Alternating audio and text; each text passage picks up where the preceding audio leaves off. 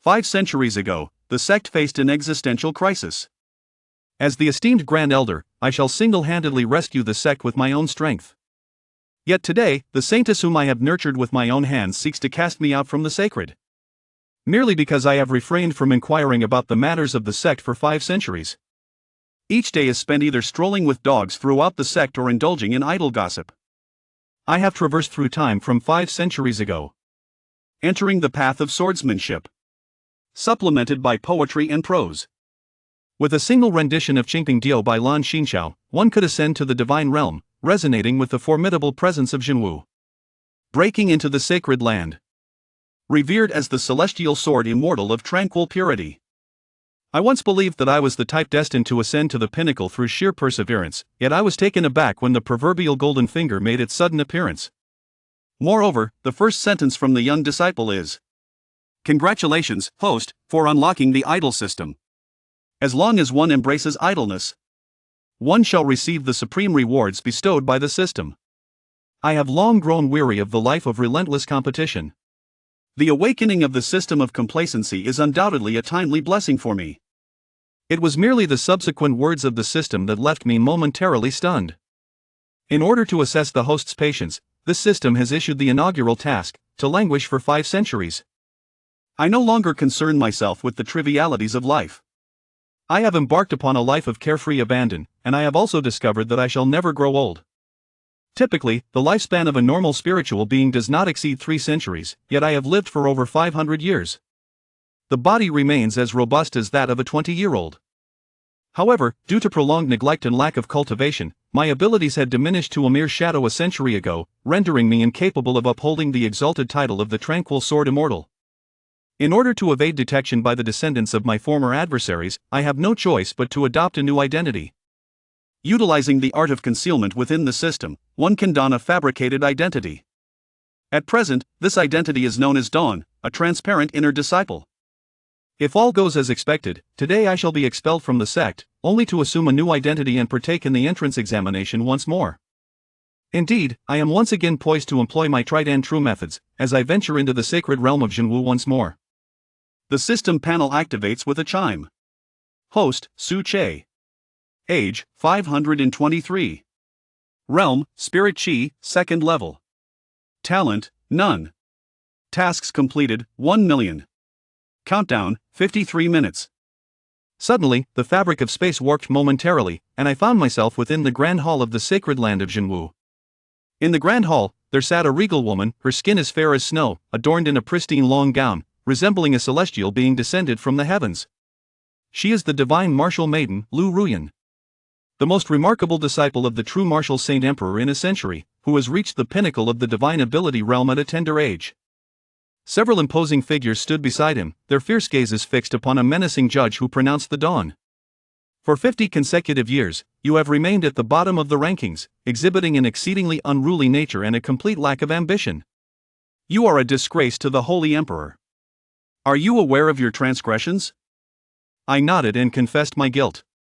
Lu Ruyan, upon hearing my candid words, felt a tinge of frustration at the unyielding nature of the rules governing the sacred land of Dawn. I believe you ought to be well aware of this. 50 years' time. Failing to attain the realm of divine transformation. Banished from the sacred grounds. Deprived of one's cultivation. Condemned to a lifetime without the right to claim oneself as a practitioner of the Holy Land. Are you aware of what you are about to confront? His voice, chilling, echoed throughout the grand hall. I am aware that I remain composed and serene. Do you not fear that we shall become obsolete? The instructions are quite perplexing. I shake my head. According to the 187th clause of the True Martial Victory Rate, you may drive me down the mountain, but you cannot diminish my cultivation. Moreover, considering my current level of cultivation, is there any room for further decline? Upon hearing this, Lu Ruyan raised her brow and turned to the 4 individuals, issuing her command, "You may proceed below." Gaze upon the disciples arriving for assessment at Jinwu Square, ensuring that they do not instigate any disturbances. 4 figures stood resolutely. Withdrawing a talisman from their bosom, they incinerated it, leaving no trace in the grand hall. After a brief interval, Lu Ruyan approached me. As she drew nearer, I could perceive the fragrant scent that enveloped her. Ms. remaining single. The relationship between men and women should maintain a respectful distance. Should you have any requests, please feel free to command. I took 2 steps back. My expression neither submissive nor arrogant. Upon hearing these words, Lu Ruyen bestowed upon me a magnificent gaze.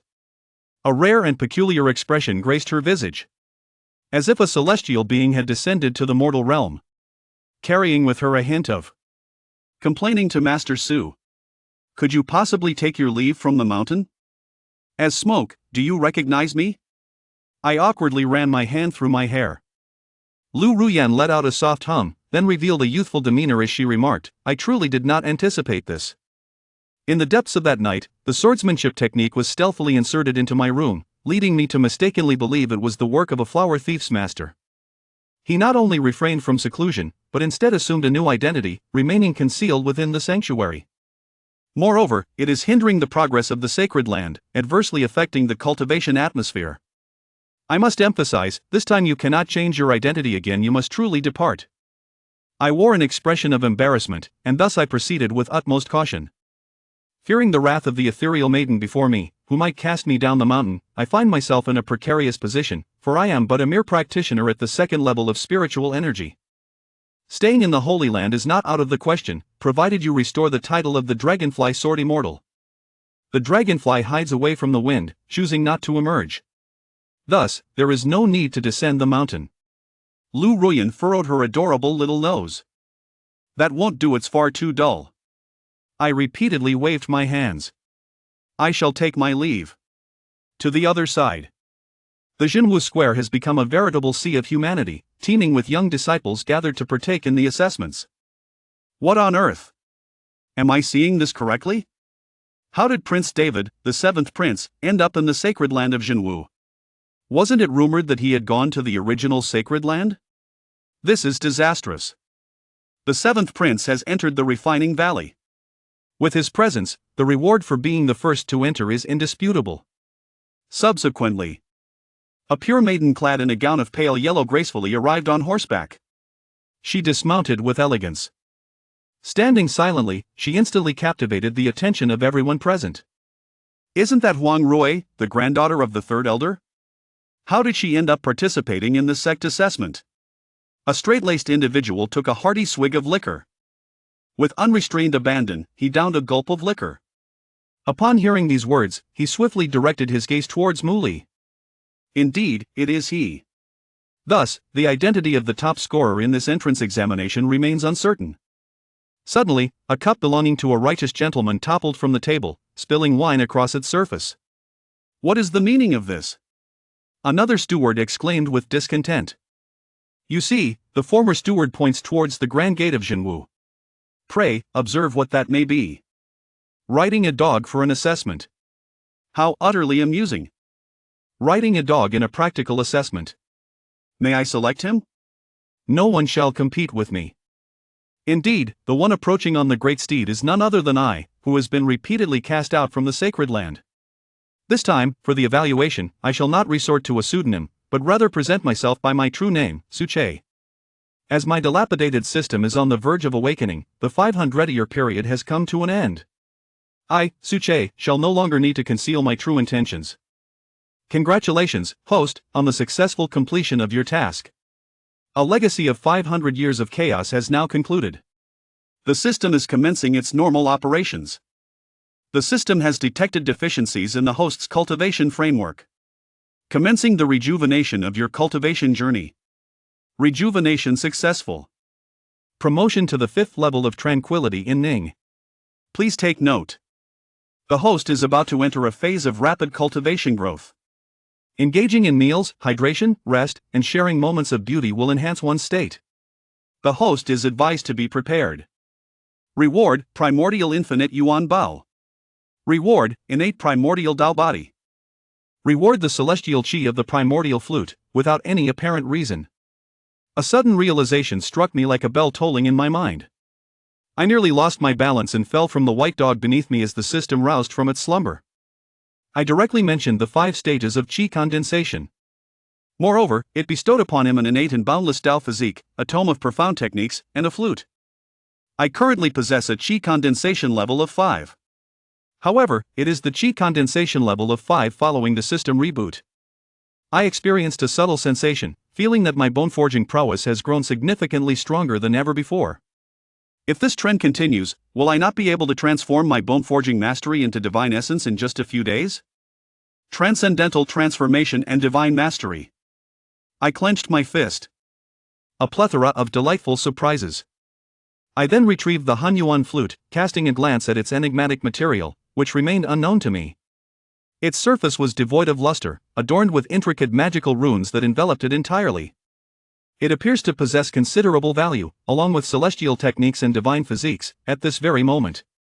Even after immersing myself in the wisdom of sages for 5 centuries, all that remains in my mind is a single exclamation of disbelief.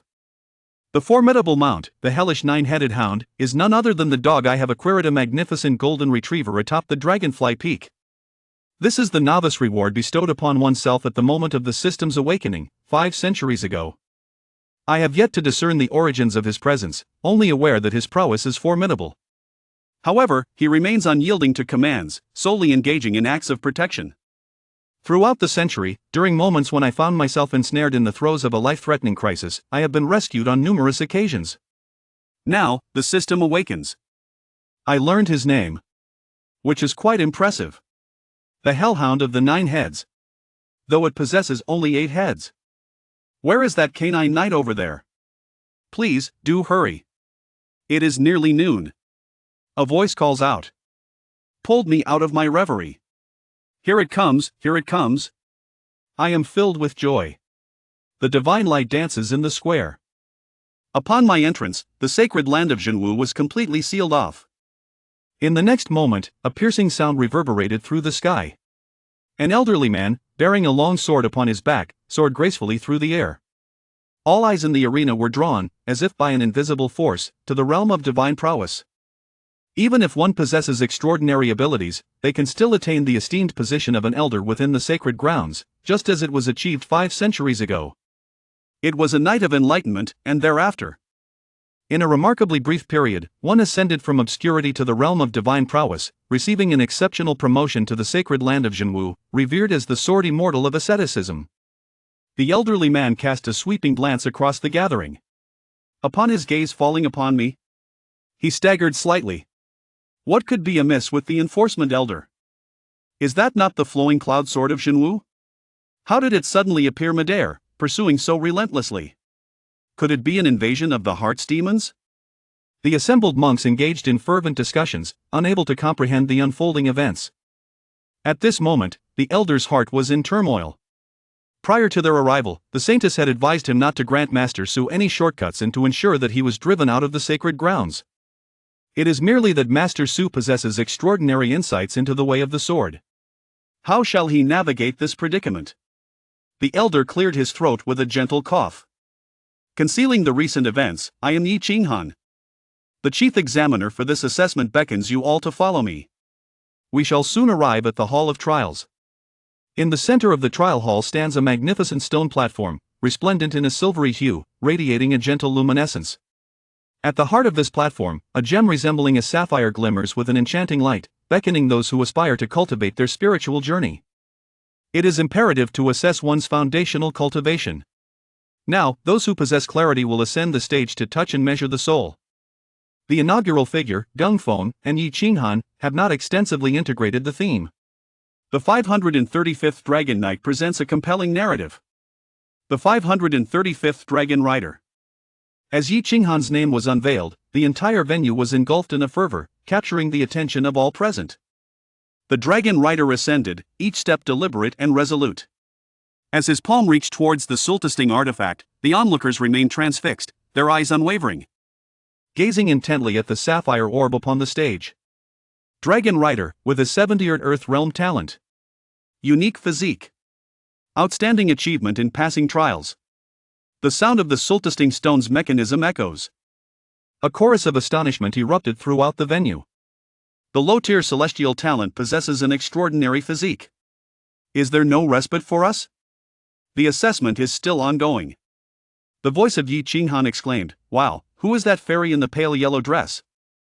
So exquisite. the leading performer of our David Kyoto Academy surpasses beauty in ways beyond comprehension. If only I could be with him, even if it were merely to exchange a few words. I shall not have lived in vain. Huang Rui possesses a low-grade talent for the ancient eightfold imperial steps, characterized by a unique physique, excelling in overcoming challenges with commendable quality. At this moment, I slightly nodded at the team behind me, contemplating that they might have been well-trained.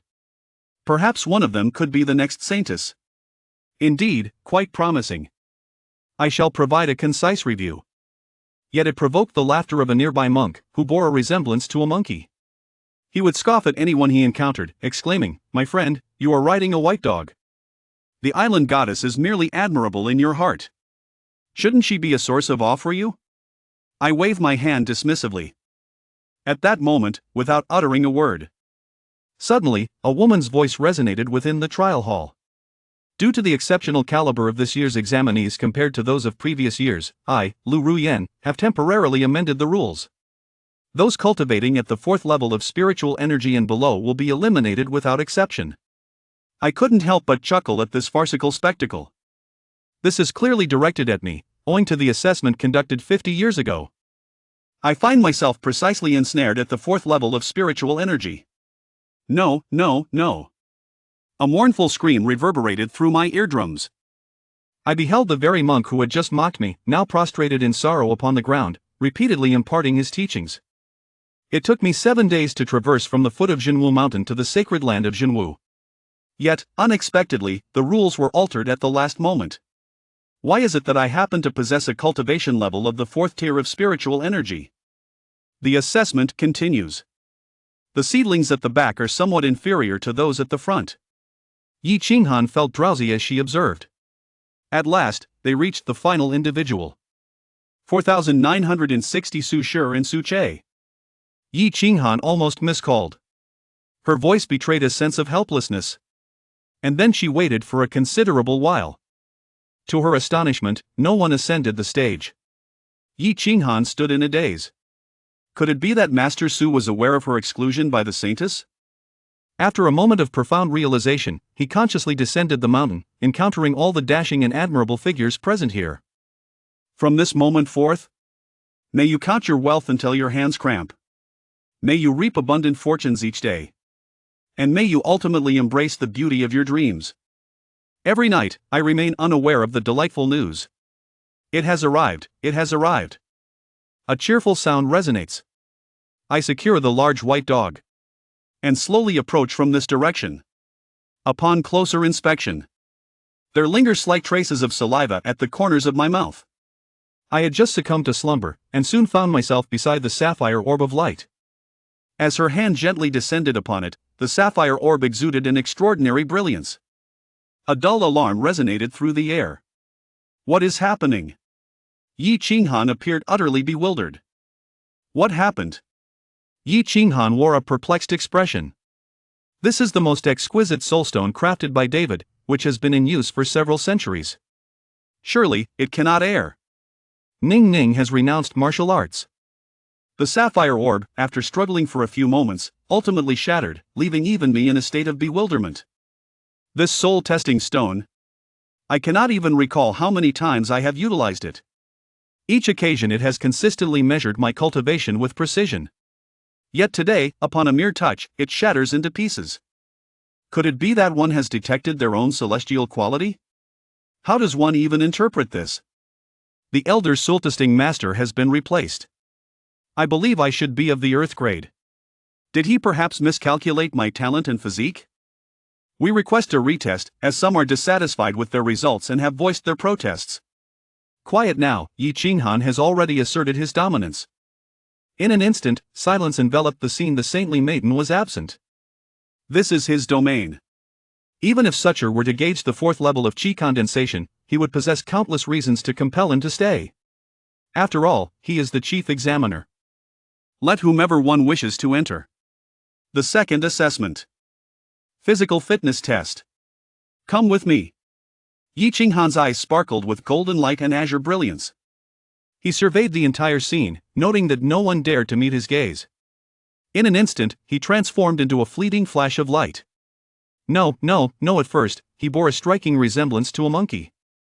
The monk knelt on the ground, howling in fury. How could he be so fortunate? Why did the soul stone not shatter during my test? Fate is unkind to the gifted. He was so enraged that he rolled about in the trial hall, spitting out a few drops of blood. I lament the injustice of fate, soiling the sanctum of trials. A fine of 3 spirit stones. 2 outer disciples surrounded him, staring intently. I possess no spirit stones. The monkey monk was taken aback. Why is there still a fine? Did we not accompany you on your journey? From henceforth, the true martial spiritual field has acquired yet another individual tasked with the chore of shoveling manure. A sentence of 10 years. At this moment, we arrived at the magnificent waterfall of the Feiyan mountain range.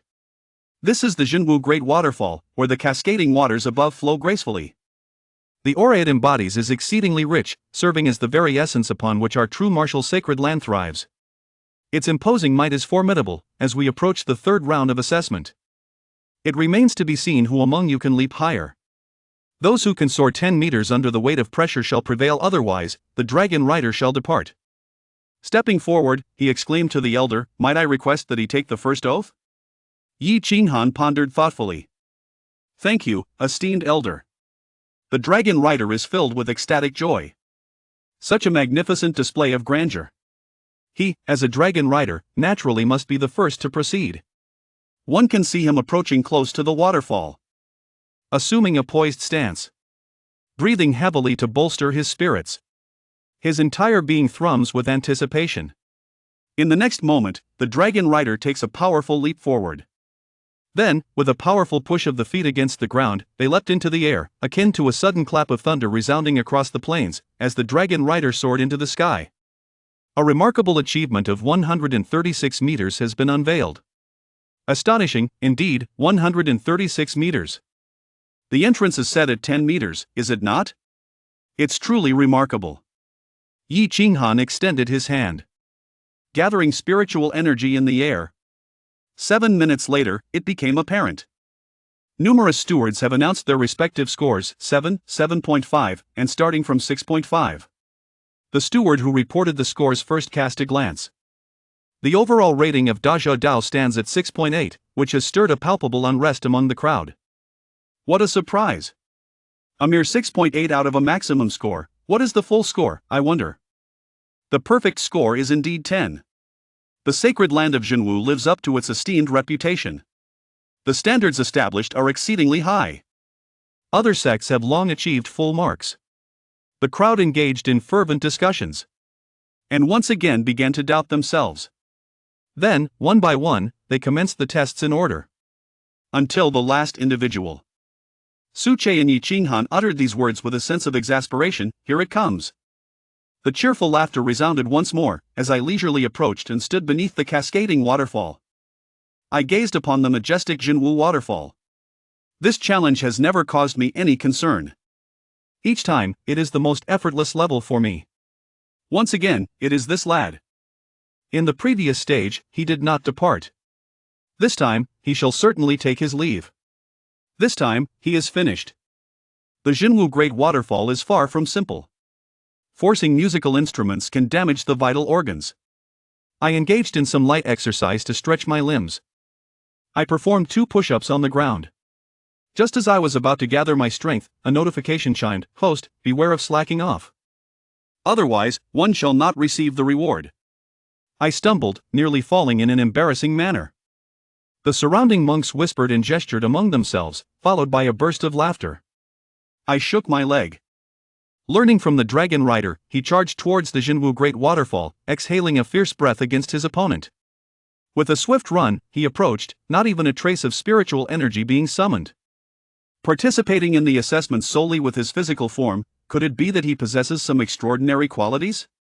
The crowd was momentarily taken aback, because they discovered that I had not utilized a shred of my spiritual essence under the gaze of the multitude.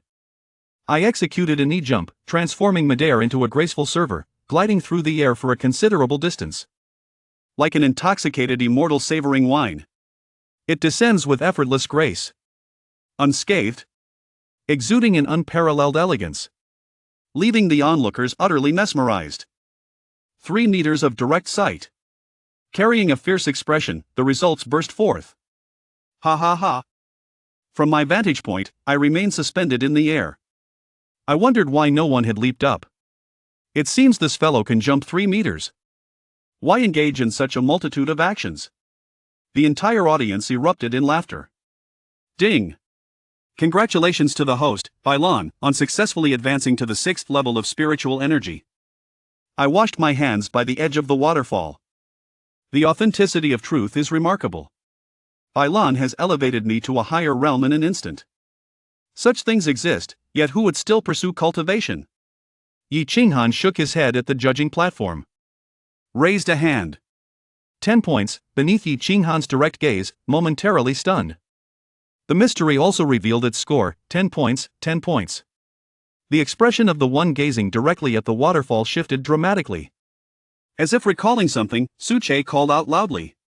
The sound reverberated for 300 meters, causing an uproar throughout the entire area. Countless individuals are left in utter disbelief.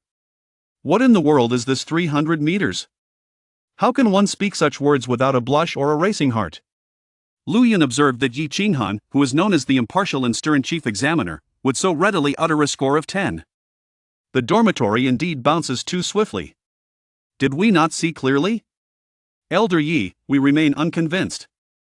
A thorny character emerged, the young man who had previously waved a folding fan, expressing his indignation as Yi Qinghan's demeanor turned icy. The overwhelming pressure descended, striking first at the young man wielding the folding fan. Instantly overwhelmed and brought to the ground. 3 coughs of blood escape. Rendered unconscious. Respect the teacher and honor the manuscript. This marks the inaugural lesson for you all. I do not wish for anyone to dare question their elders. Yi Qinghan uttered a cold admonition. And then closed her eyes. A melodious voice from Su Che resonated. I shuddered involuntarily. The tranquility within me utterly vanished. Could that voice truly belong to me? I turned my head. And indeed, it was. I noticed a woman adorned in a flowing gown of pale yellow approaching. You have mistaken her identity. I swiftly gestured with my hand to indicate otherwise. Step aside. What a case of mistaken identity. Huang Rui exclaimed in exasperation, Lin, do not shout. I am at my wit's end. He swiftly returned. How is it that everyone knows he is Lin Min? He believes that he has concealed his identity quite effectively. Is it truly you? Huang Rui chuckled. Revealing a hint of a small canine tooth, I am utterly captivated by you. I never anticipated that I had lived for over 500 years, only to have my identity exposed by a young girl. I was momentarily rendered speechless. In truth, Yi Qinghan had assigned me a score of 10. A discerning person can easily surmise that Huang Rui is merely validating what resides in his heart. Do not walk too closely beside me. I wave my hand, and you are aware that my cultivation is unlikely to advance. I find it difficult to ascend to your level of excellence. If it were not for your influence. What should I do if I am assaulted by those who adore you? Huang Rui's eyes darted around mischievously, revealing those devilish little teeth. I shall embrace you for a moment. But do not, I implore you. For I was taken aback. Embraced by him in such a manner, disputes are bound to arise in the future, and I shall inevitably become the focal point of this new cohort. How can one still indulge in complacency? When the time arrives, we must gather. At this moment, Yi Qinghan's voice resonated. Ah, has the time arrived? Isn't it supposed to be 10 minutes? I feel as though I have only just taken my seat. Is it possible that time flows more swiftly in the realm of divine powers? The monks wore expressions of utter bewilderment. I observed Yi Qinghan raise an eyebrow. It appears that my mentor is coming to my rescue. At this moment, Yi Qinghan waved his hand. Before the waterfall, a mirrored portal emerged. Stepping through it, one finds themselves in a certain location within the Flying Cloud Mountain range. Complete your assessment. Yi Qinghan's voice resonated. Then let it proceed ahead. The strikingly handsome Dragon Knight emerged, setting an exemplary standard. He still bore the demeanor of the chief disciple. Yi Qinghan nodded in acknowledgement. Subsequently, the dragon rider swiftly leapt through the grand entrance. The breath vanished without a trace, and subsequently, each individual stepped through the mirrored portal in turn. Huang Rui Jing. Yi Qinghan gazed at Huang Rui. Upon seeing him, he maintained an unwavering demeanor, persistently inquiring about my situation. I hastily exclaimed, and upon hearing this, Huang Rui's expression shifted. Silence, indeed, prompts a need for reconsideration. Huang Rui has become the last of her generation of single women. This current cohort of single women has employed every means to rid themselves of their status. The next generation must not succumb to despair. Before long, the canyon was left desolate and devoid of life. Forget it. Yi Qinghan initially intended to allow me to enter the mirrored door. However, after contemplation, he decided against it. In the event that Master Su encountered any misfortune, he would undoubtedly be filled with remorse. Noticing the absence of others around, I found a large stone and reclined upon it. Gradually drifting into slumber. A languid existence spanning 5 centuries. I can find a place to rest my head anywhere, at any time. His motto has even transformed into, what could possibly be more important than sleep? Ding! Congratulations to the host for successfully embracing laziness and advancing to the 7th level of Qi condensation. In the Divine Martial Sanctuary, Luo Ningxue sits gracefully in the main seat, exuding an elegance that could captivate any nation. On either side of her, a gathering of senior elders convenes. Elder Lin. Is it true that a quasi-holy artifact has emerged in the outskirts of the Great Way? Elder One, has the Crown Prince truly ventured to the Yuanchu sacred land? Luo Ningxue's voice is frosty, causing the atmosphere in the Grand Hall to drop several degrees. Report! At that moment, a hurried steward rushed in. Luo Ningxue's heart stirred. This was the steward she had dispatched to observe the entrance examination. Today's assembly will conclude here, she commanded, and the elders withdrew one after another. What news do you bring? Luo Ningxue gazed intently at the steward. Reporting as expected, junior brother Lin Ming has indeed participated in the entrance examination.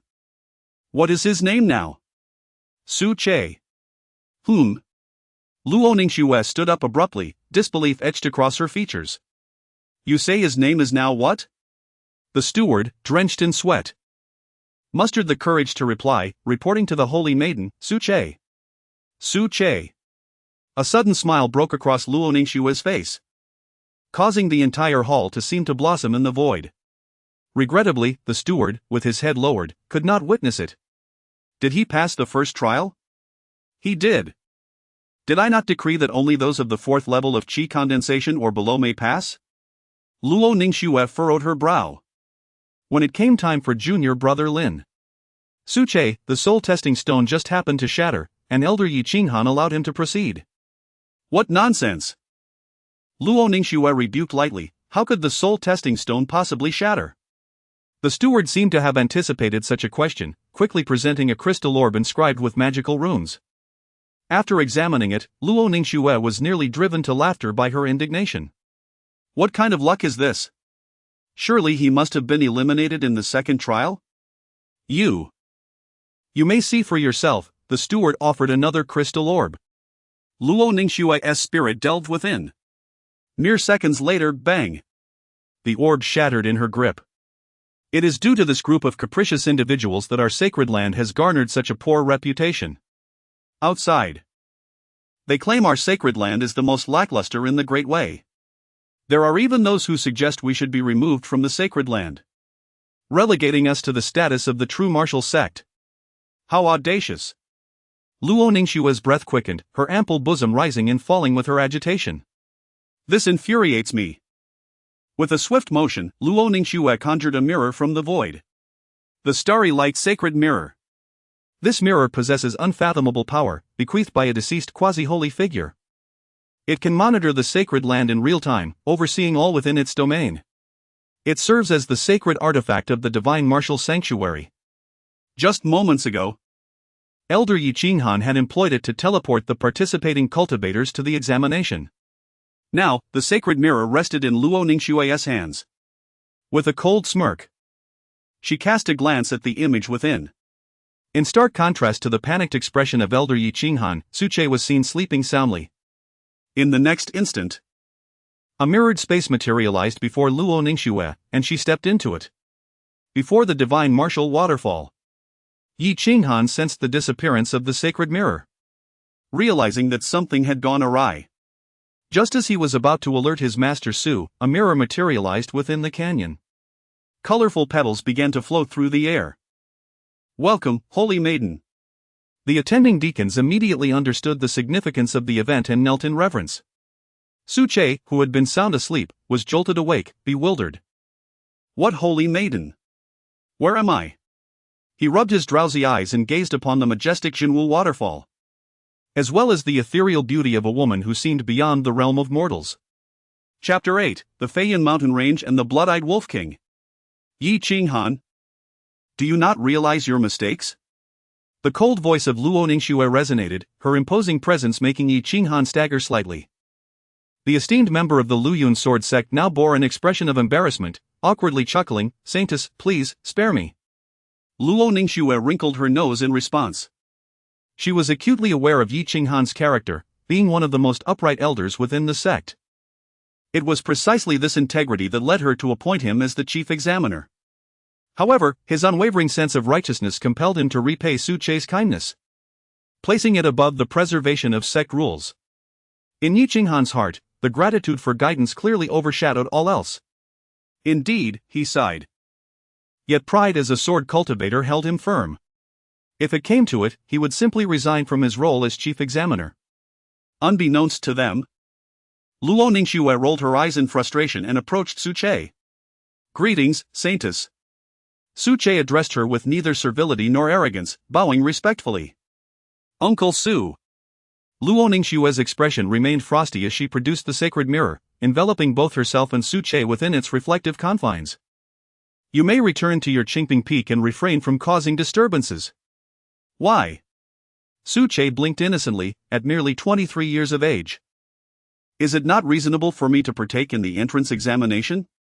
In the entrance examination, everyone else is competing within the mountains, yet here you are, slumbering away. What will the other disciples think of our Jinwu Holy Land?" Luo Ningxue's brows furrowed in exasperation. "And what does the Saintess imply?" Su Che shrugged nonchalantly.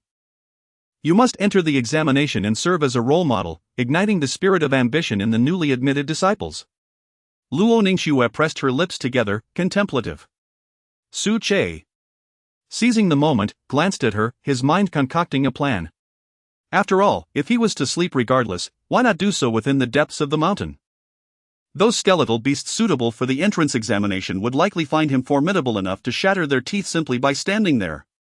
"Very well, I shall heed your advice." Having come to a resolution, Su Che stretched his limbs and approached the mirrored passage that Luo Ningxue had opened for him. In an instant, he vanished before the waterfall. Luo Ningxue withdrew the Jinwu sacred realm and turned to Yi Qinghan. "Greetings, Saintess." Yi Qinghan bowed his head respectfully. "Elder Yi, please oversee the examination diligently. I have matters to attend to." With that, a burst of colorful light shimmered, and Luo Ningxue's figure disappeared from the scene. Yi Qinghan, however, now held a mirror in his hand. Feiyun Mountain Range. The landscape was adorned with towering peaks and endless ridges. Whoosh! Su Che found himself plummeting into a lush green forest. Goodness, has Luo Ningxue unraveled my scheme? Casting me into such a place.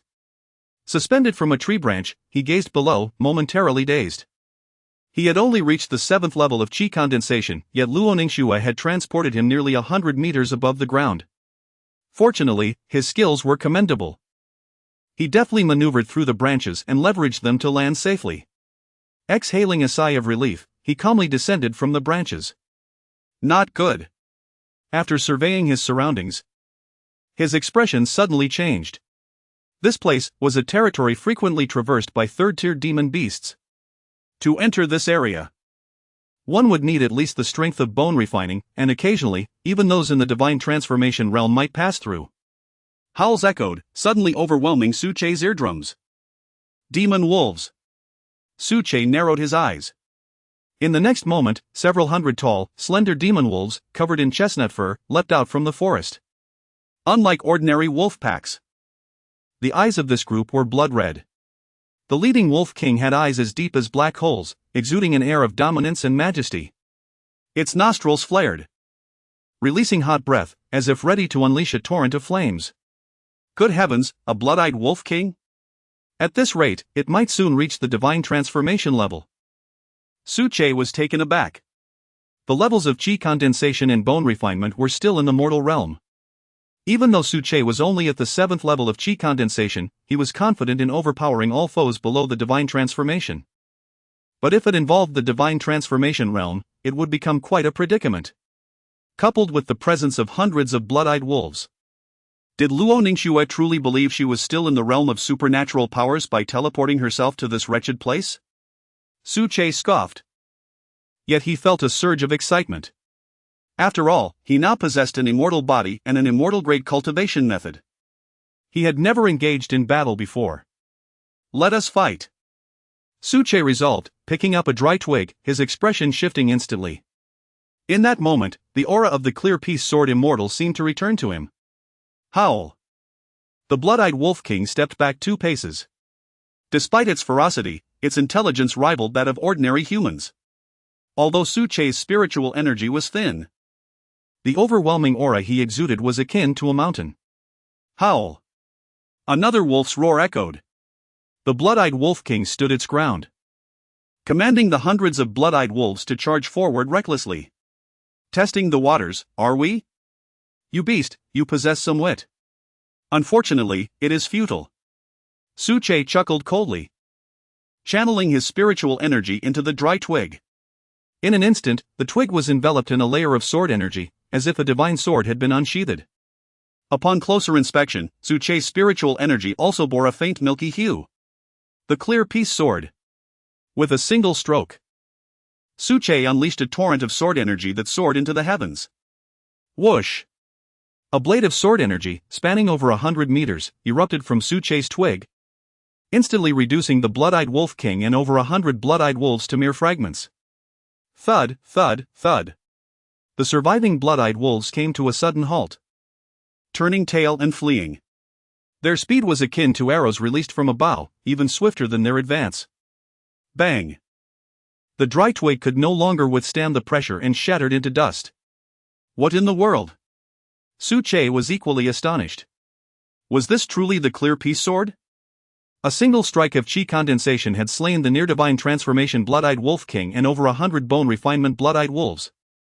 One might even believe he was a divine transformation being. The air was thick with the stench of blood, and only a few bones remained where the blood-eyed Wolf King had once stood. The remains of the weaker wolves, along with their blood, had evaporated under the might of Su Che's sword strike. Su Che approached and retrieved a crystal from beside the bones of the blood-eyed Wolf King. A remarkable gem the size of a fist. The Demon Core. Chapter 9, The Demon Ape Legion, Sabotage. The Demon Core. A product exclusive to the demon clan of the divine transformation realm. In Su Che's hand lay a remarkably transparent orb. A clear indication that this blood-eyed Wolf King had only just begun to condense its demon core. A half-step into the divine transformation realm, this demon wolf. With such a trophy in hand, there would be no reason for Luo Ningxue to force me down the mountain any longer. Su Che tucked the demon core into his attire. In typical entrance assessments, one would collect the ears or tails of demonic beasts as trophies. However, Su Che with a flourish produced a demon core, likely leaving the other disciples utterly astounded. Stretching lazily, Su Che prepared to seek out a cozy spot for slumber. Were it not for Luo Ningxue casting him into such perilous circumstances, he would have already settled down without a second thought. On the other side of the forest, Long Qi led a contingent of dozens, conducting a thorough search. These individuals, seemingly disciples participating in the entrance assessment, were in fact the royal family's lackeys, tasked with accompanying students to the sacred grounds. They were Long Qi's trusted confidants. At that moment, Huang Rui was also among this group. Long Qi? Are you certain you possess information regarding the demon beast leader? In the presence of outsiders, Huang Rui reverted to her exquisite, aloof persona, a goddess of ice and purity. Her lips parted slightly, revealing pearly white teeth, stirring desires within Long Qi. He yearned to press this celestial figure down and indulge in a fervent embrace. Rest assured, Miss Huang. These dozens are my royal confidants, guaranteed to uncover every leader lurking around the periphery of the Feiyun mountain range. Long Qi remarked, pointing at a map with a subtle smile, skillfully concealing his inner thoughts. His every gesture exuded nobility, adhering to royal decorum. In this area, there were 3 leaders nearing the divine transformation realm: the blood-eyed wolf king, the flying demon ape, and the brocade python. Among them, the blood-eyed wolf king was the most formidable to slay. Long Qi spoke eloquently, his demeanor charming and graceful. Then whom shall we pursue? Huang Rui blinked innocently, presenting herself as a paragon of purity. Let us seek the blood-eyed wolf king. Long Qi rubbed his hands together. I am aware that the resources of the sacred grounds operate on a one-for-one basis. The third elder has seldom ventured out in recent years. And your family has been quite reserved. The demon core of the blood-eyed wolf king shall serve as a gift from Qi to the young lady. Huang Rui nodded, covering her mouth with a light laugh. In that case, I shall express my gratitude to the 7th prince. That smile nearly bewitched Long Qi, momentarily distracting him from his imperial aspirations, leaving only thoughts of eloping with the enchanting woman before him. Shaking his head, he quickly suppressed such thoughts. Your Highness, we have spotted the flying demon ape ahead. At that moment, one of his subordinates reported. The demon ape? Not the wolf king? Very well. The assessment lasts only half a day, let it be the demon ape then. Lead the way, Long Qi commanded. And the group set forth with great determination in a unified direction. In the mountains, Su Che stirred from his slumber. Ding! Congratulations to the host for successfully embracing a state of complacency, now ascending to the 8th level of Qi condensation, echoed the system's voice. However, Su Che found himself too preoccupied to pay heed. He sensed the presence of a transformation deity. What mischief was that old scoundrel Yi Qinghan up to? Why had he allowed a transformation deity into CC? Su Che cursed under his breath. With the deity entering the trial grounds, it was likely that none of the novice disciples would survive, especially not the future saintess he had earmarked. Contemplating this, Su Che leapt down from the branch. Luo Ningxue? Oh Luo Ningxue, do you still wish to drive me down the mountain? Without my presence, your grand ambitions shall surely falter. He could scarcely imagine what expression would grace Luo Ningxue's face if this batch of new disciples perished in CC. I, Luo Ningxue, am determined to reform the sacred ground, leading the true martial to become the foremost sect of Great Way, and even the pinnacle of the entire continent. The fervent declarations from her saintess inauguration ceremony echoed in his mind. Shivering, Su Che followed the aura to its source. Outside a cavern, the flying demon ape was exceedingly fragile. Long Qi, holding a demon core no larger than a grain of rice, shook his head. He had barely begun to condense the transformation deity's demon core, incapable of withstanding the might of my kingly sword. Long Qi exhaled, sheathing the sword in his hand. Observing its luster, it was at least a quasi-sacred artifact. Otherwise, how could Long Qi challenge opponents of higher tiers so effortlessly? Isn't the 7th prince supposed to share the spoils with me? Huang Rui remarked softly. I'll secure the Blood Wolf King for you first, Long Qi chuckled, prioritizing his own score. Very well, Huang Rui's demeanor shifted considerably. In the next moment, her brow knitted in alarm. This is bad. Long Qi simultaneously sensed the danger and swiftly drew his quasi-sacred artifact. Suddenly, the entire sky darkened as a colossal, shadowy figure emerged. The ethereal giant ape? Long Qi was nearly driven to madness. Huang Rui's complexion turned ashen. The flying demon ape we slain, could it possibly be its offspring? Long Qi stammered, his teeth chattering. This ethereal giant ape stood 100 meters tall, indicating it was at least mid-transformation deity level. Huang Rui coolly assessed, we cannot confront it directly. We must flee. Whoosh! Whoosh! Dozens scattered in haste. In other areas, many had also become aware of the giant ape, erupting into cries of despair. They lamented. Why do the sacred ground's disciples not intervene? This question remained unanswered, even for Huang Rui. There was no time for further contemplation as the giant ape crushed 2 cultivators, spreading calamity throughout CC. Squeak! Squeak! Squeak! Meanwhile, the fleeing examination disciples suddenly discovered that the giant ape had brought along a horde of demon apes. The flying demon apes closing in from all directions posed an immediate threat to their lives. Why are there so many? Huang Rui's face reflected utter hopelessness. This is undoubtedly not a creature born from the spiritual essence of the Cece region. There is some foul play afoot. Before the Jinwu waterfall, the attendants are engaged in fervent discussion. Do you not sense a chilling aura emanating from the Feiyan mountain range? It feels to me that the mountains have grown hazy in my perception. Is it merely an illusion? How can I not feel it? Elder Yi has remained silent. What is all this commotion about? One of the attendants pointed to Yi Qinghan, who sat cross-legged before the Jinwu waterfall. In that moment, Yi Qinghan had his eyes tightly shut, a mirror clasped in his hand, his face betraying a sense of excitement. Half an hour prior, he had glimpsed through the starlight sacred mirror the scene of Su Che's intervention. The sword light was resplendent, more a dance than a display of strength. Imbued with the supreme principles of the sword path. He felt that if he could fully comprehend this, he would be able to transcend the void.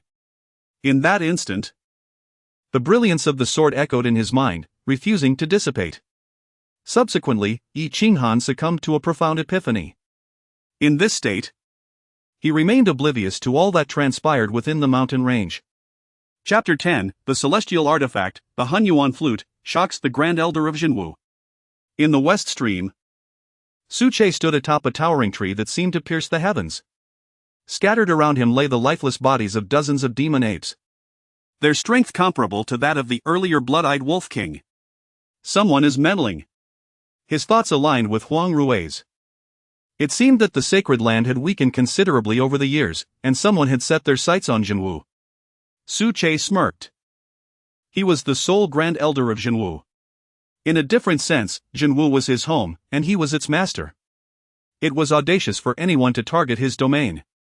Yet, he couldn't be bothered to investigate. As long as he possessed strength, he could effortlessly vanquish any tempest that arose. Searching for the mastermind?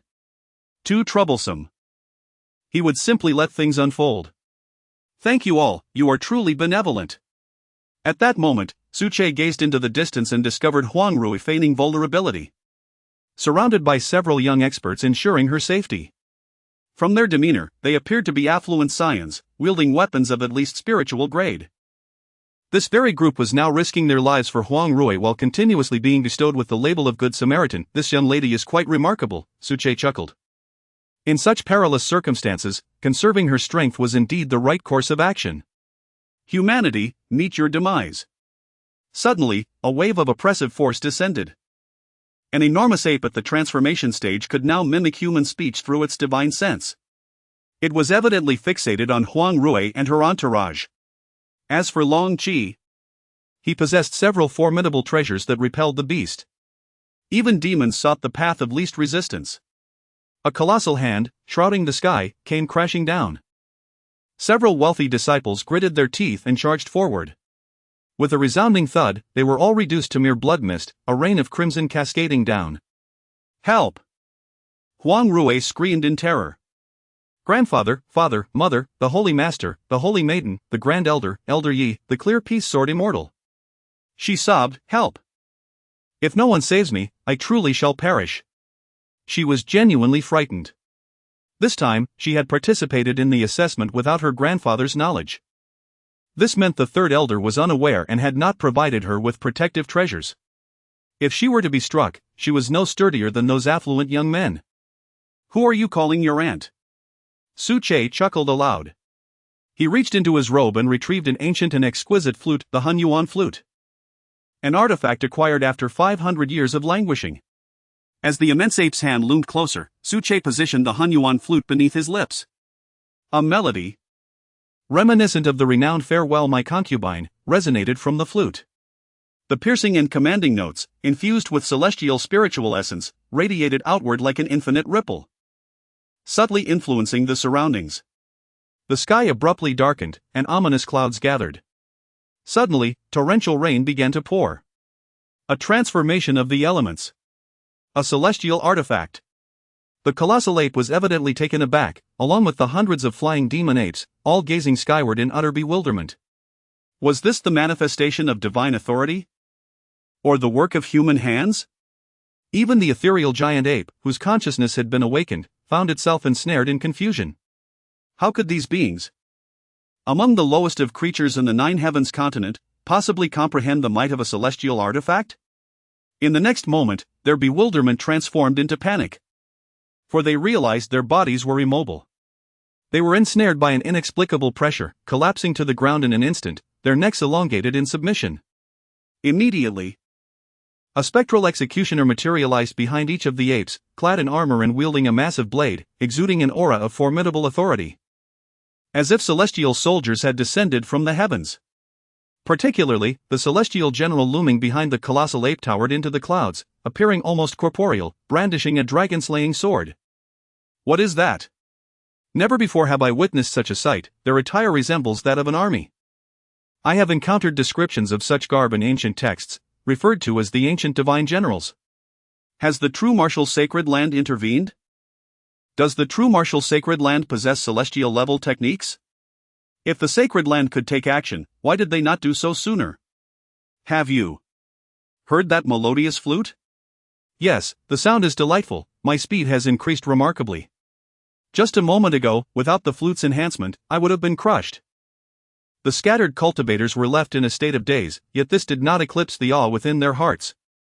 Any cultivator witnessing such a spectacle would be entranced. As the climax of the farewell my concubine approached, the executioners raised their blades, delivering decisive strikes. With a swift motion, the monkey legion was beheaded. Their heads tumbling to the ground, along with their demon cores reduced to mere fragments. A roar of defiance erupted from the ethereal giant ape as it faced its demise, resonating through the skies. Alas, this did not alter its fate. The executioner behind it was immensely powerful, effortlessly reducing it to powder with a single blow. Blood spewed from Suche's mouth as he plummeted from the branch. With his condensed energy form, he attempted to channel the primordial flute. Even if he could only unleash a fraction of its power, it was beyond what Suche could bear at present. Before the true martial waterfall, a flash of colorful light accompanied the falling petals as Luo Ningxue appeared at the scene.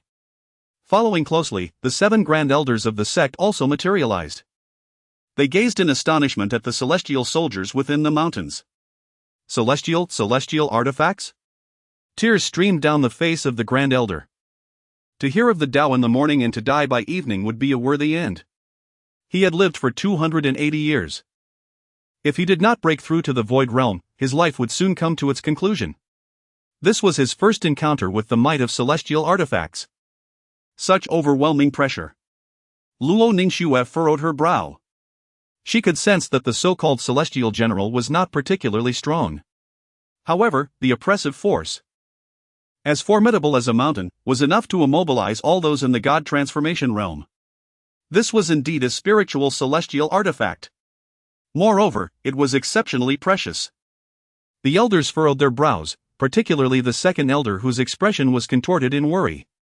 Soon, with a swift stroke, the celestial general vanished from sight, seemingly rendered powerless. Only the sound of the torrential rain testified to the recent upheaval in the heavens. "Where is Yi Qinghan?" inquired the third elder. "In such a crucial moment. Why is he absent?" "Over there," replied Luo Ningxue, gently indicating the spot where Yi Qinghan sat by the waterfall. "Do not disturb him. He is in a moment of enlightenment." As her words fell, Yi Qinghan opened his eyes. With a resounding thud, a surge of sword aura erupted, causing the waters of the Zhenwu waterfall to splash violently. Rising to his feet, a divine light flickered in his gaze.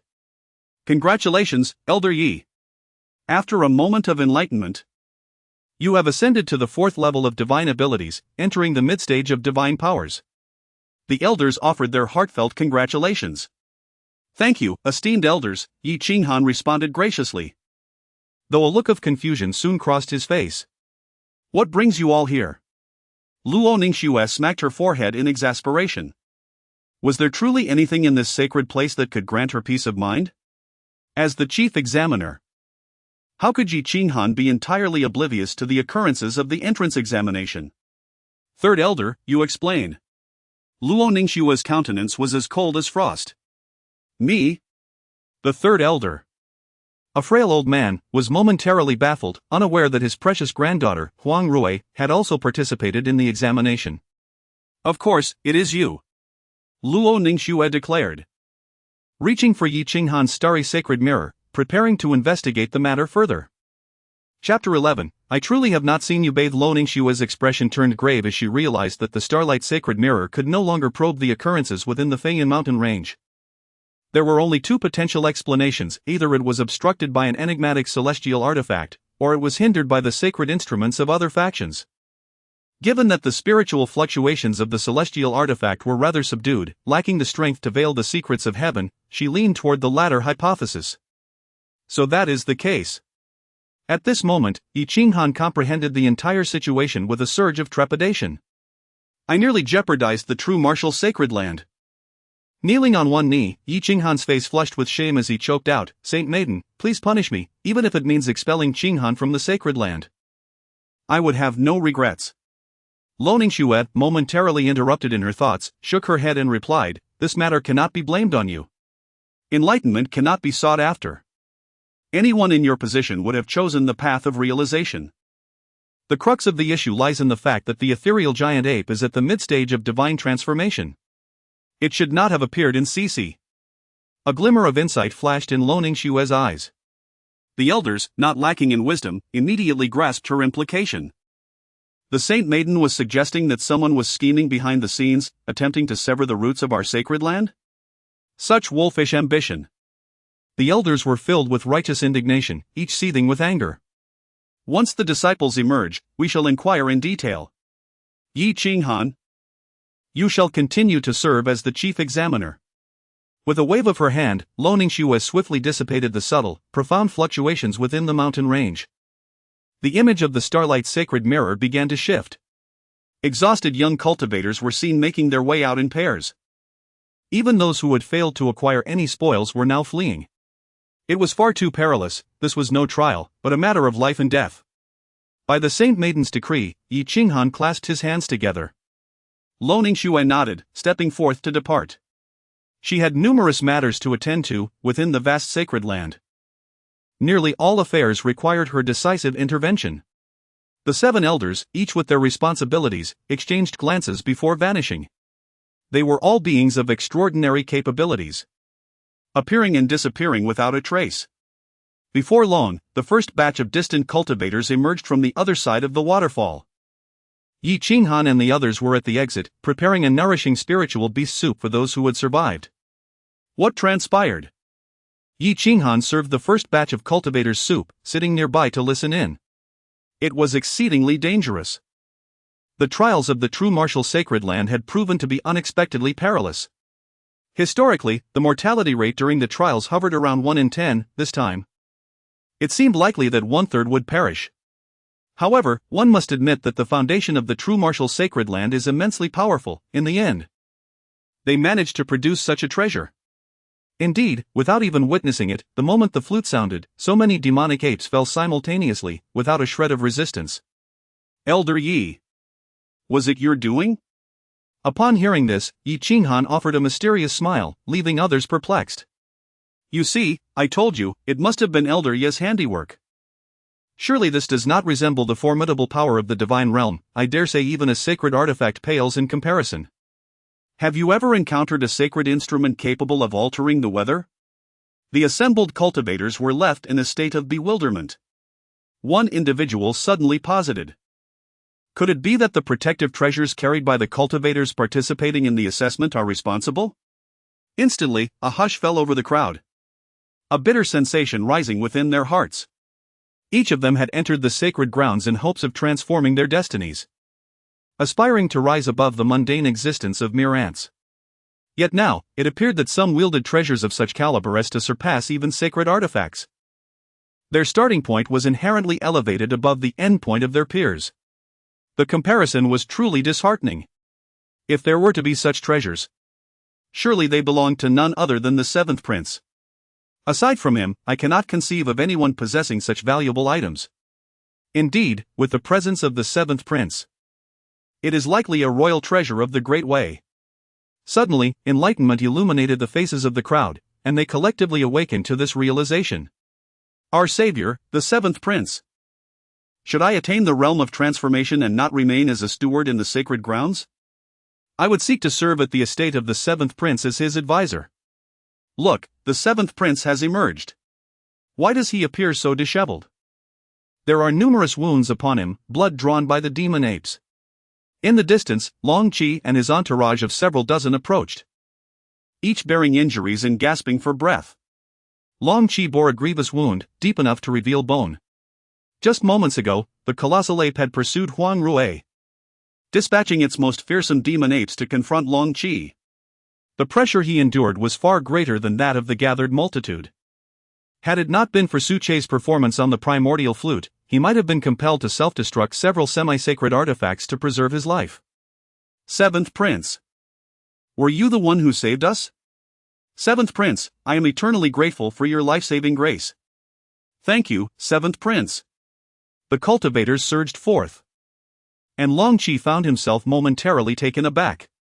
He yearned to claim the credit, yet the words remained unspoken. For what power did he possess worthy of such accolades? To have his deception unveiled would only serve to diminish his esteem further.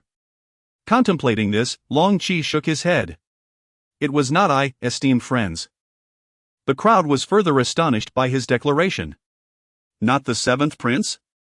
Could there be another hidden scion of a prestigious lineage? Could it be that a legitimate disciple from another sacred ground has infiltrated us as a spy? It is possible. I have heard that the True Martial Sacred Ground intends to send a cultivator to the Primordial Sacred Ground this time, and it has stirred quite a commotion. The crowd's enthusiasm reignited, and discussions resumed.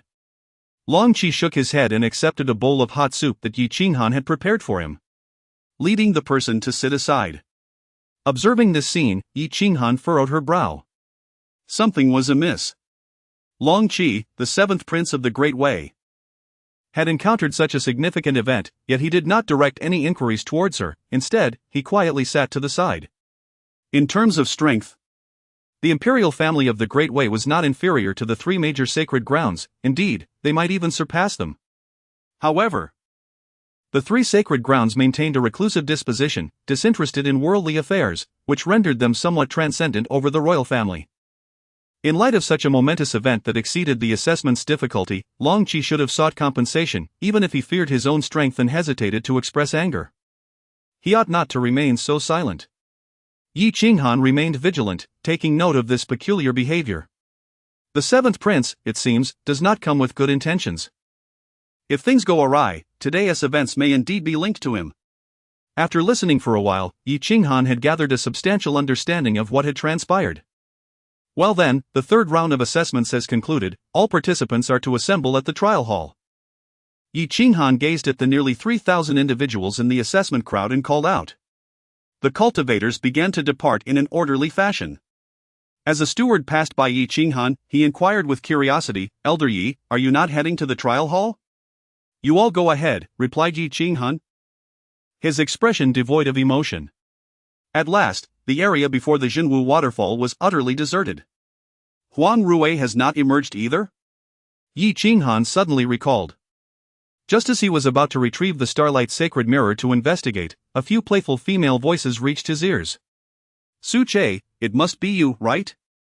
You saved me." "Oh dear, if you don't admit it, I shall inform Lady Luo that you were feigning incompetence." "Hmph, you better confess, if you do. I shall pretend I never saw you while bathing." The voice fell silent, followed by Su Che's response, "Oh come on, I beg you. When did I ever see you bathe?" "I swear, it wasn't teeny. I went in and found a big tree to sleep under." "Perhaps I am too weak. Even the demonic apes disdained to kill me."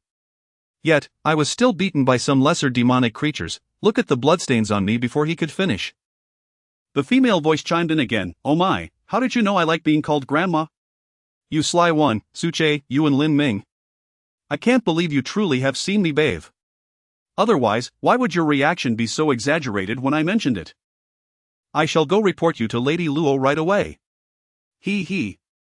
Male voice. Chapter 12, The Grandmaster of Tranquil Peace calls for punishment.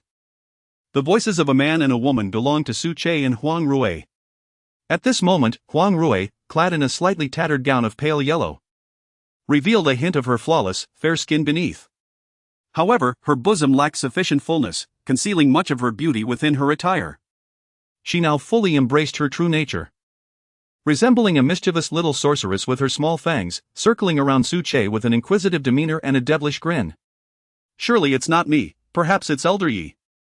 Why not inquire with him? Su Che occasionally deflected responsibility.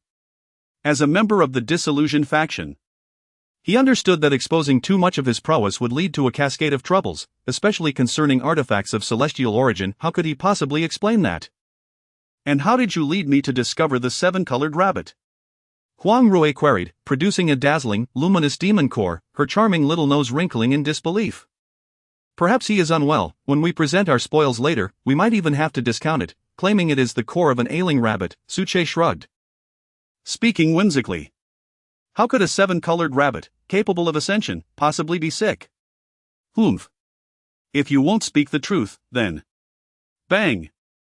The little sorceress, Huang Rui, collided headlong with Yi Qinghan, who was approaching. Oh dear, Grandfather Yi, what brings you here? Little Rui, have some warm soup. And then you should proceed to the trial hall, Yi Qinghan replied, his smile tinged with fondness. He had watched this girl grow up. All right then, thank you, Grandfather Yi. Huang Rui accepted the bowl, her demeanor transforming into one of grace and elegance, once again embodying the visage of a holy goddess clad in her pale yellow gown. Su Che couldn't help but smirk. Slurping the warm soup, Huang Rui soon declared herself full, darting away like a playful sprite in front of the Jinwu waterfall. At this moment, the night sky was adorned with stars, while the mountains were shrouded in dark clouds and heavy rain, yet, before the waterfall, the starry expanse was visible. Despite being merely a few hundred meters apart, the two realms seemed to belong to entirely different dimensions. After a brief moment, as Huang Rui ventured further away, Yi Qinghan began to remove his outer garments. Su Che's face contorted in terror. In the wilderness, with a robust man and a strikingly handsome figure, who wouldn't feel alarmed? Yi Qinghan, cease at once. What are you intending to do? Su Che shouted. Bang! Yi Qinghan produced his sword, kneeling upon the ground, presenting it with both hands. Grandmaster of Tranquil Peace, unfilial disciple Yi Qinghan has neglected his duties, nearly causing the disciples of the sacred land to falter in their ranks.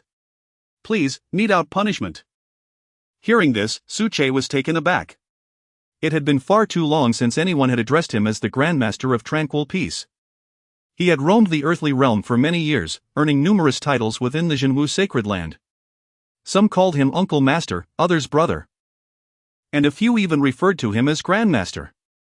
Yet, in nearly a century, the number of those who called him Grandmaster had dwindled significantly. The Qinghan sword. Su Che received Yi Qinghan's sword. Yi Qinghan, originally named Jilin, had been granted the Qinghan sword by Su Che over 100 years ago.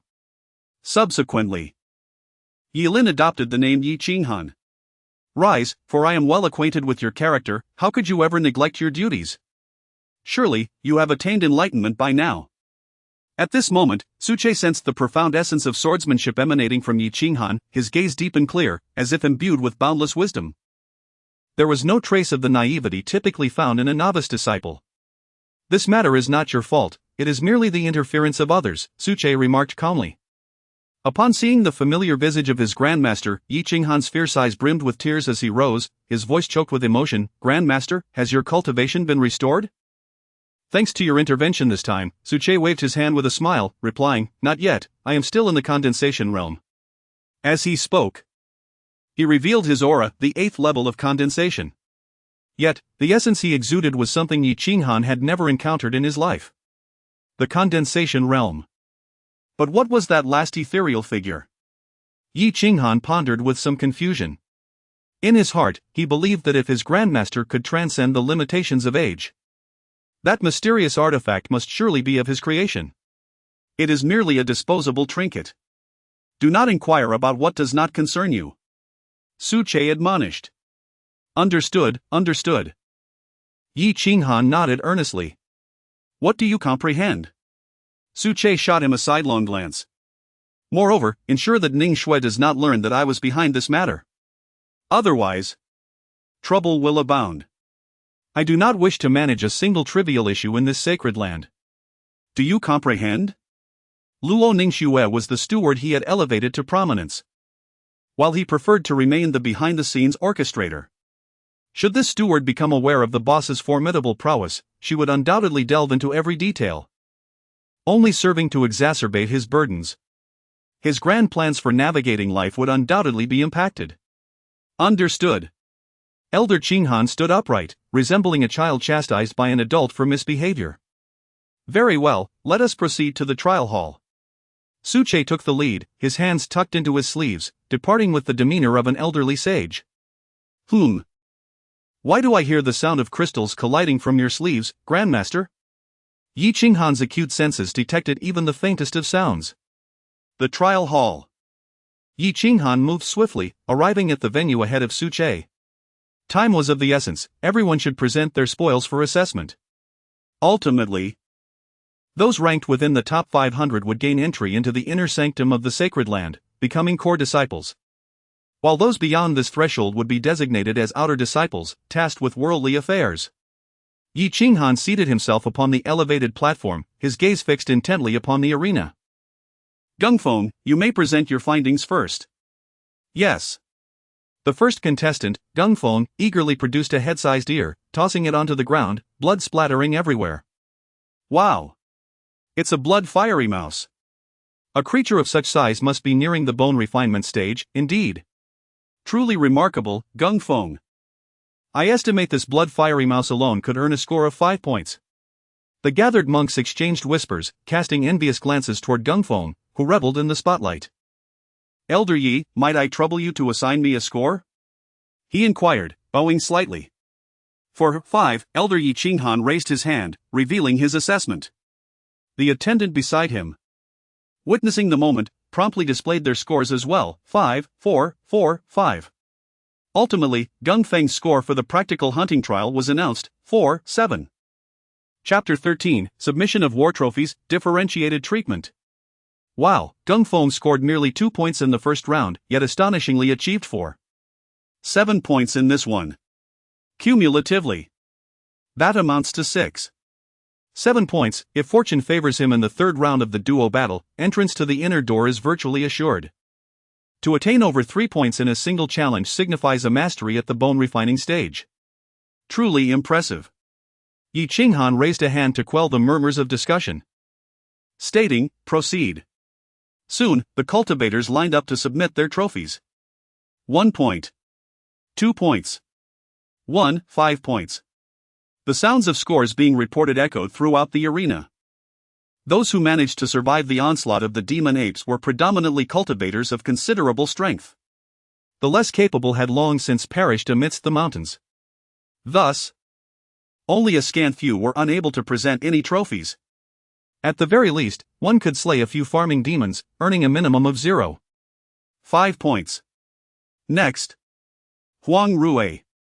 Yi Qinghan spoke with an even tone, devoid of any inflection despite Huang Rui's close association with him. Is it my turn?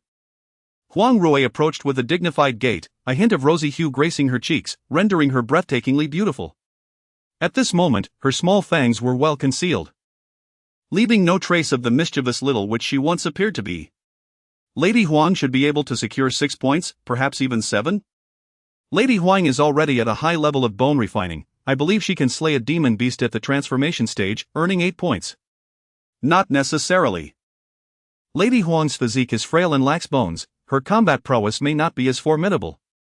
Who do you think you are to comment on Lady Huang's physique? I was merely speculating.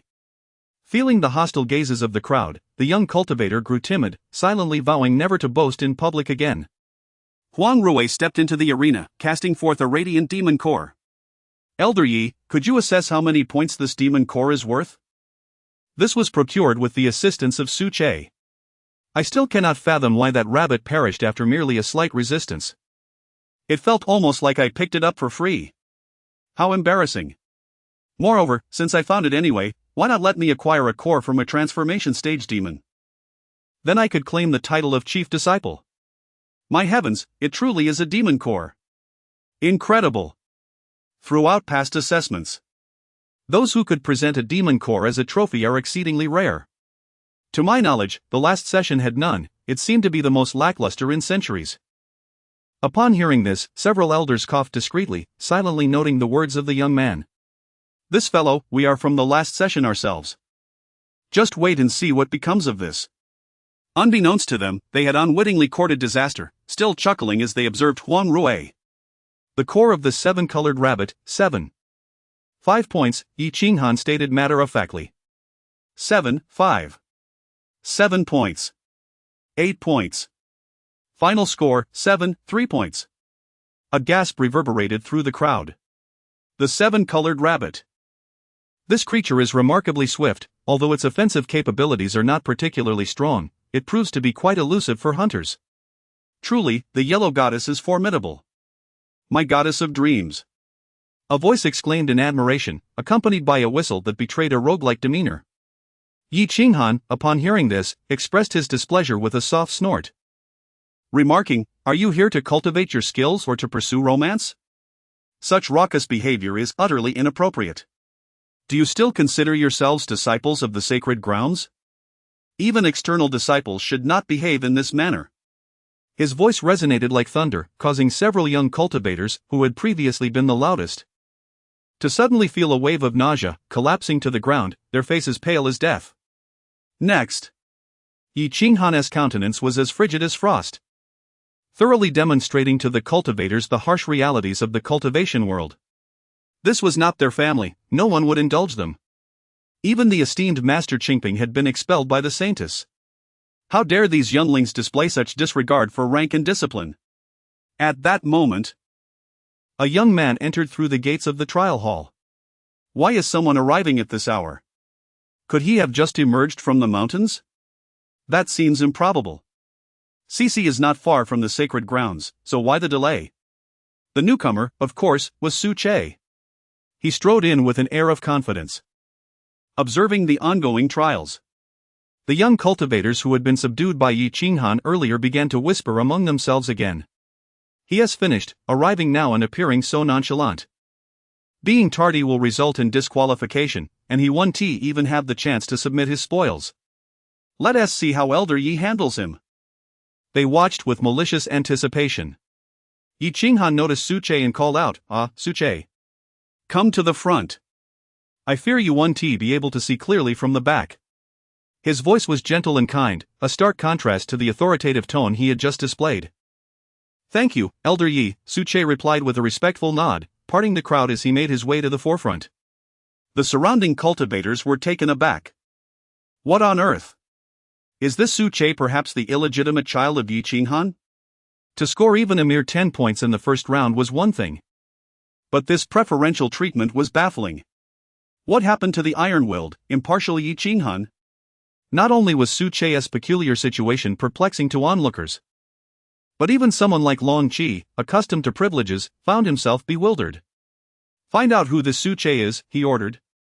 How dare he brazenly exploit connections during the entrance trials of the True Martial Sacred Grounds? Long Qi furrowed his brow, feeling quite displeased. Throughout his life, wherever he went, as long as the Crown Prince was absent, he was the undisputed center of attention. Surrounded by adoration, he had always been treated with special regard and privileges. Now, however, he found himself overshadowed by an inconspicuous young man of mere qi condensation. How could he possibly accept this? Once Su Che took his position at the front, the assessment continued. Scores were announced continuously, yet the highest was a mere 3 points, a rather dismal showing. Suddenly, a fragrant breeze swept through, causing his brow to furrow in response. Su Che, are you all right? The compassionate voice of Huang Rui resonated, and before the gaze of the crowd, she once again embodied the sacred goddess, exuding unparalleled grace. Observing this, many young cultivators tightened their fists in response. Even the goddess Huang appeared to regard Su Che with newfound respect. However, it mattered little. Su Che offered a faint smile and gradually distanced himself, noticing his instinctive retreat. Huang Rui furrowed her brow slightly and softly spoke, I truly appreciate the 7-colored rabbit demon core you gifted me. Her voice was not loud, yet it reached the ears of most present. What? The 7-colored rabbit was provided by that Su Che? Isn't he merely a trifling cultivator at the 5th level of chi condensation? On what grounds could he bestow a demon core of such caliber? It seemed impossible, utterly inconceivable. The atmosphere ignited with fervor, as the crowd's eyes gleamed with a fierce light, eager to devour Su Che alive. Reluctantly, Su Che halted his departure and murmured, "Huang Rui. What exactly do you intend to do?" Chapter 14. You excel at pretense, yet you still fall short of me. All I desire is to enjoy the company of Master Lin Ming. Huang Rui whispered, barely containing her mirth. Call me Su Che. This enchantress. Su Che felt a sense of resignation. Observing the crowd's fervent agitation, he recognized that although they refrained from action due to Yi Qinghan's intimidating presence, future troubles were undoubtedly on the horizon. This was certainly not a scenario Su Che wished to witness. He had no choice but to speak with trepidation. Huang Rui. Junior sister has misunderstood. I merely happened to pass by and coincidentally encountered the 7-colored rabbit. It was by no means intentional. The crowd suddenly enlightened. Readily accepted Su Che's explanation. Precisely. It was all mere coincidence. Only Long Qi furrowed his brow, sensing that matters were not so simple. However, he had no time for further contemplation, as Yi Qinghan had already called his name. Long Qi. He responded and stepped into the arena. It is the 7th prince. What spoils shall he present? I doubt they will pale in comparison to goddess Huang Rui's. I share this sentiment, with the 7th prince's prowess. Defeating several flying sky demons is well within his grasp, not to mention he possesses a quasi-holy artifact. The crowd buzzed with excitement, harboring high expectations for Long Qi. Meanwhile, Huang Rui tugged at Su Che's sleeve, playfully pouting, "Su Che, dear brother, let me see your treasure." Su Che was taken aback. With so many people around, aren't you concerned about maintaining your pure goddess image? Furthermore, I possess no treasures. He felt a twinge of guilt. Fearing Huang Rui had discovered his possession of the primordial flute. However, such an artifact could only be concealed within the system, it was impossible to be discovered. Surely, it is your spoils. Huang Rui reached out, attempting to touch Su Che's waist. The attire of the 9 Heavens continent resembles that of Hmph from Blue Star, tightly cinching around Su Che's waist. If Su Che were to hide something, it would likely be above the waist. I truly do not have anything. Su Che jumped slightly. Please refrain from such behavior. If this continues, I shall cry foul. Su Che waved his hands in protest. You are definitely hiding something. Huang Rui pouted, looking quite displeased, and declared, if you are not stronger than Long Qi, I shall reveal all your secrets, including the time you spied on Lady Luo bathing. Ah. Upon hearing this, Su Che trembled. How could this girl possibly know he had seen Luo Ningxue bathe? Surely, she must be mistaken. Su Che was engulfed in uncertainty. However, at that moment, Huang Rui's attention had shifted from Su Che to Long Qi, who had just displayed his spoils. A demon core the size of a grain of rice, radiating a unique divine light, landed in the arena. Indeed, it is a demon core. Remarkable, utterly dazzling, 7th prince. It seems that this year's top disciple shall undoubtedly be the 7th prince. The brilliance of the demon core clearly surpassed that of Huang Rui's 7-colored rabbit. The flying sky demon. Yi Qinghan smiled and nodded.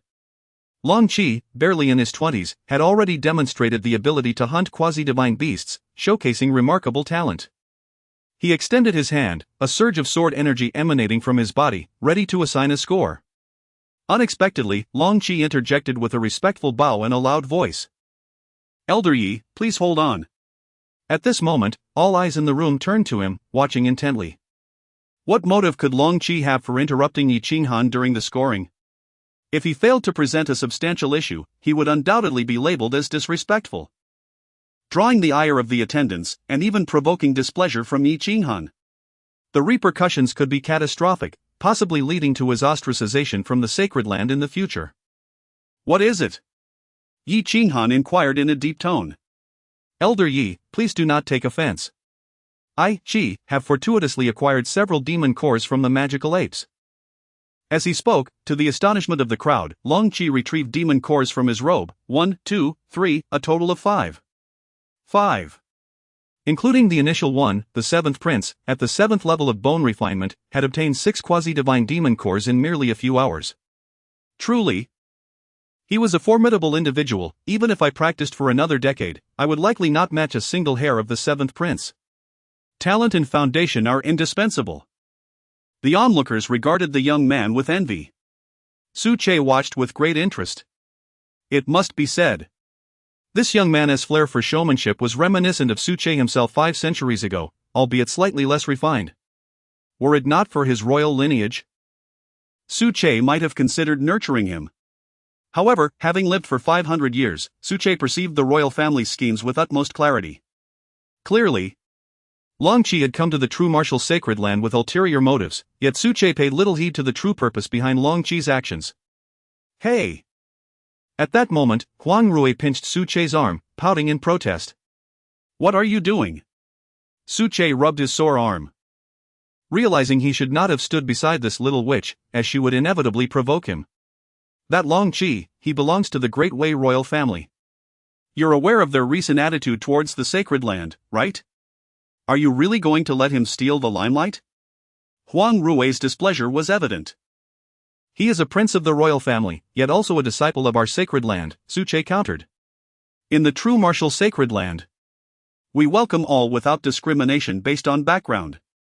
Su Che spoke with an air of authority, imparting wisdom to Huang Rui. I don't care. Huang Rui's expression grew increasingly sour, her eyes shimmering with unshed tears. You must help me defeat him. In truth, by this point in the assessment, Huang Rui had already realized she could not triumph over Long Qi. In both rounds, her scores paled in comparison to his. The thought of the chief disciple of the true martial sacred land being outshone by someone from the Great Wei royal family would keep her awake at night. At that moment, a nearby cultivator could no longer contain his disdain and interjected, Sister Huang, the 7th prince is destined for greatness. If even you cannot triumph over him, what merit does this junior brother Su Che possess? Indeed, Sister Huang, one cannot expect a mere cat to contend with a tiger. That would only bring harm to junior brother Su Che. Should you place your trust in me? I am willing to defeat brother Long Qi in the upcoming sect competition in 3 months, claiming the title of chief disciple as a token of affection for the goddess. One cultivator boasted, simultaneously belittling Su Che. To them, Su Che was nothing more than a 5th-layer Qi condensation. To refer to him as junior brother was already an overstatement. A 5th-layer Qi condensation should be relegated to the outer sect. Be gone! Huang Rui retorted sharply, her mood soured. No longer inclined to maintain the image of a pure goddess. The crowd, taken aback by Huang Rui's reprimand, stood frozen in place. They had never anticipated such a fierce side of the goddess, and found themselves drawn to her even more. Meanwhile, Yi Qinghan had already assigned a score for Long Qi. The Flying Sky Demon Ape received a tentative score of 8, with 6 points, plus an additional 0. 5 points. Thus, 8. 5 points. Numerous elders displayed expressions of admiration, each contributing their scores. 9 points. 8 points. 8, 5 points. The overall score culminated in 8. 6 points. Once the final score was announced, the entire venue erupted in excitement. The 7th prince might become the disciple with the highest score in 5 centuries at the sacred land. 8, 6 points. Are we witnessing history? I believe the 7th prince's talent rivals that of the 1st prince. The crowd's faces flushed with excitement, lingering in the moment. Just witnessing this scene would provide ample fodder for conversation upon their return. While the cultivators reveled in the thrill of witnessing history, they suddenly heard Yi Qinghan call out. Next, Su Che. Chapter 15, Su Che spoils so soon, it is Su Che's turn? Was he not the last to arrive? Regardless, Elder Yi did not announce an order. If my memory serves me right, this Su Che has only reached the 5th level of Qi condensation. Remarkably, he has survived in the Feiyun mountain range for so long, his luck is extraordinary. Yet, luck does not equate to strength. I doubt he could even extract the tail of a plow ox. The crowd erupted in laughter. Su Che cast a glance at the dignified elder Yi Qinghan. Is he attempting to provoke me into teaching Long Qi a lesson, lest his reputation soar too high? It seems that Yi Qinghan has altered his perception of Long Qi since emerging from the Feiyan mountain range. However, the old fellow is mistaken this time. For my objective is to indulge in mediocrity. With deliberate steps, Su Che advanced into the arena. Brother Su Che, do your best. Huang Rui cheered from behind, raising her small fist in encouragement, placing great expectations upon him. In the arena, some cultivators unfamiliar with Su Che's name burst into laughter upon seeing his appearance. A dog knight? He wouldn't dare slay his pet dog and claim it was a ferocious beast, would he? Ha ha, let us not assume the worst of others. We are righteous cultivators. Su Che remained unfazed. These mundane voices did not disturb his composure in the slightest. Please present your spoils. An attendant requested as Su Che came to a halt. In response, Su Che rummaged in his robe for a considerable time. At last, he produced a strand of dark hair. Esteemed elders and attendants, this is my trophy, the hair of the flying demon ape. How many points can I earn for it? Ding. Congratulations, host. Mediocrity achieved, promotion to the 9th level of Qi condensation. A familiar surge of power coursed through him, and a satisfied smile spread across Su Che's face. In stark contrast, the entire assembly erupted in laughter. Did you hear that? Hair from the flying demon ape? I must be hearing things. That slender, willow-like black strand is supposed to belong to a flying demon ape? What a disgrace! Pretentiousness only breeds annoyance. Be gone from this sacred ground. I am ashamed to associate with such delusional individuals. Ha ha ha, what a character! Long Qi laughed heartily. Su Che had previously achieved a perfect score, and he had presumed Su Che possessed some hidden depth or background. However, upon closer inspection, it was evident that Su Che had been solely focused on fleeing for his life in the Feiyan mountain range, returning with nothing of value. What right does such a person have to be his rival? No wonder his intelligence reports contained no mention of Su Che. He chuckled and shook his head, instructing his subordinates not to waste energy investigating Su Che further. A waste of resources. Meanwhile, Huang Rui's face flushed with anger, her feet stomping in place as though betrayed by something she held dear. Elders, attendants, please score. Su Che stood firm, neither servile nor arrogant, like a century-old pine, unyielding against the wind and rain. The elders exchanged glances with each other. Yi Qinghan hesitated, contemplating whether to award a perfect score of 10. If I were to score an additional 10 points, would the Saintess want to strike his head? After contemplating, he decided against it. After all, the 10 points from the previous round were sufficient for Su Che to gain entry. He extended his hand, preparing to score 0. Wait. Just as the numbers were about to form, Huang Rui suddenly exclaimed with a delicate voice, channeling her spiritual energy and darting into the arena. What's wrong? Yi Qinghan was perplexed. Why was Huang Rui interfering with the assessment process? Senior brother Su Che, the Saintess is watching you over there, she whispered as she approached him. The Saintess? Where? Su Che felt a wave of anxiety and gazed into the distance. When he was slacking off, the last thing he wanted was for Luo Ningxue to see him. Whoosh! Just as Su Che was gazing afar, the sound of a slipping garment echoed. Su Che inwardly cursed. Huang Rui had yanked away his waist sash. In a flurry, Su Che quickly crouched down, covering his waist to prevent any accidental exposure. Clink clink. The sound of crystals colliding with the floor of the trial hall resonated. It was a complete disaster. Su Che buried his face in his hands. He had concealed a few demon cores in his clothing, intending to exchange them for spirit stones at the teaching hall, but they had been shaken loose. Divine light erupted instantly, illuminating the entire trial hall with a dazzling brilliance. Oh, what is that? Goodness! Why does it look so much like the demon core of a flying sky demon ape? It can't be. The smiles of the cultivators abruptly ceased, and the entire hall felt frozen. The sound of a pin dropping could be heard. Only the faint sounds of the demon cores bouncing on the floor remained. He. What is this? Huang Rui giggled as she picked them up, a total of 3. Each core was the size of a broad bean. considerably larger than Long Chi's demon core. My goodness, it truly is a demon core from a flying sky demon ape? How outrageous! 3 broad bean-sized demon cores, they must be nearing the realm of divine transformation, right? Would Su-che dare to claim he simply found them? Have you lost your mind? Finding them is still a matter of fortune, and fortune is part of strength. Do you think Elder Yi would deny him points? His score surely cannot exceed that of the 7th prince. The 7th prince had 6 cores, and Su-che had 3, it's hard to say. Let us see how the elders judge. The crowd, now realizing the situation, erupted into frenzied conversation. Even under the pressure of Yi Qinghan, they could not contain their excitement. Rui, give me back my waist sash. Su-che's eyelids twitched. If he were to be exposed in public, would he still have any dignity left after 500 years? Then tell me, what is this? Huang Rui teased, twirling the demon cores in her hand. It's the demon core of a flying sky demon ape. Su-che was thoroughly exasperated. If Huang Rui were not a girl he had known since childhood and not his designated future saintess, he would have surely punished her.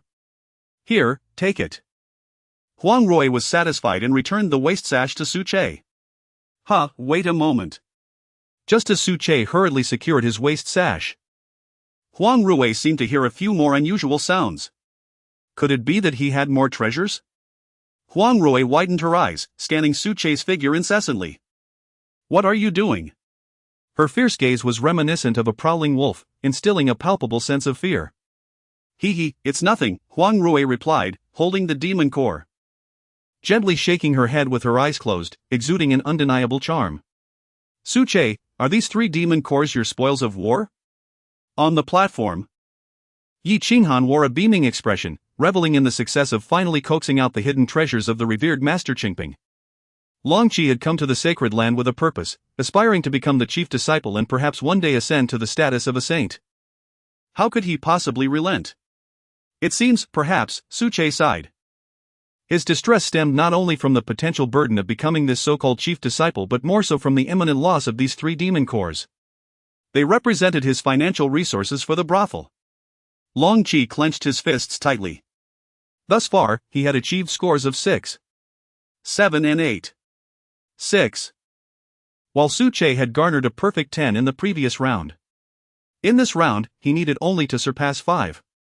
3, if he succeeded. He would narrowly miss the title of chief disciple. The 3rd round was akin to a gift of points for them. The scoring was about to commence. Chapter 16, another perfect score, difficult to falter. Upon the high platform, Yi Qinghan raised his hand. The spiritual energy danced in the air, poised to take form. Just a moment longer. Huang Rui exclaimed, nudging Su-che from the side. Her formidable strength far surpassed Su-che's, and caught off guard, he stumbled. Fortunately, with his newly acquired celestial physique, he averted a calamity that would have left him bedridden for weeks. With Su-che's stumble, a multitude of demon cores, previously precariously held, tumbled from his embrace, clattering to the ground. Thought you could deceive me. Huang Rui clapped her hands, reveling in her triumph for exposing Su-che. Despite his formidable prowess, he feigned weakness daily, tricking innocent girls. You! Su-che turned, exasperated. It was difficult to be angry with this mischievous girl, reminiscent of a granddaughter. After all, Huang Rui desired proof that he was not a failure. Yet, how could she understand that his humble faade was a means to achieve greater heights? This incident reignited the fervor of the crowd. The many cultivators stood petrified, their minds in disarray. What had they just witnessed? A ground strewn with flying ape demon cores, each far larger than broad beans? The few that had fallen were merely the smallest among them. How could there be so many demon cores?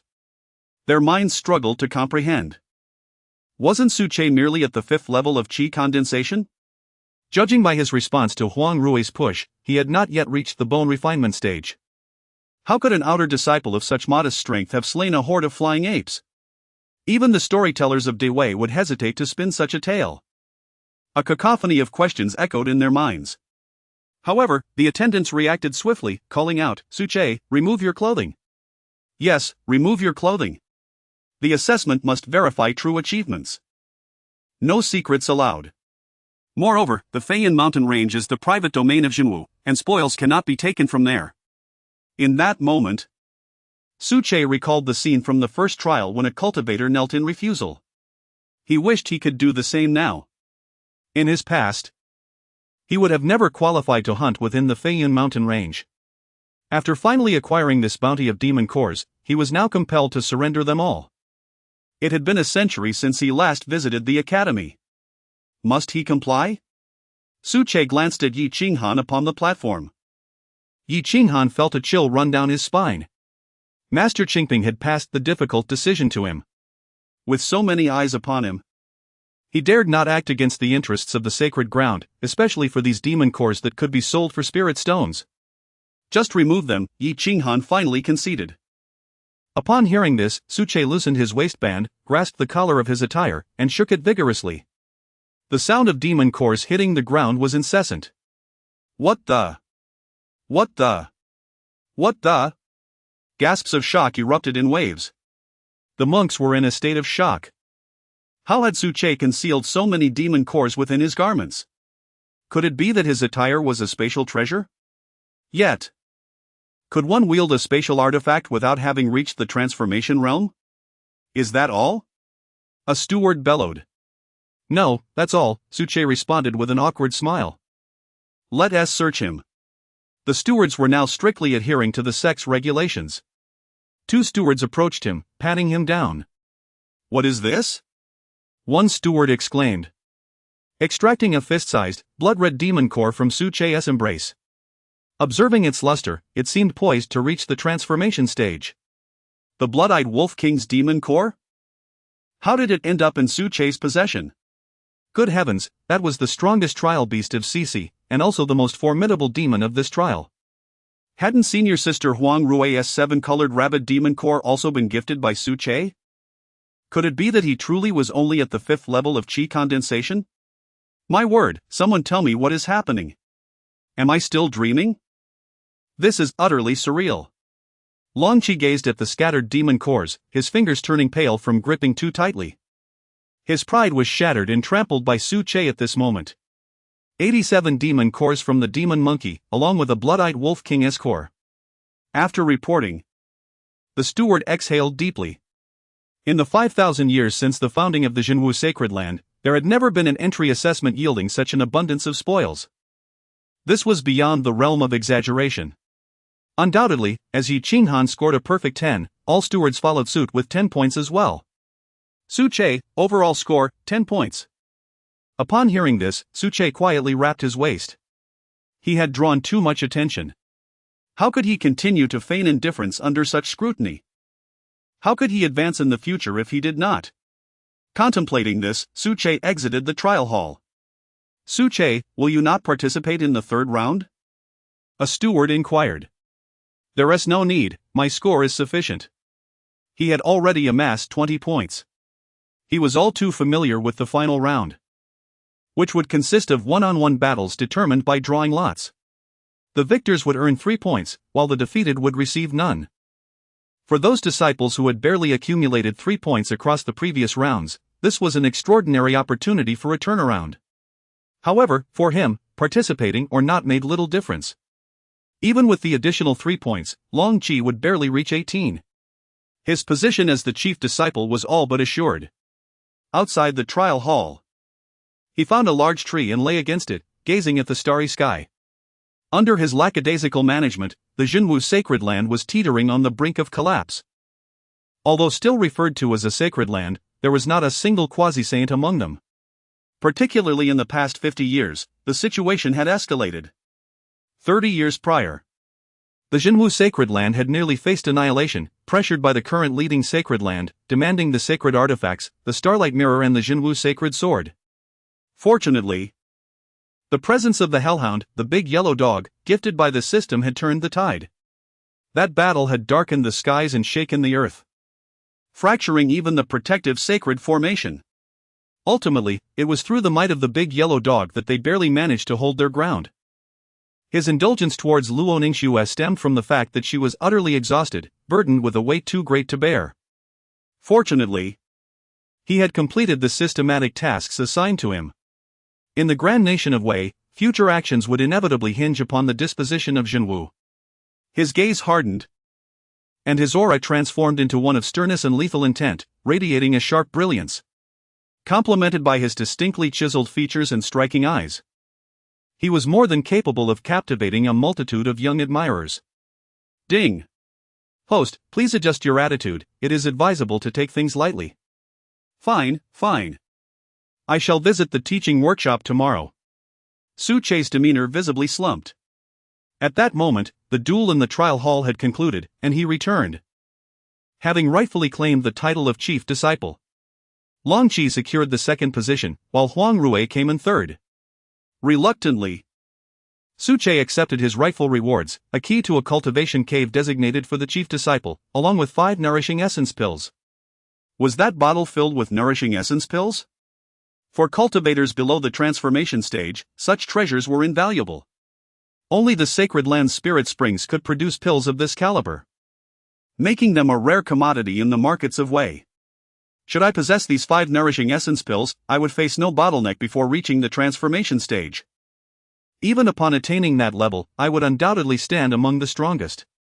The eager gazes of numerous cultivators were fixed upon him, as this directly pertained to their own strength. In comparison to these 5 pills, even the striking Huang Rui standing nearby lost her allure. Su Che unscrewed the cap and took a whiff. Muttering to himself that the quality was mediocre, Elder Six had indeed slacked off. Then, with a flick of his wrist, he tossed it aside. Huang Rui. Consider it a gift. Chapter 17, Huang Rui's Discourse. Huang Rui was momentarily taken aback. She had come to participate in the entrance examination solely for the coveted 5 nourishing essence pills, which all the examinees were desperately vying for. Yet, Su Che had presented them to her so casually? How could he, with merely the strength of qi condensation, refrain from consuming them himself? Was he attempting to curry favor with her, akin to the common folk? Such a lavish gift seemed rather excessive. She found herself utterly perplexed. Even more bewildered were the numerous cultivators present. They casually produced dozens of quasi-divine beast cores, regarding the 5 precious pills with indifference, exhibiting a profound detachment from worldly fame and fortune, despite their own limited cultivation level. Who exactly was this Su Che? Many female cultivators discreetly took note of him. Su Che had already entered their observation list. Should they fail to gain entry into the residence of the 7th prince? A romantic liaison with him might also be a viable consideration. Upon exiting the trial hall, only a little over 500 individuals followed the steward up the mountain, while the remaining disciples were relegated to the outer sect. Inner sect disciples each possessed their own abodes, with the residence of the chief disciple being the most abundant in spiritual energy and splendidly adorned. Even some high-ranking stewards of the transformation stage did not enjoy such conditions. This was the reward bestowed upon the chief disciple by the sacred grounds. However, such privileges came with stipulations.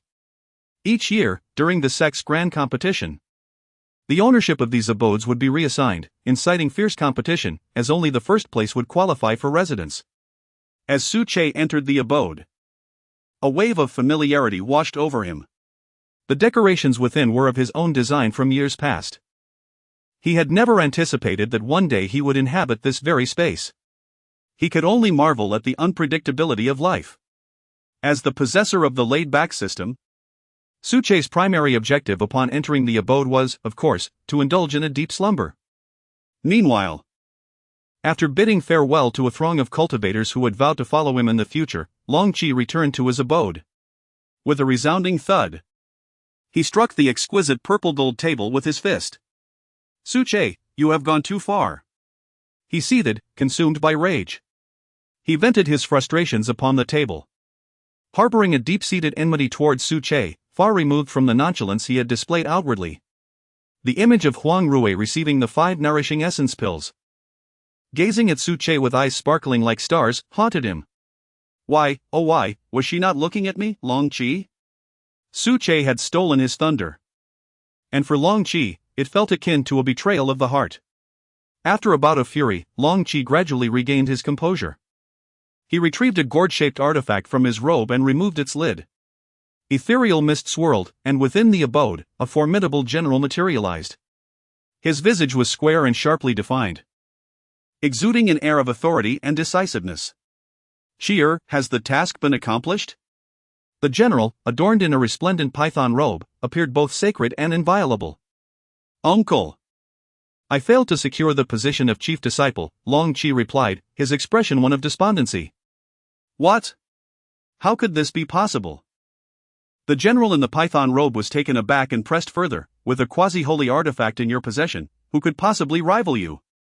Long Qi suddenly paused, murmuring, he is merely at the Qi condensation stage. Uncle. I believe the true martial sacred land has seen through my intentions and is deliberately preventing me from attaining the position of chief disciple. The general shook his head and replied, even if they are aware of your motives, it is improbable that they would obstruct you during the entrance examination. It is merely 5 nourishing essence pills, the true martial sacred land would not be so petty. There must be a reason behind this. Investigate thoroughly and report back to me. Long Qi nodded thoughtfully. Very well. With a swish, the spiritual energy dissipated and was absorbed into the gourd. Long Qi sealed the lid. Just wait, Su Che.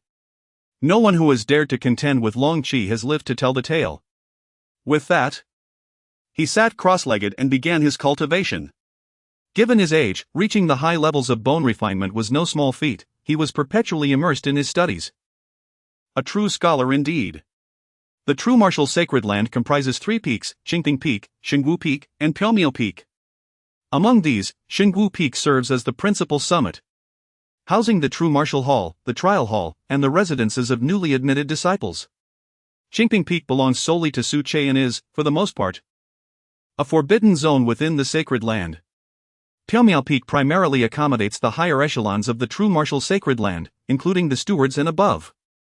Huang Rui had taken the key to her residence, designated for the 3rd place, and promptly made her way back to Pyomyo Peak. Her grandfather, the 3rd elder, resided in a celestial abode with far superior spiritual energy than this dormitory. Clatter, clatter, clatter. Huang Rui skipped along, clutching the nourishing essence pills as she returned to her dwelling. Miss, greeted the attendant at the entrance, his expression grave. Why is everyone so serious? Huang Rui questioned, puzzled. As the guards were usually quite gentle with her. Has something happened? The elder is waiting for you in the backyard, Mississippi. The elder? Grandfather has returned? Huang Rui inquired, somewhat bewildered. Her grandfather, the 3rd elder, was responsible for various external affairs of the sacred land and rarely returned home. Why had he come back so suddenly? Was he only looking for her? Indeed, the elder has been waiting in the backyard for quite some time, replied the attendant with a slight bow. Oh. Huang Rui's heart sank. Such a scenario surely indicated that she was to receive a scolding. After all, she had participated in the entrance examination without her grandfather's consent. With this thought in mind, she cautiously made her way to the backyard.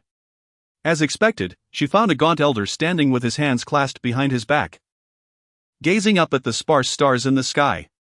Grandfather, Ruier is here, Huang Rui exclaimed, her eyes curving with delight as she affectionately clutched the sleeves of the 3rd elder. Oh, you. The 3rd elder's stern demeanor instantly crumbled, replaced by the warm and benevolent visage of a loving grandfather. Please don't scold, Ruier, look what I have. Huang Rui exclaimed, shaking the vial of elixirs to show off her prize. Regarding the Yang Yuan pill, if you desire it, I, your grandfather, would not hesitate to procure a few for you. That old man from the alchemy hall still holds some regard for me. My request for the elixir is not merely for your sake, it is because the pill, once consumed, may lead to premature advancement. To forge your own path, one must remain grounded and proceed step by step. The 3rd elder chuckled softly. Isn't this rather rare? No wonder Su Che simply tossed it to me, I assumed it held greater significance. Huang Rui remarked, shaking the vial with disdain. You are mistaken. This elixir is exceedingly precious. The 3rd elder shook his head and explained, it can serve as a crucial aid during your breakthrough into the transformation stage, greatly preserving your life and enhancing your success rate. Even in failure, you may attempt it once more. This is, in essence, the true efficacy of the Yang Yuan pill. Huang Rui opened her mouth to speak, then why did that mischievous Su Che give it to me? I cannot fathom, grandfather. Silence. At her words, the third elder's expression shifted suddenly, his tone sharp and commanding. You must show respect to Su Che. Su Che. At the very least addressing him as senior brother. Huang Rui pouted at her grandfather's sudden sternness. Why should I? Even if he is Lin Ming from the previous generation, he is merely a few decades my senior. In the realm of cultivation, those within a century belong to the same generation. What merit is there in respecting him so highly? The third elder sighed heavily. He is Lin Ming, and I cannot divulge more to you. Just remember one thing, you must show him more respect than you do to me. Gripping Huang Rui's shoulders, he spoke earnestly, promise your grandfather. All right, I understand. Huang Rui replied, a hint of fear evident in her eyes as she looked at her grandfather, who had never shown such seriousness towards her before. What secrets does Su Che harbor? Chapter 18, The Astonishing Luoning Xuet. At the break of dawn the following day, within the sacred halls of the Holy Martial Peak, Luoning Xuet sat in her esteemed position, engrossed in ancient texts. Today marked the inaugural group training session for the newly inducted disciples. She gazed into the distance, her heart brimming with hope for this cohort of students. Suddenly, the True Martial Sacred Mirror manifested, revealing a scene atop the Holy Martial Peak. Hundreds had gathered in this ethereal locale, where celestial breezes intertwined with crystalline waters. This day signified their formal initiation, as inner disciples of the True Martial Sacred Land. They were afforded the rare privilege to cultivate in this extraordinary spiritual domain. Yet, instead of joyous exclamations, the assembly was starkly divided into two factions. One led by Long Qi, the other by a man nearing 30, named Ho Jin. You newcomers may practice by the spiritual spring. Do you not comprehend my meaning? Ho Jin, possessing a cultivation of the third stage of divine transformation, was a direct disciple of the True Martial Sacred Land. Having attained such prowess, he saw no necessity to partake in the initiation examination. In truth, few genuine inner disciples, aside from those like Huang Rui with a penchant for frivolity, would deign to engage in such assessments, having been instilled with the belief from a young age that they were superior beings within the sacred domain. I am the seventh prince of the Dawei Empire. Why should your access to spiritual resources surpass ours as fellow initiates? Long Qi, flanked by admirers, bellowed in fury. At merely 20 years of age, he had already attained remarkable bone refining. In contrast, the man before him, nearing 30, had only just achieved the third stage of divine transformation. The disparity in talent and foundation was glaringly apparent. You are the chief disciple of this cohort? Your strength is indeed commendable, Ho Jin remarked, arching an eyebrow as he appraised the handsome Long Qi, noting not only his appearance but also his formidable prowess. Particularly the fine sword adorning his waist, indicative of high quality. However, his inquiry regarding Long Qi's status as chief disciple inadvertently provoked the latter's ire. Clang! The sacred artifact was unsheathed, a chilling aura permeating the air. What a temper you possess! Ho Jin was momentarily taken aback. I may not be the chief disciple, but I implore you to clear the way. Otherwise, it shall be to the death. Let me reiterate, I am the seventh prince of the Dawei royal family. Upon uttering these words, a formidable dragon aura emanated from his being, exuding an air of dignity and sanctity that was beyond reproach. Quite impressive, Ho Jin squinted, gesturing for the inner disciples to yield their ground, allowing the newly initiated disciples equal opportunity to benefit from the resources. Indeed. The audacity of the seventh prince was such that even the direct disciples of the sacred land could not compare.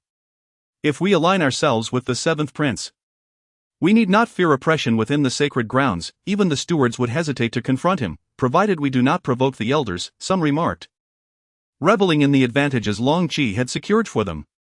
Little did they realize, these privileges were their rightful entitlements. Ho Jin's intent was merely to establish dominance.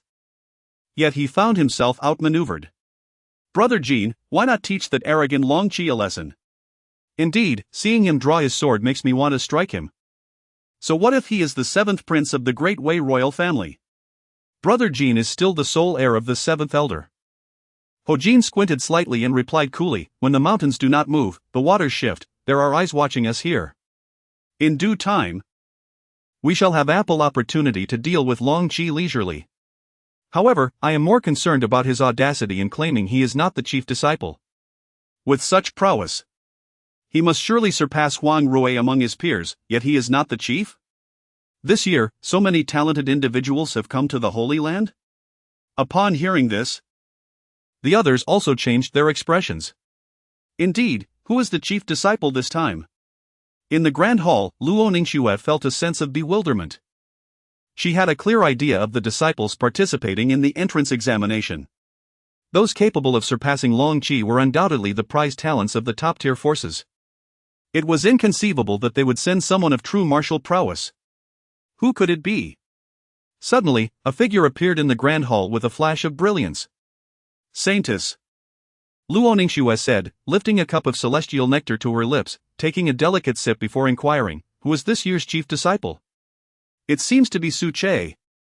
Saintess. Put. Luo Ningxue spat out her drink in shock, exclaiming, who did you just say? Su Che, the newcomer replied respectfully. How could it possibly be him? In a flash, Luo Ningxue vanished from the Grand Hall. At the True Martial Waterfall, Yi Qinghan stood like a pine tree, his sword intent as swift as lightning. Swinging his sword repeatedly, absorbing the insights he gained from the previous day's encounter with Master Hmph. Whoosh!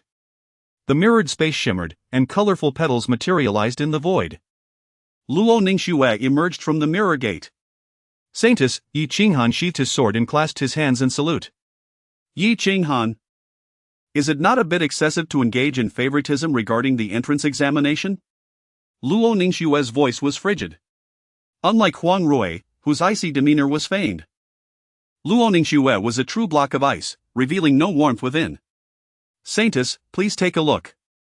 Yi Qinghan, well aware of what Luo Ningxue intended to say, promptly handed her the magical imprint from the trial hall that he had obtained the night before. Hmph. This time, I shall see how you defend yourself. Luo Ningxue's icy facade showed no signs of melting as she accepted the imprint and began to examine it. As she continued to study it, her expression gradually shifted, the ice and snow beginning to thaw. By the end, her almond-shaped eyes widened in astonishment. Where did he acquire so many demon cores? Yi Qinghan knew precisely whom Luo Ningxue referred to. According to Su Che's own words, he had found them. Found them? Luo Ningxue's nostrils flared in disbelief. You actually believe this, Yi Qinghan? He is merely at the Qi condensation stage, how could he possibly contend with the transformation stage? Frankly, are you concealing something for Su Che from me? Upon hearing this, cold sweat broke out on Yi Qinghan's back. Saintess, you are discerning, there is absolutely no such matter. Luo Ningxue cast the spell imprint back to Yi Qinghan. She was aware of Yi Qinghan's favoritism during the first trial and had no intention of delving deeper into it.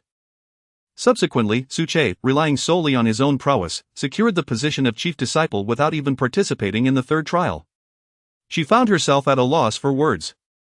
Yet, there was something undeniably peculiar about this chief disciple. Now that Su Che had attained this esteemed rank, was she unaware of his character? Would he even be able to engage in cultivation? As the chief disciple, he vanished without a trace on the very first day of his initiation. This was utterly outrageous. Luo Ningxue, incensed, ground her teeth in frustration and waved her hand, departing from the back mountain. Yi Qinghan breathed a sigh of relief while silently praying for Su Che. Master Ancestor, Qinghan has already exerted her utmost efforts, the remainder now lies in your own fate. Recalling the icy gaze of Luo Ningxue from the outset, Yi Qinghan couldn't help but shudder. Chapter 19, Who Practices at Dawn? Within the celestial abode, Su Che was indulging in a deep slumber. Suddenly, an unbearable chill jolted him from his dreams. What is happening? Su Che's teeth chattered uncontrollably. Open the door. A frigid voice echoed from outside. In the next moment, Luo Ningxue's figure materialized within the chamber. I'm not dressed. Su Che's mouth opened in surprise. He was bare-chested, clad only in shorts. Did Luo Ningxue just waltz in like this? Why not practice at the peak of St. Wu?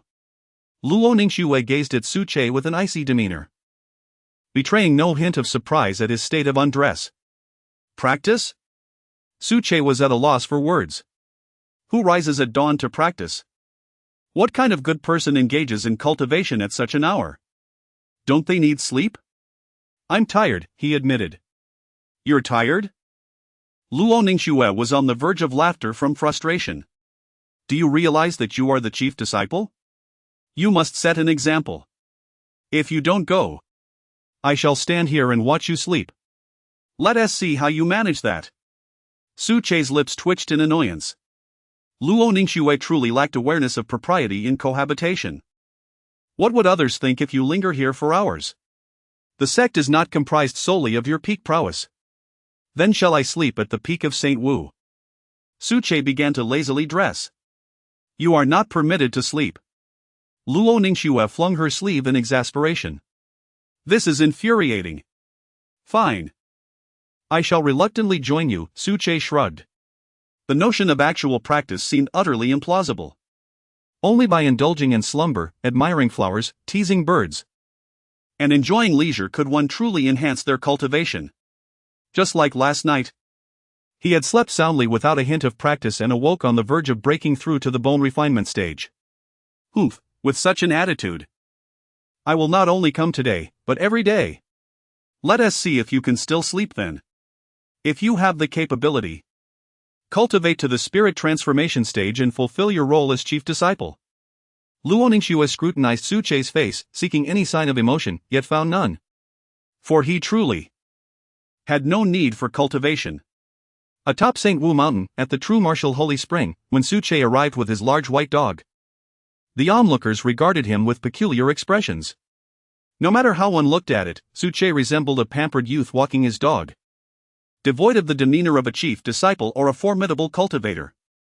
On the other hand, Ho Jin felt an increasing sense of familiarity with Su Che. Someone nearby whispered, Brother Jin, this Su Che is the current chief disciple. I inquired and it seems he only possesses chi-gathering cultivation. His title as chief disciple is purely a stroke of luck, his prowess pales in comparison to the seventh prince. Upon hearing this, Ho Jin instinctively nodded and then blurted out, Don't you think he resembles Lin Ming? Lin Ming? The crowd exchanged glances. Although they were part of the sacred land, it was vast, and Lin Ming had become rather inconspicuous. Aside from the mention of the seventh elder by Ho Jin's family, the name was unfamiliar to the others. They were simply too young. Regardless, it was of no consequence. However, one should not underestimate Su Che. I sensed something amiss about him. Observing this, Ho Jin stroked his chin and resumed his cultivation. Among the newly initiated disciples, apart from Huang Rue, the others quickly closed their eyes. At their current age, they were at a crucial juncture in their pursuit of immortality, a time where every fleeting moment is of utmost importance. Huang Rue, however, wished to engage Su Che in conversation. Yet, upon seeing the elder seated by the spring, resembling a figure in deep meditation, she chose to refrain. Meanwhile, Su Che tethered his large white dog to a sturdy tree and casually selected a spot to sit. He glanced around, finding no one willing to converse with him. It was as if he were in an environment devoid of engagement. How tedious. The monotony was unbearable. After much restless contemplation, he finally stood and walked directly towards the elder. As Su Che made his approach, many of the newly initiated disciples subtly diverted their attention from their cultivation. They felt a thrill of delight, born from their awareness of the disparity in information. Early that morning, they had witnessed the formidable presence of this elder, who was undoubtedly among the pinnacle of the divine realm. Merely through his aura, he had instilled such fear in the likes of Ho Jin and Long Qi that they dared not utter a word, sitting obediently to focus on their training. Moreover, they had all heard the rumors surrounding this elder. Should Su Che approach, it was entirely possible that he would face reprimand or even corporal punishment. In the worst-case scenario, the elder might break his bones and cast him down the mountain. In such an event, the seventh prince would rightfully ascend to the position of chief, leading them rather than being subjected to the likes of a waste like Su Che. At this moment, Ho Jin and the others gazed intently at the elder. As direct descendants of the Holy Land, they had a deeper understanding of the elder than even Long Qi. The elder's surname was Shao. Known within the Holy Land as the Devil Elder, renowned for his strictness and having served as the transmission elder for nearly a century and a half. Aside from matters of cultivation, any other issue raised would surely be met with a cold reprimand. Nevertheless, this was their first encounter with the transmission elder. And they were curious to see someone test the veracity of the rumors. If the elder proved more amiable than the tale suggested, their future cultivation could be less fraught with trepidation. In summary, all were poised with anticipation, ready to witness the unfolding of events involving Su-che. It was regrettable that he had missed the crucial information this morning. How could such a lethargic individual become our chief disciple? It truly seemed fantastical. Hmph. I hope the elder deals with him swiftly. I have long been displeased with him. How could someone at the chi condensation stage claim the title of chief? Indeed. If he were to utter a single misstep, I believe he would be cast out of the Holy Land. There are precedents for such actions. Even Long Chi now looked on with eager anticipation. Deep within his heart, an incessant roar echoed, "Offend the elder of transmission, offend the elder of transmission." As Su-che approached, the elder, as frail as decaying wood, suddenly opened his eyes, his gaze sharp and unparalleled, akin to the emergence of a divine sword. It has arrived. Chapter 20, The Elder of Transmission of Teachings. The crowd brimmed with anticipation, eager to witness the moment when Su-che would cry out in despair. Yet, what transpired next left everyone utterly astounded. The air shimmered, and sound was suppressed. The Elder of Transmission surprisingly rose from his seat, seemingly inviting Su-che to occupy his esteemed position. The expression he bore was one of profound respect. Su-che, taken aback, quickly urged, "Shao, please take your seat." "I merely came to see you." Elder Shao, hesitant to disobey, found himself at a loss. In the sacred land, he was among the most senior, second only to the Grand Elder. Both were nearing 3 centuries of age, and he was well acquainted with Su-che's contributions to the sacred land over the years. In their youth, they had, to some extent, benefited from Su-che's generosity. Thus, in their hearts, they held an unwavering reverence for this venerable ancestor. "Continue like this, and I may lose my temper," Su-che warned, his demeanor stern. Elder Shao, unable to counter his insistence, reluctantly acquiesced. Subtly manipulating the celestial mechanisms to prevent Luo Ningxua's sacred mirror from illuminating the area.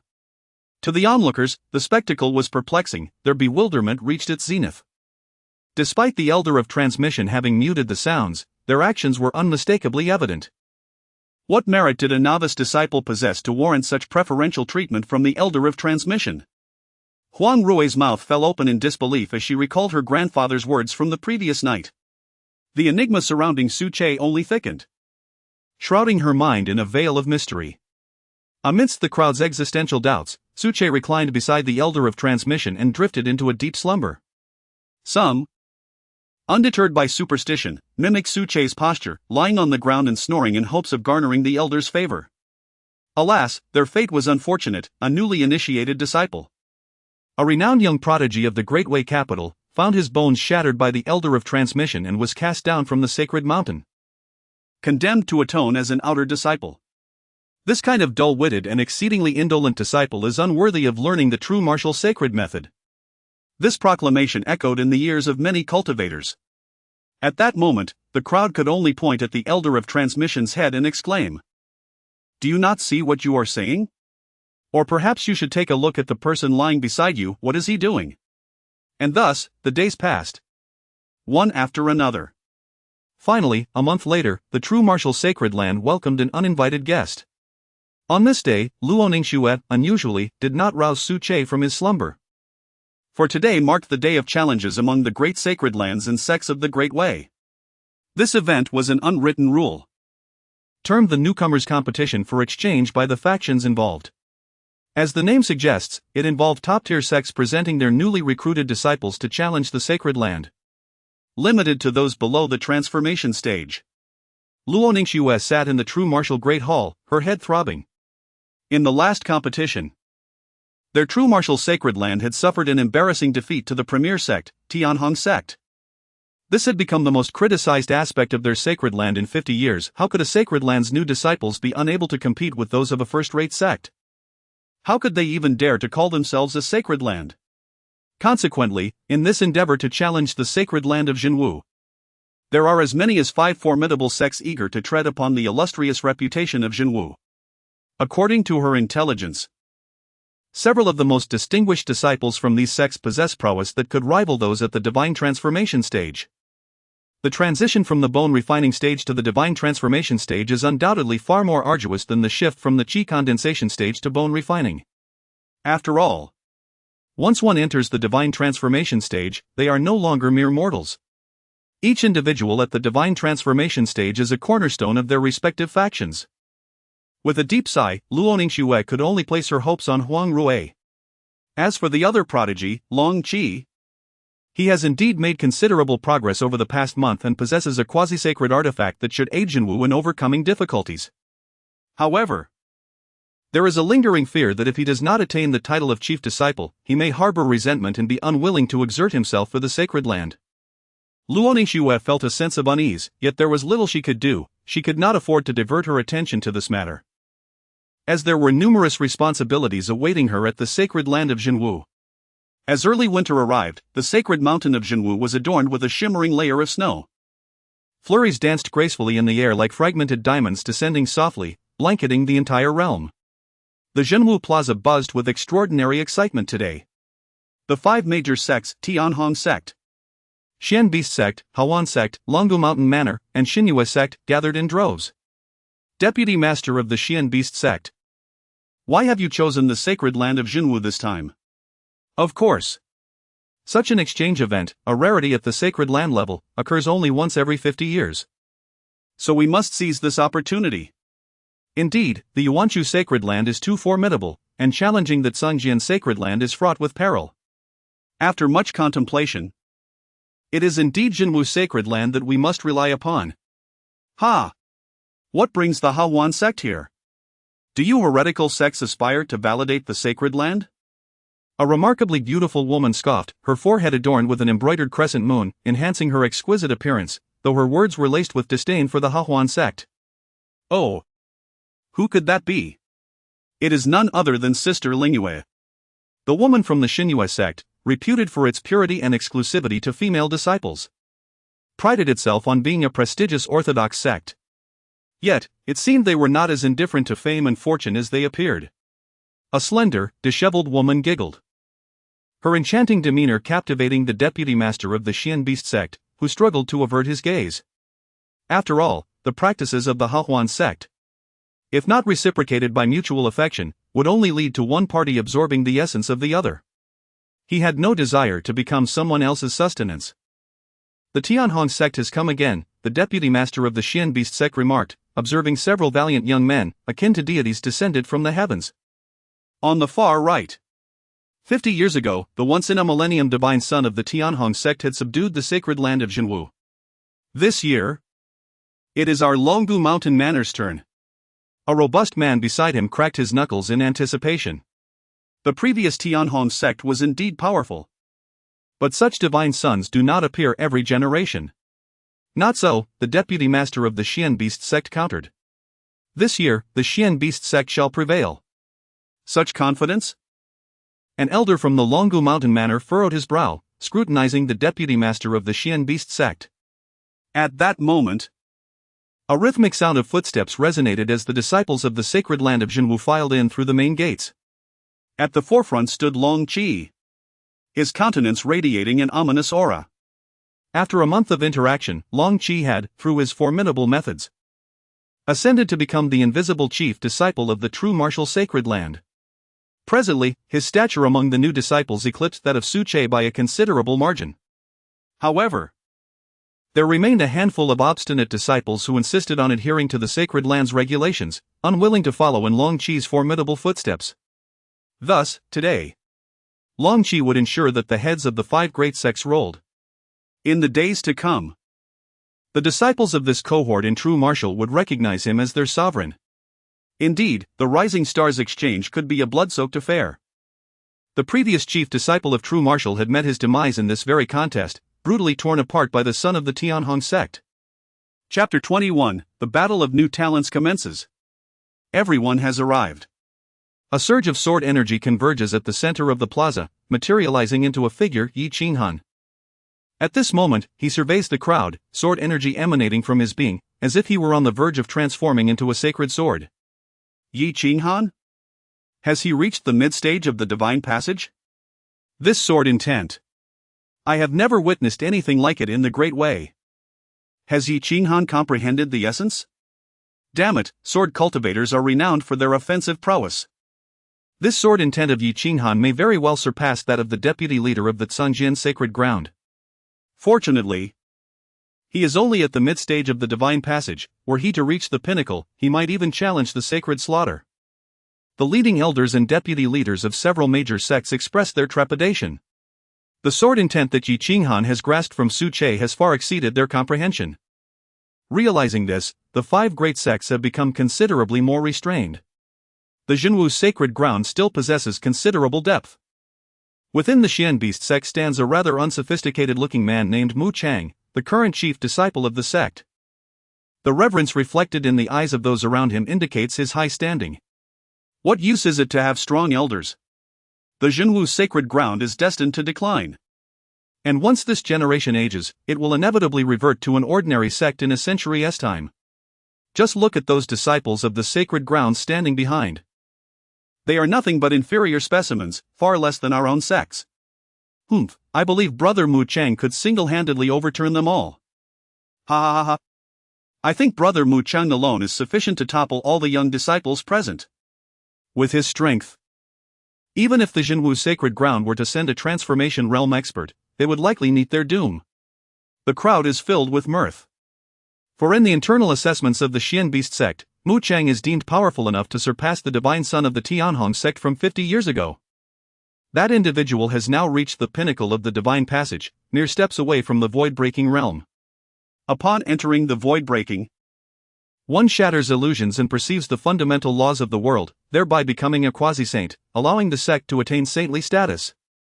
Yet now, the disciples of the Xian Beast sect audaciously claim that Mu Chang can overpower youthful quasi-saints. What immense confidence this is!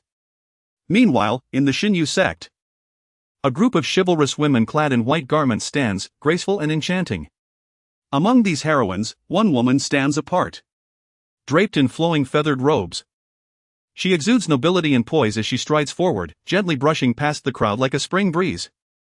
Her beauty is akin to that of a celestial being, captivating all who behold her. Is that the 9th princess of the Great Way? What brings her to the Xinyu sect? Astonishing!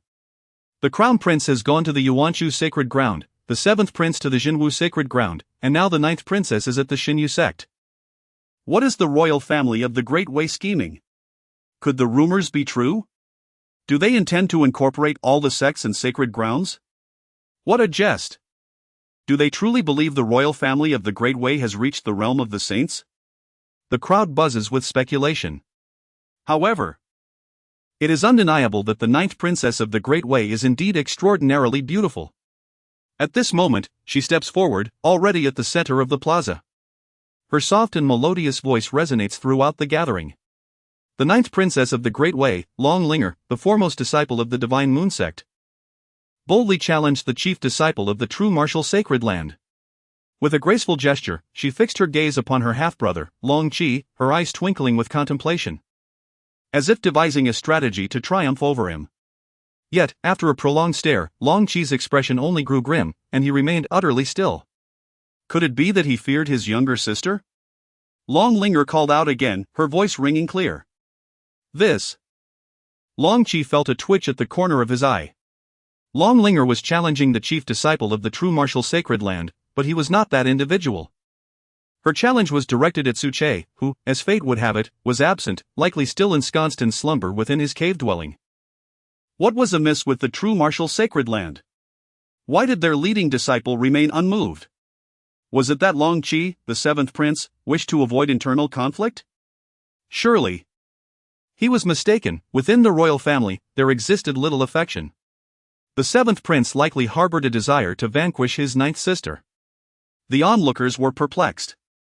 Su Che had claimed the chief position through his mastery of the Qi condensation realm, yet the details surrounding him were tightly guarded by the True Martial Sacred Land, unknown to all but a handful of high-ranking elders. Long Qi, Yi Qinghan sighed, observing the scene, and softly called out. The law enforcement elder, Long Qi, rose and bowed. Over the past month, Yi Qinghan's sword intent had intensified day by day. If Long Qi sought to cultivate a relationship within the true martial sacred land, it would undoubtedly be with Yi Qinghan, for this law enforcement elder might one day attain the esteemed title of Sword Immortal. The path to becoming a Sword Immortal transcends realms. It involves embodying the sword and resonating with the way of the sword, an exceedingly challenging endeavor. The Great Way had not seen a Sword Immortal in 5 centuries. Long Qi, do you possess the confidence to represent the true martial sacred land in battle? Yi Qinghan's gaze was piercing like a blade, causing Long Qi's eyes to sting under the intensity. Yet, in this moment, he felt elated. Yi Qinghan's words signified that if he emerged victorious today, he would surpass even the chief disciple within the true martial sacred land. What is Su Che? He is unworthy of his position and lacks true familiarity. By the decree of the law enforcement elder. Long Qi seized his quasi-holy sword and leaped into action. With a swift motion, Yi Qinghan conjured a massive martial arts platform in the square, extending hundreds of meters in depth. The duel was to be one-on-one. And stepping off the platform would signify defeat. Although the exchange would not result in death, Yi Qinghan expressed a hope for harmony among the participants, urging them to avoid unnecessary enmity. Upon finishing his proclamation, he waved his hand once more, and a magnificent pavilion materialized in the air, where he and the leaders of several sects took their seats to sip tea and observe the combat. This confrontation required no judge, unless a surrender was declared. The battle would continue until blood flowed freely. On the other side of the sky, an ethereal mirror appeared, and Luo Ningxue had directed her gaze towards the spectacle. Ha! Why hasn't Brother Ho Jin arrived? Huang Rui, now seated among the direct disciples, inquired of her familiar companions. Brother Ho Jin? He has entered the transformation realm and was dispatched by the Saintess on another mission. It is said that a sword nearly akin to a sacred artifact has emerged from the Great Way's royal outskirts, prompting an expedition to seize this treasure. A quasi-sacred weapon. Indeed, is typically reserved for those of divine prowess, and it is uncommon to dispatch someone of such caliber for a mere acquisition. As one enters, the timing is fortuitous. Oh. Huang Rui nodded, seemingly indifferent, her gaze shifting towards the plaza. In the arena, Long Qi and Long Linger both exhibited peak prowess in bone refinement. Long Qi unleashed the true martial sacred law, while Long Linger wielded the moon circle heart method of the divine moon sect. Their duel was fiercely contested. Despite Long Qi's marginally superior technique, he could not best Long Linger. The two were locked in an intense struggle. Is the 9th princess of Wei truly this formidable? Huang Rui observed Long Linger, her eyes glimmering with a peculiar light and an eagerness to engage. Such a wretched desire for victory. Bang!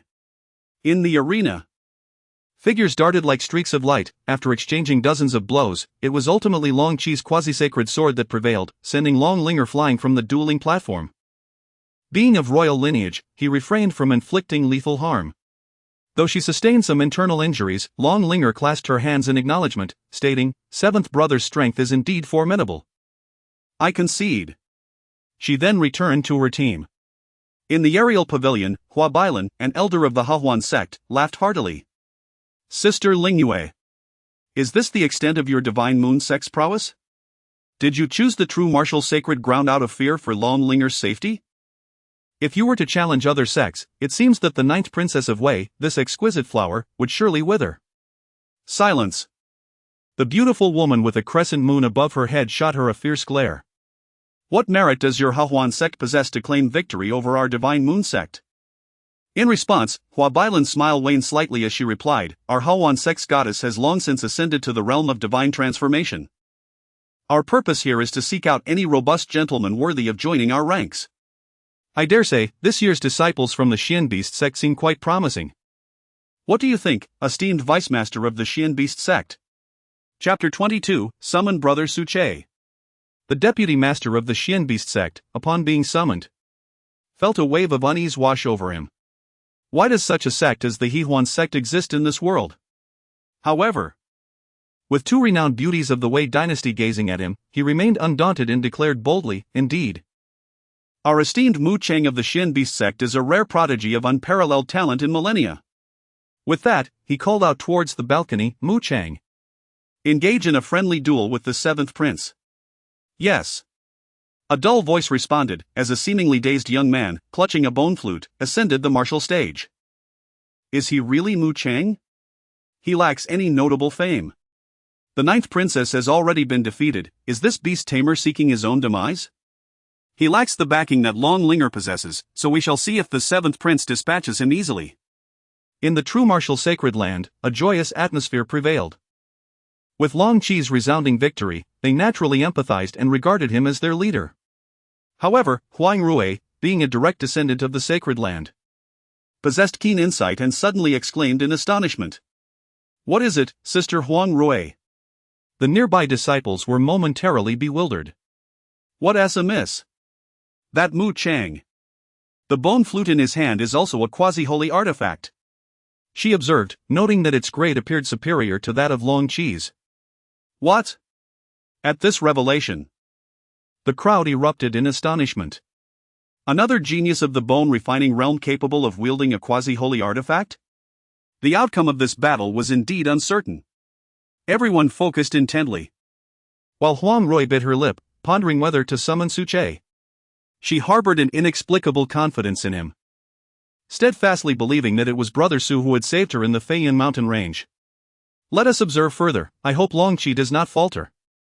Huang Rui pouted, having grown up in the True Martial Sacred Land. Even though she held no fondness for Long Qi, she now shared a common enemy and wished not to see the Sacred Land humiliated. In the lofty pavilion, Brother Jin Lei, what talents does this Mu Chang possess?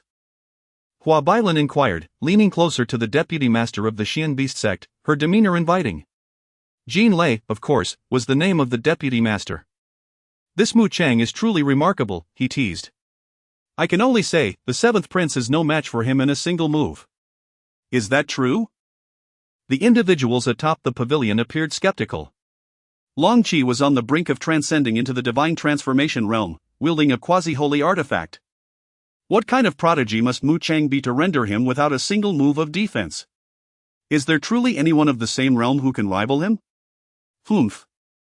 Even if he can defeat Long Qi in one move, he is still no match for our Tianhong sect, a Tianhong sect elder chuckled, once again astonishing the crowd. Among the 5 great sects, each seemed more ostentatious than the last. Who, then, truly embodies the essence of the Sacred Land? In the arena, Mu Chang halted at a distance of 100 meters from Long Qi, speaking in an innocent tone, you are not the chief of the True Martial Sacred Land. I disdain to fight you. Let the chief come forth to duel with me. His words, simple yet provocative, ignited Long Qi's fury. You foolish creature. What nonsense are you spouting? The Dragon Qi sacred sword was unsheathed, radiating divine brilliance. He intended to cleave through Mu Chang, and his words were devoid of any courtesy. For there was no need to show respect to a deceased. You call me a fool? No one has the audacity to label me as such, absolutely no one. The usually taciturn Mu Chang, provoked by Long Qi, suddenly erupted in fury, bringing the bone flute to his lips and playing a piercing note. A resounding eagle's cry shattered the silence. From the bone flute surged forth a massive eagle, stretching several zhang in length, its golden wings glimmering like pure gold. With each powerful flap, a cracking sound echoed, emanating in overwhelming force. What in the world is happening? A celestial winged golden feathered eagle? Isn't this creature a peak demon king upon reaching maturity? I recall that the royal family of Dewey venerates a fully grown golden feathered eagle. Could this be its offspring? Impossible, this is undoubtedly an orphaned golden feathered eagle. Or else it would not have formed a contract with a disciple of the mysterious beast sect. You cannot be suggesting that it has been tamed by Mu Chang. Good heavens, can anything more absurd occur? The disciples of the True Martial Sacred Land felt their worldviews nearly shatter. Even the offspring of demon kings could be tamed. What merit does the mysterious beast sect possess? As the golden feathered eagle approached, its colossal form rendered the proud disciples of the True Martial Sacred Land breathless. Long Qi faced the golden feathered eagle, his spirit nearly escaping him. What on earth is this? What chance do I have? Even wielding a quasi-saint artifact, or reaching the transformation realm, I might not be able to contend with this golden feathered eagle before me. With a piercing cry, the golden feathered eagle locked onto the perpetrator who dared to insult its master. Before Long Qi could utter his concession, the eagle's talon had already pierced through his chest. sending him flying dozens of meters, crashing heavily onto the arena, blood splattering into the air. Following this, the golden feathered eagle dove again. If it seized him this time, Long Qi would surely meet his end. In a moment of dire peril, a flash of swordlight cut through the air, causing Long Qi's figure to vanish from the square. Elder Yi, what does this mean?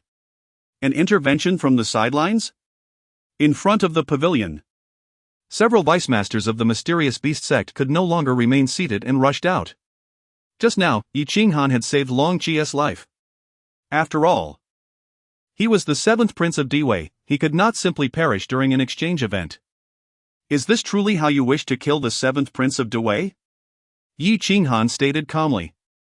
With so many princes and princesses in Dewei, what does it matter if 1 or 2 perish? Vice Master Jean Lei of the mysterious beast sect scoffed.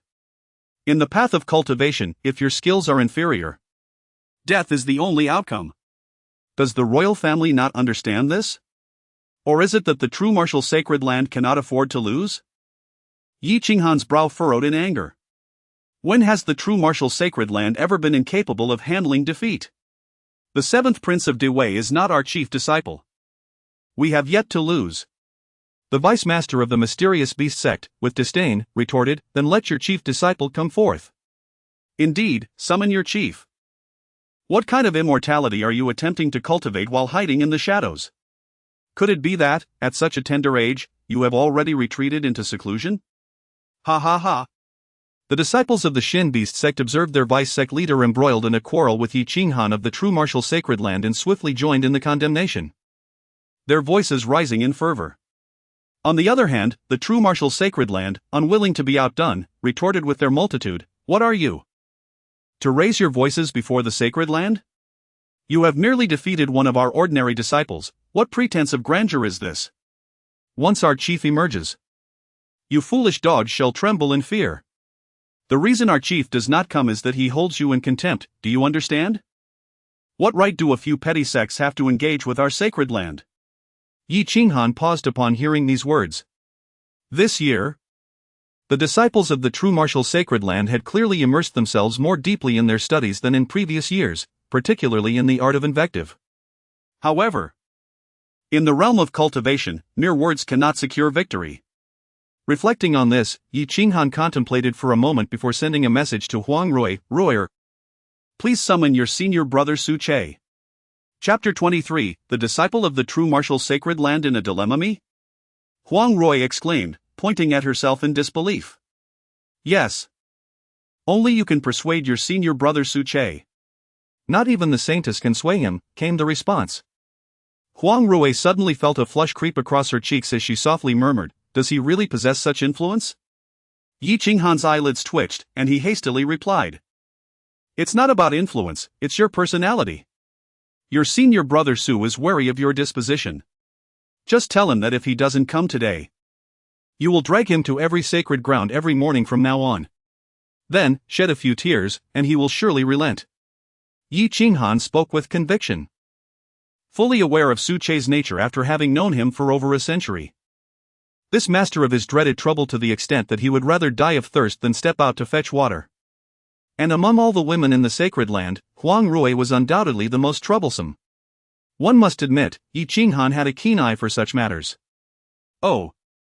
Fine, Huang Rui conceded, nodding as she departed. Yi Qinghan smiled with satisfaction and continued to engage with the prominent figures of the sect, biding his time. At the halfway point of True Martial Peak, the abode of the chief disciple, the sun had risen high in the sky by now. Su Che had just awakened from his slumber, having completed a brief morning routine, his heart filled with uncertainty. Had Luo Ningxue changed her ways? Why had she allowed him to sleep until noon today? Yet, upon waking and not seeing her, he felt a twinge of disappointment. She certainly had a captivating presence. With a hearty yawn, Su Che made his way to the courtyard, taking his large white dog for a walk. Let us go, Dabai. Today is our time alone. Wang. Hearing the word walk, Dabai's tail wagged vigorously, his tongue lolling out as he panted excitedly. As Su Che grasped the leash and opened the door to his abode, a graceful figure collided into him unexpectedly.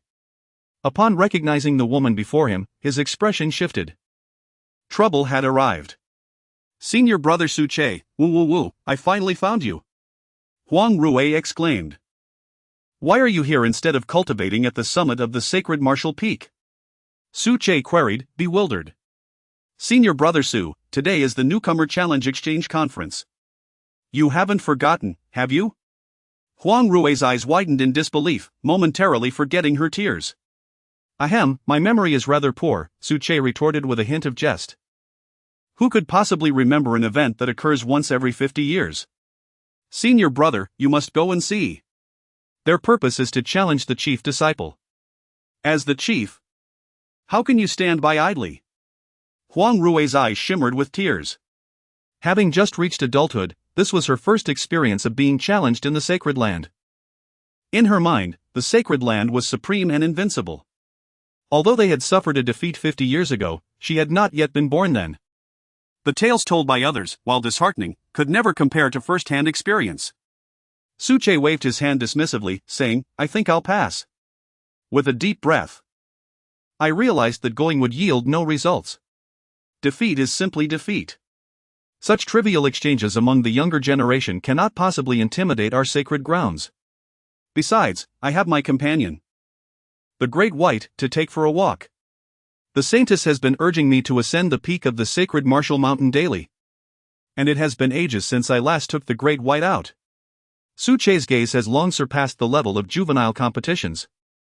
While fresh blood is indeed the future of the sacred grounds, it is the high-level combat prowess that fundamentally determines the rise and fall of the entire sanctuary. As long as his system functions properly, it provides the foundation for the true martial sacred land to remain invincible. After all, his lifespan appears to be boundless for the time being. Taking the dog for a walk?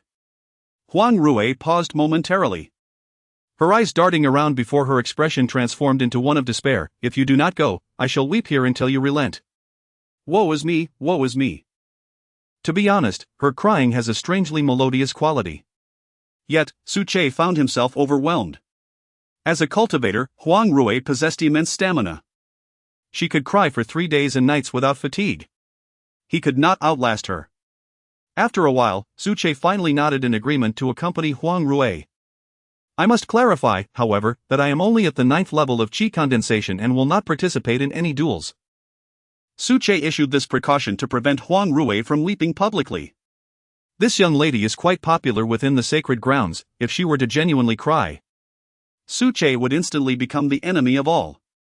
Very well.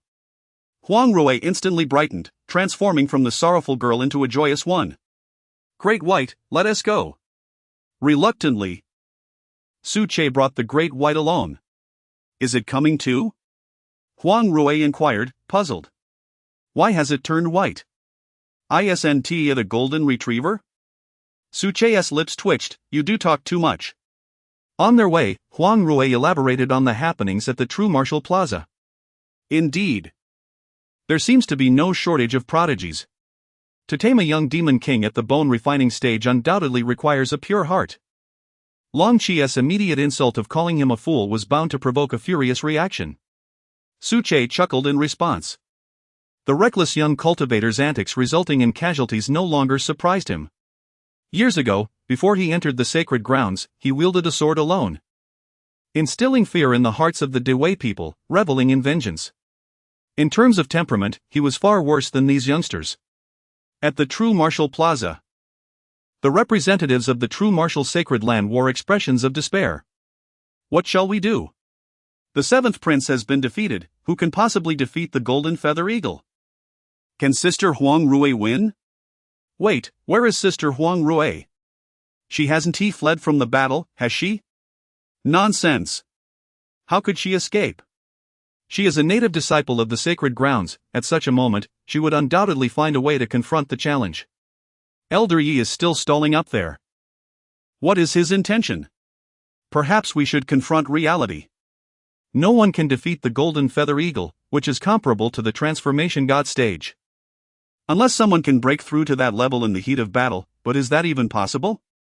The Transformation God faces heavenly tribulation, which is not tolerated by the heavenly Tao. During the battle, a calamity struck, and a wavering resolve could lead to utter annihilation. Is there truly a fool among those who have reached the divine transformation at such a tender age? The crowd felt a sense of despondency, racking their brains yet unable to conceive a viable strategy. It seemed that the true martial sacred land had fallen into a dire predicament. Meanwhile, the disciples of the Shin Beast sect rejoiced, clamoring with derision, "Isn't the true martial sacred land renowned for its prowess? After all that boasting, where are the champions to fight? Bah! This is hardly a sacred ground, it exhibits less courage than a first-tier sect.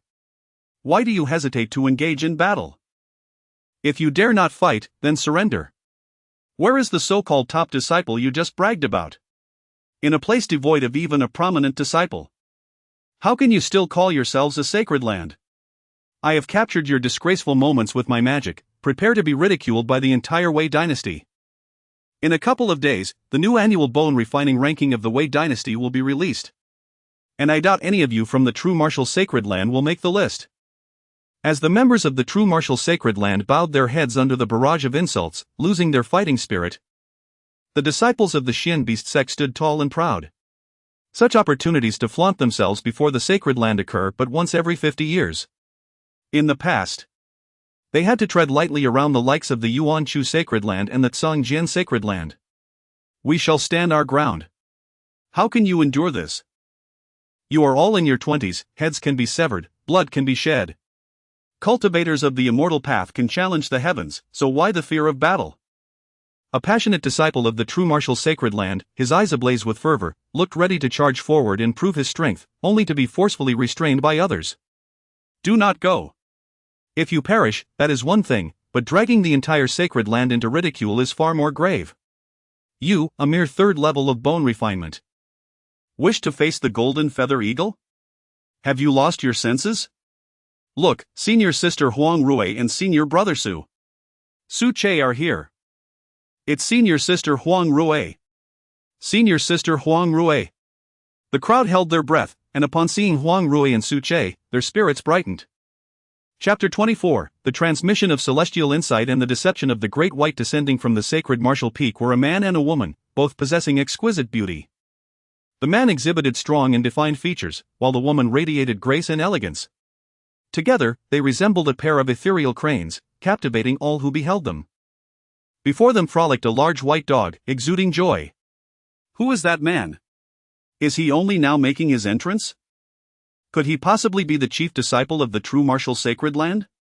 He certainly possesses a commendable appearance, yet his strength remains uncertain.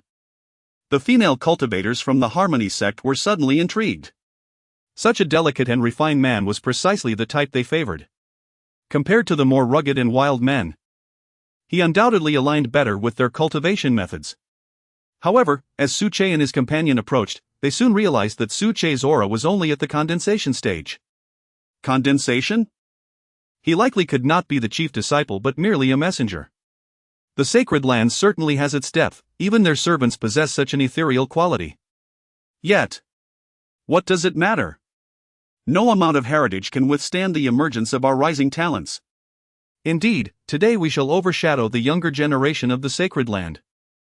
And once we mature, we shall surpass the elders of the sacred land. The withdrawal of the true martial sacred land from its esteemed position is merely a matter of time. In the sky, Yi Qinghan also noticed Su Che's arrival. Yi Qinghan, what do you intend to do? Do not waste your breath with me, delaying serves no purpose for us.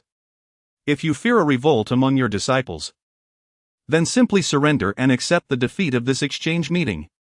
Surely, the true martial sacred land cannot be so incapable of accepting loss? The other elders appeared somewhat skeptical. What exactly is Yi Qinghan scheming? Our chief has arrived, let the exchange continue.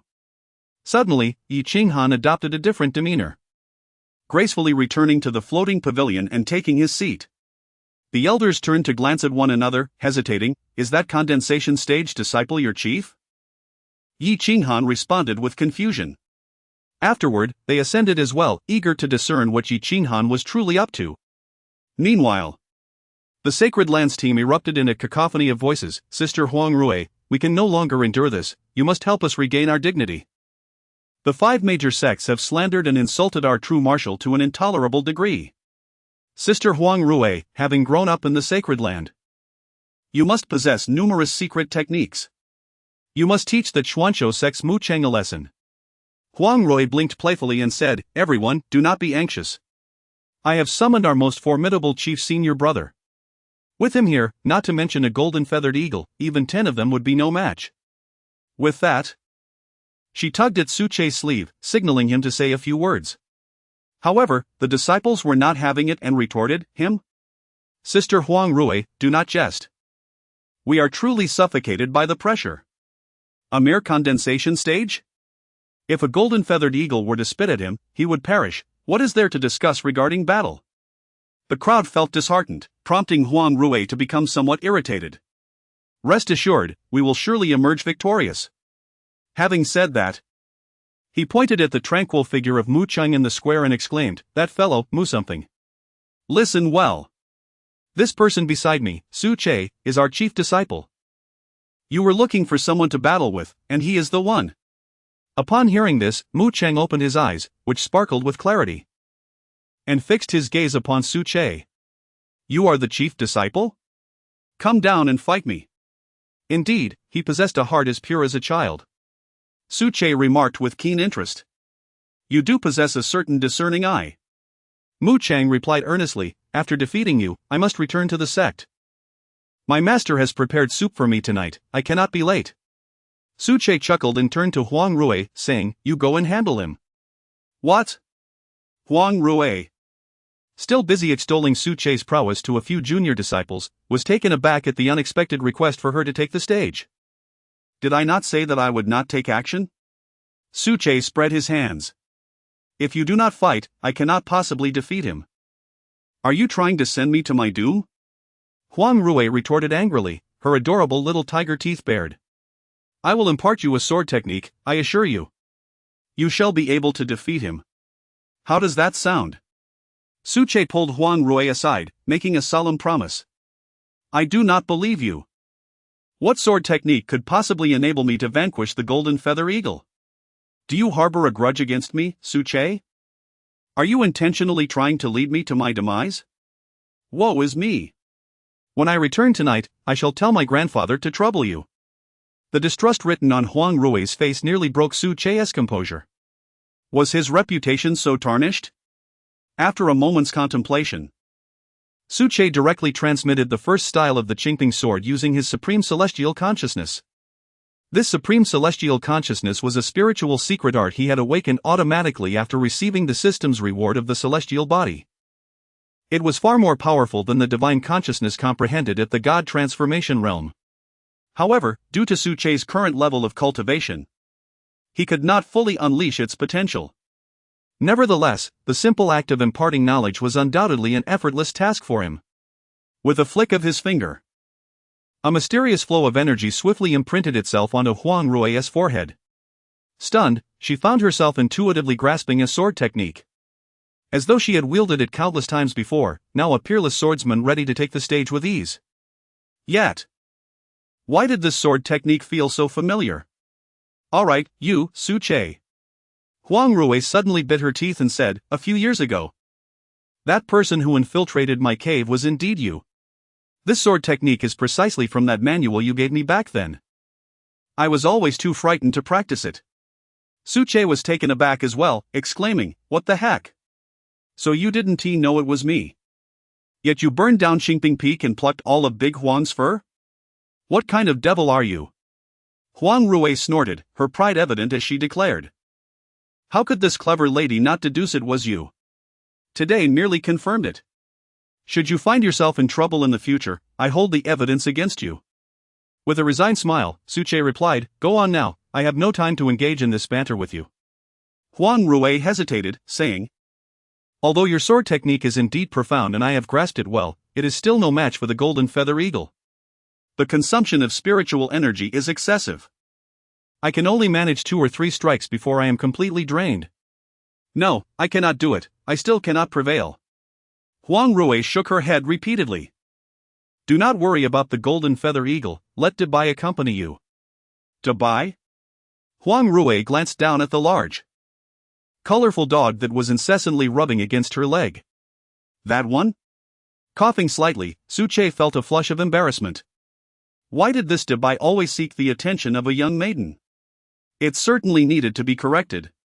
Dabai, behave yourself, he said, patting the dog's head, signaling it not to bring shame to its master. Woof! Woof! Dabai barked a few times, seemingly displeased with Suche's commands. All right. You will assist Huang Rui in winning the competition. Next time, I will take you to the Academy of Arts, where you can indulge to your heart's content. How does that sound? The academy is filled with the exquisite daughters of fallen nobility, charming and well-educated. Suche leaned down, coaxing Dabai in a gentle tone. And the dog nodded eagerly in response, its face adorned with a smile, its tail wagging as if to conjure a tempest. Do not worry, junior sister. Would I ever deceive you? Rising, Suche offered Huang Rui a confident glance. I will only believe you if you accompany me to the capital of the Great Way in 2 days. After considering her options, Huang Rui resolved to trust Suche. But she would certainly set her conditions. Chapter 25, The Sword Strikes Mu Chang, Kuyun Faces Tribulation. In the capital of the Great Way. Suche stroked his chin thoughtfully before nodding in agreement. Very well. Having not ventured into the world for a century, it seems reasonable to re-engage now that my powers have been restored. He added with a playful tone, but you must not deceive me. Huang Rui pressed her lips together, gripping her elegant sword as she ascended the martial stage. Woof! Dabai followed closely behind. Huang Rui has ascended. Our esteemed senior sister. A direct disciple of the true martial sacred land. I've heard she is even the next designated saintess of our sect. Is that true? Who told you? I heard it from Su. Senior brother. Ugh, get lost. The disciple exhibited a look of disdain, as the impression of Suche's careless boasting had firmly taken root in their minds over the past month. Who in the condensing chi stage would casually claim to have slain a formidable demon? It would be a shame if he didn't go to the Great Way capital to recount his tales. On the balcony, Yi Qinghan wore an expression of embarrassment. Is this truly the chief disciple you spoke of? Elder Lingyue of the Xinyu sect cast a sidelong glance at Yi Qinghan, stifling a chuckle. For Suche had sprawled on the ground in a manner reminiscent of a street rogue. Huang Rui is quite formidable as well, Yi Qinghan conceded. Though he was uncertain of Suche's true intentions. Nonetheless, he held unwavering faith in Suche, for he was Qingping master ancestor. On the martial stage, Mu Chang glanced at the stunningly beautiful Huang Rui and remarked coolly, in this exchange of new talents, one may either perish or sustain grave injuries. I shall not show mercy simply because you are a woman. Have you thought this through? Just moments prior, Long Qi had exuded an overwhelming presence. Yet in Mu Chang's eyes, he was no more than an insignificant insect. Had it not been for Yi Qinghan's intervention, he would have already become a lifeless corpse, dispatched to the Great Way capital. Now, facing a woman who appeared even less formidable than Long Qi, Mu Chang felt the need to take precautions. Enough with the pleasantries. I shall fight for the true martial, Huang Rui declared, raising her delicate long sword. Though it was not a sacred weapon, it ranked among the more powerful spiritual tools and was exceptionally suited to her. Foolhardy. Mu Chang began to play a bone flute. A piercing eagle's cry echoed through the peaks of the true martial mountain. In the next instant, a golden-feathered eagle soared through the air at breathtaking speed. The crowd barely caught a glimpse of its shimmering form before it was upon them. Ah! Huang Rui gasped in fear, for the golden-feathered eagle was overwhelmingly majestic, its sheer presence rendering her momentarily paralyzed. With a sharp cry, the eagle's claws descended toward Huang Rui, aiming to grasp her. Should it succeed, even a small mountain would be shattered. In comparison, Huang Rui appeared utterly diminutive. Some disciples of the true martial sacred land could not help but shut their eyes, unable to bear witness to the impending scene. At that critical moment, woof! A dog's bark resonated across the Xingwu peak. Ugh! Ugh! The golden-feathered eagle's fur bristled in terror as it turned to flee. In that instant, an instinctual force of suppression coursed through its entire being. It cast a fearful glance at the seemingly innocuous large white dog beside Huang Rui, a creature of an entirely superior rank. So elevated was its status that it left the creature devoid of the courage to meet its gaze directly. Jinyu, what troubles you? Mu Chang exclaimed, startled. He shared a profound bond with the golden-feathered eagle, and in that moment, he could palpably sense the depth of its terror. What manner of being was that white dog? As he pondered this enigma, preparing to summon the golden-feathered eagle back into its flute for a gradual soothing, Huang Rui's sword move had already been unleashed. With the clarity of spring's gentle breeze, the sword light shimmered, sweeping across the land with a lethal grace. Whoosh! Just as Mu Chang remained blissfully unaware of the imminent peril, a blade of light grazed his neck. Mu Chang, his head severed. In quick succession. The sword's energy erupted within him, a violent tempest of blade force causing blood to splatter. Mu Chang, reduced to nothingness. The esteemed Xian Beast sect, renowned as a once-in-a-millennium talent, imbued with the heart of a child, was thus beheaded by Huang Rui, meeting an untimely and obscure demise. Caw! Witnessing the tragic end of its master, the golden-feathered eagle spread its wings and vanished into the horizon. Terrified by the large white dog, it lacked even the courage to seek vengeance.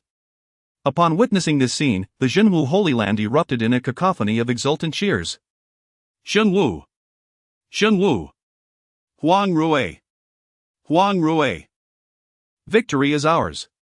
Su Che too was swept up by this atmosphere of triumph, revealing a flicker of joy. In the pavilion, silence reigned. Mu Chang! Oh Mu Chang! How shall I explain this to the sect leader? The deputy sect leader of the Xian Beast sect no longer bore his previously imposing demeanor. His heart felt ashen, steeped in sorrow. Huang Rui's sword strike, though potent, could never hope to rival the golden-feathered eagle. What had transpired? Did something happen to Mu Chang himself? The golden-feathered eagle seemed reluctant to protect him. The other elders buzzed with incredulity, their faces reflecting disbelief. Only Yi Qinghan bore an inscrutable smile. With his wisdom, how could he remain unaware that all this was orchestrated by the white dog beside Master Qingping? That dog undoubtedly held significant power. It might even be a divine beast cub. In the arena, the 5 major sects stood in stunned silence. The revered Mu Chang had been felled by a single stroke? No one could have anticipated such a turn of events. The Zhenwu senior sister was truly formidable? How terrifying! How terrifying indeed! When she wielded her sword, even the golden-feathered eagle fled in fright. What technique was that? The Qingping sword, perhaps? It must be the Qingping sword. One of the 3 sacred arts of Zhenwu. To have mastered it to this extent by the age of 20 is utterly astonishing. In that moment, they profoundly felt the chasm between first-rate sects and the pinnacle of sections. Who else dares challenge our Zhenwu Holy Land? Yi Qinghan proclaimed from the pavilion, exuding an imposing presence. Huang Rui, standing gallantly upon the arena, reveled in the acclaim, surveying her surroundings with an air of divinity, as if a goddess had descended. I shall come forth. At this moment, a voice emerged from the ranks of disciples representing the Tianhong sect among the 5 great sections. The contingent from Tianhong was the smallest, comprising only about 10 individuals. This sect follows a path of excellence, with entry requirements that far exceed those of the 3 Holy Lands. Only those who have refined their bones may apply. Their focus is on swordsmanship, specifically the art of flying swords. At this juncture, a radiant young man stepped forth from the Tianhong sect. He bore 3 long swords upon his back, and a sword pattern adorned his forehead, giving him an ethereal and handsome appearance. Ku Yun? What? Is he truly Ku Yun? Who exactly is Ku Yun? 50 years ago, it was Ku Sangxing who defeated the current chief disciple of the Zhenwu Holy Land. Could it be that this Ku Yun is his progeny? Indeed. Ku Yun is the sole son of Ku Sangxing. Astonishing. Is the current divine son of the Tianhong sect stepping forth to challenge the great disciples of the Holy Lands? The ambitions of the Tianhong sect are truly formidable. Should Ku Sangxing break through to the void-shattering realm, Tianhong may very well become the 4th Holy Land. Furthermore, I have heard that this Ku Yun surpasses even the Ku Sangxing of 50 years past. Are you certain? This promises to be an enthralling spectacle, however.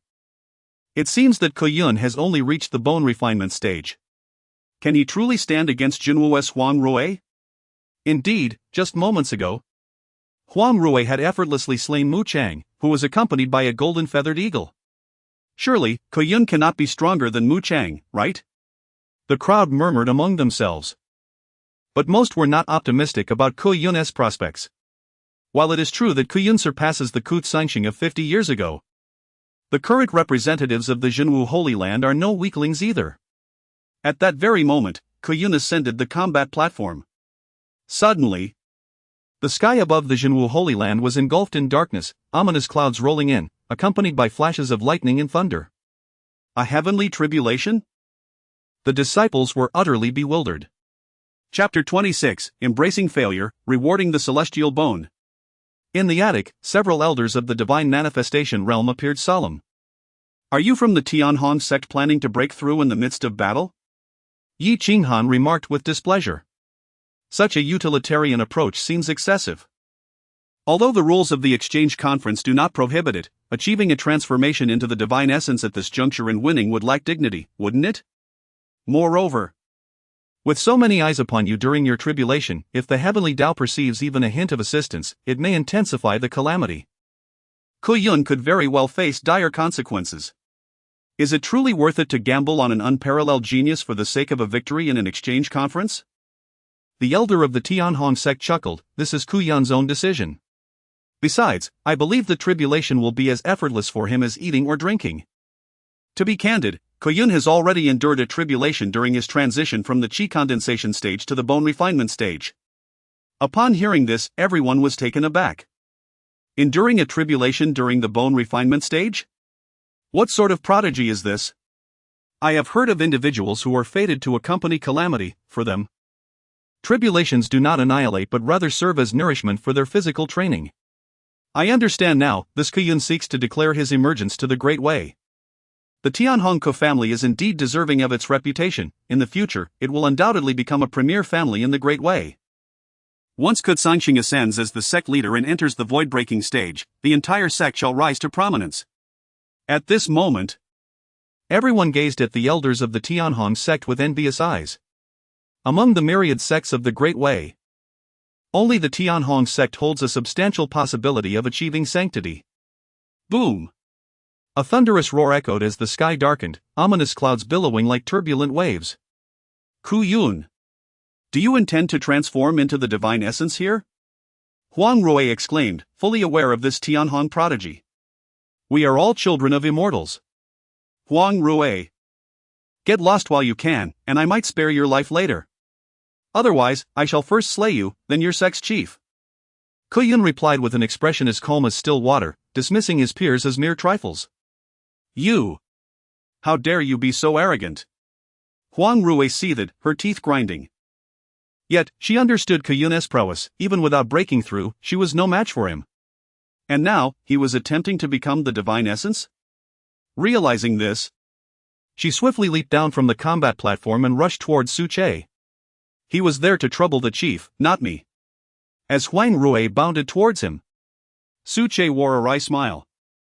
Senior brother Su, I can't handle this. Unless you teach me a few more sword techniques. Huang Rui grinned, hoping to glean more from the Qingping sword technique. That's futile. He is a tribulation saint body, a rare heavenly constitution. Once he breaks through to the divine essence, it will be of no use to teach you anything. Your constitution is merely of the inferior earth grade, and in terms of spiritual energy quality, you are vastly outmatched. Su Che shook his head, casting a fond glance at Huang Rui. Hmph, what does it matter? Huang Rui retorted haughtily, linking her arm with Su Che's. You help me deal with him. Not a chance, I am still in the Qi condensation stage.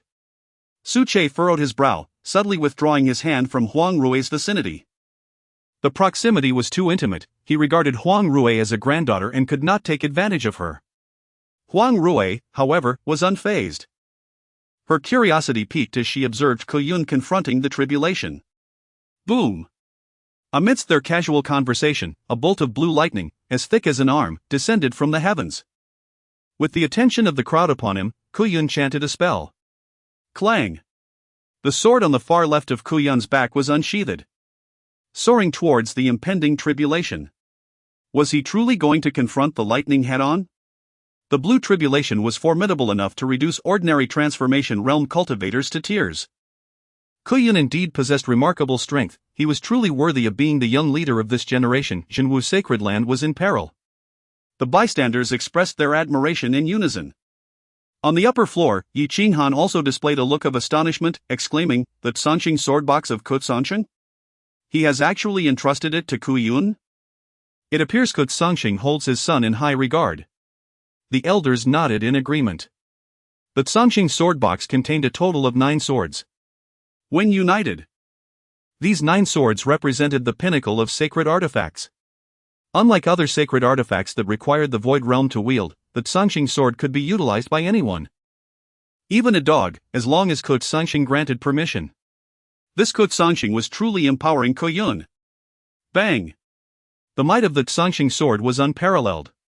As it was summoned, it not only shattered the lightning but also pierced through the thunderclouds. The tribulation clouds of the transformation realm, which should have unleashed 9 bolts of lightning, were obliterated by Kuyun's sword. Whoosh! Kuyun leaped into the air, absorbing the power of the tribulation clouds to refine himself. Moments later, he hovered high above. 3 Tsanxing swords orbiting around him like a divine being descending to the mortal realm. His cultivation had ascended to the 4th level of the transformation realm, directly propelling him into the mid-transformation period. Goodness, how could we even contend with this? In the mid-transformation realm, coupled with 3 sacred swords, even 10 golden feather eagles would pale in comparison. The infernal Tianhong sect, with Kuyun's strength, could wreak havoc even in the Yuanshu sacred land. Why did they insist on targeting us in Jinwu? The Yuanshu sacred land had quasi-saints, even 10 Tianhong sect disciples would not dare to challenge them. Beside Huang Rui, a group of disciples simmered with indignation. This was intolerable. Even Huang Rui wore a look of disappointment. The ethereal giant ape from the Feiyan mountain range was no match for the divine like Kuyun before them. She vividly recalled the day they emerged from the Feiyan mountain range, when Suche bore bloodstains on his chest. If she were not mistaken, Suche's peak combat power could only contend with those in the mid-transformation realm. However, Kuyun could probably rival those at the peak of the transformation realm. "Brother Su, perhaps we should surrender?" "You cannot defeat him," Huang Rui said, her voice laced with concern. Before Suche could respond, someone nearby interjected, "Surrender? What else can we do?" "Even if we sent Suche to face him, all of us combined would be butchered like pigs." "Forget it. We can discuss this in 50 years. The disciples were dejected, devoid of the will to resist. At that moment, Kuyun opened his eyes in the sky and proclaimed, "The eldest disciple of Jinwu, step forward for a battle." His voice resonated like thunder, leaving the less experienced disciples with a tingling sensation in their ears. Goodness, how incredibly powerful. It is hard to fathom that he is merely in his early 20s. Suche, what is your perspective on this? As Kuyun precisely focused on him, all the disciples in the Jinwu square turned their gazes towards him. Suche adjusted his attire, cleared his throat, and declared, "Although your Tianhong sect is quite formidable, our Jinwu sacred land is not to be trifled with. Nevertheless, I shall not intervene in this battle, for you are simply too weak." Boom! At these words, the crowd's eyes widened in disbelief. To concede defeat is one thing, but to utter such bold remarks? If one cannot win, should they not simply retreat in humility? Could it be that this Suche has ascended to the position of chief disciple solely on the basis of his audacity? Meanwhile, within Suche's mind, the system's notification chimed. Ding! Congratulations, host, for successfully embracing mediocrity. Reward, Heavenly Sovereign Bone X1. Congratulations, host, for successfully embracing mediocrity. Promotion to Bone Refinement stage. Host, please be advised that due to the system's incongruence with the heavenly Tao, a heavenly tribulation will descend upon your promotion. Prepare yourself to face the tribulation. Chapter 27, The Bone Refinement Realm. Does it attract the tribulation? Or is it merely a person? Suche was bewildered. To condense chi into bone refinement and still face the heavenly tribulation? What manner of system is this? No wonder it instructed me to languish for 500 years. Merely to familiarize myself with the heavenly principles. In the square, Kuyun, upon hearing Suche's absurd claims, was visibly enraged. Suche, I know your name. Ascend the martial platform and withstand my 3 swords. If you survive, from henceforth, the true martial will regard you with reverence. Will you accept? Ko Yun was somewhat anxious. In his youth, he had been compelled by his father to vow to slay the true marshal's chief disciple in the contest, to prove his talent. In a moment of naivety, he had indeed made that vow. Yet, he never imagined that the chief disciple of the true marshal's sacred ground would refuse to engage in battle out of fear. If he did not slay Su Che, he feared that the demons of doubt would plague his cultivation in the future. Su Che, step onto the platform, I will not kill you. In fact, I will even offer you 1,000 pounds of spiritual gold. Ko Yun was desperate. He sought to lure Su Che onto the platform. At that point, whether Su Che lived or died would be at his discretion. Upon hearing Ko Yun's words, the crowd became agitated. 1,000 pounds of spiritual gold? Such boastfulness without a hint of modesty. 100 spiritual stones could be exchanged for a single spiritual gold coin. 10 spiritual gold coins constituted a pound. Did the Tianhong sect possess such an abundance of spiritual gold? Perhaps, if he sold the sword of all living beings on him, it might suffice. Clearly, this was a fabrication. Just as the crowd prepared to voice their ridicule, the sky suddenly darkened once more. What on earth is happening? Has it darkened again? Is the tribulation returning? Had Ko Yun not yet completed his tribulation? Could there be a type of tribulation known as second bloom? This was unprecedented. A second heavenly tribulation, was history being made? This spectacle did not merely astonish the cultivators from various sects, even the elders of the Yekinghan Pavilion were taken aback. Not far away, the figure of Luo Ningxue flickered in and out of view. Alongside her were the Grand Elder, the Second Elder, and the Third Elder. Nearly all the elders wielding real power within the true martial sacred ground had appeared. They sensed that this tribulation was of an extraordinarily high tier and far from ordinary. With a slight inquiry, they grasped the events that had transpired. Their gazes soon focused on Ko Yun, the man akin to a deity. The true martial and Tianhong had harbored grievances for long. If Tianhong continued to grow in strength, a confrontation with the true martial sacred ground was inevitable. The Grand Elder sighed solemnly. Luo Ningxue furrowed her brow, troubled by her thoughts. Soon, as the tribulation clouds continued to take shape, azure flames erupted from the void. And tornadoes swept across the true martial sacred ground. Numerous shadowy scythe-wielding specters lingered within the tribulation clouds. Transformation of the tribulation? Luo Ningxue was taken aback. This was not merely the Nine Heavens Thunder tribulation, it was a far more profound level of transformation. Typically manifesting during the transition from the divine passage realm to the virtual realm, a tribulation one would encounter only upon nearing sainthood. Could it be that the Holy Master had broken through? Luo Ningxue's eyes sparkled with joy. Yet, it seemed unlikely. For the energy contained within the thunder tribulation was insufficient. It could not possibly be the tribulation of one entering sainthood. The Grand Elder shook his head, equally perplexed. The tempest raged, thunder reverberated, and the ominous eye of the calamity began to take shape amidst the dark clouds. Beneath the formed calamity I stood a man. The one destined to undergo tribulation.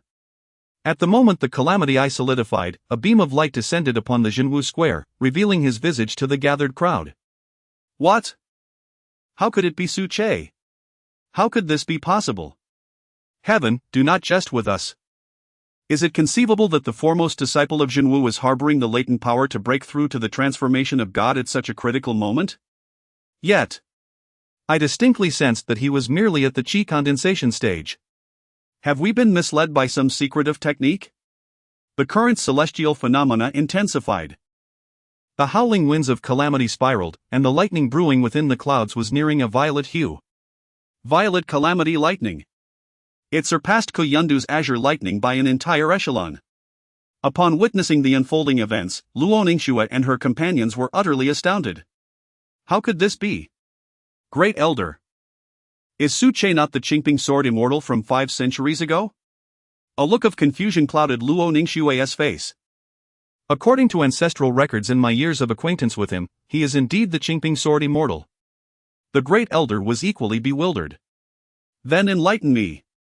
Why is he undergoing the transformation of God tribulation? The Hmph sword immortal comprehended the laws of swordsmanship 500 years ago, and his prowess approached that of a quasi-saint. Logically, having already transcended the tribulation of divine abilities, he should not be facing the transformation of God tribulation. Luo Ningxue narrowed her eyes. A terrifying killing intent brewing within her. As the overseer of a grand sacred domain, she was not to be trifled with. She analyzed.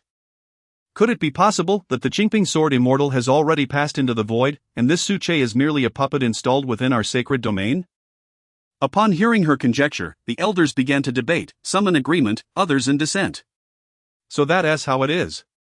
No wonder he has persistently denied being the Hmph sword immortal. But wait, if this Su Che is a mere imitation, then the mimicry is far too authentic. Moreover, this Su Che possesses an extensive knowledge, seemingly well-versed in the intricacies of our sacred domain. How can we explain that? The third elder interjected. You have misrepresented one crucial detail, holy maiden. Su Che is not undergoing the transformation of God tribulation, but rather the bone refinement tribulation. Bone refinement tribulation? The elders, including Luo Ningxue, were left utterly speechless. The bone refinement tribulation summoned the transformation tribulation, attracting the violet lightning of the 9 heavens? Is this Su Che even human? Their thoughts spiraled chaotically. These venerable beings, who had lived for over a century, felt their minds ablaze with confusion. Such occurrences defied all logic and shattered their understanding of reality. On the martial platform, Ku Yun gazed in disbelief. How could this be? You are merely at the bone refinement stage, yet you attract such calamity? What kind of physique do you possess? Is it an undiscovered constitution? Is there any physique that can draw calamity more easily than mine? Ku Yun, bearing the tribulation saint physique, was almost destined for quasi-saint status. The aspirations of the Ku family exceeded the confines of the Great Way. Even the Jinwu sacred domain was merely a stepping stone in their eyes. Now, it seemed that this stepping stone sought to ensnare him. How could he maintain his composure? Amidst the tumultuous emotions of the crowd, Su Che's tribulation could not be halted. Such a calamity, not even the semi-saints would dare to intervene, for fear of igniting their own demise. Suddenly, Su Che leapt, harnessing the momentum of the thunderous tribulation. Floating gracefully in mid-air. Crack! A bolt of violet lightning, as thick as a thigh, descended from the heavens.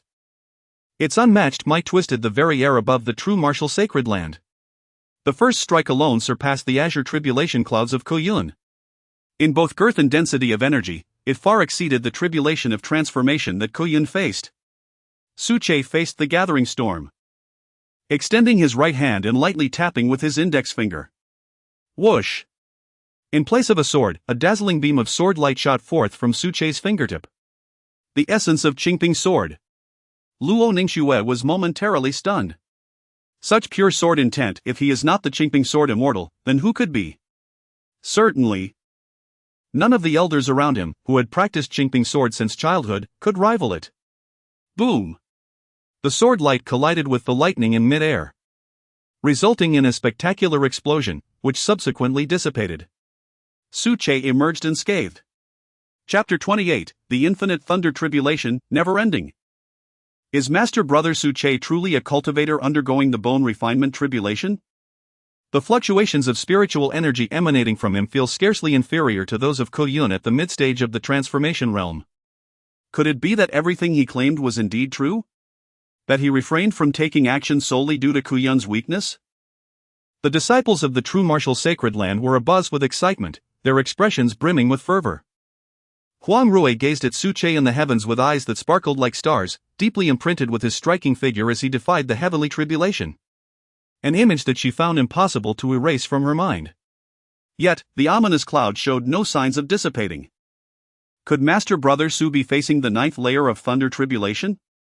Are you out of your mind? A bone refinement cultivator facing the 9th layer of thunder tribulation? I reckon 3 layers at most. 3 layers would be quite sufficient. 9 layers are the standard for entering the quasi-saint realm. While the crowd harbored hopes that Su Che would face more tribulations, thereby enhancing the prestige of the sacred land, they were fully aware that such aspirations were mere fantasies. Each successive thunderbolt was increasingly formidable, its power compounding exponentially. The first bolt had already reached such intensity, 9 bolts might very well obliterate Su Che. Crack. Amidst the discussions, another thunderclap descended, thicker than the previous ones. As expected, Suche extended his index finger to shatter the tribulation lightning. It seemed that these minor thunderbolts posed no challenge for our esteemed master brother. Indeed, who could intimidate the chief disciple of our sacred land? With Suche's presence, the sacred land is destined to radiate with its former glory. At this moment, all the disciples were utterly captivated by Suche's valor. Their calls of master brother filled with familiarity. Once more, a purple bolt of lightning struck from the sky. Crack! The might of this purple lightning surpassed the combined force of the previous two tribulation bolts. Simultaneously, a shadowy specter, a ghostly warrior, descended with the power of the thunder. Surrounding Suche, an aura of terrifying blue flames emerged, seemingly intent on incinerating him. Suche smiled slightly, undeterred, and met the flames head-on with his celestial body. Clenching his right fist, he unleashed a powerful blow toward the ghostly warrior riding the lightning. His fist collided with the scythe. Boom! An explosive sound reverberated as Suche withstood the impact with his physical form, crashing down onto the arena, burrowing deep into the ground for hundreds of meters. In the next moment, Suche leaped up, once again soaring through the air, utterly unscathed. Remarkable! The true martial sacred land, indeed worthy of its name. The chief disciple of the sacred land is such a prodigious entity, who dares to claim that true martial is easy to contend with. I might as well challenge the Sun Jin sacred land. It's terrifying, such a genius could very well lead true martial sacred land to an astonishing resurgence, reclaiming its position at the pinnacle of the sacred lands. The members of the 5 great sects were left speechless in astonishment. This spectacle rivaled that of certain elders within their sects facing tribulation, and it was all merely from the hands of a bone refinement cultivator. The elders situated in the loft were even more astounded. Yi Qinghan, could you enlighten us about your chief disciple? The enchanting beauty of the Hextasy sect, Hua Bailan, gazed at Suche as if she wished to devour him, standing amidst the heavens and the earth. This is our once-in-a-millennium holy son, born with a sacred body. Nearly 18 years of age. His emergence aims to upend the Great Way's structure. Yi Qinghan boisterously proclaimed, all fabricated and untrue. Naturally, he would not divulge information about his grandmaster. If others were to discover that within the sacred grounds there lay a grandmaster who had not passed for 5 centuries, it would surely cause a national uproar. Even nations beyond Great Way, such as the Celestial Realms, would likely send emissaries. At that juncture, with the temperament of Grandmaster Qingping, a single misstep could lead to the obliteration of the true martial sacred ground. Such prowess. After hearing Yi Qinghan's boastful claims, Hua Bailan drew closer to him. In the future, the true martial sacred ground must foster a good relationship with our Harmony sect. Hua Bailan exhaled sweetly, her charming eyes glimmering, startling the century-old bachelor. With a clang, the Qinghan sword was drawn. You, a prodigy, dare to disturb my Tao heart? Utterly lacking in sentiment. Hua Bailan appeared embarrassed, while Elder Lingyue covered her mouth, chuckling, a beauty beyond compare. Meanwhile, Luoningshue, witnessing Suche unscathed, breathed a sigh of relief. 3 tribulation thunders have been overcome. Suche should soon enter the bone refinement stage.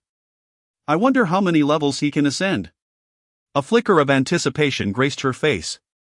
Given such a thunder tribulation, reaching a high level in bone refinement was not out of the realm of possibility. Suddenly, the Grand Elder furrowed his brow and spoke up. What's the matter? The others wondered. Look, the tribulation clouds show no sign of dissipating. He pointed to the swirling clouds above. The 3 bolts of heavenly purple lightning are not Suche's limit. More thunder is coming. In the next moment, not only the Grand Elder but nearly everyone present sensed it as the clouds roiled even more fiercely, the purple hue deepening, and the oppressive force intensifying. There was no sign of abating whatsoever. Suche stood with his hands clasped behind him, appearing calm on the surface, though internally he was cursing vehemently. What kind of system is this? The heavenly Tao is clearly targeting you. Am I to endure this? Are you trying to sabotage your host? How many bolts of tribulation must I face? Despite having some strength left, enduring increasingly potent tribulations was becoming untenable. Ding! The system is unable to predict. The host may attempt to break the tribulation with force. The system's voice echoed in Su Che's mind, causing his expression to shift abruptly. Break the tribulation with force? Am I to imitate Ko Yun and cleave through the clouds of tribulation? Are you out of your mind, system? While Su Che continued to voice his grievances, a bolt of purple lightning suddenly shot forth from the clouds with astonishing speed. Taken by surprise, Su Che was struck and sent tumbling through the air. Crack! Crack! Crack! The tribulation lightning began to rain down in a barrage akin to a machine gun, electrifying Su Che and sending him bouncing about like a rubber ball. For over 10 minutes, under the watchful eyes of the crowd, Su Che endured such relentless strikes. The spectators were nearly numbed by the sight. Forget it, I'm not enduring this any longer, system, you can take your leave. I'm off to sleep. Ding. Congratulations, host, on your successful abandonment. The system is currently upgrading. Hey. What the hell? Su Che was left utterly bewildered. Is the system's upgrade a mere coincidence, or is it a deliberate act? However, there is no time for him to settle accounts with the system. As the thunderclouds above continue to strike relentlessly, growing ever more furious, Su Che's celestial body is on the verge of collapse, with fissures appearing on its surface. The entire Hmph sacred land, once shrouded in darkness by the calamity clouds, is now illuminated as if it were daylight by the flashes of lightning. Even Luo Ningxue seems bewildered. Could this be the tribulation of entering the void? After 500 years of enlightenment, is Su Che on the brink of attaining the status of a sage? She could conceive of no other explanation. Which family has experienced a bone-refining tribulation so interminable? Given the intensity of the calamity clouds, even a mid-stage transformation god would likely meet their demise. It seems implausible. The tribulation of Grandmaster Hmph would undoubtedly be 1,000 times more perilous. 500 years ago, the Hmph scholar wielded sword and pen, striking fear into the hearts of even the wise sages. After committing such heinous acts, how could he expect the heavens to grant him sanctity? The Grand Elder, a living relic of sorts, effortlessly recounts Su Che's past exploits. It is all so perplexing. Is there a record of such a bone-refining tribulation in history? Luo Ningxue, in deep contemplation, wonders aloud, could it be that Su Che has lived again, provoking the heavens' ire, thus bringing forth this calamity? In truth, he has only lived a few decades in this life. Upon her utterance, the crowd furrows their brows, yet they cannot conjure a more compelling argument to counter her assertion. Indeed, Luo Ningxue herself finds this reasoning tenuous, for Su Che is undeniably lethargic. If he were to relive a life and aspire to reclaim his former pinnacle, he ought to be immensely diligent. How could he possibly sleep until late in the day? Just then, a resounding sword chant reverberates throughout the skies of the Hmph sacred land. What is happening? Luo Ningxue and the others are taken aback, sensing that the arrival is neither a holy artifact nor far removed from one. Chapter 29, The Successful Tribulation of the Young Celestial. Luo Ningxue gazed into the distance. Outside the sacred protective formation of the Holy Land stood a 7-foot-long sword. The sword possessed an elongated and proportionate blade, emanating a dazzling radiance from its edge, revealing its unparalleled sharpness. At this moment, the sword incessantly struck against the Hmph formation, as if attempting to breach its confines. It appeared to be ungoverned. Could it be a sentient artifact? Luo Ningxue pondered, musing that this sword was at least a high-grade quasi-sacred weapon, perhaps even a holy sword. However, it seemed devoid of murderous intent. Why then was it attempting to force its way through our sacred formation? At that moment, a streak of light shot across the distant sky. It was Ho Jin, a mid-stage transformation cultivator, the direct descendant of the Holy Land who had clashed with Long Qi. Ho Jin, what brings you here? Weren't you tasked with a mission at the outskirts of the Dewei Empire? Elder Qi inquired. As his only son, it was only fitting that he speak. Father, the treasure unearthed at the outskirts of the Dewei Empire is precisely that holy sword outside the sacred formation. During my battle with other forces, the sword suddenly awakened, rushing straight towards the Holy Land. I was startled and hastily returned to report, Ho Jin replied, his lips pale, clearly exhausted from his swift journey. Are you saying the holy sword has gained sentience, seeking out our Holy Land on its own? Could it belong to some ancestor whose sword has yet to be unearthed? It is possible, a sentient holy sword might wish to return to its roots, the crowd murmured. Upon hearing this, the Grand Elder suddenly recalled something, his body trembling as his gaze fixated on the sword. As he stared, he began to shake uncontrollably, nearly plummeting from the sky. What is it, Grand Elder? Several of them gasped, while Luo Ningxue reached out to support him, fearing he might collapse on the spot. It is.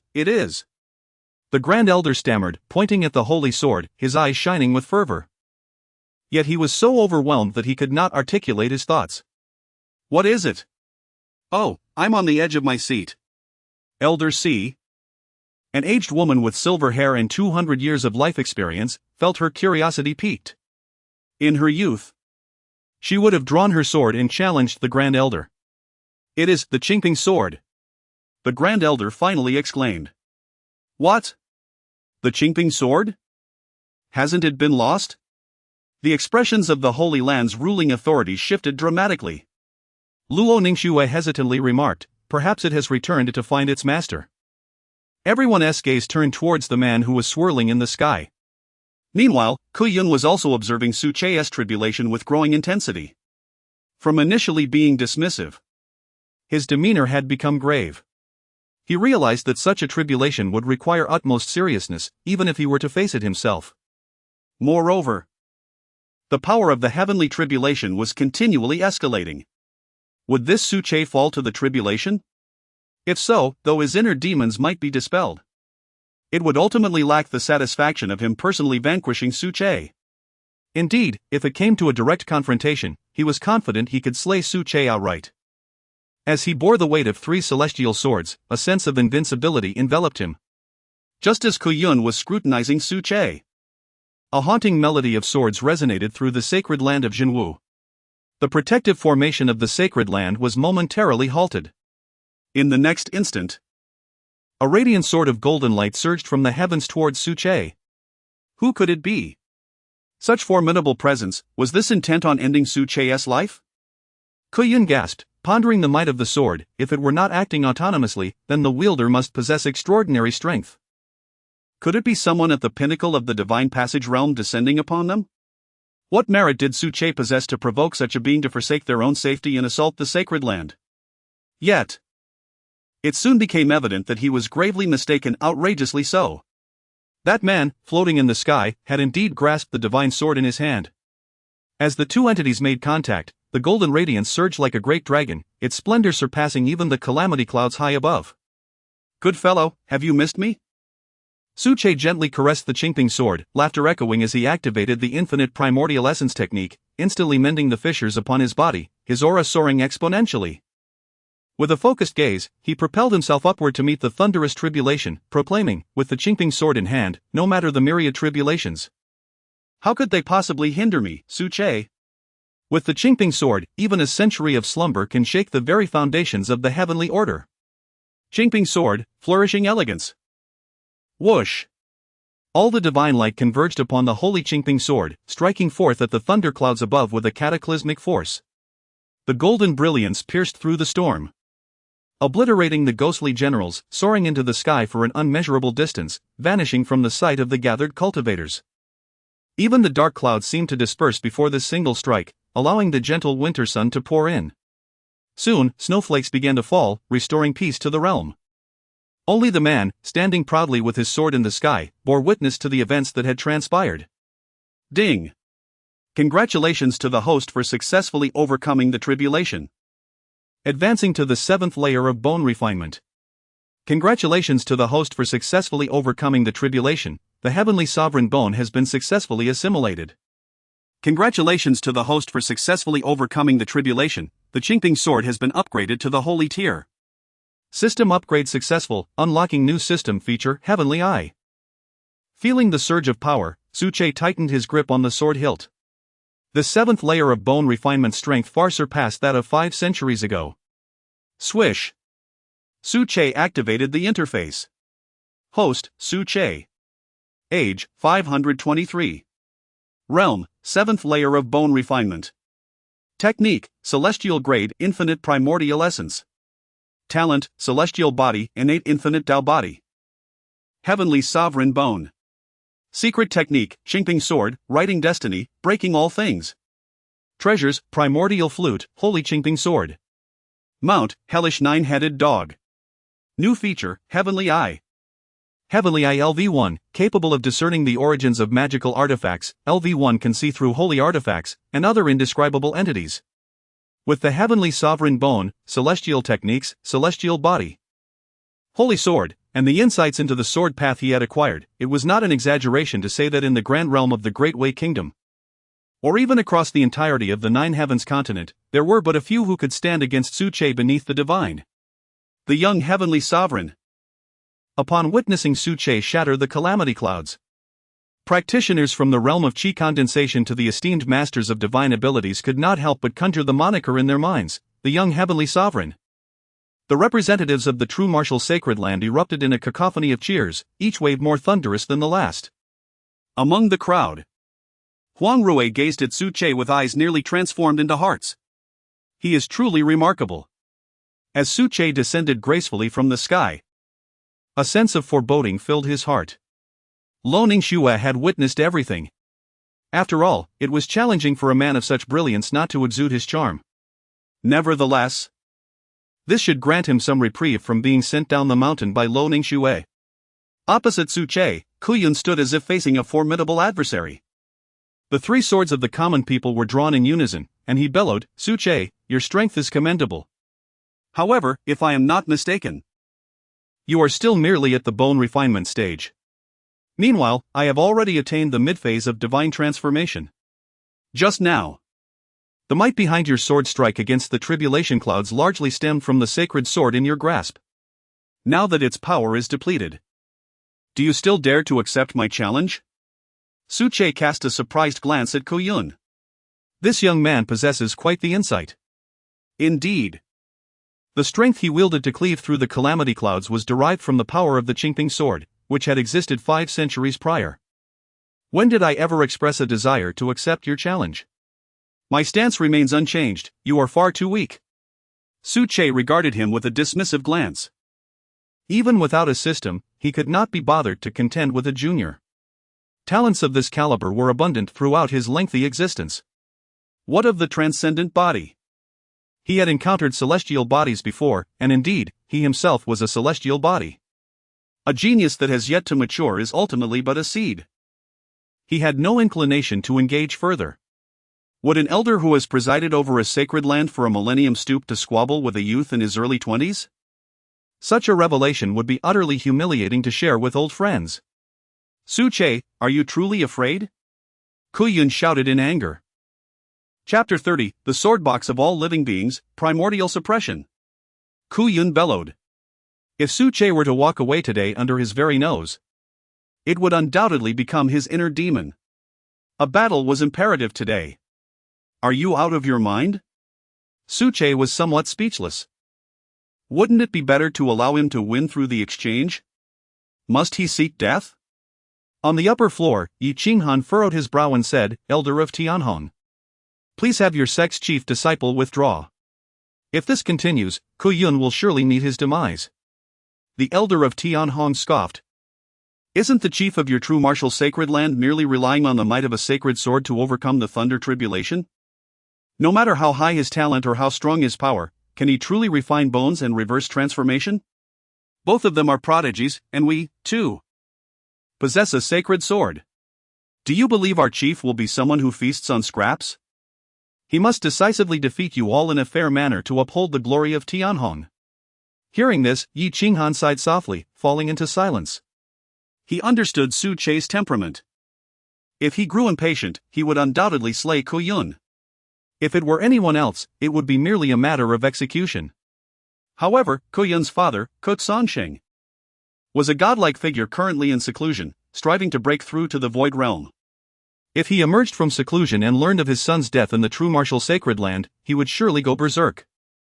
The fact that Kutsansheng had given 3 swords of life to Kuyun for protection indicated his deep affection for his son. Luo Ningxue and others were also incessantly analyzing the situation, arriving at conclusions similar to Yi Qinghan's. What do you all think? Should we let Su-che fight or not? Luo Ningxue spoke softly. If he fights, What if Kutsangxing breaks through before us? Can we withstand his wrath? Everyone furrowed their brows in concern. A group of elders, collectively thousands of years old, wore expressions of distress. Should they retreat, how would outsiders perceive our sacred land? Since the last sacred lord's passing, for a century, without a true martial cultivator in the void, they had been subjected to bullying. If it weren't for the protection of the Sword Concealment sacred land, they would have long since been relegated to a mere sect. Now, if they retreated once more, even the Sword Concealment sacred land could not shield them. The Grand Elder spoke with conviction, surveying the crowd. Yet, a few elders dared not meet his gaze, prompting a sigh from him. The True Martial sect might very well be corroded from within. Reflecting on the ethereal giant ape that had inexplicably appeared in the Feiyun Mountains, his heart sank to the depths of despair. In the arena, witnessing Su Che's prolonged silence, the young cultivators from the 5 major sects began to perceive him as cowardly, believing he deemed himself inferior to Ku Yun. They could not fathom that Su Che was merely holding on to his dignity, unwilling to engage. Is this the so-called young sovereign? You from the True Martial sacred land may shout loudly, yet you do not even dare to accept a simple challenge? What era's young sovereign fears battle? This title can only be earned through battle, otherwise, we shall never acknowledge it. To see the chief of the True Martial sacred land descend without a fight is truly disgraceful, and yet he dares to speak of being a young sovereign? I had thought that Jinwu had summoned the true dragon, but it turned out to be the power unleashed by the sacred sword. Perhaps that Su Che possesses some forbidden constitution, one that the heavenly Tao cannot tolerate, which is why he is subjected to such a formidable thunder tribulation for his judgment. Indeed, were it not for the sudden appearance of the sacred sword, Su Che would have undoubtedly been cleaved in two, unlike our Ku Yun, who can sever the divine tribulation with his sword. Your analysis is astute. Now that the sacred sword has lost its luster, Su Che is devoid of his fangs.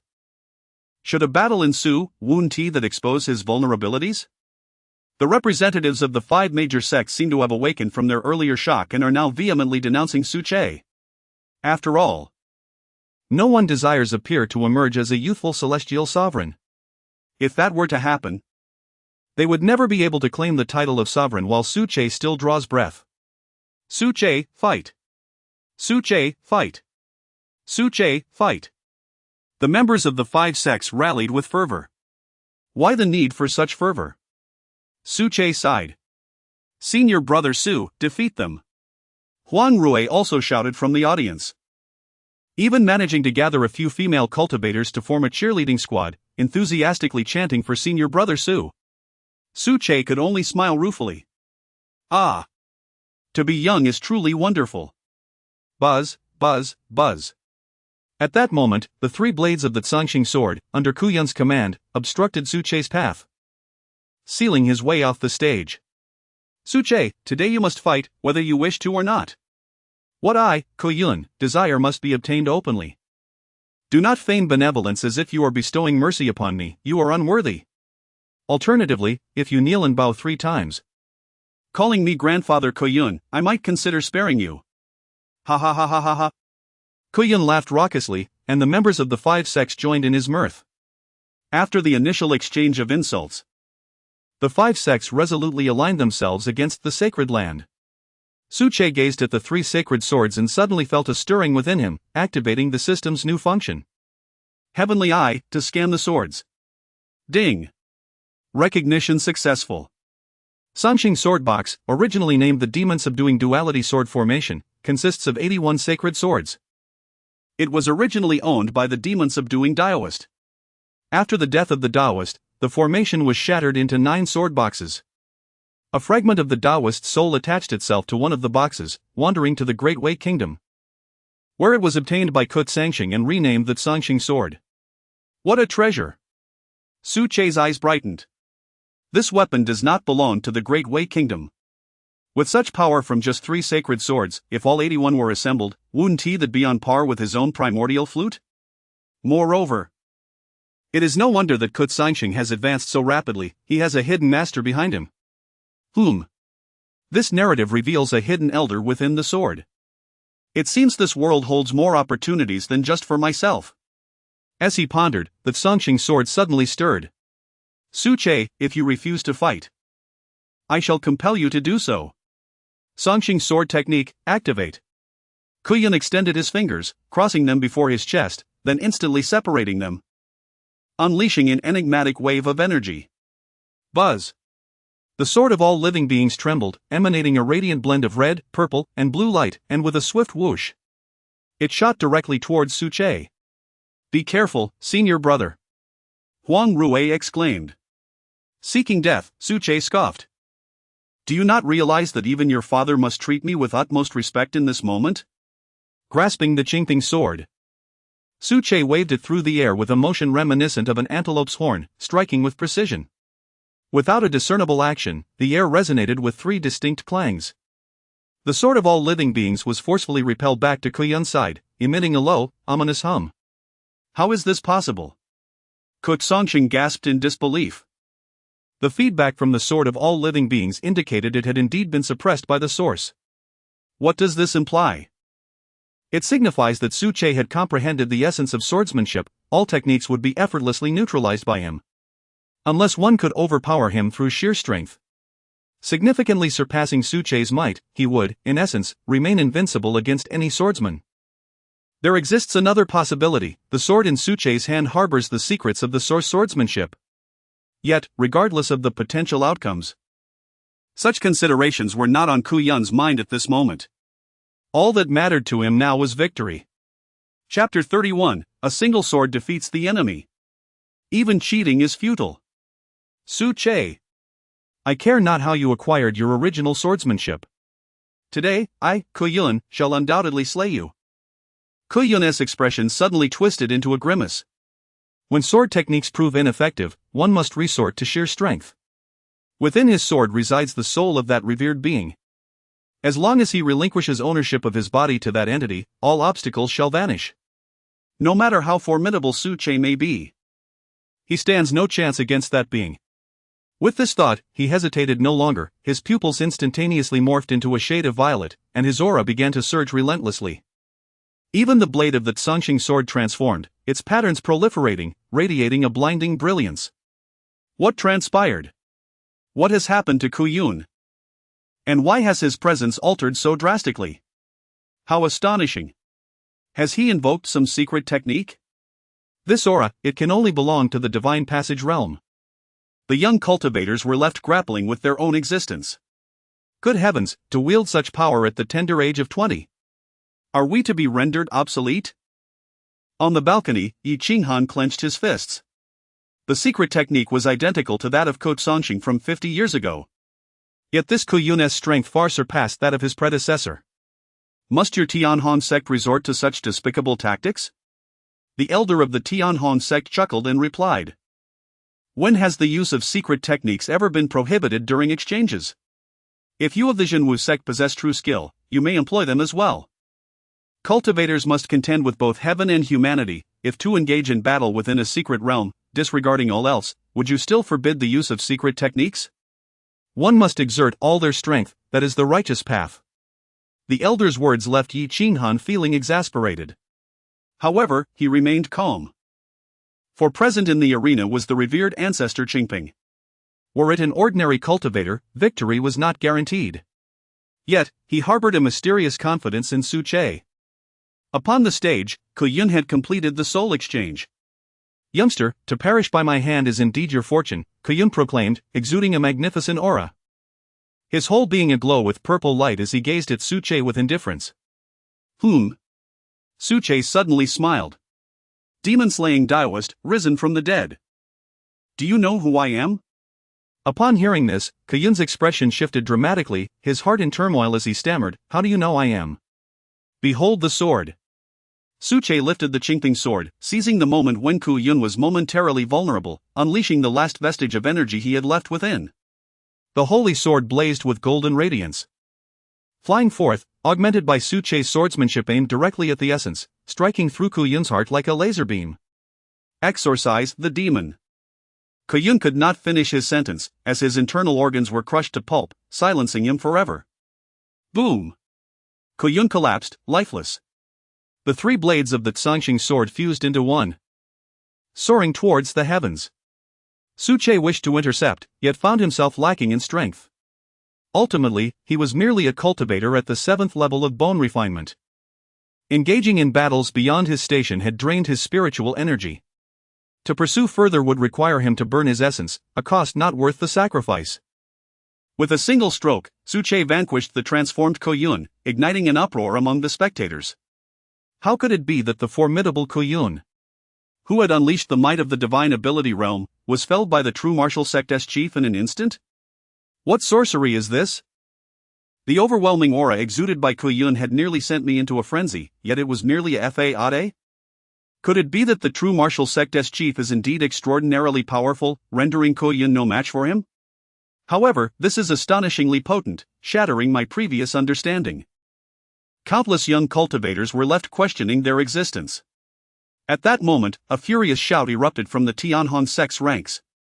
"Young master! True Martial Sect chief! Your life for his!" "What?" The crowd gasped as a colossal copper hammer materialized in the air, hurtling towards Su Che with immense force. Its aura suggested it was at least at the mid-divine ability level. Foolishness! In a flash of swordlight, Yi Qinghan appeared in midair, brandishing the Qinghan sword. A beam of sword radiance, spanning 1,000 zhang, cleaved through the air, reducing the copper hammer to mere dust, along with the mid-divine ability cultivator from the Tianhong sect, who was obliterated in the process. Remarkable! Su Che praised, recognizing the similarity to the sword strike he had unleashed at West Creek. Yi Qinghan's comprehension is indeed commendable. On the upper balcony, the elders of the various sects were stricken with fear. The reason was simple. Yi Qinghan's sword strike was utterly terrifying. None among them would have been able to withstand such a blow. Who claimed the true martial sacred land was waning? Both the old and the young were astonishingly formidable. Does this truly resemble a decline? Yet, an elder from the Tianhong sect bellowed, "Yi Qinghan, do you wish to declare war against our Tianhong sect?" Losing a mid-divine ability cultivator is a significant loss, even for a sacred land. Moreover, in our Tianhong sect, those who reach the divine ability realm are exceedingly rare, representing our pinnacle of strength. Does the Tianhong sect truly believe the true martial is afraid of you? Yi Qinghan, with an irritable demeanor, turned his sword towards the Tianhong elder and replied coldly, "In light of the true martial's victory, you wish to eliminate the talents of our sacred land? I shall hold your Tianhong sect accountable for this transgression. In due time, I will ascend to the Tianhong sect and seek a reckoning." "You!" The Tianhong elders' expression fluctuated between green and white.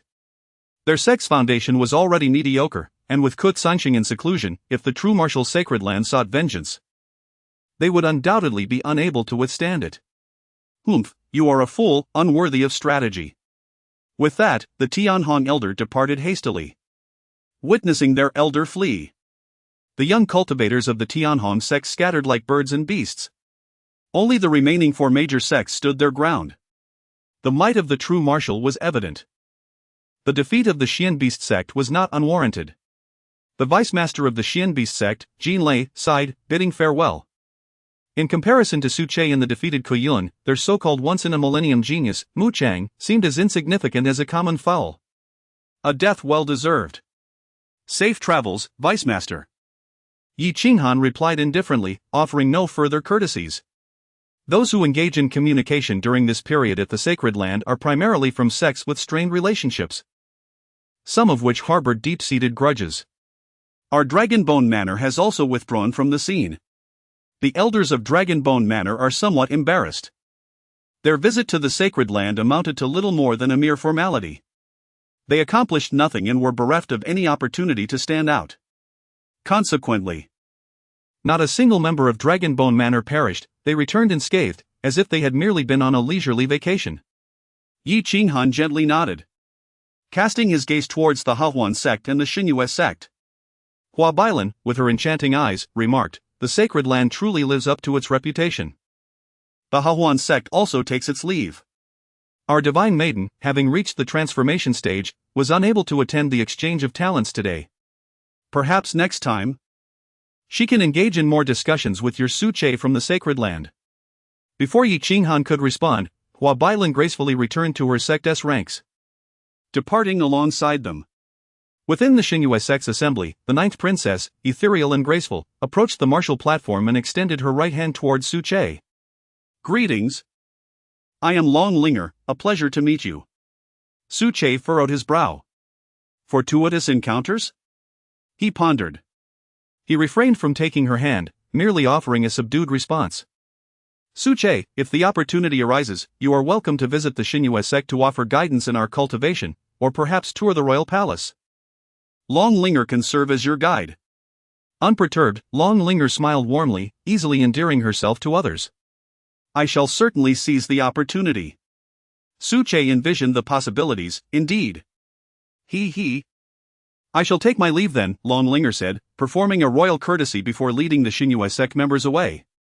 Su Che observed her retreating figure, internally acknowledging, Not bad, she is on par with Huang Rui. Vixen. Huang Rui leaped onto the martial platform, eyeing Long Linger's departing silhouette with disdain. Su Shixiong. Is she not a vixen? You mustn't converse with her, do you understand? Su Che's lips twitched in perplexity. Where had this intense possessiveness come from with Huang Rui? Noticing his silence, Huang Rui grew anxious. This will not do, I must eliminate her. How dare she entice our Su Shixiang? I will not rest until she is dealt with. Wait. Su Che quickly intervened, nearly forgetting that this young lady had a rather obsessive disposition. Chapter 32, Gaining experience with the Saintess. On this night, a grand celebration banquet was held at the True Martial Sacred Ground. Huang Rui sat beside Su Che. Displeased with his casual exchange of words with Long Linger earlier in the day, relentlessly pouring him spirit wine until he felt as if he were floating in ecstasy.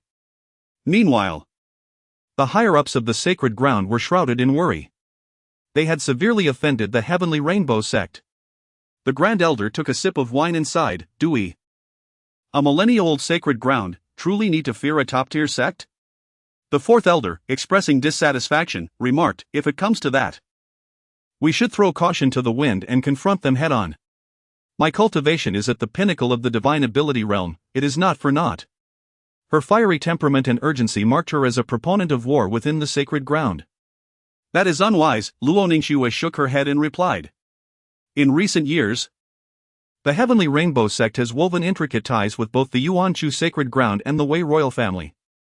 Particularly, Ke, as the next prospective saint of Wei, is undoubtedly a golden name and the very source of goodwill with the major powers. If our sacred ground wishes to revive and eradicate the Heavenly Rainbow sect, we must first deal with Ke. Luo Ningxue felt a headache coming on. She had encountered Ke before. He was a truly godlike figure. 50 years prior. She was not the chief, her senior brother held that title but was easily defeated by Ke after he transformed. Now, 50 years later, Ke had become even more formidable. 5 years ago, she had seen him, and he already radiated with holy light. Although she was reluctant to admit it. She knew that Ke ascendance to prospective saint was a foregone conclusion, it was merely a matter of time. The True Martial Sacred Lord's seclusion was also due to Ke. Were it not for him, the pressure on the True Martial Sacred Ground would not be so immense. Ke alone had elevated the second-rate Heavenly Rainbow sect to its current status. But do we not have our Grandmaster Hmph? Suddenly, Yi Qinghan seemed to casually remind everyone. At this, the room fell silent. Yi Qinghan continued, "The Saintess should persuade Grandmaster Hmph to assist the sacred ground in overcoming this calamity, no? Grandmaster Hmph?" Luo Ningxue was momentarily taken aback, unable to respond for a while. "Are you referring to Uncle Su?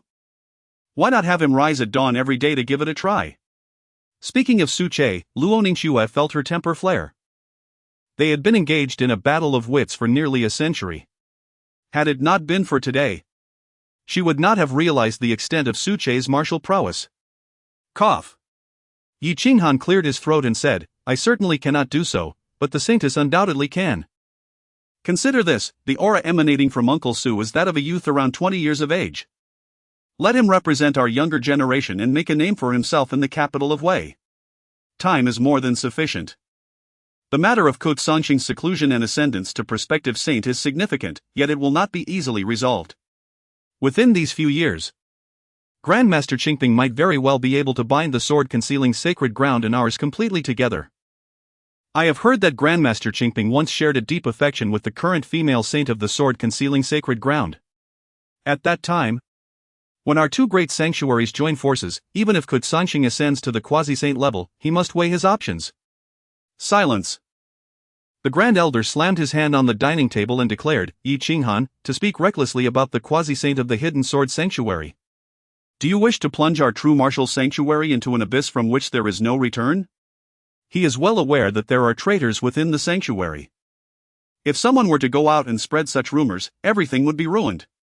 Furthermore, do you not understand the temperament of our grand ancestor Hmph? 500 years ago, he struck fear into the hearts of the people of the Great Way. Are you suggesting that we allow him to descend from the mountain? Wouldn't that mean slaughtering the entire Great Way from beginning to end? Surely, you do not believe that after 500 years, our ancestor has become benevolent? The Grand Elder finished his words in one breath and took a swig of wine. Then I shall remain silent. Yi Qinghan had essentially expressed all he intended to say. And he too began to drink in silence. Yet his words, like seeds, took root in the hearts of the others. Indeed. The position that the Tianhong sect enjoys today is largely due to the potential of conceding. Once, the Tianhong sect was merely a second-rate sect. And it was only because of conceding that it ascended to the first rank. Now, if the Tianhong sect wishes to attain the status of a saintly land, it too relies on conceding. Upon reflecting on this, Luo Ningxue clenched her fist in determination. It is essential to motivate Uncle Su. Even if it means causing upheaval in the Great Way, which top-tier force hasn't emerged from a sea of blood and mountains of corpses? Do not see me off. Do not see me off. Su Che feigned drunkenness as he bid farewell to several disciples. After being injured, Long Qi did not even attend today's celebratory banquet. The crowd was largely extolling Su Che, evoking a sense reminiscent of 500 years ago, as if from another world. Huang Rui assisted him to his cave dwelling, where he collapsed onto the bed. The considerate Huang Rui even removed his shoes for him. Such a life, what more could one desire? Su Che felt immensely satisfied. However, were he to marry Huang Rui, he would certainly be unwilling, for Huang Rui's possessiveness was too strong. He was but a carefree rogue, unwilling to be bound by the shackles of romantic entanglements. Alas, Brother Su, if only you could be a bit more diligent, Huang Rui murmured, seated beside his bed, gazing at his profile. What a fine man you are, yet you are so lazy. Do you not know that cultivation is like rowing upstream? Without progress, one regresses. If you do not exert yourself, your cultivation will surely decline. Yet, it appears you have never practiced. How did you achieve bone refining? At this, Su Che's thigh involuntarily twitched, nearly betraying his composure. Rui, time to return home.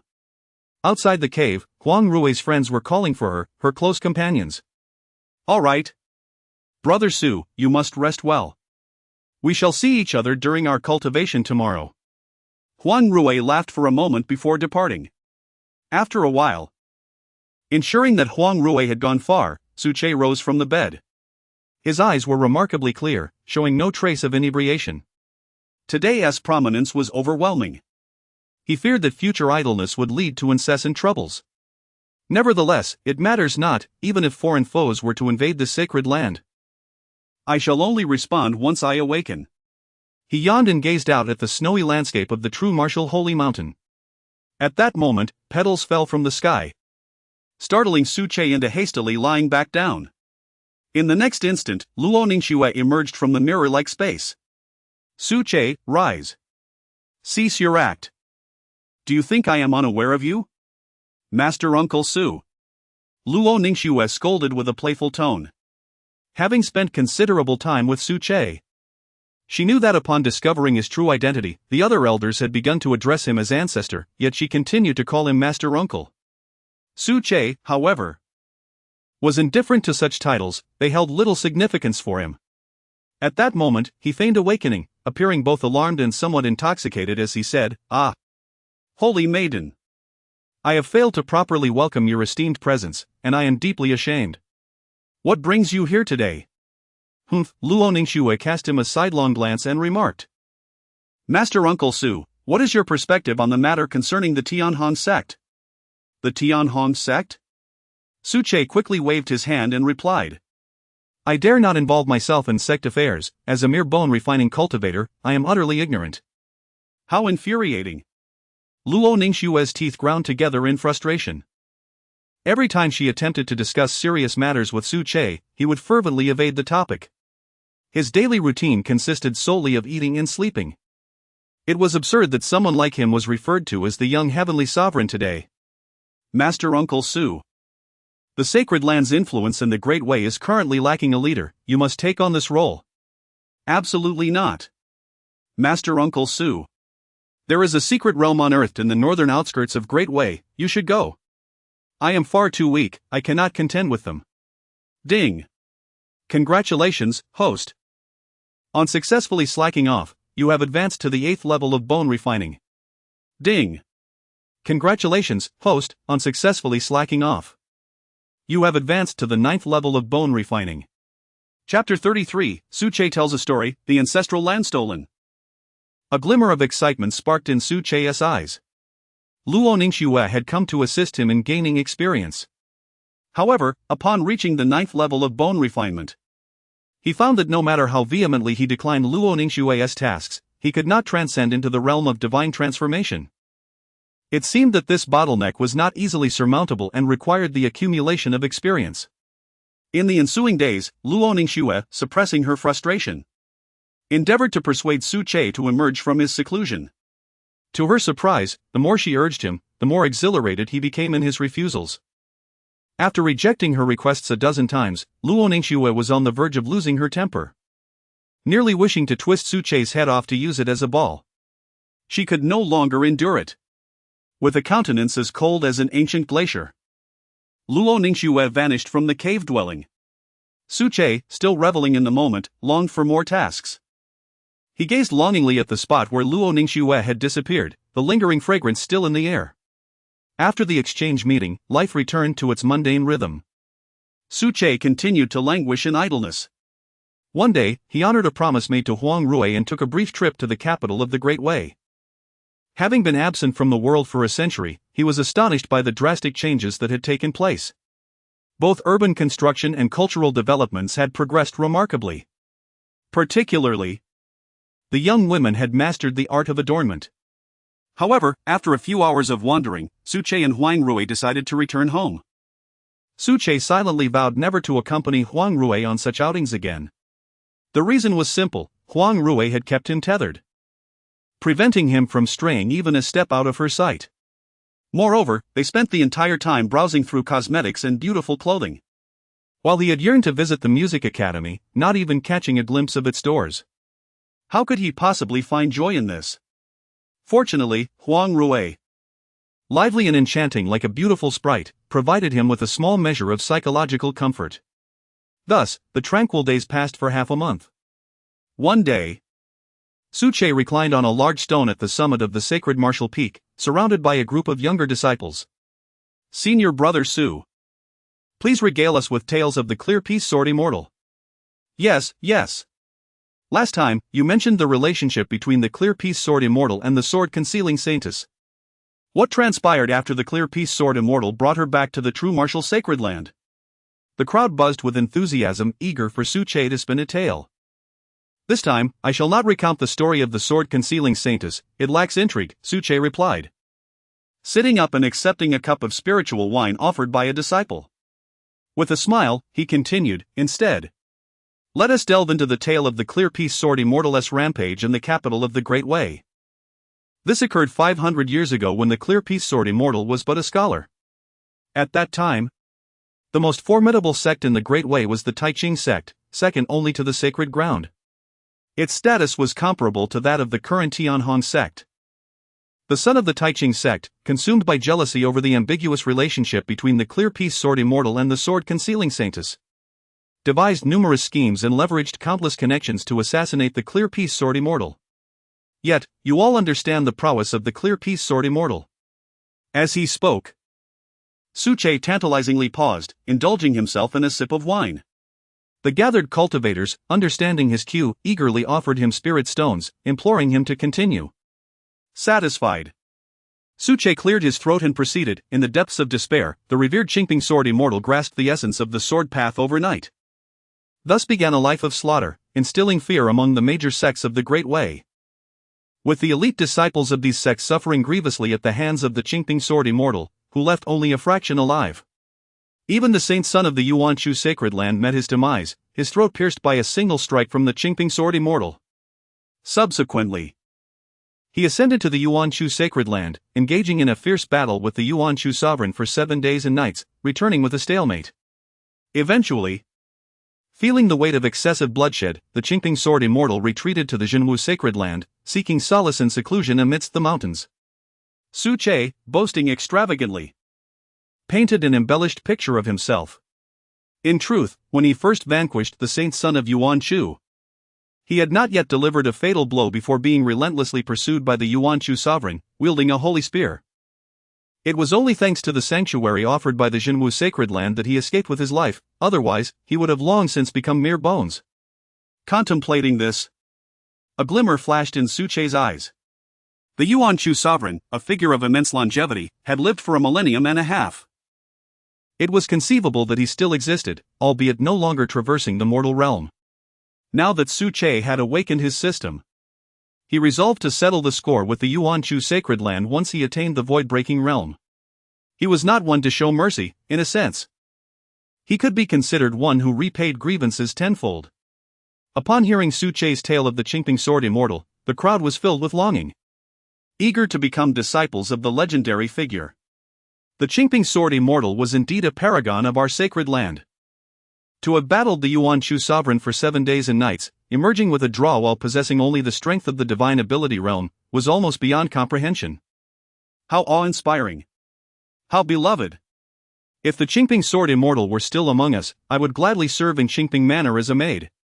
A female cultivator, reasonably attractive, clasped her hands together, completely enchanted by Suche's words. Hearing this, Suche felt an urge to reveal his identity and invite her to his chambers.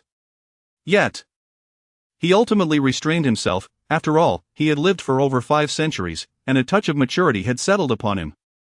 At that moment, Huang Rui rushed in from the mountain path, her pretty face glistening with sweat.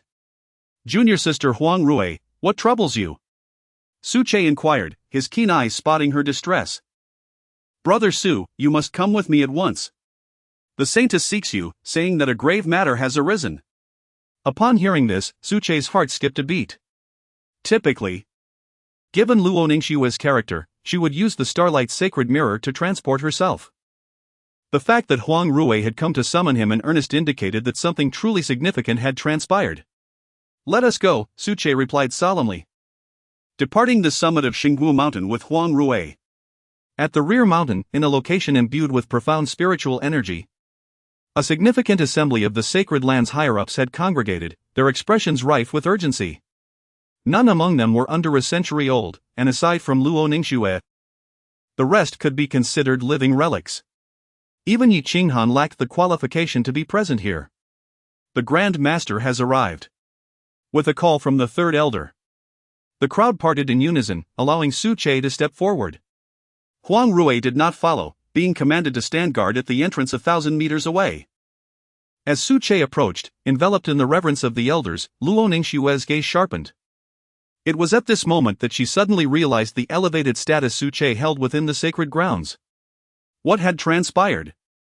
Suche's expression darkened, devoid of any smile, as an aura of authority emanated from him, impacting everyone present. He scanned each face before speaking. "Why does everyone gather at the ancestral resting place?" The Grand Elder stepped forward, his demeanor one of shame, and with cupped hands, he reported, "Respected Grand Master, the ancestral land has been violated." He lowered his head, not daring to lift it. "The ancestral land has been violated?" Suche felt a surge of alarm, an ominous premonition stirring within him. What has been lost? A talisman affixed to the ancestral grounds has been stolen. This is dire. Suche's heart plummeted.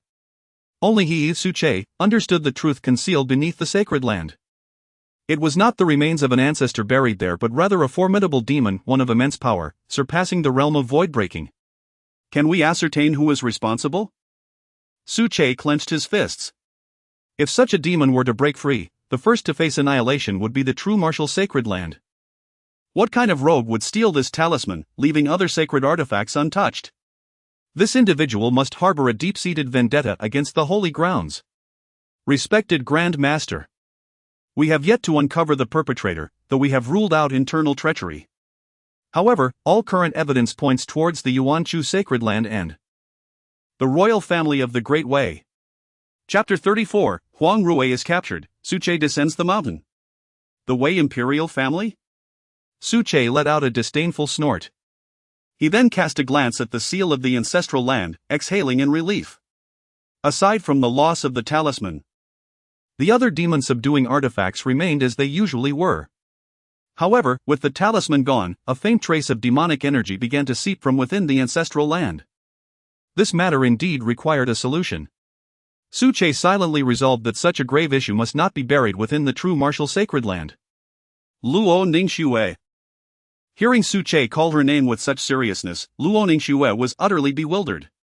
Wasn't she supposed to be the most esteemed woman within the sacred ground? Why? In times of crisis, did it seem as though her status was reduced to that of a mere minor character? It felt as if she were nothing more than a worker. When true calamity struck, the usually reclusive mastermind emerged. Uncle Su. All the elders gazed at her intently, leaving Luo Ningxue no choice but to respond. During these days, you must exert yourself and focus on searching for clues regarding the talisman. Do you understand? Su Che spoke not as if negotiating but with the tone of one giving orders. Hearing this, some elders' eyes glistened with tears. The revered Master Hmph is rising to the occasion? Understood. Luo Ningxue nodded gently. Third Elder. Present. Keep a close watch on the Yuan-Chu Sacred Land and the Wei Imperial family. This should not be the doing of their ruling powers. Nor is there any necessity for it. Investigate who the true mastermind is. Obeying Master's command. The third elder bowed, standing straight despite his emaciated frame. Seventh Elder. Here. Su Che issued commands one after another, rearranging the matters of everyone present. But what about Uncle Su? Luo Ningxue felt a twinge of confusion. Su Che meticulously organized all their affairs, yet he had not arranged for his own. With all the tasks delegated to them, what would Su Che do? I shall indulge in leisure and slumber. Su Che chuckled and replied, I have my own significant matters to attend to. In truth, he now possessed a system at his side. When that great demon truly emerged, it was uncertain whether it could withstand even a single finger of Su Che. Nevertheless, other forces must still be investigated. Those who dared to scheme against the True Martial Sacred Land would be uprooted by Su Che. Very well. Let it be arranged this way. The meeting is adjourned. To avoid any further awkward questions from Luo Ningxue, Su Che concluded and strode out ahead. We bid farewell to Master. The elders beside Luo Ningxue bowed in utmost respect. So, his authority is this profound. Luo Ningxue muttered to herself quietly. A flicker of realization dawned upon her. This wretched Su Che, always praising and flattering himself, could it be that he wanted her to bear the burdens? If Su Che were to learn of Luo Ningxue's thoughts, he would surely smile in silence. This little girl, after being subtly manipulated by him for years, remained blissfully unaware. After the incident involving the talisman, Long Qi's injuries had healed, and he frequently appeared within the sacred grounds. Upon learning of Su Che's exploits, he nearly lost his breath, teetering on the brink of demise. However, this revelation only solidified his belief that the True Martial Sacred Land was not a place for prolonged residence. On this particular day, Luo Ningxue visited Su Che's quarters once more, rousing the venerable elder from his slumber. Oh dear, Su Che exclaimed, rubbing his cold hands together. Despite possessing an immortal physique, he could not withstand the frigid aura emanating from Luo Ningxue, a master of divine arts. Greetings, holy maiden, Su Che said with utmost reverence, eliciting a smile from Luo Ningxue. It struck her as amusing that he, despite holding a position far inferior to hers, chose to feign such humility before her. Was it truly necessary? Hmph, Uncle Su, Luo Ningxue retorted as she took a seat and poured herself a cup of water. I bring you both good news and bad news, which would you prefer to hear first? News? Su Che's demeanor shifted to one of caution. Ever since the awakening of his system, his moments of leisurely idleness had dwindled, conflicting with his life's aspirations. Luo Ningxue's frequent visits could only signal trouble.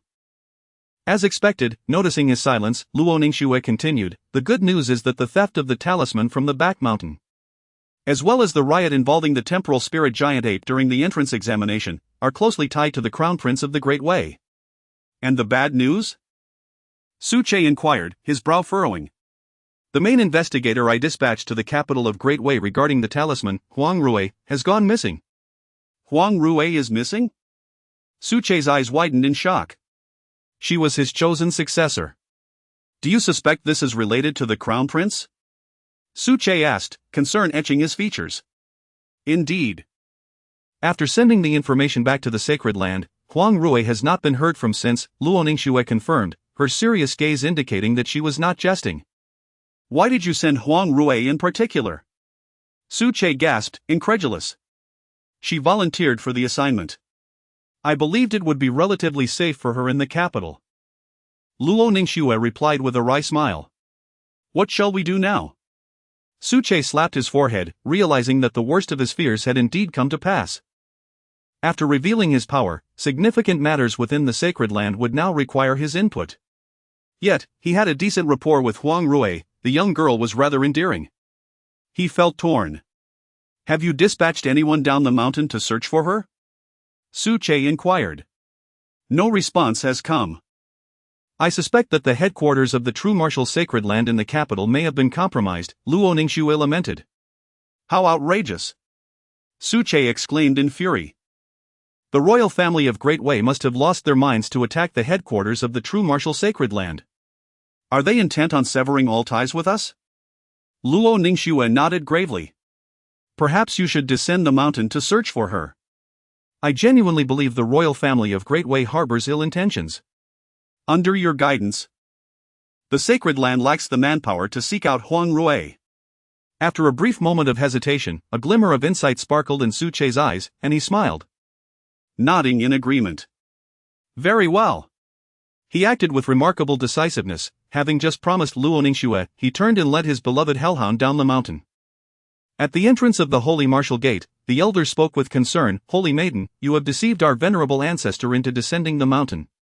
When he returns, he is likely to be quite enraged. The Grand Elder shook his head repeatedly, clearly disapproving of Luo Ningxue's actions. With a glint of mischief in her eyes, Luo Ningxue laughed lightly, akin to an ice mountain melting. Let him fool me, what's wrong with me tricking him just once? At worst, I shall be relieved of my duties as the Holy Maiden. He previously stated that as the Holy Maiden, all matters within the sacred land would heed my command. Yet, what is the reality? Every time I request him to take action, he finds excuses to evade. This time, at the pinnacle battle of the Dewey youth. The reward is a quasi-holy medicinal cauldron. We must ensure Su Che retrieves it for us. Luo Ningxue could not suppress her laughter. As petals floated in the air around her, accentuating her exquisite beauty and nobility. However, the Grand Elder lamented, but our venerable ancestor is merely at the bone-refining stage, how can he possibly compete against those at the peak of the transformation stage? Such as the Divine Sons and Holy Sons? I have also heard that the Dewey Crown Prince has recently achieved impressive results, having just slain an early-stage practitioner of divine abilities last month. With such strength, our ancestor might not withstand even a mere glance from them. Take a look at this. Luo Ningxue retorted, tossing him a tome. The title read Dewey Bone Refining Power Rankings. The rankings of the sacred artifact golden list of Dewey? The Grand Elder took the booklet and began to peruse its contents. 73rd, True Martial Sacred Ground, Huang Rui, 19 years old, Bone Refining 9th level. 67th. Dragon Bone Manor, Ishuban, 20 years old, Bone Refining 9th level. 63rd, True Martial Sacred Ground, Long Chi, 19 years old, Bone Refining 9th level. Dash. 3rd, Yuan Chu Sacred Ground, Fangji, 23 years old, bone refining 9th level. 2nd, Yuan Chu Sacred Ground, Jinluan, 20 years old, bone refining 9th level. 1st, True Martial Sacred Ground, Suche, 23 years old, bone refining 9th level.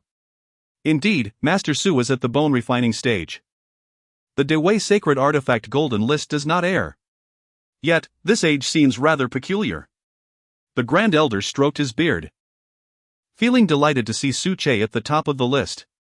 However, being first in bone refining is still insufficient for participation in the youth pinnacle battle. For there are numerous prodigies at the transformation and divine ability stages. Before he could finish his thought, Luo Ningxue threw him another tome, inscribed with Dewey Transformation Power Rankings. Chapter 35, The Great Way's Divine Transformation Rankings. Can bone refinement secure a spot in the top 5? The Grand Elder felt a surge of emotion and hurriedly opened the golden tome. To his astonishment, he was taken aback upon reading its contents. The bone refinement rankings featured young cultivators under 30 years of age from Great Way, showcasing the pinnacle of bone refinement. In contrast, the age limit for the divine transformation rankings was significantly more lenient, accommodating those under 50, representing the apex of divine transformation. In the Nine Heavens continent, where individuals often reach the divine transformation stage at over a century old, achieving this feat before the age of 50 undoubtedly qualifies one as youthful. At that moment, the current divine transformation rankings completely reshaped the Grand Elder's understanding. Rank 170, True Martial Sacred Ground, Hojin, 28 years, Divine Transformation Level 5. Rank 73, Moonlight Sect, Long Linger, 19 years, Divine Transformation Level 4. Rank 5, Joyous Union Sect, Situnana, 24 years, Divine Transformation Level 8. Rank 4, True Martial Sacred Ground, Suche, 23 years, Bone Refinement Level 9. Rank 3, Primordial Beginning Sacred Ground, Long Shangping, 32 years, Divine Transformation Level 9. Rank 2, Sword Concealment Sacred Ground, Shangguan Ling, 27 years, Divine Transformation Level 9. Rank 1, Primordial Beginning Sacred Ground, Zuoshao, 38 years, Divine Transformation Level 9. The Grand Elder was rendered speechless, unable to articulate his thoughts. Long Linger from the Moonlight Sect, the 9th princess of the royal family, had astonishingly reached the mid-stage of divine transformation within just a month, securing her place on the rankings, a feat far surpassing that of his brother, Long Qi. Furthermore, the current goddess of the Joyous Union sect had surged into the top 5 of the divine transformation rankings, competing with the prodigies of the sacred grounds. This was likely a revelation even to the sect members themselves. Most bewildering of all was their ancestral master Hmph, Suche. While attaining the top rank in the bone refinement rankings was noteworthy. How had he managed to secure the 4th position on the divine transformation rankings with only bone refinement level 9? This marked their first realization that one could indeed enter the top 10 of the divine transformation rankings while still in the bone refinement stage. In previous years, even the most gifted individuals in bone refinement would find themselves ranked among the hundreds, if not thousands, when contending with the formidable masters of divine transformation. Ordinary individuals would scarcely peruse the rankings that far back, and thus, history books seldom recorded such figures. Now, Su Che's achievements were poised to send shockwaves throughout all of Great Way. Upon reviewing the rankings, the Grand Elder suddenly comprehended the lengths to which Luo Ningxue had gone to expel Su Che from the mountain. This was an endeavor that could bring calamity to the capital. Recalling the tales of their ancestral texts, which depicted the Hmph scholar as a figure of brutal ferocity, unflinching in the face of bloodshed, the Grand Elder felt a chill run down his spine. With the return of the Hmph master after 5 centuries, how many sects would face annihilation this time? In the capital of Great Way, within the National Master's residence, a middle-aged man donned in splendid attire gazed solemnly at the celestial phenomena. Despite it being midday, a radiant star flickered with a crimson glow on the horizon. National Master, why do you appear so grave today? A beautiful woman beside him offered a cup of warm tea. From the northwest, a calamity star has descended upon the True Martial Sacred Ground. The capital of Great Way shall soon know no peace. The National Master let out a soft sigh, sipped his clear tea, and gazed at the crimson star on the horizon, remaining silent for a long time. The winter days of the Great Way were predominantly filled with snow. Su Che, dressed as a scholar and riding his steed, the Great White, descended from the sacred mountain of Zhenwu, traversing the vast, boundless snowfields. He felt an exhilarating sense of freedom, akin to fish leaping in the vast ocean and birds soaring high in the sky. That little girl, Luo Ningxue, thought her trivial schemes could deceive me. The Qingping sword immortal? Su Che smirked. The notion of Huang Rui being kidnapped, or the Zhenwu Sacred Grounds forces in Great Wei being eradicated if the royal family of Great Wei truly intended such actions. Their next step would be to dispatch troops to besiege the sacred mountain of Zhenwu. Would Luo Ningxue have had the time to converse with him so extensively? Did she truly believe that after a century of seclusion, he remained oblivious to the world outside?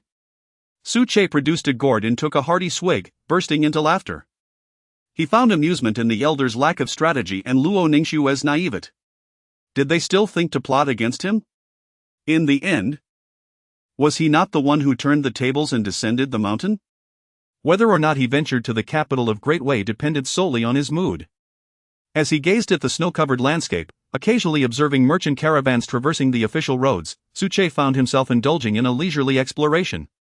When fatigue struck, he would casually seek out a tree to take a deep slumber. When hunger arose, he would slay a few demon beasts for sustenance. Life was indeed delightful. As he entrusted all troublesome matters of the sacred ground to Luo Ningxue and her companions, he could once again embrace a carefree existence. As the days passed in such a relaxed manner, Su Che felt that his breakthrough to the divine transformation realm was drawing near. One day, while lying in a place abundant with spiritual energy, he was suddenly disturbed by a cacophony. Is there a spectacle to behold? Su Che's eyes brightened as he sprang into action. Observing the myriad expressions of the audience was undoubtedly an essential part of his journey. After all, indulging in the simple pleasures of eating and sleeping, no matter how beautiful the scenery, could eventually become monotonous. After riding 1,000 meters with the Great White, Su Che's brow furrowed suddenly. The scent of blood was overwhelmingly pungent. Before him lay a forest scattered with various severed limbs and grotesquely contorted corpses. Several demon beasts were feasting upon the remains. In the distance, a few young men, resembling noble scions, rode upon dragon horses, laughing boisterously. Encircled by them was an opulent demon beast carriage. Before the carriage stood a woman of exquisite beauty, strikingly similar to the ninth princess, Long Linger, who bit her lip in anger and glared at the leading youth. Ningfeng, how dare you obstruct this princess's path? Do you not realize the gravity of your offense? If you step aside now, I might spare you the consequences of your rudeness. Otherwise, do not assume that the Tianhong sect can preserve your life. The man referred to as Ningfeng, though quite ordinary in appearance, exuded a vibrant aura, having reached the divine transformation realm. At that moment, he dismounted from his carriage, smiled, and remarked, "Our Tianhong sect shall undoubtedly become the dominion of the Great Wei in the future. And I, Ningfeng, as the favored scion of the Tianhong sect, a cherished disciple before the master of all beings, what is wrong with assuming the role of a prince consort ahead of time? What say you?" He surveyed his surroundings, recognizing that these were all loyal retainers of the Ning family, rather than disciples of the Tianhong sect, and thus they eagerly flattered him. Indeed, young master speaks the truth. A prodigy of unparalleled talent, at merely 25 years of age, he has achieved an impressive 71st rank on the transformation god list. Who in the Great Wei remains unperturbed at the mention of his name? It is true that the Son of Heaven from the Tianhong sect has perished in the sacred land of Zhenwu. It is highly likely that the young master will ascend to that esteemed position in the future. Soon, he shall be the saint's son of the sacred land, the future master of both the Tianhong sect and the Great Wei. The flattery swelled Ningfeng's ego, lifting him to the heights of elation. Did you hear that? Long Jishan? My dear Shanshan, why not yield to me? Together, our Tianhong sect and the royal family of Great Wei shall forge a formidable alliance. What a splendid prospect! As he spoke, Ningfeng dismounted from his dragon steed, and with a mere wave of his hand, the guard stationed before Long Jishan collapsed, blood spurting forth from his mouth. Do not come any closer, I beg you, please, do not approach. Long Jishan's eyes whitened in horror. Her beauty striking and evocative, there was an air of vulnerability that made her all the more captivating.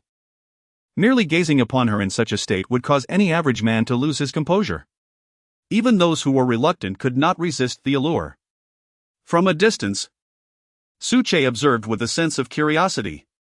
Long Zhishan bore a striking resemblance to Long Linger, both belonging to the ranks of the Great Way's foremost exquisite beauties. Yet, how could such a stunning woman harbor such debauchery within? In the face of Ningfeng's aggression, Long Zhishan seemed to exude an almost imperceptible allure. Naturally, Su Che was engrossed in this unfolding drama. His keen eyesight allowed him to discern every detail, and as for intervening, that was of no concern to him. She is truly beautiful, resembling the ninth princess so closely. To possess her would be akin to possessing the ninth princess. Ningfeng's inner desires ignited like a blazing inferno. And he could no longer restrain himself, lunging forward.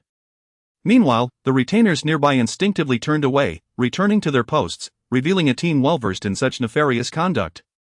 However, this time, their predatory instincts had targeted the esteemed daughter of the Great Way. Chapter 36. It was passable, albeit somewhat brief. In less than a minute, Ningfeng, having endured a tumultuous struggle, managed to rise to his feet. Su Che was utterly bewildered. Was he truly this weak? What was I meant to glean from this? However, it soon became apparent that the situation was far from straightforward. For upon Ningfeng's countenance lay the unmistakable marks of despair. As if he had been subjected to relentless trials. His cheeks were hollowed, and his eyes were sunken. Su Che would have believed that Ningfeng had experienced 10 episodes of distress within that fleeting minute. With trembling hands, Ningfeng cast a shaky glance towards Long Zhishan.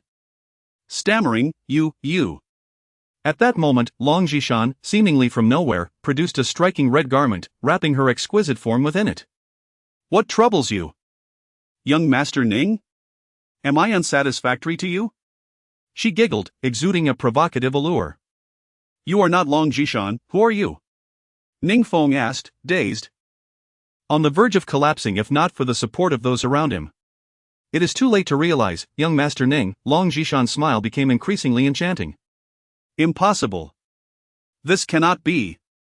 Ningfeng shouted in a frenzy, the demon beast carriage, the guards, your appearance all belong to Long Zhishan. How can you possibly not be her? In that moment, a horrifying realization struck Ningfeng, and his pupils dilated in terror.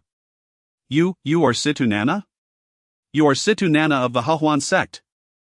At his words, Long Zhishan delicately caressed her flawless visage. In the next instant, a woman appeared who was strikingly different from the earlier Long Zhishan. This woman possessed extraordinary beauty, surpassing even Long Zhishan, rivaling the likes of Huang Rui and Long Linger. She was none other than Situ Nana. The divine maiden of the Hahuan sect, one of the 4 unparalleled beauties of the Great Way, a remarkable woman who, at the age of 23, had attained the 8th level of the Transformation God realm, ranking 5th on the Transformation God list, just 1 position behind Su Che. Situ Nana. My Ning family bears no grudge against your Situ family, and our Tianhong sect has always maintained amicable relations with the Hahuan sect. Why do you seek to harm me? Ningfeng's cultivation was gradually regressing. After an encounter with a practitioner from the Hahuan sect, unless both parties were willing, he could only serve as their sustenance. His vitality was swiftly depleting, and soon, he would age beyond recognition. Harm you? Those on the Transformation God list, the exemplary young men, are all targets in my hunt. Situ Nana retorted. Blame only your own impatience. She produced 2 daggers, teasingly licking her delicate tongue. Do your followers wish to witness my methods and choose to take their own lives, or shall I act? Upon hearing her intent to eradicate them, the retainers of the Ning family erupted into chaos. Situ Nana, your villainy shall not go unpunished. Ningfeng managed to utter with a strained breath. But with his hair nearly gone, he collapsed, succumbing to death. As for the remaining retainers, apart from one at the initial stage of the Transformation God realm, the others were merely at the bone refinement stage, utterly incapable of resisting Situ Nana's onslaught, and were swiftly dispatched. Hmph. The modest gains from the 70th on the Transformation God list are utterly insignificant. What a waste. With a cold laugh, Situ Nana stepped forward, and then a manifestation appeared in the sky before Su Che. Is it thrilling? Situ Nana's expression was indifferent, looking down on Su Che from a lofty height. Her eyes devoid of any emotion. Su Che, utilizing the system's concealment technique, disguised himself as a man in the mid-stage of bone refining. Having altered his appearance just enough that even if Situ Nana had seen his portrait, she would never recognize him. Not bad, though a tad brief," he remarked with a calm demeanor, clearly unperturbed. "Ah." Sitanana, noticing Suche's composure, felt a stir in her heart. Her pupils instantly turned as dark as ink as she employed her innate secret technique, the infernal evil eye, continuously scrutinizing Suche. Through the lens of her evil eye, Suche appeared as insubstantial as mist, seeming almost ethereal, entirely transcendent of the mundane world. "Who are you?" Sitanana inquired, unable to discern Suche's origins. This was the first time her evil eye had failed against a practitioner of bone refining. The sensation Suche evoked within her was comparable to that of some beings of transcendent power. "Refrain from using your secret technique, it is of no consequence to me," Suche replied with a gentle smile. "Can you still sense me?" Sitanana tightened her grip on her dagger, a flicker of panic washing over her. "Leave." "Before I change my mind," Suche sneered. Sitanana bit her lip, uncertainty flickering in her eyes. "Might I inquire your name, esteemed sir?" "The seventh prince of the Great Way, Long Chi." "You are of royal blood?" Sitanana's heart skipped a beat. In her impression, apart from the first prince, the other princes of the Great Way were mere insignificant figures. This invisible seventh prince possessed unexpected power. With this thought, she turned to leave, unwilling to court further trouble. However, she was not concerned that Suche would reveal her actions, as her reputation in the Great Way was already utterly tarnished. A few more slanders mattered little. Once she had distanced herself, Suche furrowed his brow. From Sitanana, he sensed demonic energy, a force akin to that which emanated from the true martial ancestral land. It appeared that the theft of the ancestral land's talisman was inextricably linked to Sitanana. Nevertheless, he was disinclined to pursue this matter further. Such minor characters could only possess limited knowledge. As long as Sitanana did not act foolishly, he would be content to let fate take its course. For instance, had Sitanana attempted to strike at him earlier, she would have had no one to blame but herself. With a soft clap, Suche proceeded along another path. After taking just a few steps, a melodious female voice called out to him, "Young sir, please hold." The lady, mounted upon an exquisite dragon steed, possessed a curvaceous figure that struck Suche as oddly familiar, as if he had seen her in a state of undress before.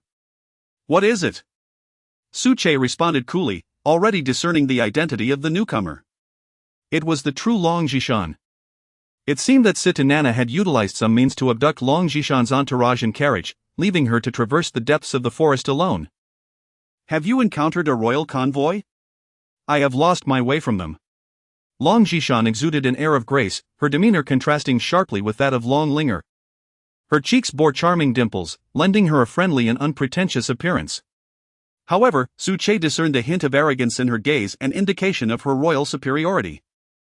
In this vast world, all lands belong to the emperor, and all shores are under the dominion of his ministers. It seemed that Long Zhishan had mistakenly perceived herself as an ordinary scholar, a notion that Suche found rather amusing. He remarked with indifference, "It appears I have not encountered such arrogance before." Suddenly, Long Zhishan's anger flared. "You are lying." "Oh?" Suche was taken aback, surprised that Long Zhishan possessed a modicum of intellect. "What leads you to that conclusion?" "When you heard of the royal carriage, your expression remained utterly unperturbed, devoid of any emotion," Long Zhishan calmly reasoned. "You must have seen my entourage and are aware of the events that transpired. If you are willing to speak, I would bestow upon you great fortune." "I am the daughter of the king of Hmph, honored with the title of Princess Coral." "Given your guise as a scholar, you should understand the weight of my words." With that, Long Zhishan held her head high, radiating an air of supreme pride. A scholar, unless he adhered strictly to Confucianism, was typically preparing to enter the court as an official. She extended the olive branch on behalf of the king of Hmph, confident that any rational person would eagerly accept, becoming her vassal in an instant. Yet, to her astonishment, Suche remained unfazed. He merely patted the large white dog beside him and turned to leave. You. Long Zhishan, exasperated, suddenly drew her sword and exclaimed, "You dare not kneel before the princess and exhibit such insolence, you detestable scholar! Do you not know your crime?" Suche cast a glance at Long Zhishan's sword, taken aback. Upon it lingered an unmistakable aura of malevolence. Chapter 37, The Fallen Leaves Obey, Cut. The malevolent energy of the Holy Land's ancestral grounds, according to the teachings of the True Martial Sacred Land, is akin to a millennia-old demon, bringing ruin to all life when unleashed.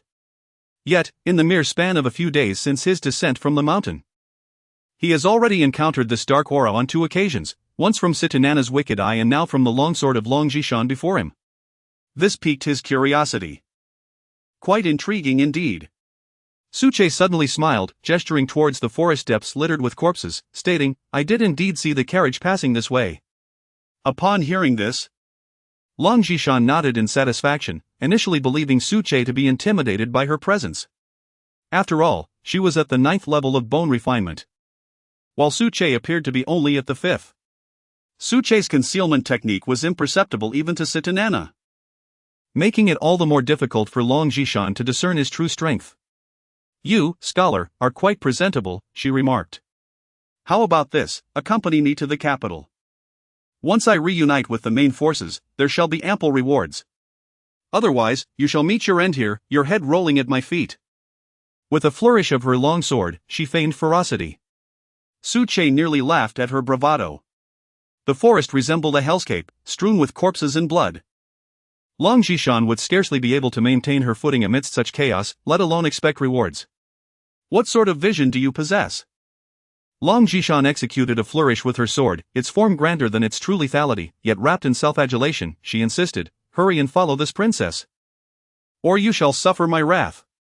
With that, she squeezed her legs around her steed and ventured deeper into the forest. Suche, patting his loyal companion, Dabai, leisurely followed behind. He felt that journeying alongside this princess would render the trip far from dull. After all, having spent several days outside, it was time to head to the capital. He had not forgotten the significant purpose of this outing, the teaching bureau. For this, Dabai had vociferously reminded him multiple times. He still couldn't fathom how such a lecherous dog could be bestowed upon him by the system. Did it not recognize his righteous character? As he traversed the path he had taken upon arrival, Suche's ears perked up. From the site of the recent battle, he discerned sounds emanating forth. The young master went to seek Princess Coral, yet was slain here. Have you seen Princess Coral's body? No. It is highly likely she was the one who did the killing. Damn it, if the master finds out, we are all doomed. At that moment in the forest, several dozen well-equipped retainers of the Ning family, all at least at the 9th level of bone refinement, scoured the area, investigating the cause of death. Long Jishan's eyesight was not as keen as Suche's. By the time she noticed the elite soldiers, they had already spotted her. "There she is, Princess Coral. Stop her. She is the culprit. Princess Coral, please accompany us." Dozens of elite riders charged forward, swiftly encircling Long Jishan. "Who are you?" With eyes wide in fury, Long Jishan, recognizing the family insignia tattooed on their arms, bellowed, "I am the Princess Coral of Dewey, and the King of the West is my father. The princess has yet to hold you accountable for the massacre of my royal convoy, yet you turn the tables on me." "The Ning family, indeed. Once I arrive at the capital of the Great Way, I shall report to the emperor and ensure the eradication of your entire clan." The lead retainer of the Ning family, possessing the prowess of the transformation realm, chuckled derisively upon hearing her words. "Princess? Are you still residing within the Wangfu of the West?" He scoffed. "Our young master is dead, surely you must accompany him to the grave. Come with us." As he spoke, his gaze sharpened, and the oppressive aura of his transformation realm cultivation bore down upon Long Jishan, rendering her almost immobile, sweat pouring down her brow. "Boss? There's another one, riding a large white dog." Suche observed from a distance, his interest piqued, only to be surprised as the retainers surged forward, surrounding him as well. "He is merely a scholar I encountered on the road, coerced into following me. He has no connection to this matter. I am unaware of your intentions, but he, an ordinary man, is certainly uninvolved." Long Jishan, unable to stand straight under the pressure, cast a glance at Suche, defending him. This gesture shifted Suche's perception of her. He had presumed that Long Jishan's worldview deemed all beneath the royal family as insignificant. Yet, in this life and death moment, she chose to plead for the sake of a mere acquaintance, a rarity indeed within royal circles. "Enough of this prattle. The lead retainer swiftly maneuvered behind Long Zhishan, transforming his hand into a blade and striking at her neck. Unlike Huang Rui, Long Zhishan was formidable. Her strength was cultivated through elixirs, and her sword techniques were largely ostentatious. In the face of an attack from the early stages of the transformation realm, she offered little resistance and soon collapsed to the ground, unconscious. "Boss, what should we do with this foolish scholar riding the dog?" one retainer shouted. "Kill him." "What purpose does he serve?" The leading retainer glanced at Su Che, his resolve to slay him further solidified. He despised anyone more handsome than himself. "Am I to perish simply for observing?" Su Che sighed. 500 years have passed, and the Great Way remains unchanged. The law of the jungle prevails. Human life is as worthless as insects. Clang! Clang! Ignoring Su Che's words, 2 retainers at the 9th level of bone refinement drew their swords and charged on dragon steeds. Su Che, with only mid-level bone refinement strength, was no match for them. A single thrust would suffice to end his life. "The Ning family has struck at me. I shall remember this." With that, Su Che exhaled deeply. As he did, a sudden gale swept through the forest, sending leaves swirling into the air, forming a mesmerizing vortex. "What in the world?" exclaimed the Ning family members, startled, as chaos erupted alongside the dragon steeds' whinnies. "A master! Retreat!" Realizing they had provoked someone far beyond their capabilities, they panicked. Yet, the perplexing question lingered: how could he unleash such might while still emanating the aura of the bone refinement realm? Yet time did not permit them to ponder. As Su Che languidly waved his fingers, each leaf seemed to be imbued with the spirit of a sword, resonating in the air with a buzzing sound, soaring forth. In that moment, every leaf perceived itself as a blade. "Fallen leaves, heed my command." Slash! Whoosh! Whoosh! Whoosh! Whoosh! The leaves flew with astonishing speed, each tip radiating an unparalleled sharpness, piercing the hearts of the dozens of loyal retainers present. Each individual experienced the torment of 1,000 arrows piercing their hearts. Within their bodies, every pulsating organ was reduced to powder by the sword aura. Su Che fully manifested the murderous intent of a scholarly figure. No longer restraining himself as he had in the sacred land of Zhenwu. Suddenly, applause erupted, and the breathtakingly beautiful Situ Nana emerged from behind a grand tree. After being frightened off by Su Che, she surprisingly did not depart. One must admit, her courage was remarkable. With the strength of the 9th layer of bone refinement, she sat upon her steed, and with a mere thought, she instantly killed a transformation realm expert and several dozen bone refinement practitioners. "Should I call you Long Qi? Or should I address you as the contemporary chief of the sacred land of Zhenwu, Su Che?" Situ Nana's face was filled with admiration, her eyes already considering Su Che as her quarry. This was the elite genius she most yearned to hunt. Upon seeing Su Che, every inch of her being thrummed with excitement, longing for an intimate encounter with him.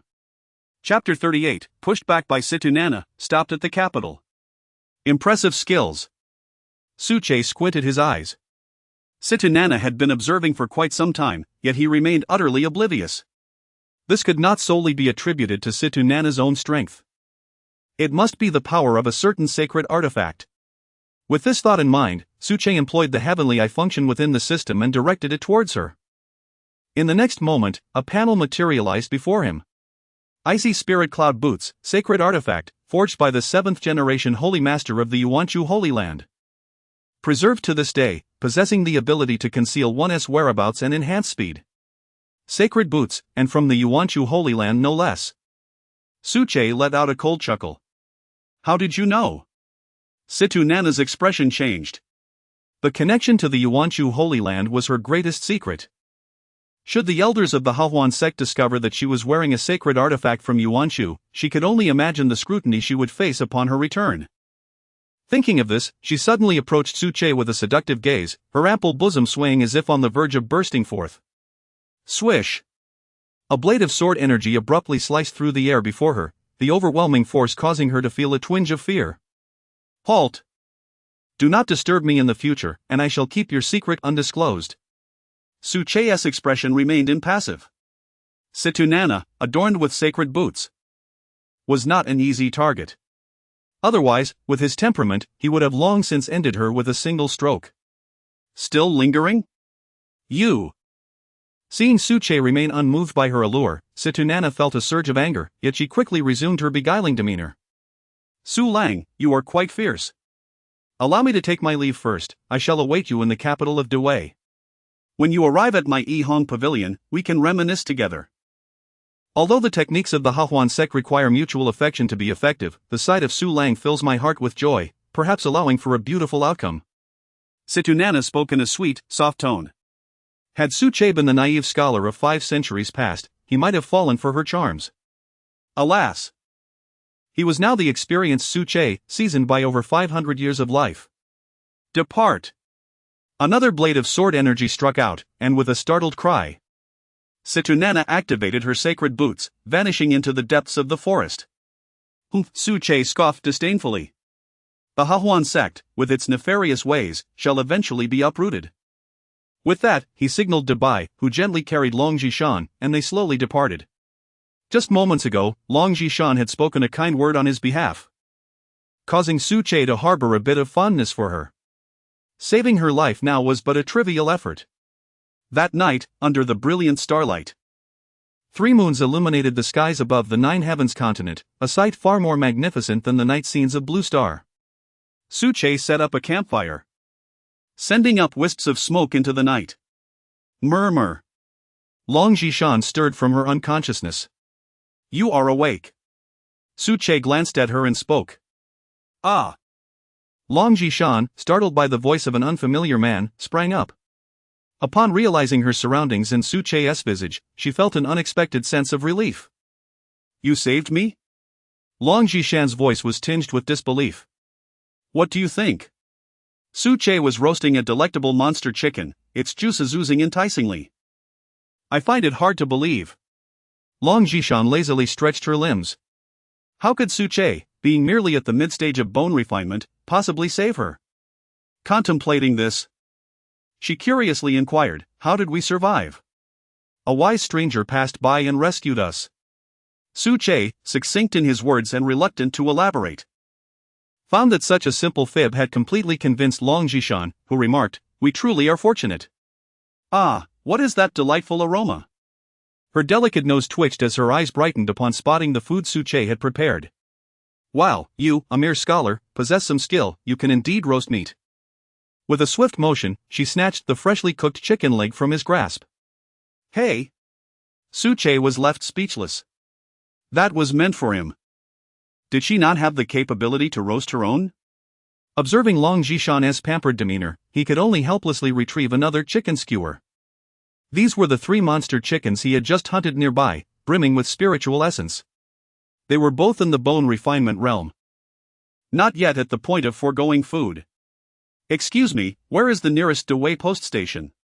Long Jishan asked, taking large bites of the chicken leg. Head east for 100 miles, and you will reach the capital of Dewey. There is a post station about 80 miles in between.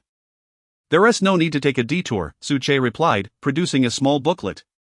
This contained the latest map, which he had received from Luo Ningxue, along with a storage ring that contained several pieces of spiritual gold. This left Suche somewhat puzzled. When had Luo Ningxue become so generous? Oh, it's quite far. Long Jishan remarked, her mouth smeared with grease. Then you shall escort this princess to the capital. It is your honor. After saying this, she brazenly continued. I still do not know your name. Would you like this princess to bestow one upon you? Upon hearing this, Suche was tempted to turn and walk away. Long Jishan was indeed excessively proud. My name is Lin Ming, as for the escorting matter, may I refuse? Suche's face darkened. No. Long Jishan firmly rejected, then pondered before adding, whatever you desire, this princess can grant you, do you understand? Be a proper servant to this princess. I wish to be a prince consort, is that acceptable? Suche was too disinterested to engage with Long Jishan. In his heart, he resolved to abandon her upon reaching the capital of Dewey and venture alone to the brothel, which was where he truly belonged. Without immersing himself in such pursuits, how could he ever attain the realm of divine transformation? imagining the splendid days ahead, with enchanting courtesans feeding him grapes and whispering sweet nothings in his ear. Su Che felt an ethereal lift. As for Long Jishan before him, while she was indeed beautiful, she lacked the qualities that piqued his interest. After their meal, the two of them set off under the cloak of night, journeying beneath the starry sky, both being at a high level of bone refinement. Foregoing sleep for a night was nothing to them. Covering 100 miles, if Su Che exerted himself fully, they would arrive in mere minutes. Regrettably, the hellish Cerberus bestowed upon them by the system appears to be even more disreputable than Su Che himself. Relentlessly meandering along the official path, it would occasionally throw a tantrum, necessitating that Su Che and Long Jishan dismount and tend to its whims. This infuriated Su Che to the point where he nearly confronted the beast. The following afternoon, the trio finally arrived at the grand gates of the Great Way capital. The gates were magnificent and imposing, stretching 100 meters in depth, accommodating numerous rare and exotic creatures without appearing congested. "Excuse me, why are we not permitted entry? I am the Coral Princess," Long Jishan exclaimed at the gates, her identity verification lost to the winds. Meanwhile, Su Che, clad in the garb of a scholar, found himself even less likely to gain entry into the Great Way capital. The city was currently hosting a grand event, and without proper credentials, no one could enter. "How many times must I explain this?" The officer stationed at the gates, skilled in the art of bone refinement and wielding a position of authority, offered neither kindness nor leniency to the two. I will report to the emperor and have you dismissed." Long Jishan, exasperated, was on the verge of tears. Her loud outbursts attracted a crowd of onlookers. At that moment, a man with the head of an eagle approached, exuding an air of menace and cackling gleefully, "Human woman, should you choose to become my concubine and join the Burning Eagle sect, you need not fear the gates of this city. I am Ing Cheng, the current divine son of the Burning Eagle sect. To be my concubine would be a blessing from your past life." The Burning Eagle sect, a top-tier sect among the demon race, boasted the presence of beings of profound abilities. "What did you just say?" "I am Long Jishan, the Coral Princess. How dare you insult me?" Long Jishan never imagined she would be mocked by a demon at the gates of the Great Way capital.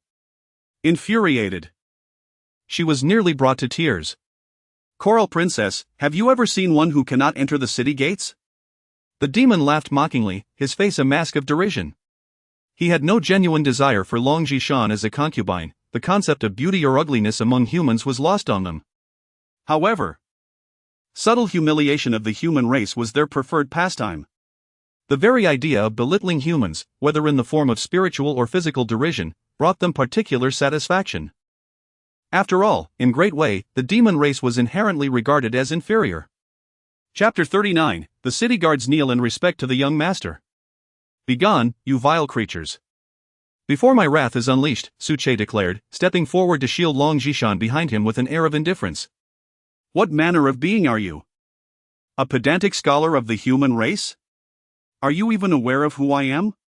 "Eagle Ching, the divine offspring of the Burning Eagle sect," retorted with a grim expression as he advanced, raising his right hand to condense his demonic energy, prepared to teach the impertinent Su Che a lesson.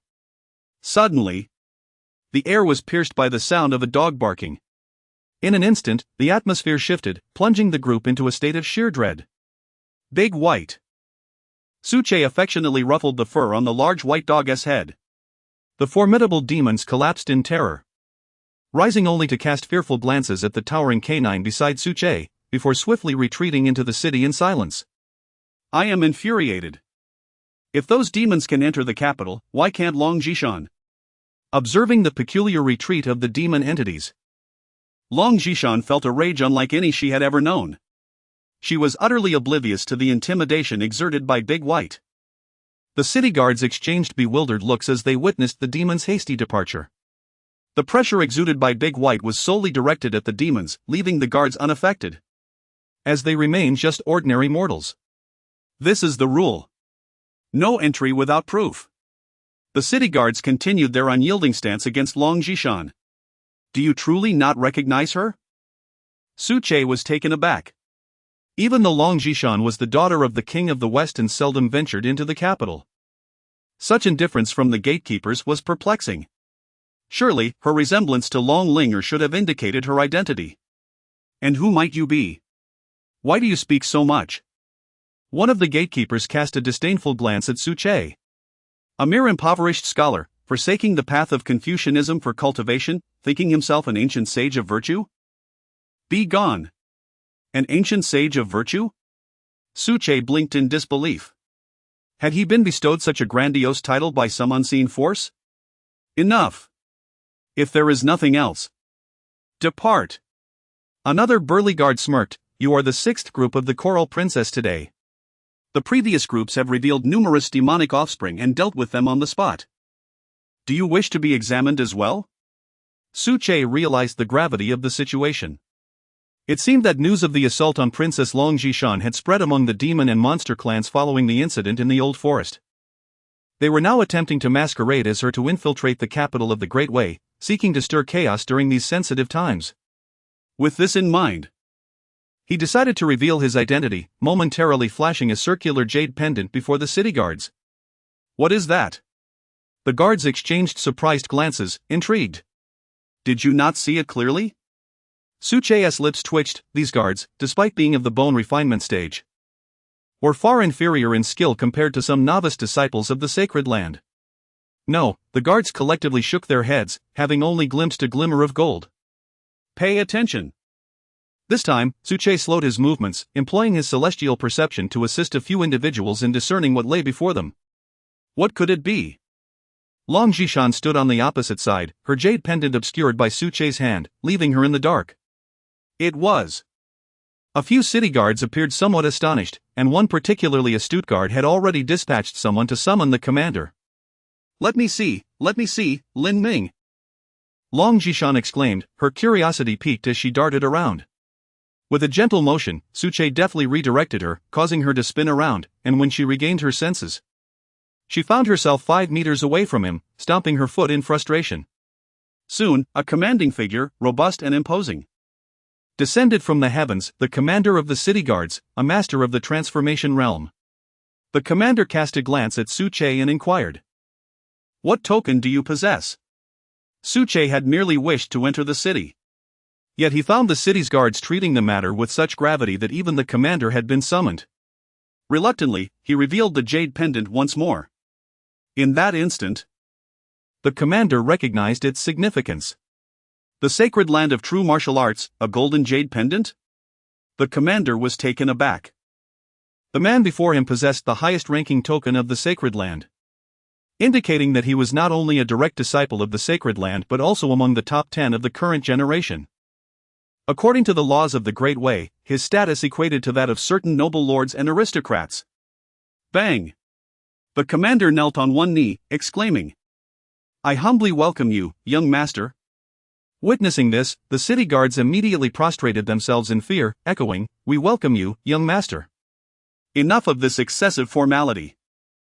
I merely wish to enter the city. Suche waved his hand dismissively, lifting the bewildered Long Jishan by the hand and leading the dog, Dabai, through the city gates amidst the awe-filled gazes of the crowd. As they departed, the guards who had previously mocked Suche found their backs drenched with sweat. "Boss? Who exactly is he?" one guard queried. The commander cast a sidelong glance at his subordinate, whispering, "A golden medal from the sacred land." "What do you think his background is?" "The sacred land." The others gasped in astonishment. The sacred land held an extraordinarily elevated status within the capital of Great Way, almost possessing rights equivalent to those of noble lords. It was not beyond the realm of possibility that they could be executed for any offense. There was no room for their fear to diminish. Thankfully, they had not provoked him unduly. The guards felt a profound sense of relief, as if they had narrowly escaped disaster. Upon crossing the city gate, the grand expanse of the Great Way capital unfolded before Suche. The bustling streets teemed with life, and the air was thick with spiritual energy. Shops lined the streets, filled with medicinal herbs and magical artifacts. However, the most magnificent sights were the taverns and opulent establishments. The more prosperous the area, the more abundant these venues became. As Suche strolled, he encountered several destitute women, their garments tattered, waving handkerchiefs in front of the shops, evoking an overwhelming sense of pity. Were it not for Long Zhishan beside him, Suche would have been compelled to compose poetry and rescue these fallen souls. Who on earth are you, Xiaomingzi? Long Zhishan inquired, her lips pursed, her dimples pronounced as she stared at Suche in a daze. Xiaomingzi. Surely that's not a name befitting a eunuch? Suche's forehead was lined with dark thoughts, yearning to deliver a punch to Long Zhishan. Yet, his gentlemanly demeanor held him back, for he would never lay a hand on an innocent and beautiful girl. A down-and-out scholar. With a deep sigh, Suche exuded an air reminiscent of a scholar who had not achieved the title of top scholar for 5 centuries. Indeed, there was a certain essence to it. What nonsense are you spouting? A down-and-out scholar, and the city guards kneel before you? Long Zhishan was 100% skeptical. Perhaps it is my handsome appearance? Suche analyzed earnestly. Get lost. Forget it, I shall investigate myself later. I will even sift through your family tree. Long Zhishan placed her hands on her hips, her pride swelling once again. The family tree? Suche licked his lips. If we trace back 500 years, it may very well still bear the name Suche. After wandering about, Suche felt the pangs of thirst for wine. He glanced at Long Zhishan and remarked nonchalantly, "Thus, Coral Princess, you may return to your palace. I am off to find a quiet place to diligently study poetry. Let us part ways here, shall we?" No. Long Zhishan firmly refused, asserting, "You will accompany me to Yihong Tower, and only then shall I proceed to the palace to see the emperor." Yihong Tower? Suche was taken aback. He vaguely recalled hearing this name from Sitanana. This meant it was the stronghold of the Hahuan sect. Surely, it was a place filled with indulgence. What could Long Zhishan possibly want there? Clang. Observing Suche's bewildered expression, Long Zhishan drew forth a long sword, faintly entwined with demonic energy, and softly said, "On my way here, I encountered a highly skilled elder. She was extraordinarily beautiful and expressed her desire to take me as her disciple, teaching me the art of cultivation. Then, she gifted me this sword and instructed me to seek her at Yihong Tower upon my return to the capital. However, Xiaomingzi, I feel uneasy going alone, you must accompany me. You are a good person." A good person card? Suche's brow twitched. He understood that the extraordinarily beautiful woman Long Zhishan spoke of was likely Sitanana. And she is teaching you to cultivate? Would you dare practice the techniques of the Hahuan sect? Nevertheless, the audacious Long Zhishan practicing such forbidden arts might lead to rather amusing contrasts in the bedroom. A smile crept onto his face, filled with longing. Lost in thought, Suche's mind wandered astray. Hey! Hey! Xiaomingzi, what is that look in your eyes? Long Zhishan gazed at him with disdain. Suche jolted awake. Wait. With over 500 years of experience, I should have witnessed the splendor of the world. Why do I keep yearning for fleeting pleasures? Is it the familiar ground that stirs old memories within me, or has Sitanana played tricks on me? Chapter 40, The Struggle of the Powerful, Turmoil Resurfaces. Shaking his head, Suche leaned towards the notion that he was inherently a rather unscrupulous individual. After all, the system still resided within him, and the celestial eye had failed to uncover anything. If Sitanana possessed such prowess, eliminating him would be effortlessly within her grasp, rendering any schemes unnecessary. Let us go, let us go. Long Zhishan tugged at Suche, leading him in a particular direction. Suche opened his mouth. Did he actually agree? Nevertheless, he was curious to discover what machinations Sitanana intended to orchestrate. Most importantly, he had yet to visit the headquarters of the Hahuan sect. The two rented a carriage, with the once grand Debai now reduced to the size of a pet dog, nestled comfortably in Suche's arms. Soon, they arrived at the Yihong building. What? Am I paying? Suche lamented as he reluctantly handed over several spirit stones. Of course it's you paying. I don't possess any spirit stones. Long Zhishan remarked with an air of entitlement. Dismounting the carriage, the prominent sign of the Yihong building loomed before them. It resembled a tea-house from the outside, and one could hardly fathom the activities occurring within. Moreover, the throngs of lively patrons diluted the tranquility typically associated with such establishments. Long Zhishan surveyed the tea-house with satisfaction.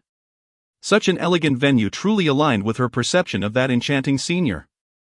How can there be more people here than in the teaching pavilion? Suche expressed his astonishment as he stepped down from the carriage. Two scholarly-looking individuals nearby chuckled and remarked, "Ah, esteemed brother, you are mistaken. The Hmph building is unlike the teaching pavilion. Here, as long as you possess talent, you can take the ladies without spending a single coin." One of the scholars laughed heartily, suggesting that the Hmph building operated like a charitable institution. Suche, however, merely smirked. Take them without spending a coin? Do you dare? After a round of indulgence, you would end up like Ningfeng, utterly drained of essence. Make way. Make way. Suddenly, the sound of galloping hooves accompanied by boisterous cheers drew his attention. Suche turned to see a man riding a noble bloodline dragon horse, which boasted the strength of a bone-refining realm cultivator, racing towards Long Zhishan at lightning speed. Long Zhishan's face was filled with terror as she clutched her demonic sword. Xiao Mingzi. Truly, she was a source of constant concern. Suche sighed, and just as the dragon horse was about to collide with Long Zhishan, he flicked his fingers. An invisible sword aura shot forth with a swift whoosh, severing the dragon horse's head. The rider was thrown sideways into a nearby shop, crashing down in a daze, the effects of alcohol suddenly vanishing. Are you all right? Suche approached, eyeing Long Zhishan. I'm fine, thank you, Xiao Mingzi, she replied, patting her chest in relief. It dawned on her that despite being of the same bone-refining realm, Suche's strength far surpassed hers. That previous attack, she could have never evaded on her own. Bold. Young master. Save him. A cacophony of sounds erupted as at least a dozen riders rushed over, helping the inebriated individual to his feet.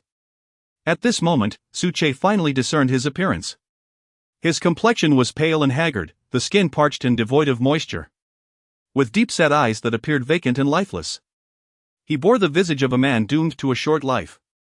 Upon recognizing the drunken man's face, the surrounding onlookers erupted in astonishment. Is that not Zhao Bang of the True Martial Sacred Ground? Indeed, it was he, a notorious scion of Kyoto, who, supported by the sacred ground, showed no regard for the imperial family, exuding an air of arrogance and hubris. The situation for the two individuals was dire. The woman, if she were sensible, could still serve as a maid, but the man would undoubtedly suffer a gruesome fate. Offending the True Martial Sacred Ground in the capital of the Great Way was a death sentence unless one belonged to the imperial family or another top-tier sect. The raucous commotion grew as Zhao Bang, flanked by a group, approached with a sinister expression. Pointing at Suche and Long Zhishan, he bellowed, "You have killed my exotic dragon steed. How do you intend to compensate? You appear quite appealing, why not offer yourself to me instead?" With that, Zhao Bang smirked, brazenly revealing his intentions in front of the crowd. Unexpectedly, Long Zhishan, more haughty than he, retorted loudly, "How audacious! Have your eyes gone blind? I am the daughter of the Western King of Great Way, Princess Coral, bestowed by His Majesty. What right do you have to shout at me?" Zhao Bang's eyes briefly flickered with surprise before he angrily countered, "You claim to be a princess, what proof do you have? If you truly are, then accompany me to the palace to confront the emperor. I do not need to prove anything, you must first compensate me for my dragon steed." She shot back. "Believe what you will, you nearly collided with me while riding, and I have yet to demand compensation from you." The two engaged in a quarrel reminiscent of children, leaving Suche with a throbbing headache. After a while, Zhao Bang, realizing that Long Zhishan was indeed formidable and not to be trifled with, shifted his gaze to Suche. "I will not argue with you, who was it that struck down my dragon steed?" "It was I," Suche admitted. This was disastrous. The impoverished scholar was about to face dire consequences. When two powerful figures clashed, someone was bound to bear the blame, and judging by Zhao Bang's demeanor, the scholar's fate was sealed. As their altercation escalated, the crowd swelled, with many influential figures from Kyoto within the Hmph building observing with keen interest, treating the spectacle as mere drunken banter.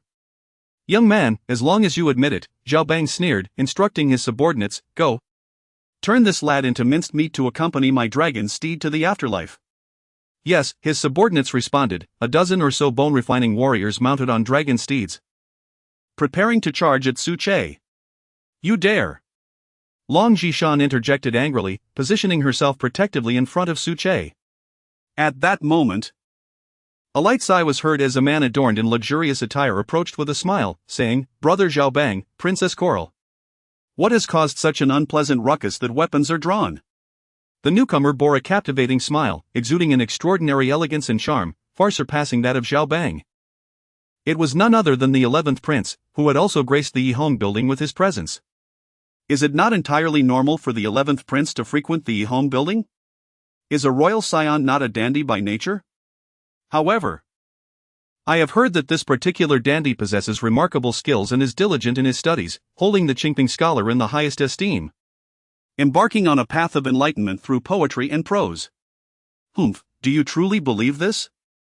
It is merely a case of a dandy gilding his own image. Over the span of 5 centuries, how many Hmph scholars have emerged? Those who tread this path have all but vanished into the annals of history. And even the Hmph scholars are not exempt. The observing nobles are well informed, effortlessly recalling historical narratives. After all, the Yihong building is situated in the capital. Its prestige nearly on par with that of the teaching bureau, attracting individuals of considerable refinement. 11th brother! Exclaimed Long Jishan. Her face radiating joy as she embraced the 11th prince, her delight unmistakable. Your Highness, the matter is as follows. Upon realizing that Long Jishan was indeed the Coral Princess, Zhaobang reined in his lustful thoughts and began to lament, portraying himself as a victim. So it is. The 11th prince nodded, indicating his comprehension. The Coral Princess had suffered no harm, while Zhaobang's brother had merely lost a horse. Thus, it shall fall upon the Coral Princess's casually acquired attendant to pay the price. To act without the master's consent and slay the steed of a disciple from the sacred land is indeed a grievous offense. Upon delivering his verdict, the crowd cast sympathetic glances toward Su Che. A servant, no matter how loyal, is but a scapegoat in the eyes of the powerful. Chapter 41, The Two Unparalleled Beauties. All here for him? The 11th prince exclaimed, No. Long Jishan, taken aback, was about to speak further, but was interrupted by the 11th prince. At the same time, over a dozen of Zhaobang's subordinates, all at the bone refinement stage, charged toward Su Che. Zhaobang laughed heartily as he approached Long Jishan, saying, Why should the Coral Princess fret over a lowly commoner? Such a person has existed on a different societal tier since birth. Even if he were to reincarnate 100,000 times, he would still be unworthy of even a single toe of the Coral Princess. Zhaobang's words were blunt, and the superiority brought by his lineage was evident. Boy, blame your misfortune. A poor scholar meets this fate. His followers, eyes gleaming with cruelty, surged forward. Long Jishan felt a pang of pity yet found herself helpless. After all, in the capital, her status paled in comparison to that of the 11th prince. Merely preserving her own safety was commendable. The onlooking noblewomen, anticipating the ensuing bloody spectacle, shielded their eyes. Bang! A thunderous roar echoed, accompanied by the sound of clashing swords. The arena was enveloped in dust and sword energy as the first 2 subordinates were cleaved in half, their bodies riddled with sword holes. Woof, woof! The adorable white dog at Su Che's feet attempted to appear fierce, barking incessantly. Such strength! The 11th prince expressed surprise. Regardless of his prowess, he is but a bone refinement practitioner. Continue the assault. Zhaobang barked, simultaneously summoning a spiritual artifact sword gourd. As the lid opened, thousands of small swords surged toward Su Che. This was a high-grade spiritual artifact. The True Martial Sacred Land possessed remarkable resources, even a scion could wield such treasures. Thousands of spiritual swords, how could one defend against them? Unless that poor scholar possessed a defensive spiritual artifact. Impossible. That scholar had seized his swords from Zhaobang's subordinates. How could he have a spiritual artifact? The gathered crowd remained unperturbed, watching with keen interest, occasionally offering their opinions. Using the prestige of a sacred land to bully the weak, how despicable. Su Che stood in the center, expressionless, disregarding the multitude of swords descending from the sky as he approached Zhaobang step by step.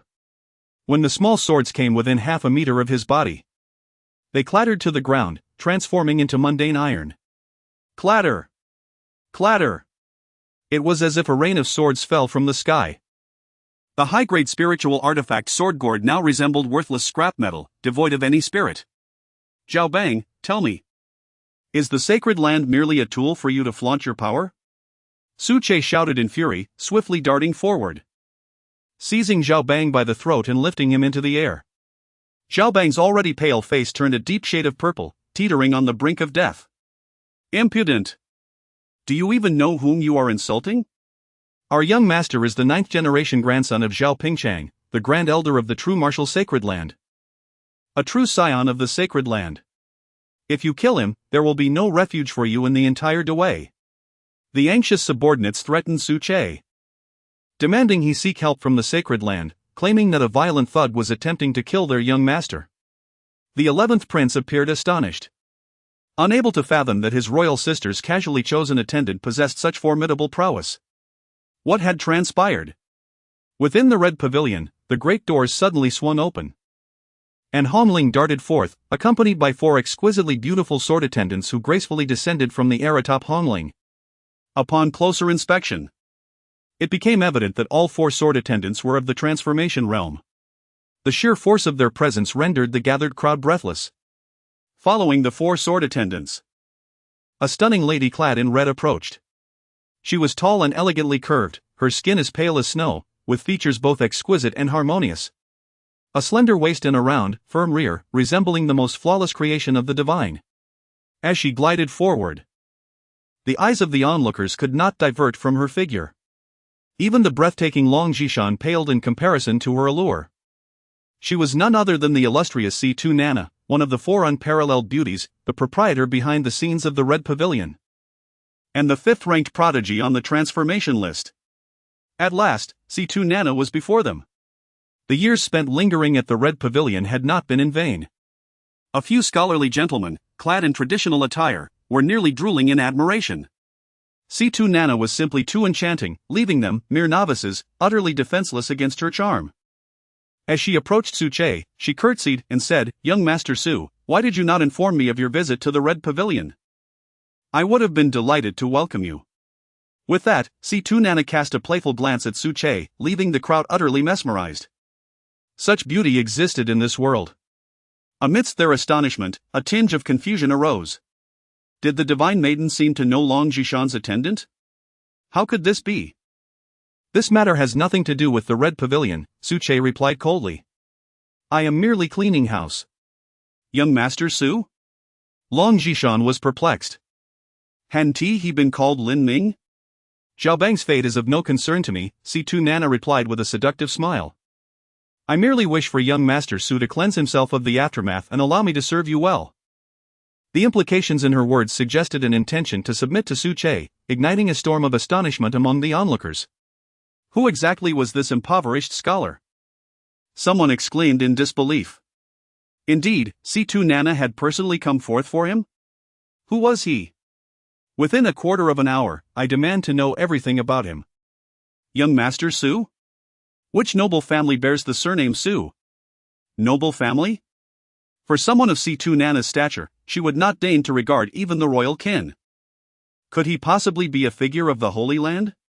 The crowd began to search through the latest transformation list of the Great Way, rifling through names one by one from the top. Found it. The 4th on the transformation list is indeed of the surname Su. Su Che.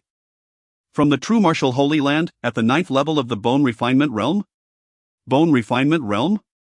Goodness, I hadn't scrutinized closely before. How could he be merely at the Bone Refinement Realm? The crowd was engulfed in confusion.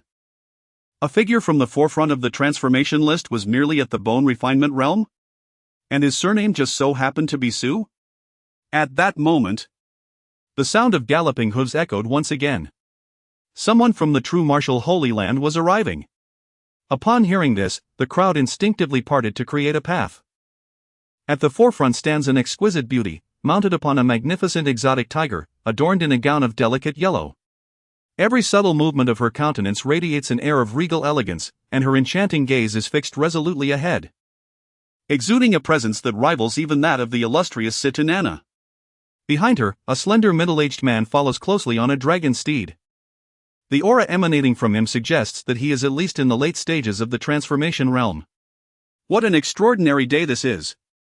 The captivating allure of 4 exceptional beauties, and here stands Huang Rui. My goodness, 2 of them are present at once. Do not dare to use spells to capture this moment, lest you wish to court disaster. She is so breathtaking that I find myself at a loss as to whom to admire. Tonight, I am certain I shall dream of this. Who would have thought that Huang Rui, at the bone refinement stage, could match the commanding aura of Situnana, who is in the transformation stage? 1. The great white creature, originally baring its teeth and fixated on Situnana, instantly shifted its demeanor upon seeing Huang Rui, transforming into a picture of joy. With a graceful leap, it soared onto the exotic tiger, nestling into Huang Rui's embrace. Ah, Dabai! How I have missed you! Huang Rui laughed, her hands tenderly stroking the soft fur of Dabai. As for the majestic exotic tiger beneath Huang Rui, it cowered in fear, prostrating itself on the ground, unwilling to advance a single step further. Chapter 42, Huang Rui's Jealousy. Senior Brother Su. Noticing the unusual beast lingering, Huang Rui dismounted her carriage, cradling her large white pet as she approached Su Che. Upon seeing Huang Rui, Su Che relaxed his grip, causing Zhao Bang to collapse onto the ground. Sister Huang! Sister Huang, this man wants to kill me! He completely disregards our true martial sacred land, he is a fiendish criminal. Zhao Bang clutched his throat, casting uncertain glances at Su Che. Slap! Su Che swiftly delivered a resounding slap across his face, declaring, silence, or face dire consequences. Zhao Bang's right cheek swelled, rendering him speechless. His eyes pleaded with Huang Rui, hoping she would advocate for him. To his astonishment, Huang Rui, in front of the gathered crowd, attempted to seize Su Che's right hand, only for him to nimbly evade her grasp, though she failed to catch him. The intent behind her action shattered Zhao Bang's pride entirely. After all, Huang Rui was his admired figure, his goddess. How could this be happening? Senior Brother Su, what has happened to Zhao Bang? Would you like me to assist you in dealing with him? Huang Rui, unfazed by her missed attempt, jested playfully. In Su Che's presence, she shed her fade of a divine maiden, transforming into a girl next door, much to the audience's astonishment. Nothing to discuss now, we shall address this later. Su Che replied solemnly, deeming it a matter of the true martial sacred land that he preferred to handle privately. Zhao Bang, upon hearing this, was engulfed by dread. Senior Brother Su, could it be that you are the esteemed Su Che, the current top disciple? A genuine prodigy, perhaps destined for greatness. With trepidation, he glanced at Situnana, stammering, Goddess Situ, please save me, I was merely. Slap! Situnana narrowed her eyes and struck Zhao Bang sharply across the left side of his face, rendering him unconscious. Then, as if nothing had transpired, she turned her gaze towards Huang Rui. Ah, Huang Rui of true martial indeed stands out, it seems her affections lie solely with her beloved. How rude of her! Situnana remarked, having detected Huang Rui's earlier intentions. I wondered who it was. Turns out to be you, a brazen vixen, Huang Rui retorted, unfazed by Situnana's words. What, is it not enough to entangle with Long Shengping? Now you seek to ensnare our senior brother Su? Huang Rui offered no quarter, directly exposing the truth. Long Shengping was the current prince of the Great Way, a member of the Yuan Ch Sacred Land, and ranked third on the divine transformation list, a peerless genius. The connection between these two had remained obscure to all but the Sacred Land, and now, with Huang Rui's public revelation, even Situnana, cunning as she was, momentarily gasped in surprise. Giggle, Sister Huang Rui truly has a flair for humor, Situnana quickly recovered, covering her mouth with a laugh. Since you are here to meet your beloved, I shall not intrude. Speaking further may only provoke your ire. After speaking, Situnana waved her hand, and the crimson energy rolled back, taking along 4 sword attendants as they returned to the red leaning tower. Senior brother, how did you come to know her? Huang Rui's expression was unfriendly, resolutely regarding Situnana as a hypothetical adversary. I do not know her, we merely crossed paths just now. Su Che quickly distanced himself from the association. Is that true? Huang Rui scrutinized Su Che with a hint of skepticism for a while before suddenly bursting into laughter, then. Senior brother, let us return to the Holy Land's territory. She blinked playfully, exuding an endearing charm. Woof! By, the great white dog, barked, its tongue lolling out, panting. Su-che nodded, leading the way as he departed the crowd, his demeanor solemn. Once the individuals from the True Martial Holy Land had left, the astonished exclamations of onlookers began to resonate. What? Is that Su-che? Su-che? He is the chief of the True Martial Holy Land, right? I heard he slayed Kuyun of the Rainbow Sect. Is that true? When Kuyun made his appearance, the skies above the Rainbow Sect shone with colors for dozens of days, heralded as the child of destiny, a prodigy destined for greatness. He was slain just like that? Ranked fourth on the transformation god list at the bone refinement stage, what kind of monster is he? I truly wonder what techniques he practices to possess such formidable combat prowess. He is quite handsome as well, a perfect match for Huang Rui. They make a splendid couple. Once he matures, the True Martial Holy Land will surely shine again. Amidst the bustling discussions, Long Jishan finally grasped the truth. The man who had grilled meat for her was actually Su-che, the fourth-ranked prodigy on the transformation god list and the chief of the True Martial Holy Land. Little Ming. Long Jishan hurriedly pursued him, gazing at Su-che with longing. Who are you? Huang Rui glared at her, her expression rife with hostility, causing the air to chill perceptibly. Su-che was startled. If Huang Rui set her sights on him, it was uncertain whether Long Jishan would leave the Great Way capital alive. Speak. What is your relationship with our senior brother Su? Clang. The long sword was drawn, with Huang Rui pointing it at Long Jishan, clearly indicating her intent to strike if provoked. Long Jishan was taken aback. She had never met Huang Rui before. Why was Huang Rui so quick to resort to violence? What was her intention? Ahem, Princess Coral. Su-che intervened, retracting Huang Rui's sword, and turned to Long Jishan, saying, I am Su-che of the True Martial Holy Land. I apologize for deceiving you. To express my regret, I shall assist you in overcoming a challenge. With that, the demonic sword that Situ Nana had gifted to Long Jishan suddenly soared into the air, seemingly sensing danger and attempting to flee. Stop! Su-che pointed, and the demonic sword shattered instantly, its blackness struggling in the air for a moment before dissipating. Also, be cautious of Situ Nana from the Harmony sect. Su-che cast a glance at Long Jishan. You are aware of the techniques of the Harmony sect. Situ Nana may attempt to transform you into a cauldron, offering you to some powerful figure to achieve her nefarious ends. Do you understand? After 5 centuries of existence, it is exceedingly difficult for the worldly schemes to elude Su-che's discerning gaze. With but a glance, he can discern the true intentions of Ouyang Nana.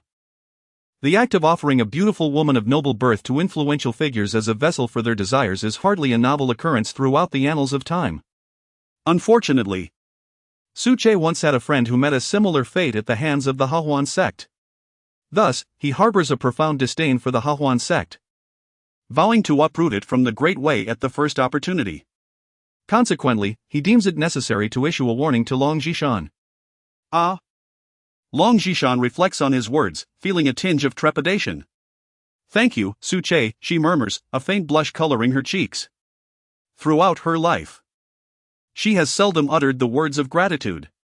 Su-che chuckles heartily, casting a glance her way. No longer calling you Xiaomingzi? Oh dear. Long Jishan suddenly feels a mix of embarrassment and annoyance, playfully striking Su-che before darting away. Huang Rui watches the graceful figure of Long Jishan as she departs, her teeth clenching audibly, an intense fury igniting in her eyes, wishing fervently to see Long Jishan vanquished. Su-che feels a headache coming on. He has already exercised considerable restraint in his interactions with Huang Rui. Alas, his allure proves overwhelming. With this thought, Su-che shakes his head, recognizing the necessity of clarifying matters with Huang Rui. Junior sister Huang Rui, my acquaintance with Long Jishan is merely fleeting, there is no profound connection between us. Huang Rui nods impassively, then suddenly breaks into a charming smile, her large eyes sparkling with mischief. Brother, who do you think is more beautiful, she or I? What sort of question is that?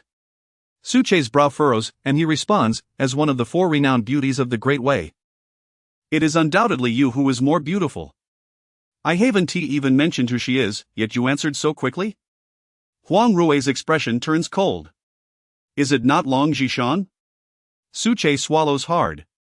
Huang Rui proves to be quite formidable. Certainly, she pales in comparison to me. I was referring to Sitanana. Huang Rui leans closer to Su Che, her gaze fixed intently upon him. Then it is still you who is beautiful. Junior sister Huang Rui is undoubtedly the most exquisite in the world. Though Su Che finds himself without a definitive answer. He possesses a clever strategy for dealing with women. Whoever inquires is the one deemed beautiful. Chapter 43, Testing the Cadres? The sacred land of Jinwu stationed in the territory of Dawei.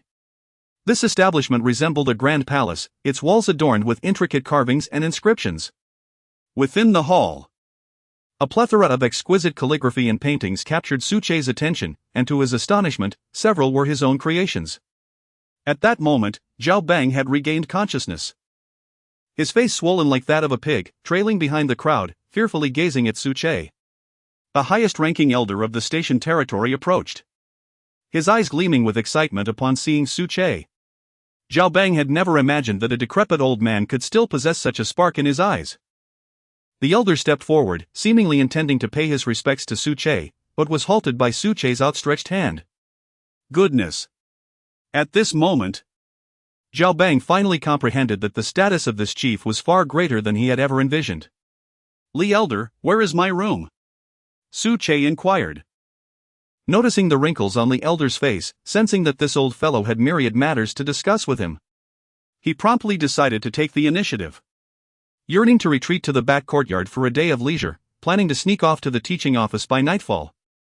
However, Li Elder, being a wily fox, would not be so easily deceived by Su Che's simple ploy. Su Che, there are numerous affairs in Dawei that require your decisive input. The upcoming Youth Summit battle is far from simple. I have a multitude of confidential reports that must be discussed at length. Otherwise, we may miss a significant opportunity. Li Elder implored earnestly. Just make the decisions yourself. I am merely a disciple. What authority do I have to decide? Su Che retorted. Immediately resistant upon hearing that he was being summoned for discussions.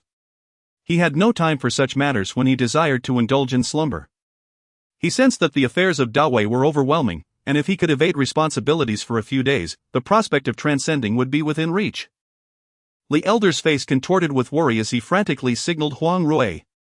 Understanding his cue, Huang Rui said, Brother Su, you should go. You are expected to represent our sacred land in this youth summit battle. We all have high hopes for you. Battle? Su Che exclaimed. What battle? Did the Saintess not inform you? Li Elder looked bewildered. Not at all, I merely descended the mountain for a leisurely visit. Su Che hurriedly replied. If there is to be a battle, I shall return next year. With that, he turned to leave. Ah, Brother Su.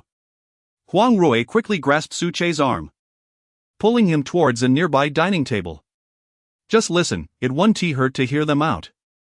Otherwise, I might have to send someone to capture Long Jishan and subject her to rigorous interrogation. Isn't she your beloved? At her words, Su Che was taken aback. Given his understanding of Huang Rui, he realized she was indeed capable of such actions. Unable to contend with Huang Rui, Su Che reluctantly took a seat at the dining table. Although the table was laden with delicacies, he found it difficult to partake. Why must I engage in social pleasantries here when I merely came to enjoy life? Fortunately, Huang Rui remained by his side, her charming smile providing some psychological comfort as she persistently filled his plate. After several rounds of wine, Li Elder sensed the moment was ripe and clapped his hands. Upon hearing the applause, a strikingly beautiful young woman entered from outside, with a hint of makeup and an air of sophistication. Her ample bosom was scarcely concealed by her ordinary attire, appearing as though it might burst forth. Elderly cast a discreet glance at the woman, who gracefully inclined her head in a bow to Su Che. Is this your candidate for the evaluation? Su Che remained transfixed by her presence, neglecting the food Huang Rui had served him. Candidate? Elderly blinked in surprise, quickly noticing Huang Rui's fingers gripping Su Che's arm. Ah! Su Che winced in pain, casting an innocent look at Huang Rui. Su Che, the upcoming youth pinnacle battle, based on our intelligence, will be fiercely competitive. The rewards far exceed a mere pseudo-holy artifact alchemist's furnace. Almost all notable factions in the Great Way have sent representatives to the capital. Elderly poured a glass of wine for Su Che and glanced at the enchanting woman, saying, "This is Yu Xiang, an outer disciple of our true martial sacred ground and an intelligence officer. You may inquire with her if you have any questions." Yu Xiang? That name sounds remarkably like one from the courtesan bureau. Su Che chuckled, gazing at Yu Xiang in contemplative silence. Yu Xiang was momentarily taken aback. The look in Su Che's eyes mirrored that of the affluent patrons from the courtesan bureau. Adjusting her attire and sensing the inappropriateness of lingering, Yu Xiang promptly divulged her information. "Senior Brother Su, this youth pinnacle battle of the Great Way primarily involves competition among several factions. The Yuan Chu Sacred Ground, the Zhangjian Sacred Ground, the Great Way Royal Family, Confucian scholars from neighboring countries, and the Alliance of 10,000 Races. You are likely familiar with the two major sacred grounds and the royal family. The Confucian scholars from our eastern neighbor, the Great Zhou, are driven by a belief in the path of culture, with their scholars eager to transform the Great Way into a nation that reveres literature. The scholar present, namely Wenla, possesses strength within the top 5 of the transformation god ranking and warrants our attention. As for the Alliance of 10,000 Races, while they do not rank in the Great Way's transformation god ranking, certain formidable young progeny of the demon race are not to be underestimated. Other minor factions should not pose a significant threat to us. Additionally, I have the list of outer disciples and their tasks from the capital." Yu Xiang delivered her report with precision, quietly observing Su Che, only to find him with his eyes shut, seemingly asleep. "Senior Brother Su? Senior Brother Su?" Despite her calls, there was no response from Su Che. Huang Rui, revealing her small canine tooth, softly remarked, "Senior Brother Su, Situnana is looking for you at the Yihong Tower." Yihong Tower? Su Che jolted upright, then met Huang Rui's fiery gaze. "Ahem. Matters of the Great Way, is it? Please continue." Su Che resumed his seat, wearing an air of nonchalance. He genuinely wished to avoid worldly affairs, let alone participate in the youth pinnacle battle. Even if he were to emerge victorious, the meager rewards paled in comparison to the bounties provided by his slumbering system. Elderly, clearly noticing Su Che's waning interest, waved his hand, signaling for Yu Xiang to take her leave. After a moment of hesitation, he called Huang Rui down as well, leaving only himself and Su Che alone. "Master Su, you must assist the Holy Land this time. The Holy Land is currently without a breakthrough, and life in the Great Way is truly arduous." Su Che glanced at Elderly and replied with a smile, "Arduous? I find it rather pleasant. That Zhao Bang fellow carries himself like a second-generation aristocrat, using the name of the Holy Land to bully and intimidate others. He nearly caught me in his web." Elderly immediately broke into a cold sweat, awkwardly responding, "Zhao Bang is the 9th-generation descendant of the Grand Elder. We cannot control him." "If we cannot control him, then imprison him," Su Che retorted sharply, his gaze piercing. "If it comes to that, then eliminate him. Just say it was my command when the Grand Elder inquires." Elderly felt a pang of unease. This encounter with his master was markedly different from previous ones. In the past, his master had been languid and indifferent, exuding an aura of a reclusive sage. Yet today, despite his continued nonchalance, an undeniable spirit of determination emanated from him. "As you command, Master. However, I urge you to remain vigilant regarding Zhou Shao, the chief disciple of the Yuan Chu Holy Land, as well as the Great Way's crown prince, Long Shangping. Especially Zhou Shao. It is said he has comprehended a certain fundamental law akin to what you grasped in your youth, and he could break through to the Divine Passage realm at any moment. You were capable of contending with the esteemed saints in the Divine Passage realm back then, and I believe this young man is not far behind. You must be cautious." Elderly implored earnestly, fearing that a moment's delay in his words might cause Su Che to leave.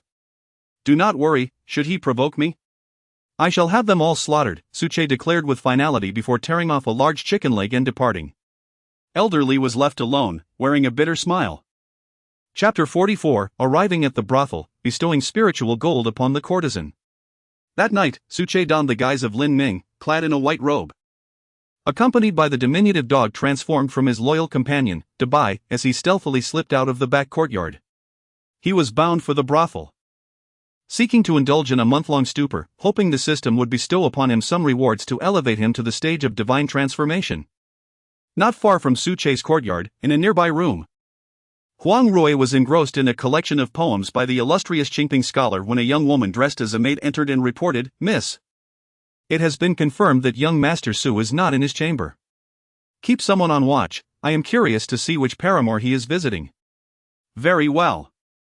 Under the flickering candlelight, the stunningly beautiful Huang Rui licked the blade of her long sword, her eyes glimmering with a menacing red hue, brimming with murderous intent. This was a stark contrast to the adorable demeanor she displayed before Su Che and the divine purity she exuded in front of other disciples. Simultaneously, Elder Li received a report as well. Follow Su Che, but do not make any moves. Keep your distance and report any significant developments. Do you understand? Elder Li instructed. Understood. With Dabai in tow, Su Che navigated through winding paths until he reached the end of a cobblestone road, where he beheld a building radiating brightness akin to daylight. The exterior of the structure was vibrantly colored and opulently adorned, with various intricate patterns carved into the tiles. A grand flight of stone steps marked the main entrance, indicating that only the esteemed dignitaries of the Great Way could gain entry. How long has it been? Su Che thought, his eyes sparkling with excitement. He quickened his pace towards the brothel, exchanged a few spirit stones, and found a prime seating position on the second floor with an excellent view. Curiously, this coveted spot was unoccupied, much to his advantage.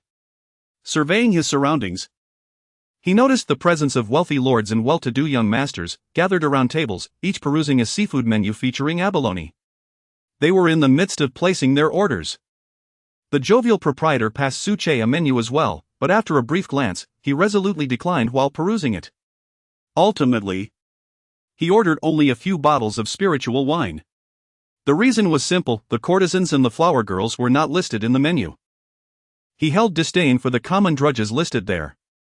After consuming a few cups of spiritual wine, he observed the elegant courtesans gracefully dancing in the hall.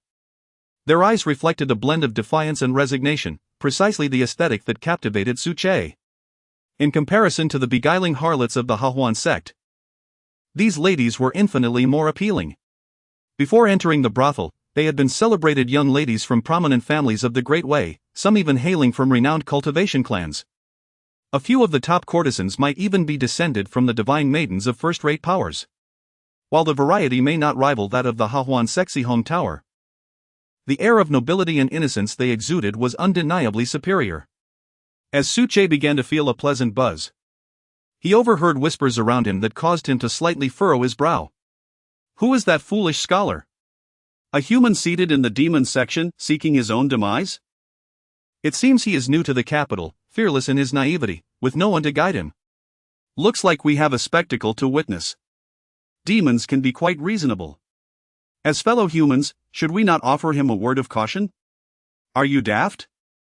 The demon clan surely has its spies within the Bureau of Courtesans. Should you venture to persuade them, you may find yourself branded as an accomplice, destined to become mere sustenance. Indeed, your words hold merit. I am grateful for your counsel, Brother Lu. No need for such formality, Brother One, it is only fitting. For we are comrades. The two began to exchange compliments, each regarding the other as a kindred spirit. Su Che, with his keen hearing, apprehended their every utterance. It was no wonder this place was devoid of patrons, it was a sanctuary for the demon clan. But what of it? A mere demon clan, should they dare approach, I shall not hesitate to slay them. The Great Way has elevated even the myriad clans to a status of recognition, should one deem this progress? Or the onset of decline? Su Che chuckled lightly. After downing 2 bottles of wine, he suddenly paused, drawn by the melody, for he had spotted a familiar face, Yu Xiang, the scout from the True Martial Sacred Land. At this moment, she wandered amidst the nobility, striking a pose akin to that of a seasoned madam. No wonder she was an intelligence operative. Is there anyone more astute than a brothel's madam? Su Che chuckled softly, choosing not to engage her. Instead, continuing to listen as the courtesans sang verses transformed into music, their eyes shimmering with modesty. Among them was a leading courtesan, clad in azure, her figure tightly wrapped. She undoubtedly hailed from a lineage of cultivators. Her vitality radiated, and her beauty was unparalleled, had her status not been so humble. The great ways for renowned beauties would surely have become 5. Particularly striking were her defiant, unwilling eyes, which captivated Suche profoundly. As the song concluded, Suche tossed several dozen spirit stones into the air, applauding. Well performed, a generous reward. Oh, thank you, young master! Exclaimed several courtesans, their surprise palpable. For it was rare for a guest to publicly bestow such a bounty of spirit stones. Suche smiled at them, he had no shortage of wealth. Before descending the mountain, Luo Ningxue had bestowed upon him a storage ring, containing several dozen spirit gold pieces. Had he not restrained himself a moment ago? He might have been tempted to shower them with spirit gold. Bestowing rewards, indeed, is the romance of man. To the stage. I wonder if the azure-clad courtesan might join me for a drink. Lin desires your company. Suche called out, capturing the attention of the entire hall. Laughter echoed around him. Oblivious to the peril that hung over him, he sought revelry. Such folly is rarely seen even once in a decade in the Great Way. Yet, one must admit, this fool must come from decent means to so casually toss out dozens of spirit stones. Surely he possesses some backing? And if he does, what of it? Who among us lacks a background? It is said that in the capital, one could throw a stone and strike a third-rank official. Does this young man think he is in his hometown? The elegant gentleman laughed derisively, treating Suche as a source of amusement. Young master, Shenro will not accompany you for drinks, the azure-clad courtesan, Shenro, replied with a glance at Suche, her voice soft yet laced with unmistakable pride. Not to accompany for drinks?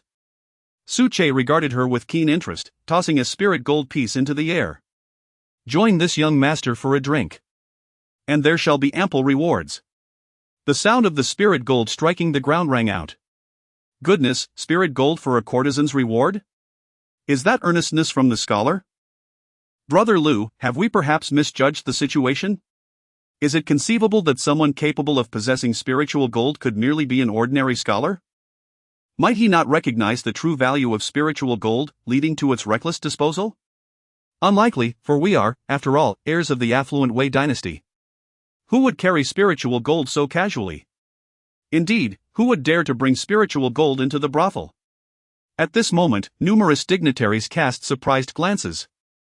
While spiritual gold is undoubtedly precious, it is not exceedingly rare, as families like theirs typically possess some. However, Suche's indiscriminate bestowal of spiritual gold, artificially inflating its price, has undoubtedly evoked feelings of distaste and dissatisfaction among them. A foreigner disrupting the market in the capital is hardly welcome. Even if the young master were to produce spiritual gold, Xianro would still refuse to entertain. Xianro glanced at Suche on the second floor, biting her lip, resolutely shaking her head in refusal. The surrounding courtesans, upon hearing this, displayed expressions of disappointment. Suche found this curious. In this day and age, do women of the brothel no longer value wealth? Is it not enticing to earn enough to redeem oneself? What is it that you desire? I can procure anything for you. Suche playfully teased the large white dog in his arms, eliciting a curious look from Qianro as it let out a soft bark. Chapter 45, Truly, the Court of the Brothels, a Sanctuary of Pretense. Though Qianro has fallen into the court of the brothels, she possesses a heart that reveres culture. If one wishes for her company over drinks, one must present a collection of poetry that satisfies her. Otherwise, no amount of spirit gold would entice her to partake in such revelry. Nian Qianro shook her head, her resolve unwavering, her voice far more melodious than Huang Rui's, endowed with the natural timbre of a nightingale, capturing the attention of many a noble within the court. Truly, she is the courtesan of the court, Nian Qianro. It is said that she was once a divine maiden of the esteemed Ziwei Palace.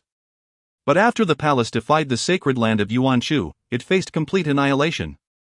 Fortunately, the imperial family of Wei intervened to save Nian Qianro, placing her within the court, thus sparing her from catastrophe.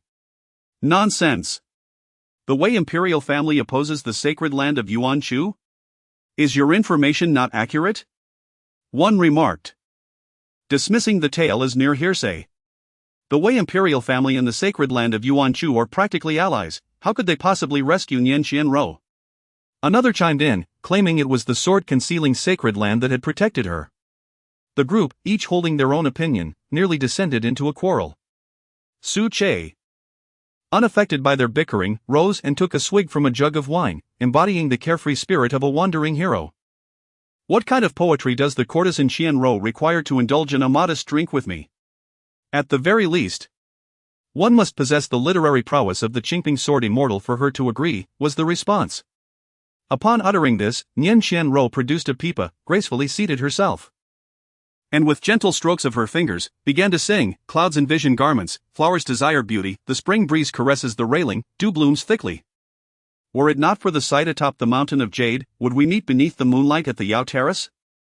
As the melody of the Hmph tune concluded, the lingering notes held the audience in a trance for a moment. Isn't your demand rather lofty, courtesan Qianrou? The Hmph sword immortal appears only once every 500 years. You may very well be searching for a soulmate until old age. Indeed. This Hmph tune is of such elevated artistry that none have rivaled it for a millennium.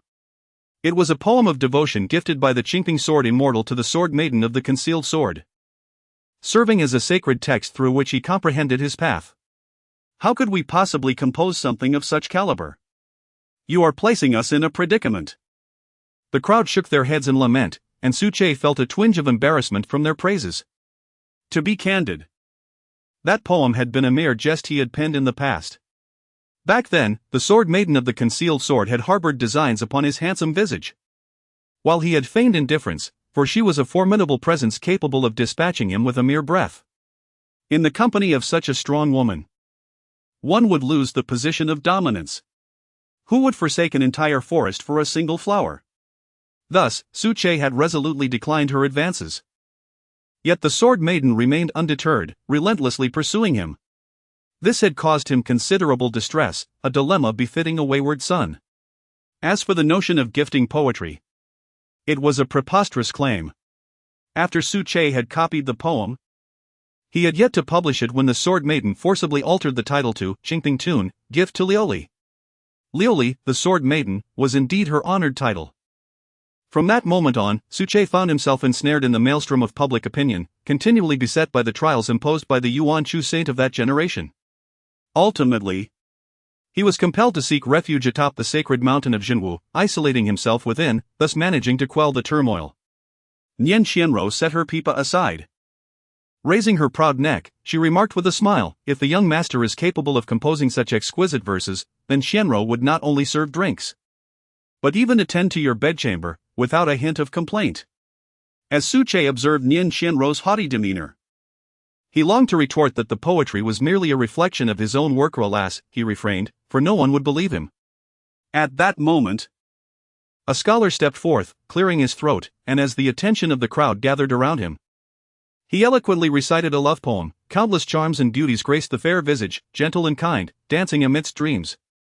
Soft whispers weave tender heartstrings, melodies entwining ancient tunes. With a flourish of his folding fan, his eyes gleamed with pride, yet he humbly spoke, I am but a humble scholar, unable to craft anything beyond these simple verses. I hope the esteemed courtesan, Qianrou, does not take offense. Noticing Nian Qianrou smile, the scholar cast a scornful glance at Su Che, proclaiming loudly, this fellow here is merely a nouveau riche, devoid of literary merit, yet clad in the garb of a scholar. Does he aspire to pose as a great talent to win the heart of courtesan Qianrou? How na ve. With a snap of his fan, he waved it nonchalantly, exuding an air of casual elegance.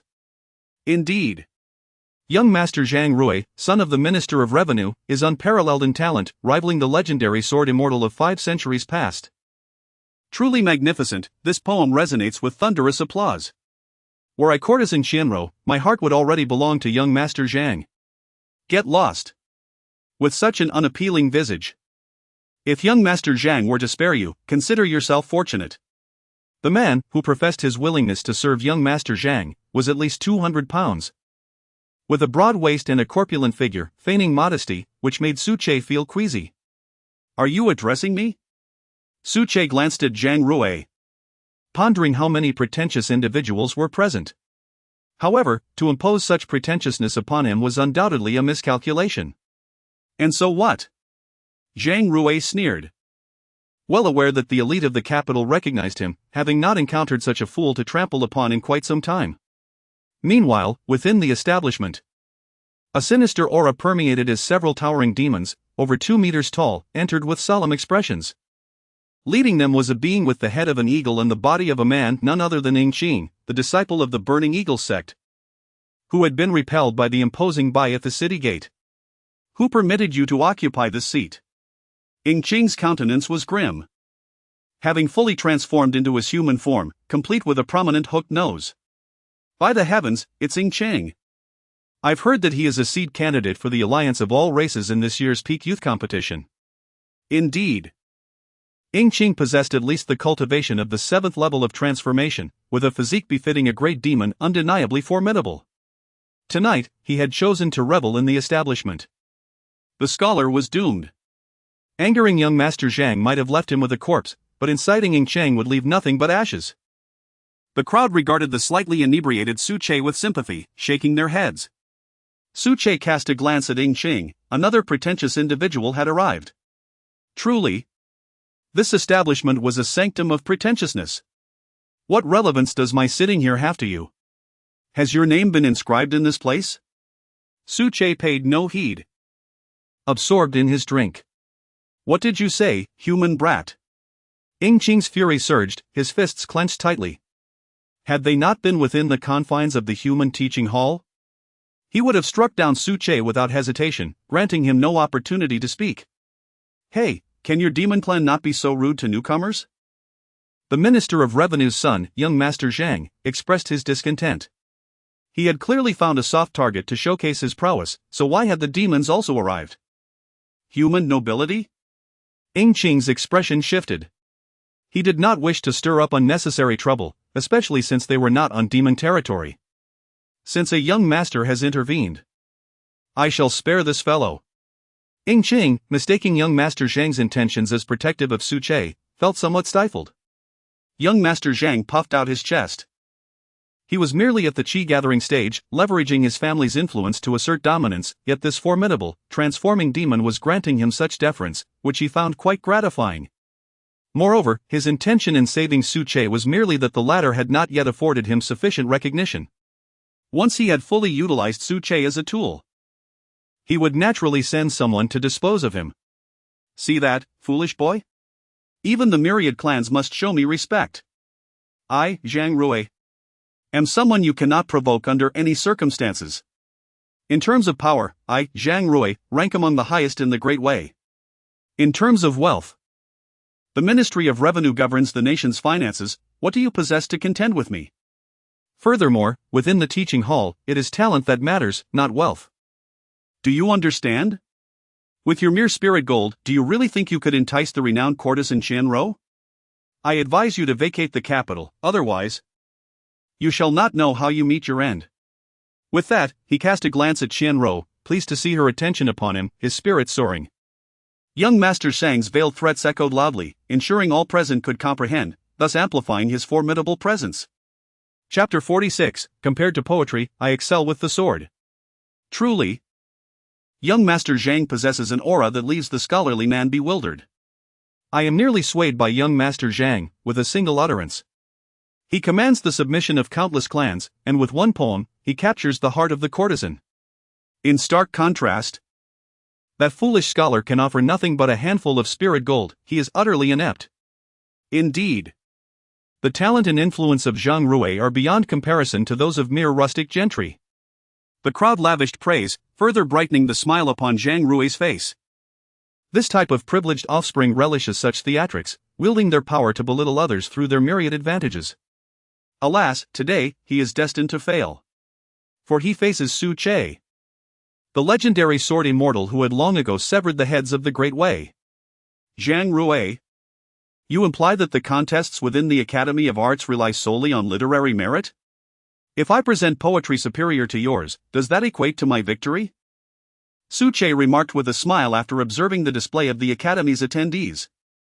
Precisely. Zhang Rui nodded, confidence radiating from him. His poem was procured at great expense from a renowned scholar, aimed at winning the affection of Nian Xianro within the academy. Su Che's actions in courting Nian Xianro provided him with a splendid opportunity to present his poetic offerings to win the lady's favor. This was even more exquisite than he had planned. How absurd that the Na'vi scholar dares to challenge young Master Zhang in poetry.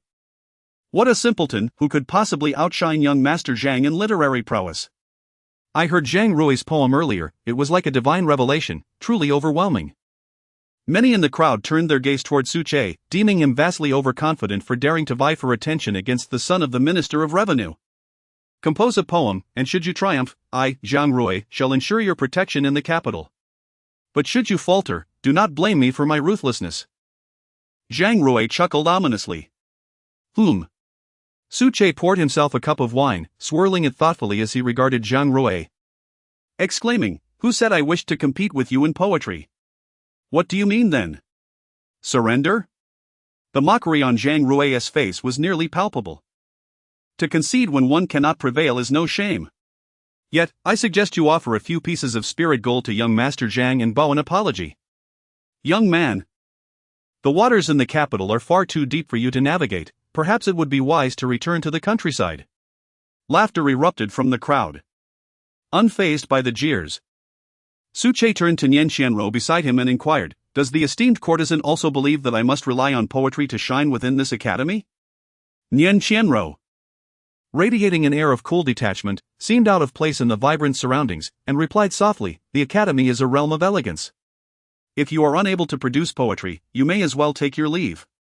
Su Che rose, downed a hearty gulp of wine, and laughed heartily. What a place of elegance!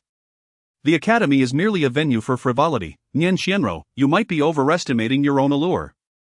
With that, disregarding Xianro's unsightly expression, he turned to Zhang Rui and remarked, "In truth, poetry and prose merely serve as a means for a destitute scholar to assert his existence. I abandoned such pretenses 5 centuries ago. Compared to verses, I, Lin, am far more adept with the sword." Upon uttering these words, Su Che clenched his right hand forcefully, shattering the cup in his grasp, and then casually tossed the fragments, which flew like darts through the air. How audacious! Insolent fool! Seeking death! As Su Che made his move, the entire teaching hall erupted, a multitude of guards rushing forth. Among them stood an elderly man, at the pinnacle of the transformation stage, radiating an overwhelming aura of spiritual energy. With a swift motion, he positioned himself before Zhang Rui, intercepting Su Che's strike. "Uncle Lin, I am grateful for your presence." Zhang Rui's complexion turned pale, feeling as though he had narrowly escaped death just moments before. "You have startled the young master," the elder, referred to as Uncle Lin, clad in official robes, bowed slightly and addressed Su Che, declaring, "In the Imperial Teaching Hall of the Great Way, you have committed an offense against the law. A capital crime. Do you understand that you are now the enemy of the Great Way?" Su Che waved his hand dismissively, unperturbed by the multitude of bone refinement guards and several transformation experts surrounding him. He took a swig from his flask and remarked, "Is this your trump card, Zhang Rui? And as for the law, who established it?" Upon hearing this, Uncle Lin's expression turned exceedingly respectful as he turned towards a particular direction and proclaimed loudly, "Naturally. It is His Majesty, the current sovereign." Su Che shook his head, chuckling softly, "What the sovereign decrees holds no weight, for you shall soon realize that only my rules, those of Lin Ming, constitute the law." "You insolent wretch, ignorant scholar, do you comprehend the gravity of your words?" Uncle Lin bellowed, unable to contain himself any longer. He leaped into the air, descending upon Su Che with a single palm strike. His immense aura collided with the structure of the teaching hall, causing ripples of azure light to emanate. This grand teaching hall was, in fact, a vast treasure of spiritual significance, not to be easily damaged. With a swift sidestep, Su Che evaded Uncle Lin's strike and retaliated with a powerful kick. Observing this, Uncle Lin raised his leg to counter, his limb glowing with a dusty yellow radiance, employing a touch of celestial magic. A resounding crash echoed, accompanied by the sound of bones cracking, as Uncle Lin was unexpectedly sent flying out of the teaching hall by Su Che's kick. As the onlookers rushed to witness the aftermath, they were astonished to find that Uncle Lin's right leg had been shattered by Su Che's strike. By heavens, he truly is formidable. He shattered the leg of a transformation expert. Who could this man be?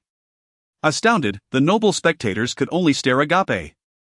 The pinnacle of the transformation stage was a realm they could only aspire to, yet this impoverished scholar had vanquished such a master. What cultivation level did this destitute scholar possess? To challenge me in physical prowess is to court death. Su Che's expression remained impassive as he swiftly advanced towards Zhang Rui. And no. Please, do not kill me. Zhang Rui collapsed to the ground, his trousers dampened. As the surrounding guards witnessed the scene, they surged forward, intent on confronting Su Che with all their might. Young Master Zhang is dead, we shall not fare any better. Attack! Kill him! Su Che struck the ground with his palm, unleashing a torrent of pure spiritual energy that sent the group of bone refinement guards sprawling. In the blink of an eye, Su Che stood before Zhang Rui, regarding him with an icy gaze. Brother, I was wrong, this time it was I, Zhang Rui. Who erred? Please, do not kill me, do not kill me. Zhang Rui retreated in terror, his face a mask of fear. Devoid of any trace of his former arrogance. Do you still believe that literary talent is of utmost importance? Su Che laughed heartily, lifting his right foot as if to kick a soccer ball. With a resounding thud, he shattered Zhang Rui's skull. Blood gushed forth like a fountain from the decapitated corpse of Zhang Rui. Standing beside the lifeless body, Su Che resembled a deity descended from the heavens. Chapter 47, The Courtesan's Accompaniment, the Demon Su Che. Is he man or demon? Young Master Zhang. Has he truly had his head crushed by a single kick, or is this merely a farce within the academy? Has the world truly lost its senses? How could such a fiend suddenly emerge? I only perceive him as a mere bone refinement practitioner. What arcane technique is this? Damn it! We have all been deceived by his appearance, he is certainly not a scholar. Quick, flee! We cannot linger, we must report to the authorities. A bloody incident has transpired within the academy, the powerful and influential are naturally lamenting, each one hastening towards the exit. Su Che sighed. He had merely intended to indulge in a couple of drinks, yet the number of blind fools was simply overwhelming. Meanwhile, Nian Xianrou and several courtesans, trapped deep within the academy, found their escape route obstructed by Su Che and dared not move, merely watching him with trepidation. On another side, Ying Cheng and several great demons stood in stunned silence. Divine One, shall we stay or go? Leave? How? Ying Cheng barked in anger. Ever since Su Che's eruption, an intangible pressure had locked onto him, rendering him immobile. It was unbearable, it felt akin to the sensation experienced outside the city gates during the day. As the oppressive force intensified, Ying Cheng found his breath becoming increasingly labored. What is happening, Divine One? I cannot move either. Is there an elder of the demon clan present? Why must we be humiliated thus? The other demons trailing Ying Cheng now felt their pupils constricting, their bodies weakening. They could muster not even a fraction of their strength. Woof! A bark echoed as a petite white dog elegantly emerged from beneath a nearby table. Its eyes glimmered with a fierce light, its once adorable visage now overshadowed by an overwhelming presence akin to a mountain. A stark reminder of the vast difference in life stages that compelled Ying Cheng and his companions to nearly kneel in reverence. This is... Ying Cheng's eyes widened in disbelief as he suddenly recognized the white dog. This was indeed the great demon he had encountered outside the city gates, albeit now shrunken to a fraction of its former size. Damn it, how could they cross paths again? Ying Cheng cursed his bad luck. During the day, he could not restrain his tongue and mocked a human woman. By night, he again let slip a taunt at a human scholar. Who could have anticipated meeting such great demons? His fortune was appallingly poor. Big White. Su Che, wielding the Qingping sword, approached with an air of nonchalance. Behind him lay a mountain of corpses, a sea of blood, with hundreds of guards reduced to mere fragments by his sword. Blood, mingled with brain matter and viscera, slowly flowed from the academy's hall to the entrance, forming a small river of crimson. The courtesans beside Nian Xianrou trembled in fear, their teeth chattering, their bodies quaking. Even Nian Xianrou herself, once a revered goddess of the divine sect who had endured the horrors of her sect's destruction, found her complexion pale and struggled against her discomfort. Su Che had frightened her profoundly, even evoking painful memories of the tragic night of her sect's downfall. Bang! The mighty Eagle King could no longer withstand the pressure. A grand demon of the 7th tier of the Transcendence realm, a scion of the demon race, found himself prostrated at the feet of Su-che. Pleading for mercy, "O great being of the human race, please let me go." The little eagle acknowledges its wrongs. "I beseech you, great white dog demon." With a series of thuds, he bowed his head. His life force was suppressed by the imposing presence of the great white, leaving him devoid of any will to resist. Like a creature at the bottom of the food chain, he could only beg for mercy. Witnessing this, several other great demons around him also knelt on the ground, exclaiming, "We are willing to become your loyal pets, O mighty one. We implore you to spare our lives. We are willing to submit, to sign a pact, and never betray you. We seek only a path to survival." Su-che regarded them with indifference. Once, the esteemed golden feather eagle of the mystic beast sect had commanded respect, yet today, the scion of a first-rate demon sect was reduced to groveling at his feet for survival. Su-che chuckled lightly and turned to the pale-faced Nien Shanro, saying, "Shanro, come here." "Me?" Nien Shanro had just been muttering to herself, "You cannot see me, you cannot see me," only to be called out by Su-che the very next moment. How unfortunate! Though anxious, she had once been a divine maiden of a sect, enough to prevent her from being paralyzed by fear. She carefully maneuvered past the nearby courtesans and approached Su-che. Her earlier defiance now replaced by caution as she spoke in a tone akin to a servant, "Mr. Lin." "Ha ha ha ha ha." Su-che laughed heartily, wrapping an arm around Nien Shanro's waist. A fleeting expression of humiliation crossed her face, and she trembled slightly. "Do not be alarmed, I am not that sort of person." Su-che chuckled, bemused by the thought that Nien Shanro might perceive him as a nefarious devil. Although, in a way, he was not far from it. Having descended from the mountain with blood on his hands, Su-che felt no need to masquerade anymore. In the realm of cultivation, virtuous individuals seldom endure long. That was an immutable truth. 5 centuries ago, before awakening his system, he had wielded a sword and caused upheaval in the Great Way with nothing but his mortal form. Now, upon his return, the fate of those who dared to provoke him was all too predictable. "Shanro, how long have you been in the pleasure quarters?" Su-che inquired with a smile, gazing at Nien Shanro nestled in his embrace. Over a year," she replied, a surge of frustration rising within her. How could he be so familiar with her? Was this what he meant by not being that kind of person? Indeed, over a year, Su-che nodded, a faint smile gracing his lips as he continued, "Do you believe that success in the pleasure quarters relies more on wealth or on talent?" "I." The humiliation on Nien Shanro's face deepened, her chest rising and falling gently as she bit her lip. "Wealth." "Excellent," Su-che remarked, using his sword to lift a cup of wine and offering it to Nien Shanro, signaling her to serve him. She trembled once more. Despite her time in the pleasure quarters, she had always presented herself as a refined courtesan, never having served drinks before. With her beauty, merely singing a few songs could easily bring considerable income to the brothel. Yet today, the man before her was unleashing chaos within the establishment and demanding that she serve him wine. Was he a devil? What was happening? Su-che observed her with a playful glint in his eyes. Ultimately, her intense will to survive triumphed over her pride, and Nien Shanro, with trembling hands, accepted the wine cup, tears glistening in the corners of her eyes. Su-che gazed at her with satisfaction. Her anxious clumsiness allowed her to consume only half a cup of wine after a long while. The several powerful demons, including Ing Ching, watched as Su-che toyed with Nien Shanro, their unease growing more palpable. Their bodies inevitably exhibited signs of trembling.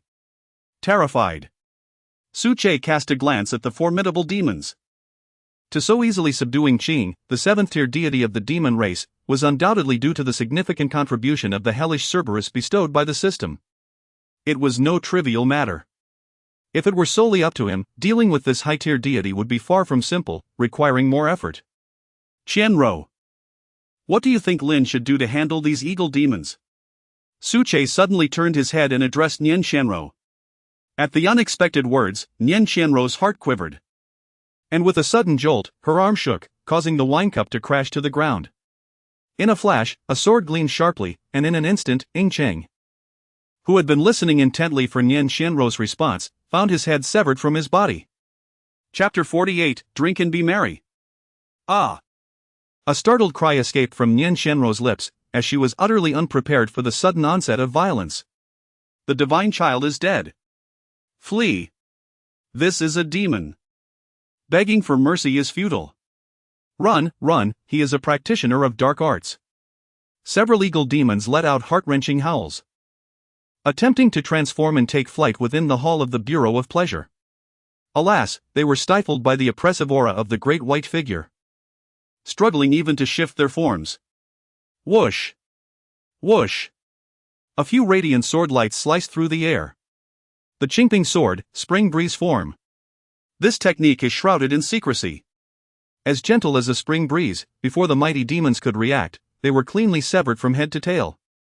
Following this, Suche embraced Nian Shenro and leapt into the air, dispatching the bodies of the great demons with a swift kick, sending them flying out of the bureau's doors. Finally, Suche landed back in his original chair, with Nian Shenro unable to extricate herself, subsequently settling upon his lap. How amusing, Suche remarked, unperturbed. That a cadre of great demons would dare to infiltrate the pleasure quarters of my Dawei capital. One and all, mark my words, when I have the leisure, I shall expel every last one from the city. Having said this, he gently grasped Nian Shenro's hand and asked softly, Shenro, I heed your counsel, how shall you reward me for slaying these eagle demons? Nian Shenro bit her lip, remaining silent. Was she truly being consulted? She was merely so anxious that the cup slipped from her grasp, shattering upon the floor, splattering blood in all directions, nearly staining her azure garment. Realizing this, she attempted to rise once more. This time, Suche did not restrain her, instead, he allowed her to stand. Shenro, come, join me in a drink. He clapped his hands, his expression remarkably calm, devoid of any acknowledgement of the recent carnage. Nian Shenro sighed, taking a seat opposite Suche. And you lot. Come here and drink with us, he called out to the several anxious courtesans, their faces etched with fear. The term courtesan refers to those young women who, still unengaged, have honed their skills in poetry and song within the brothels. The companions of Nian Shenro were indeed fair, possessing looks that would place them at least at the standard of a second-tier celebrity in Blue Star. Moreover, with their commendable singing abilities, they serenaded Suche, their youthful hands providing him with a delightful massage, much to his enjoyment. Following Suche's lead, Nian Shenro peeled a grape and placed it into his mouth. Well done! Suche exclaimed with delight, tossing several pieces of spiritual gold before the courtesans. Thank you, young master. Thank you, young master. The courtesans rejoiced upon realizing they had not only preserved their lives but also received spiritual gold. They intensified their efforts, pouring their hearts into their performance. As time passed and Suche seemed to have reined in his murderous intent, focusing instead on savoring exquisite wine and listening to music, Nian Shenro gradually felt her fears ease. This demon, while bloodthirsty, appeared less fearsome when not provoked and when one complied with his wishes. Yet, how could Suche, having slain Zhang Rui and Ying Qing, still possess the energy to tease them? Was it his audacity or the support of a formidable backing? It is important to recognize that both the Minister of Revenue and the Burning Eagle sect belong to the second tier of power within the Great Wei dynasty, with at least one formidable figure among their ranks, and they are even allied with the imperial family and the alliance of 10,000 races, the pinnacle of authority. The intricate relationships among these factions are deeply entwined, making it challenging to unravel them, as disturbing one thread could set the entire web in motion. Suche speaks of killing with a casualness that belies the gravity of the situation, particularly as he shamelessly takes advantage of her companions. What is he contemplating? Is it a matter of savoring the final moments before an inevitable demise? After much contemplation, Nian Shenro can only conclude that such a notion holds some merit. Given Suche's tender age of just over 20, it seems utterly implausible for him to challenge a millennium-old force secured by a void-breaking master. Reflecting on this, she rubbed her chest and finally succumbed to curiosity, inquiring, "Young Master Lin, you have slain the scion of a first-rate sect and the son of the Minister of Revenue. How is it that you remain so composed and indulge so freely?" Upon hearing her words, Suche cast a glance at Nian Shenro and beckoned her over with a gesture. The implication was clear, she was to join him. Observing his motion, Nian Shenro could only lament her own impulsiveness. Why did she have to speak up? Yet, she dared not defy Su Che's wishes. Taking a deep breath, she shyly settled herself into the chair beside him. Su Che frowned slightly, then lifted her into his lap, relishing the sensation of holding her close. After all, what were the sons of the Minister of Revenue and the Burning Eagle sect, if not mere obstacles? As the saying goes, drink deeply while the wine flows. If we cannot prevail, we shall meet our fate together. To die beneath the peony blossoms is to be a spirited ghost. He chuckled heartily, enjoying a grape that Nian Xianro had peeled for him. However, the smiles of the other beautiful maidens around them faded abruptly at his words. What had they just heard? To perish alongside one's adversaries? What a terrifying man he is. Fear once again enveloped their hearts. News of Su Che's tumultuous rampage at the Pleasure Bureau, where blood flowed like rivers, spread rapidly throughout the capital. At the residence of the True Martial Sacred Land, Huang Rui listened calmly to the report from the scout before her. This is the situation, Senior Sister Huang Rui. Su's senior brother remains at the Pleasure Bureau and shows no signs of leaving. Should we send assistance? The scout inquired respectfully. They were all outer disciples of the True Martial Sacred Land, known for their unwavering loyalty. The Pleasure Bureau? A flicker of anger crossed Huang Rui's eyes before she regained her composure and replied coolly, Is Elderly aware of this matter? He should be informed.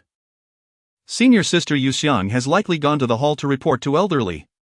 Then we shall go as well. Huang Rui grasped her delicate sword, adjusted her attire, and donned the guise of a chivalrous woman.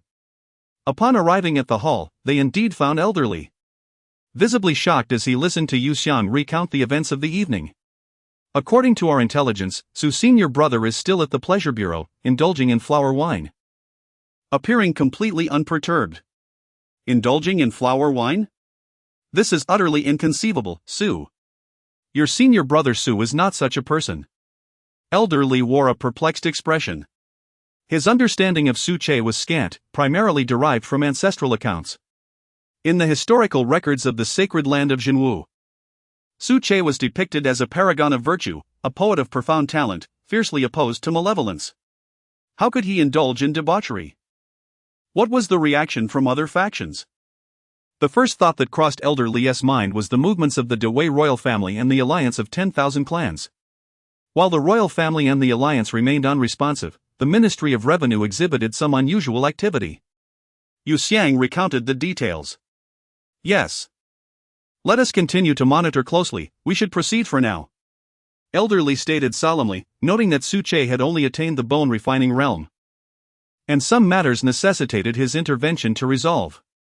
At all times, martial prowess is the ultimate truth.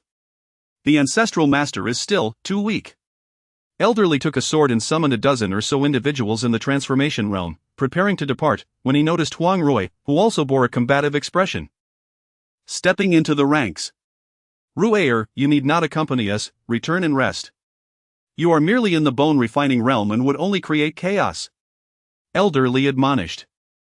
Tonight may lead to a confrontation with the Ministry of Revenue. Huang Rui, being of the bone refining realm, would be of little assistance. Oh, very well.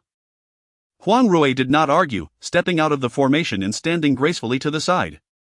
Before her elders, she was invariably so obedient. Elderly nodded in satisfaction and declared, Let us set forth. Yes.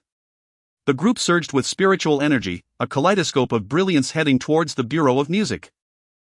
Huang Rui watched them depart, her eyes betraying a glimmer of killing intent, transforming into a streak of light as she soared in another direction.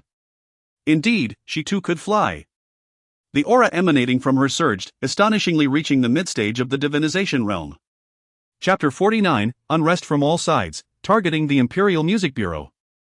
In the Minister of Revenue's mansion, a middle-aged man clad in a straight robe and adorned with black satin shoes gazed sorrowfully at the ancestral tablets. The spirit tablet representing Zhang Rui had vanished, signifying the demise of his son. Report. A scout entered, kneeling on one knee with a mournful expression. Have you discovered the cause of the young master's death? Within Zhang Yuanhu's eyes, a fierce intent simmered. What have you found? They did not conceal the truth. Such audacity. Who is responsible? With a thunderous crash, Zhang Yuanhu smashed the table before him. It is Su Che, the current chief of the True Martial Sacred Land. He clashed with the young master over the title of flower champion at the Imperial Music Bureau. In a moment of heated words, he drew his blade and struck down the young master. How could this be? Where is Lin Wei? Did I not assign him to protect Rui? Zhang Yuanhu's disbelief was palpable.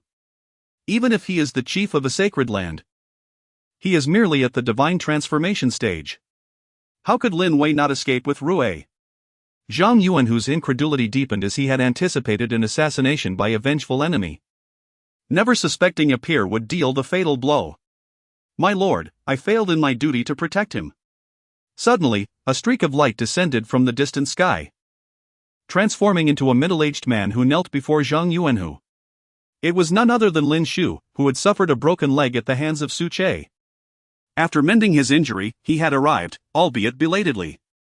Lin Wei, elucidate the details for me, Zhang Yuanhu commanded gravely. Indeed, my lord. Lin Wei recounted the events in detail, embellishing slightly to suggest that Zhang Rui had initially engaged in conversation with Nian Qianrou, only to have Su Che intervene and claim him with a blade after a mere exchange of words. To kill my son over a trivial quarrel, with no enmity between them?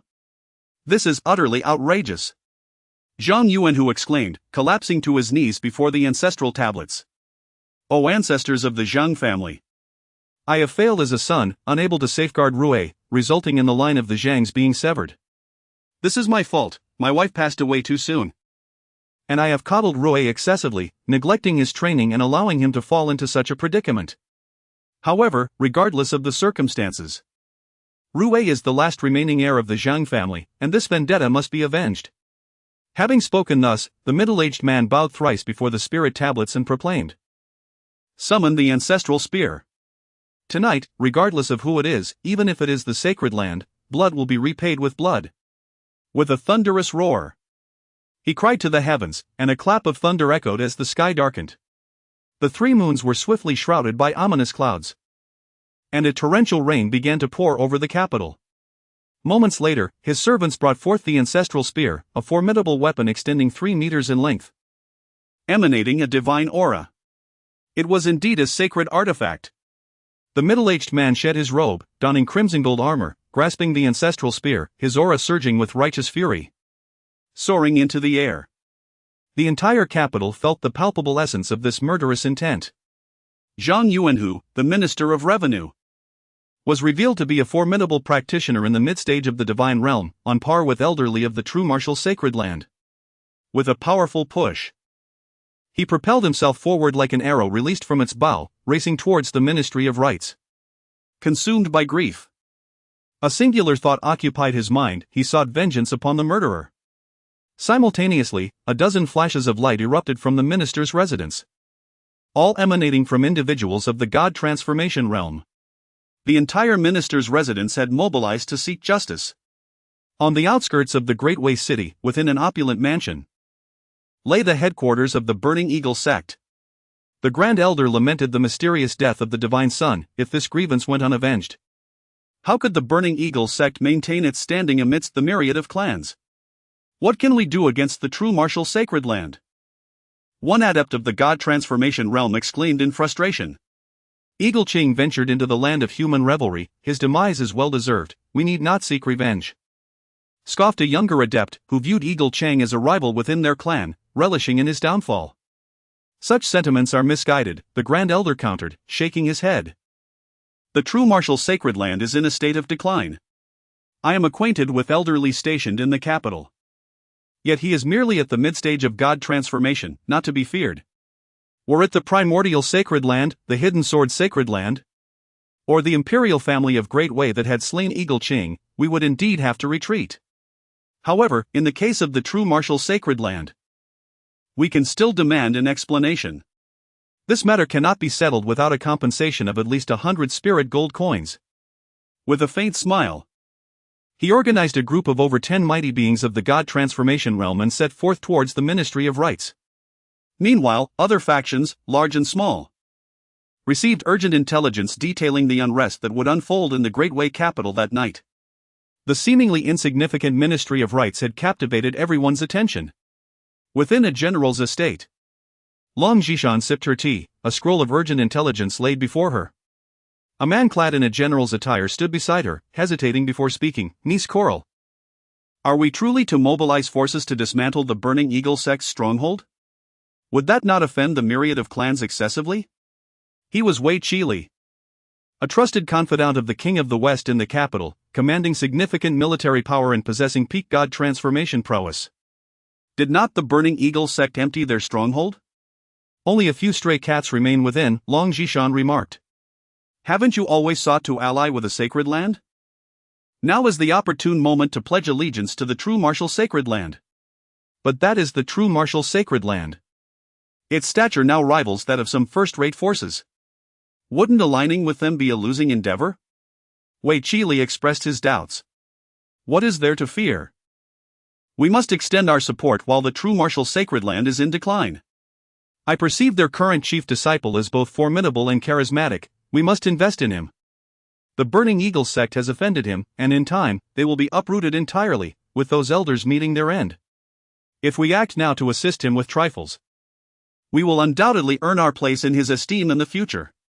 Long Zhishan's enthusiasm was palpable, leaving Wei Qili feeling somewhat resigned. It seems that this young princess is more inclined to defend her beloved than anything else. Enough of this and that, General Wei Qi, let us depart. With a spirited gleam in her eyes, Long Zhishan gazed eagerly at Wei Qili. Very well then. Ultimately, Wei Qili consented. After all, should any mishaps occur, the Prince of Jinshi would take responsibility. The Prince of Jinshi possesses unfathomable prowess, having guarded the borders for a century without stepping foot in the capital. It is rumored that he is but a step away from transcending the void. No matter how audacious the Burning Eagle sect may be, they would not dare to provoke the Prince of Jinshi. Moreover, he is well aware that the prince harbors ambitions toward the capital, longing to unite with other sacred lands for rebellion.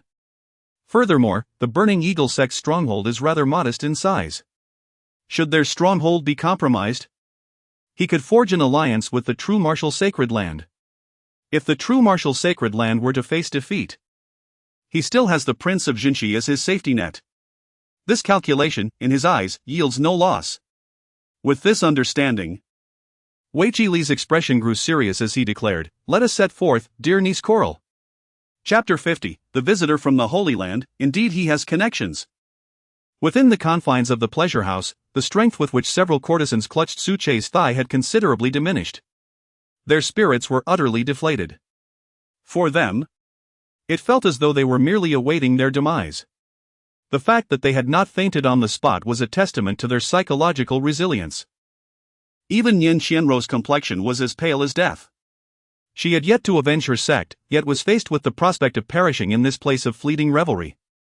The scenes of enduring humiliation over the past year flashed through her mind like a relentless slideshow. Do you truly lack connections? Nian Qianrou attempted to muster a final struggle, casting a glance at Su Che. None, Su Che replied coolly. Nian Qianrou felt her hope deflate like a punctured balloon. Peeling grapes, what are you doing? Su Che remarked, his dissatisfaction evident in his gaze. I shan't peel them. We're doomed regardless, I refuse to participate. With an unexpected surge of courage, Nian Qianrou rose defiantly from Su Che's lap and sulkily seated herself nearby.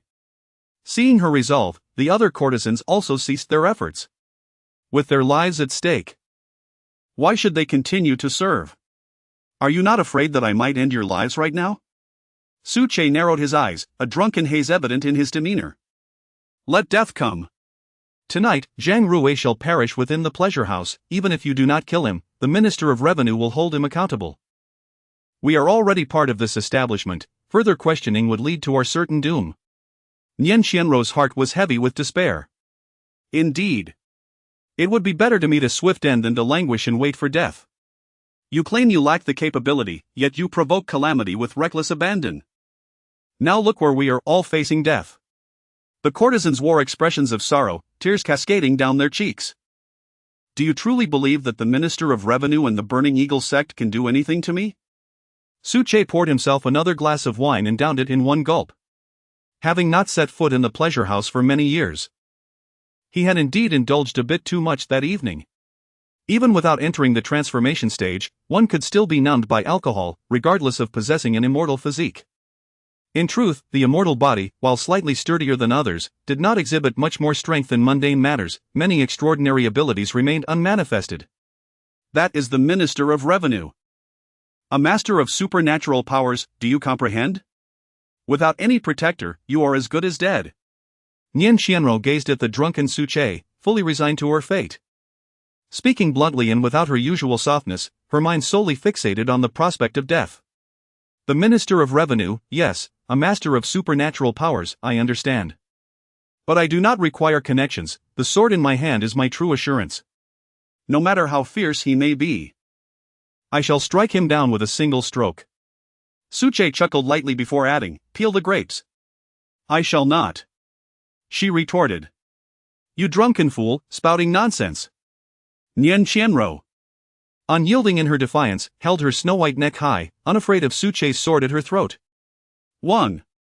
Bai, witnessing Nian Xianro's proud demeanor, leaped into her embrace, nuzzling against her. Surprisingly, Nian Xianro did not resist the adorable creature, allowing it to frolic in her arms, causing her bosom to sway, far more ample than Huang Rui's. Lecherous dog. Su Che inwardly scoffed, uncertain of to whom the creature's behavior could be attributed. At that moment, a commotion arose outside the pleasure house. Shortly thereafter, several men of formidable strength entered, each exuding an overwhelming aura, unmistakably elite members of a powerful faction. It was over. 5 or 6 of them were certainly the subordinates of the Minister of Revenue. This was the end. Nian Xianro felt an overwhelming sorrow, never anticipating that before her demise, she would still be forced to serve drinks and peel grapes for others. In stark contrast, Su Che appeared oblivious to the presence of the powerful figures, continuing to indulge in his wine, embodying a life of carefree pleasure. The courtesans, overwhelmed by despair, trembled in fear, collapsing to the ground as they sensed the approach of death.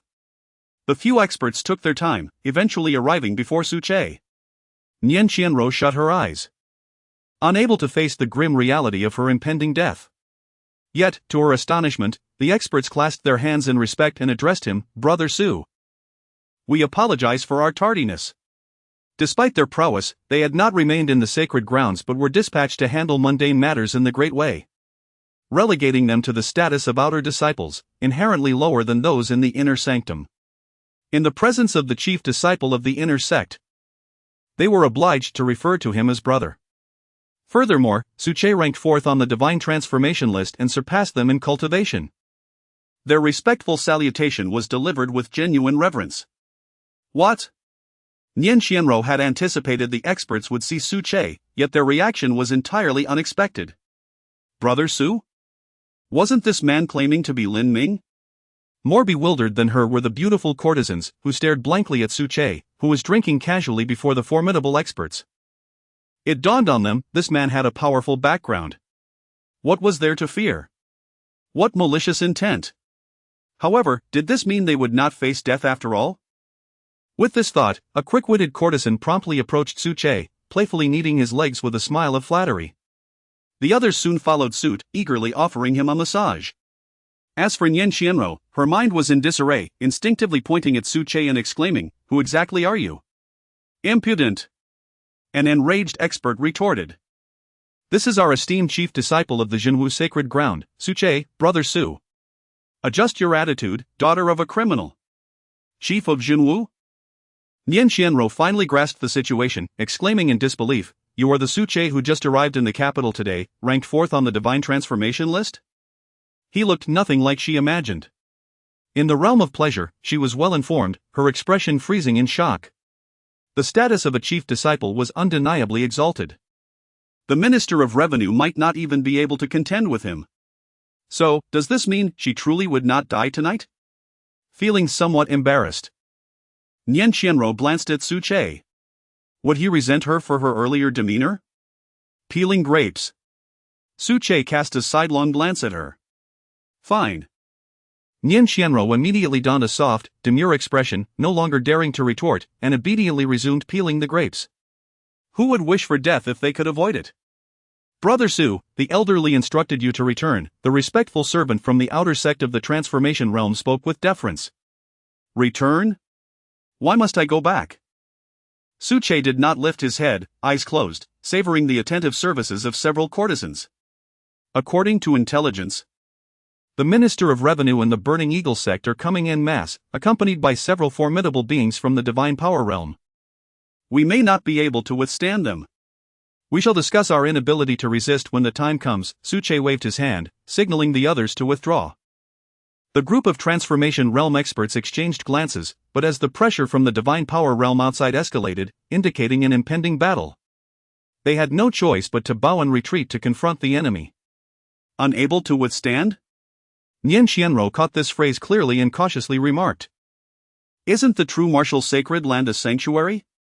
How could it falter against a mere minister of revenue? Suche chuckled lightly. Your information is lacking.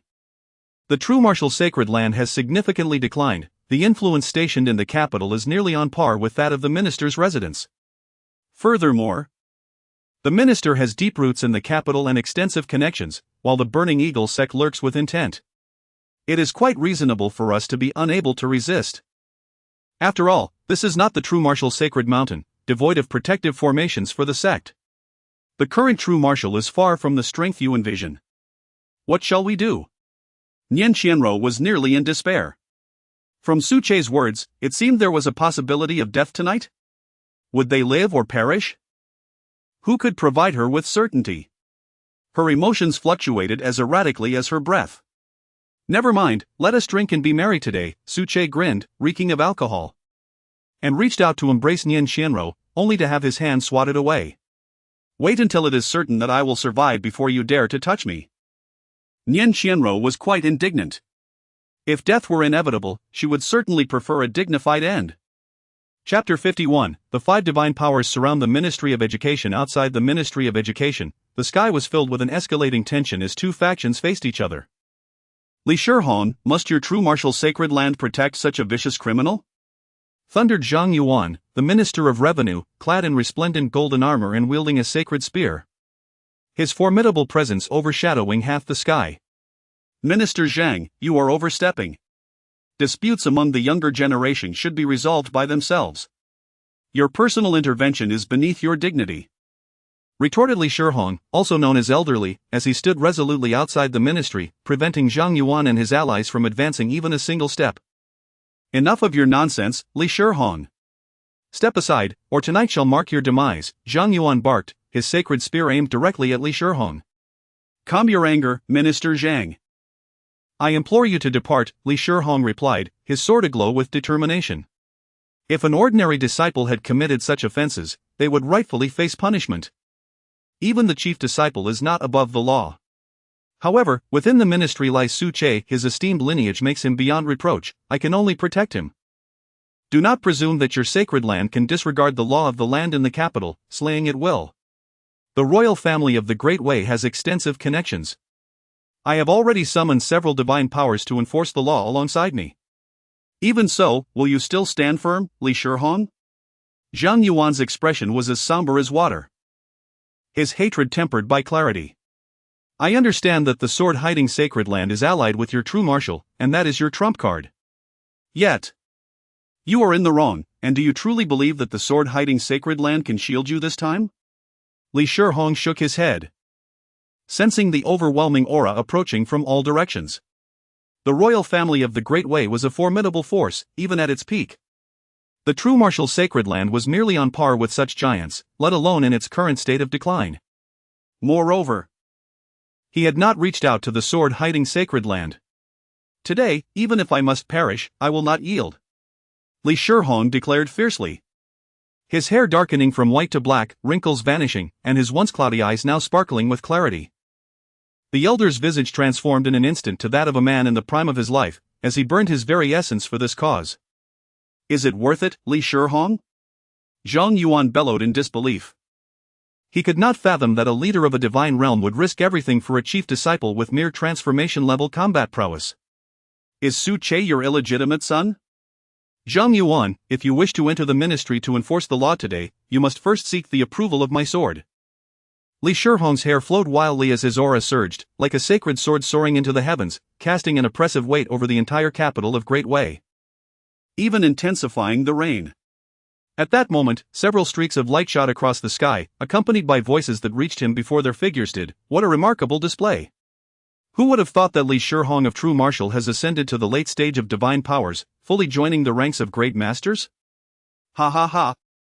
The True Martial Sacred Land is indeed not lacking in depth.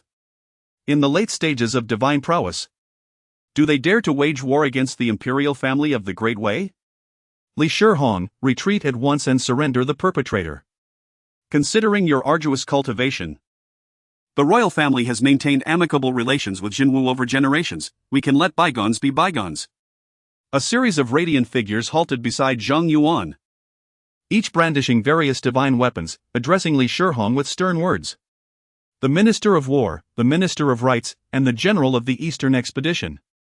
Li Shihong glanced at each one, all prominent officials within the court, each possessing at least mid-level divine prowess. It appears that the Great Way imperial family has long harbored grievances against our Jinwu. Li Shihong sighed. This is the consequence of your own actions, Jinwu. Li Shihong. Yield without resistance, otherwise, today shall mark your demise. The general of the Eastern Expedition, wielding a formidable halberd, exuded an overwhelming ferocity, a scent of blood emanating from him. Enough of this idle chatter, esteemed colleagues, the Minister of War grinned. Even if we do not slay him today, we shall eventually do so in the coming years. It is well known that Jinwu lacks the void-breaking realm yet dares to claim the status of a holy land for over a century, a clear case of moral unworthiness. Today, let us initiate the first strike against Jinwu by eliminating Li Shihong. No sooner had he spoken, than several more radiant figures soared in from the horizon. Leading them was the Grand Elder Ying Guang of the Burning Eagle sect, a mid-level divine practitioner. However, as a creature of the demon race, his body was as sturdy as iron. In a true confrontation, he would not be weaker than typical late-stage divine practitioners. Elder Ying has arrived. The 5 great divine titans are set to clash with Jinwu's Li Shihong. This event shall be inscribed in the annals of Great Way history. Quickly disperse the crowds near the Ministry of Music. Should these individuals engage earnestly, the area would be reduced to ruins. What is the Emperor's stance on this? Has there been tacit approval? Can the imperial family no longer tolerate the holy land of Jinwu? A once-in-a-millennium upheaval is at hand. The dynamics of Great Way are destined to be rewritten. Countless spies from various factions lurked in the shadows, abuzz with speculation. This confrontation, representing the pinnacle of Great Way's martial prowess, is utterly astonishing. Even the upcoming youth peak battle pales in comparison. At the Jinwu's sacred mountain. Within the main hall of Jinwu, Luo Ningxue convened a late-night meeting with numerous elders. What do you think, esteemed elders? Luo Ningxue displayed the magical imprint of the standoff between Li Shihong and several divine titans. I never anticipated that just half a month after Su Chei's descent from the mountain, and only this morning arriving in the capital, he would ignite such a tremendous uproar this afternoon. The Great Way imperial family has colluded with the Yuanshu Holy Land. Should we rush to their aid? The Yuanshu Holy Land would not remain passive, potentially igniting a decisive battle between the Holy Realms. A frown marred Luo Ningxue's face. She truly did not foresee Su Chei's remarkable ability to stir trouble. Barely in the capital, causing disturbances in the Yihong Tower by day and in the Ministry of Music by night. What is his intention? Holy Maiden, I believe our esteemed ancestor need not intervene. The third elder stepped forward, clasping his hands. Oh? Luo Ningxue focused intently. She was well aware that among the elders wielding great power within the Holy Land, at least 1 or 2 had been bribed by other major forces. Upon this reflection, Luo Ningxue's tone inevitably grew colder. What did the third elder mean? The third elder smiled faintly, a look of reverence for Su Chei gracing his features, and proclaimed, because I refuse to believe that our esteemed Master Su was merely a man of bravery without wisdom. One must understand that our master possesses a profound grasp of the circumstances surrounding our sacred ground. In light of this, upon his arrival in the capital, he boldly instigated a confrontation with the imperial family of the Great Way. In this regard, I am inclined to believe that our master acts with calculated intent. He possesses the capability to navigate this situation without our interference. After his words, the assembly fell into a state of stunned silence. Upon closer contemplation, they found themselves in agreement with the third elder's assertion. Who is Su Che? According to historical records, he stands on par with the founder of the True Martial Holy Land, a paragon of his era. Such an individual could hardly be deemed impulsive. Chapter 52, The System Upgrades to LV3, Unlocking New Features. The third elder spoke wisely, and I concurred. How could Su Shizu, the revered Hmph master who has lived for over 5 centuries, possibly be a man who acts recklessly in anger without considering the consequences? Indeed, we should not intervene in this matter. If we were to mobilize our entire force and abscond with the sacred protective artifact of our sect, who would be accountable if the True Martial Sacred Mountain were to be infiltrated by adversaries? Many echoed this sentiment, yet dissenting voices emerged. For instance, the sixth elder, who presides over the True Martial Alchemy Hall, articulated his thoughts. What if, by some chance, our master is utterly unprepared, perhaps merely inebriated? He continued. If our master were to perish in the capital, leading to the downfall of all forces within the True Martial Sacred Land, how would we be perceived by the world if we failed to provide assistance? Upon hearing this, Luo Ningxue also found merit in the sixth elder's argument. After all, in the past century, her entanglement with Su Che has been the most profound. If anyone within the True Martial Sacred Land truly understood Su Che, it would undoubtedly be her. The notion that Su Che could be intoxicated and act violently over a courtesan seemed entirely plausible to her. Contemplating this, she spoke up. Esteemed elders, I believe that Su Che may not possess the wisdom you attribute to him. It is possible that he has indeed stirred up trouble. Consider this, Su Che only transcended to the bone refinement realm a fortnight ago. This is his current true level of cultivation. No matter how formidable he may be, it is implausible for him to confront multiple formidable beings of the divine ability realm at once. Achieving the divine ability realm is an extraordinary feat, a rarity among talents. And for one to battle beyond their rank is exceedingly difficult, let alone surpassing dozens of ranks. Thus, I am inclined to rescue Su Che. After speaking, Luo Ningxue closely observed the reactions of the assembly. The Grand Elder pondered for a moment before stepping forward. The Saintess has a point. Yet we still choose to place our faith in Master Hmph. The reason is simple, his name is Su Che. In the Grand Elder's youth, Su Che had not yet experienced a significant decline in strength, despite having intervened only a handful of times over the centuries. Each display of his prowess was indelibly etched in the Grand Elder's memory. Hence, he chose to unconditionally believe in Su Che. Yes, I too align with the Grand Elder's sentiments. Indeed, Master Hmph is the strongest. In these times of weakness for our sacred land, he emerges to rescue us. What reason do we have to doubt him? Naturally, there were those who supported Luo Ningxue and the sixth elder. Regrettably, their voices were drowned out by the clamor. The Grand Elder declared, since the Saintess harbors such skepticism towards our master, shall we wager on this matter? What is the wager? Luo Ningxue furrowed her brow. If Master Hmph can overcome this trial, then the Saintess, upon next meeting him, must show him the same respect as we do, and cease any disparagement or difficulties. And if he cannot prevail? If he cannot prevail, there will be no master left. Luo Ningxue was momentarily taken aback. Her authority within the Council of Elders paled in comparison to that of Su Che. So many elders have concurred with the Grand Elder's opinion, leaving her with no alternative but to concede. Furthermore, is her discontent towards Su Che truly that evident? Luo Ningxue inquired, am I really showing disrespect towards Master Su? The others exchanged glances, for who in the sacred land was unaware of her frequent troubles with him? Is this what one calls respect? Luo Ningxue wrinkled her delicate nose and declared, esteemed elders, I am willing to accept this wager. However, I remain inclined to believe that Master Su's reckless behavior may lead to calamity. How about this, I shall lead the Starlight Sacred Mirror and personally journey to the capital. If, as you suggest, Su Che can resolve this conflict, it would be splendid. But should he fail, I will be able to use the Sacred Mirror to save his life. What say you? Everyone turned to the Grand Elder, awaiting his decision. The maiden's proposal was indeed the most optimal solution, and I concur. I agree. Agreed. Within the Ministry of Education, the resonant voices of several formidable beings echoed. instilling fear in Nian Xianro. Having spent considerable time in the capital, she was well acquainted with the names of these powerful individuals. They were high-ranking officials, wielding significant authority. And now they were poised to take action against the true martial sacred land. Meanwhile, they, the ordinary women caught in the fray, felt like drifting willow fluff, easily swept away to oblivion.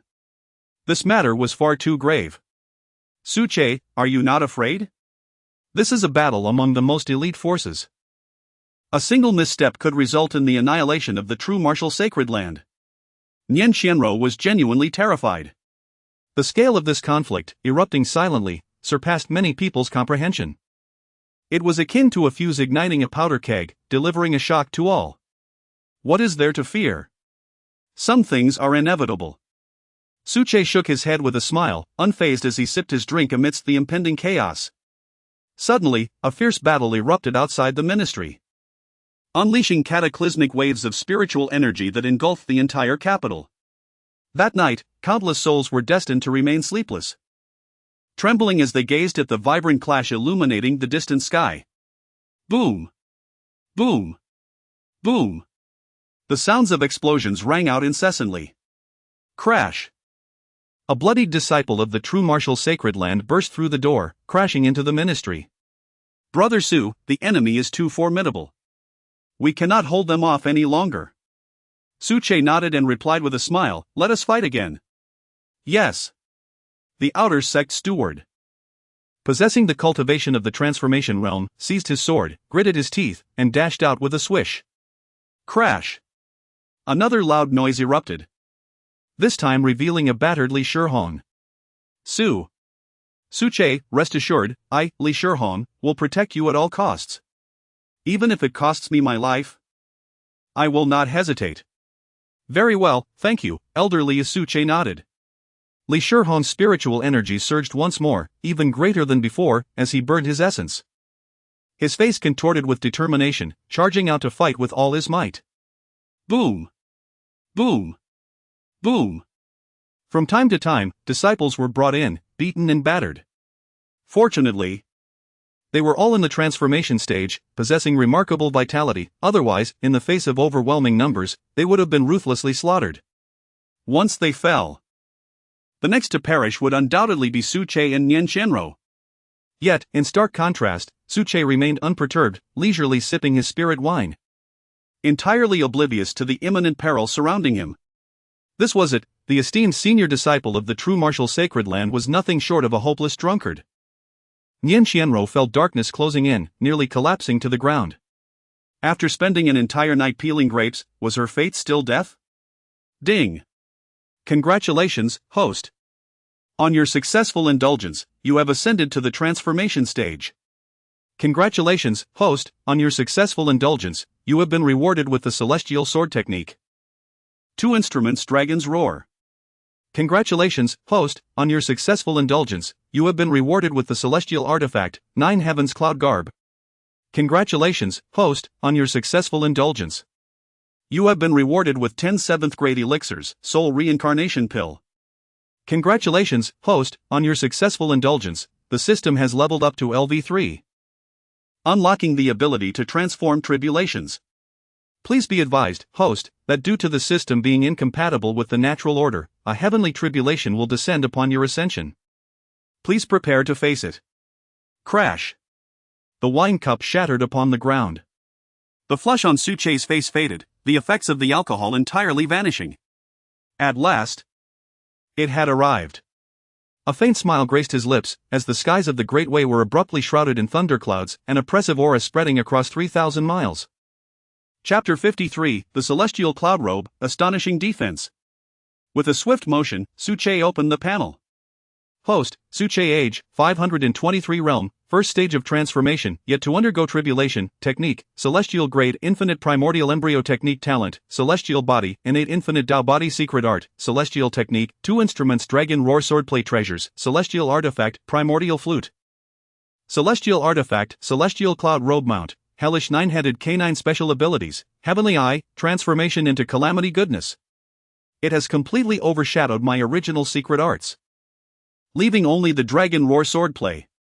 What a remarkable sword technique this is, surpassing even my own Hmph sword, which I believe to be among the top 10 sword techniques in the Great Way. How could I possibly be content with this? Contemplating this, Suche formed his fingers into a sword, gathering milky white spiritual essence at his fingertips, and suddenly thrust forward. Swish! A beam of sword light, refined to perfection, slashed forth, accompanied by a thunderous dragon's roar. The sword light transformed into a celestial dragon soaring through the skies, piercing through the spirit artifact quality of the teaching hall, soaring into the heavens for countless miles. Impressive. Suche swallowed hard. This single strike could obliterate him even before he broke through to the celestial body stage. The Hmph sword? Mere trifles. Truly unremarkable. Next, Suche's gaze fell upon a piece of armor shimmering with iridescent light, faintly visible within the system's space. The celestial cloud robe. Bang! With a surge of spiritual essence, Suche's scholarly attire shattered into fragments, scattering about. Tch Nyen Shenro clicked her tongue. What madness has this devil succumbed to? One moment he launches an attack, and the next, he destroys his own clothing. Truly bizarre. In the next instant, she rubbed her eyes in disbelief as she witnessed Suche's attire miraculously reassembling itself, identical to the previous one, though the material appeared significantly enhanced. Is this some sort of sorcery? She murmured. Suche smiled faintly. Ordinary storage rings require manual dressing, however, he could don garments merely by a thought. This convenience is quite advantageous for clandestine affairs. One moment he is in disarray, and the next, impeccably attired. Who would dare accuse Suche of impropriety? Suddenly, an image flashed in Suche's mind of being caught in bed by Huang Rue.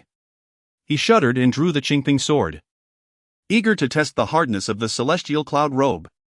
Would this celestial artifact withstand the strike of the sacred Hmph sword? Without hesitation, Suche raised the Hmph sword and pierced it against his chest. Clang! He held back some of his strength, refraining from infusing spiritual essence, merely testing its durability. The result was pleasing. The celestial cloud robe bore not a single mark, exhibiting astonishing defensive capabilities. Furthermore, Suche felt no impact whatsoever, as if brushed by a gentle breeze. The disparity between sacred artifacts and celestial artifacts is indeed monumental. Moreover, the Nine Heavens cloud garment is a defensive celestial artifact, far more precious than ordinary offensive artifacts, let alone holy relics. Once more, let us test the limits of this garment. Suche, wielding the Hmph sword, continuously infused it with spiritual essence. Hmph one sword. Clang! A shockwave sent the furniture within the Academy of Arts tumbling, yet Suche remained utterly unscathed. Truly formidable. A spark ignited in Suche's eyes as he channeled more spiritual energy. This time, he intended to employ the two instruments' Dragon Cry sword technique to sever his own battle attire. The Hmph sword hummed with energy. Suche sensed that should he unleash this strike, even an ordinary practitioner of divine powers would be reduced to mere fragments. With a shout, Suche swung the sword, aiming directly at his thigh. He dared not aim for his chest. The thought of being unable to withstand the blow and sustaining injury was too perilous. Clang! The sound of impact resonated like a low, deep chime, echoing endlessly. Nyen Shenro and the others had to cover their ears to shield themselves, lest they risk insanity or even death. Yet, remarkably, Suche remained unscathed. This indicated that even those practitioners outside, should they attempt to strike him, would not inflict even the slightest harm. It seemed that to breach his defenses, one would need at least a celestial artifact. After all, as a sword cultivator, his offensive prowess was unmatched. He could not even breach his own defenses, asserting his invincibility beneath the realm of void-breaking. Hey! Suche! Even if you cannot survive, there's no need for self-harm. Nyen Shenro's trembling voice reached him. From her perspective, Suche appeared utterly mad. He was drinking, then suddenly unleashed a sword chi for no apparent reason, followed by tearing his own clothes apart like a rogue. Finally, he incessantly prodded himself with a sword. Was he not insane? If he feared the practitioners of divine power so much, he should have refrained from provoking them in the first place. Now, Having driven himself to madness, he was dragging countless others down with him. Nian Xianro felt she had never been so unfortunate in her life. This evening was merely meant for a routine performance, and she still needed to return to practice her swordsmanship. Who could have anticipated that she would entangle herself with a fated calamity like Su Che, putting her life on the line? Given the choice, she vowed she would not have ventured out tonight. Do you think I am insane? Su Che replied with a light laugh, gazing at Nian Xianro. She was somewhat astonished. For in Su Che's eyes, there was an unparalleled clarity, devoid of any trace of drunkenness. In truth, everything happening tonight was part of Su Che's elaborate scheme. His objective was to indulge recklessly in the Academy of Arts and achieve ascension to the transformation stage. However, he had not anticipated the effectiveness of his actions. Casually eliminating a high-ranking official's offspring had summoned the 5 practitioners of divine powers to hunt him down. What could be more indulgent than having his subordinates fight valiantly for him while he remained lost in drunken reverie? Ultimately, he received rewards from the system, ascending to the transformation stage and acquiring a plethora of accolades. As he felt the purest spiritual essence coursing through his body, Su Che sensed the revival of sensations from 5 centuries ago. Had he possessed this equipment during his time in the realm of divine powers, he would have dominated the Wei dynasty alone, without the need for retreat. Yet, it was not too late even now. To his knowledge, most of his adversaries from that year are still alive, including the son of the Sacred Land and the Sacred Lord from the Yuan dynasty, both of whom have attained the realm of void-breaking and are thus unlikely to have perished. They await his return to settle the score. Su Che's gaze sharpened. Before that, he must endure the heavenly tribulation. At this moment, the skies over the Great Way were infused with a palpable pressure that nearly rendered several beings at the divine ability realm unable to maintain their footing, compelling them to cease their conflicts. On the rooftop of the most opulent tea house in the capital, 2 exquisitely attired gentlemen were engaged in a game of chess. Your Great Zhou promotes itself as a realm of poetry and song, flourishing in literary prowess, yet why does your chess skill fall short of my own? The speaker, clad in a crimson satin robe, possessed strikingly defined features and radiant eyes, exuding an air of elegance. He was none other than Long Shangping, the Crown Prince of Great Wei, a prodigious talent ranked 3rd on the divine transformation list.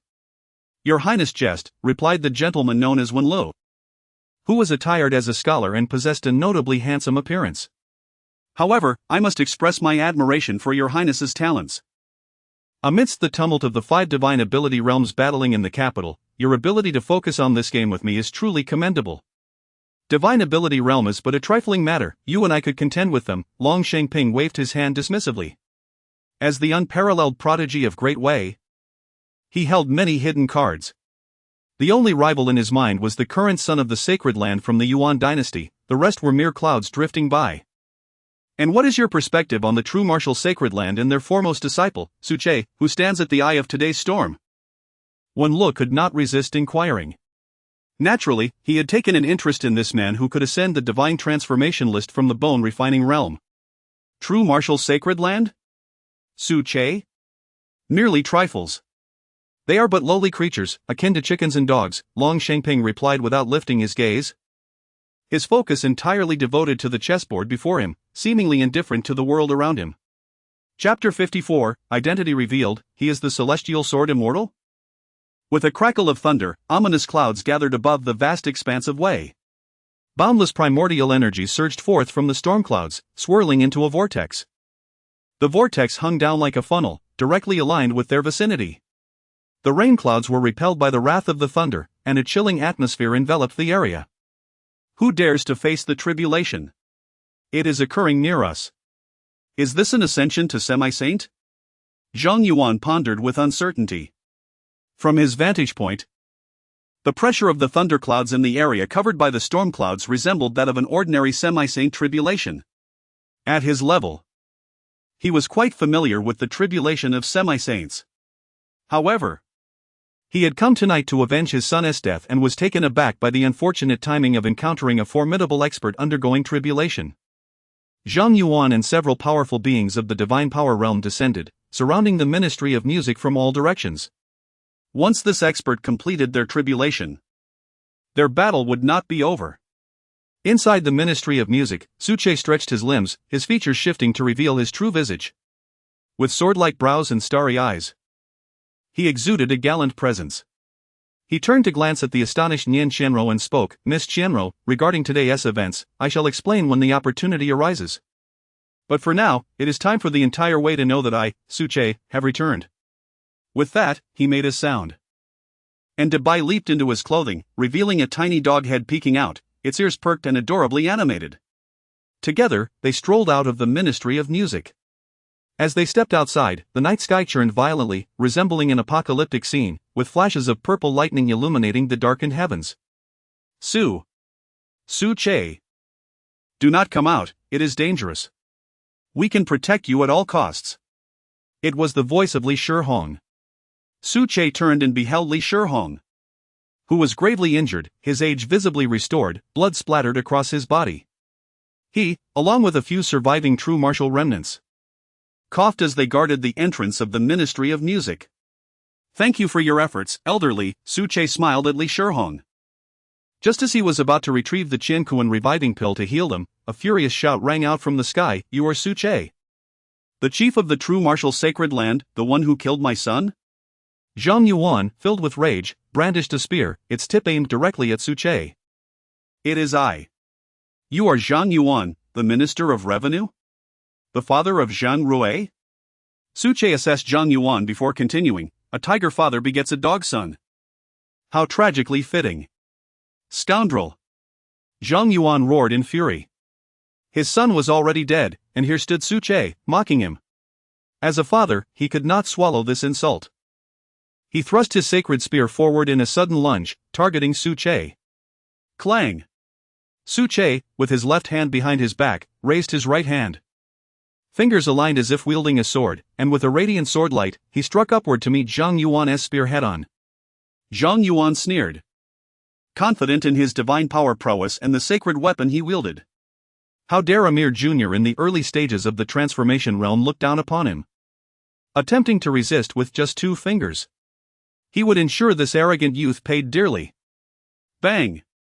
The clash of swordlight and spear tip resonated through the air, sending Zhang Yuan hurtling backward, his eyes filled with disbelief. The other prominent figures of the divine ability realm stood agape, their astonishment palpable. What was happening? This defied all logic. A transformation from the god transformation realm to challenge the divine ability realm?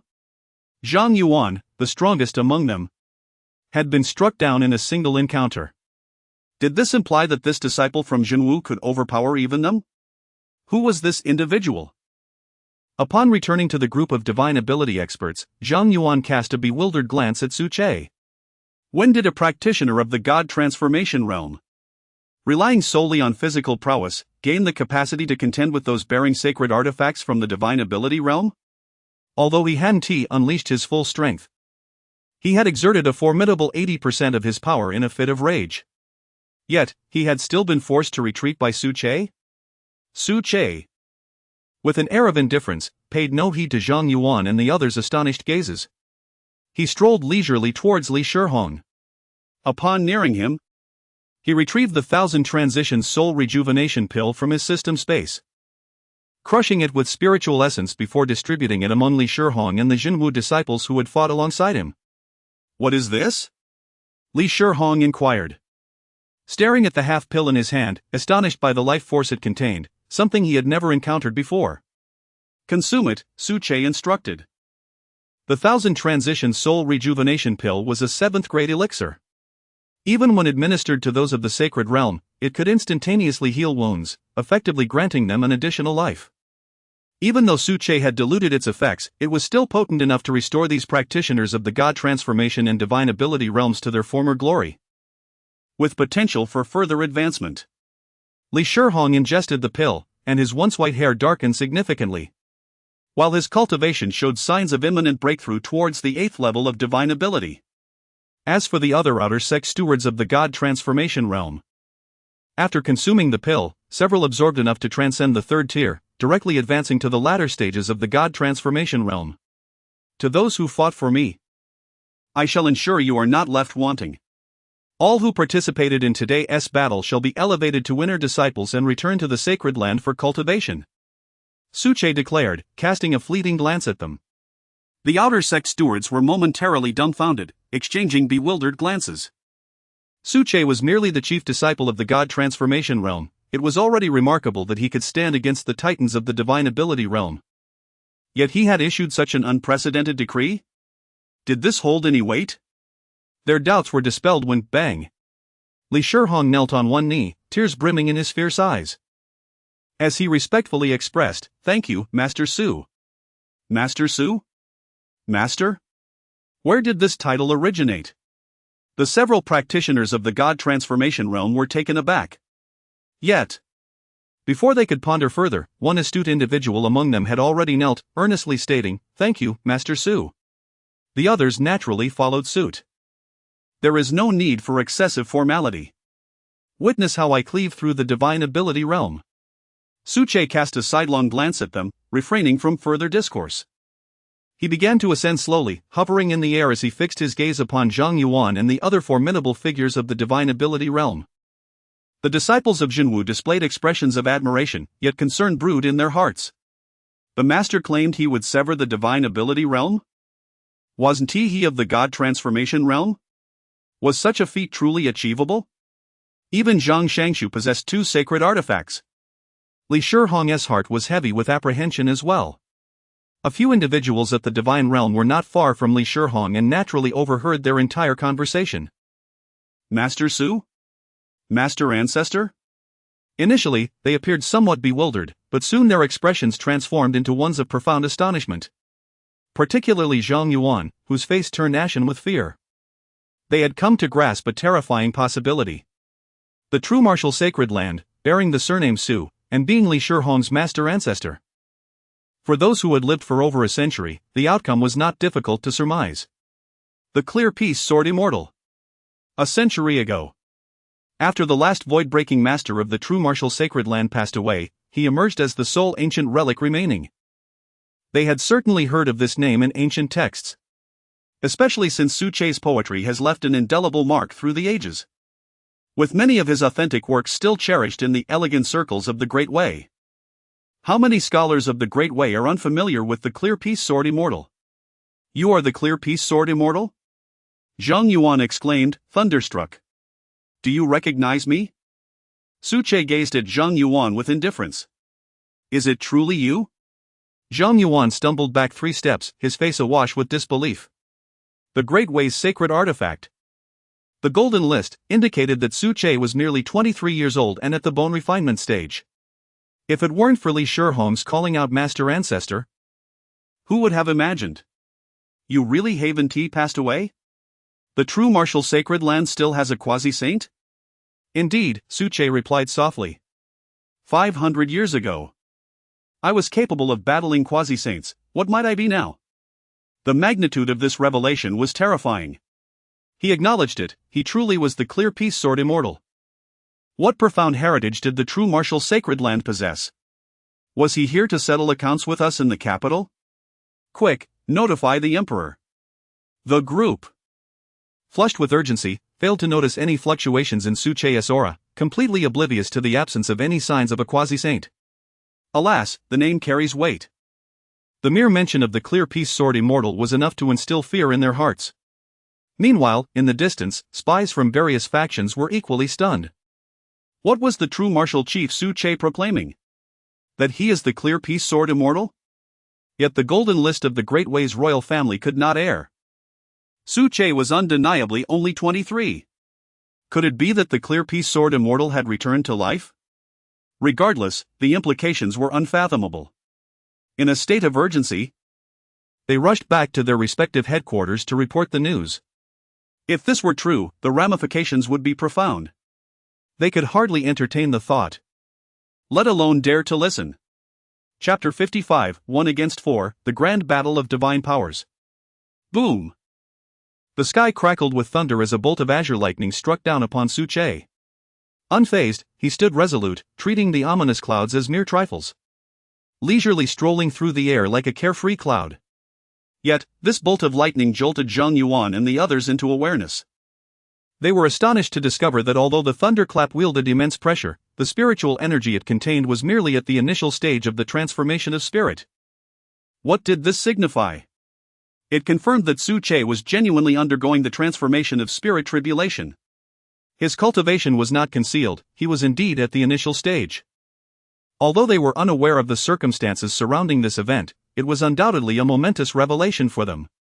Transformation of spirit tribulation? He truly is at the initial stage of transformation, no wonder he is known as the celestial sword immortal. Showing no fear in the face of so many in the realm of divine powers. Hmph, Su Che. Can you still claim the title of sword immortal with your mere transformation of spirit strength? The true martial sacred land has surely met its end. Zhang Yuan laughed heartily. His fear dissipated. Crack! Another bolt of tribulation thunder descended, all absorbed by Su Che's 9 heavens cloud attire, causing not a ripple. Su Che regarded the 5 before him. In the center stood a man clad in golden armor, wielding a holy spear. To one side, a scholar-like figure brandished a 7-foot-long azure blade, another, with a face as dark as a frying pan, held a large cleaver. Most striking was a burly man, towering at 2 meters, donned in battle armor, brandishing a fanged halberd, resembling a general. The last figure was an elderly man with a hooked nose, the Grand Elder of the Burning Eagle sect. You seek vengeance for your son?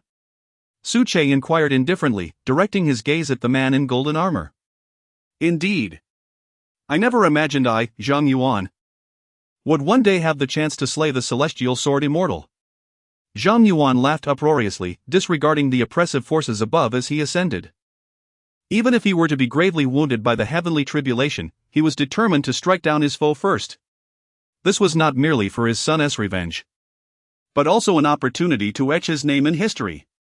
Foolish to the core, Su Che remarked, his expression unchanged.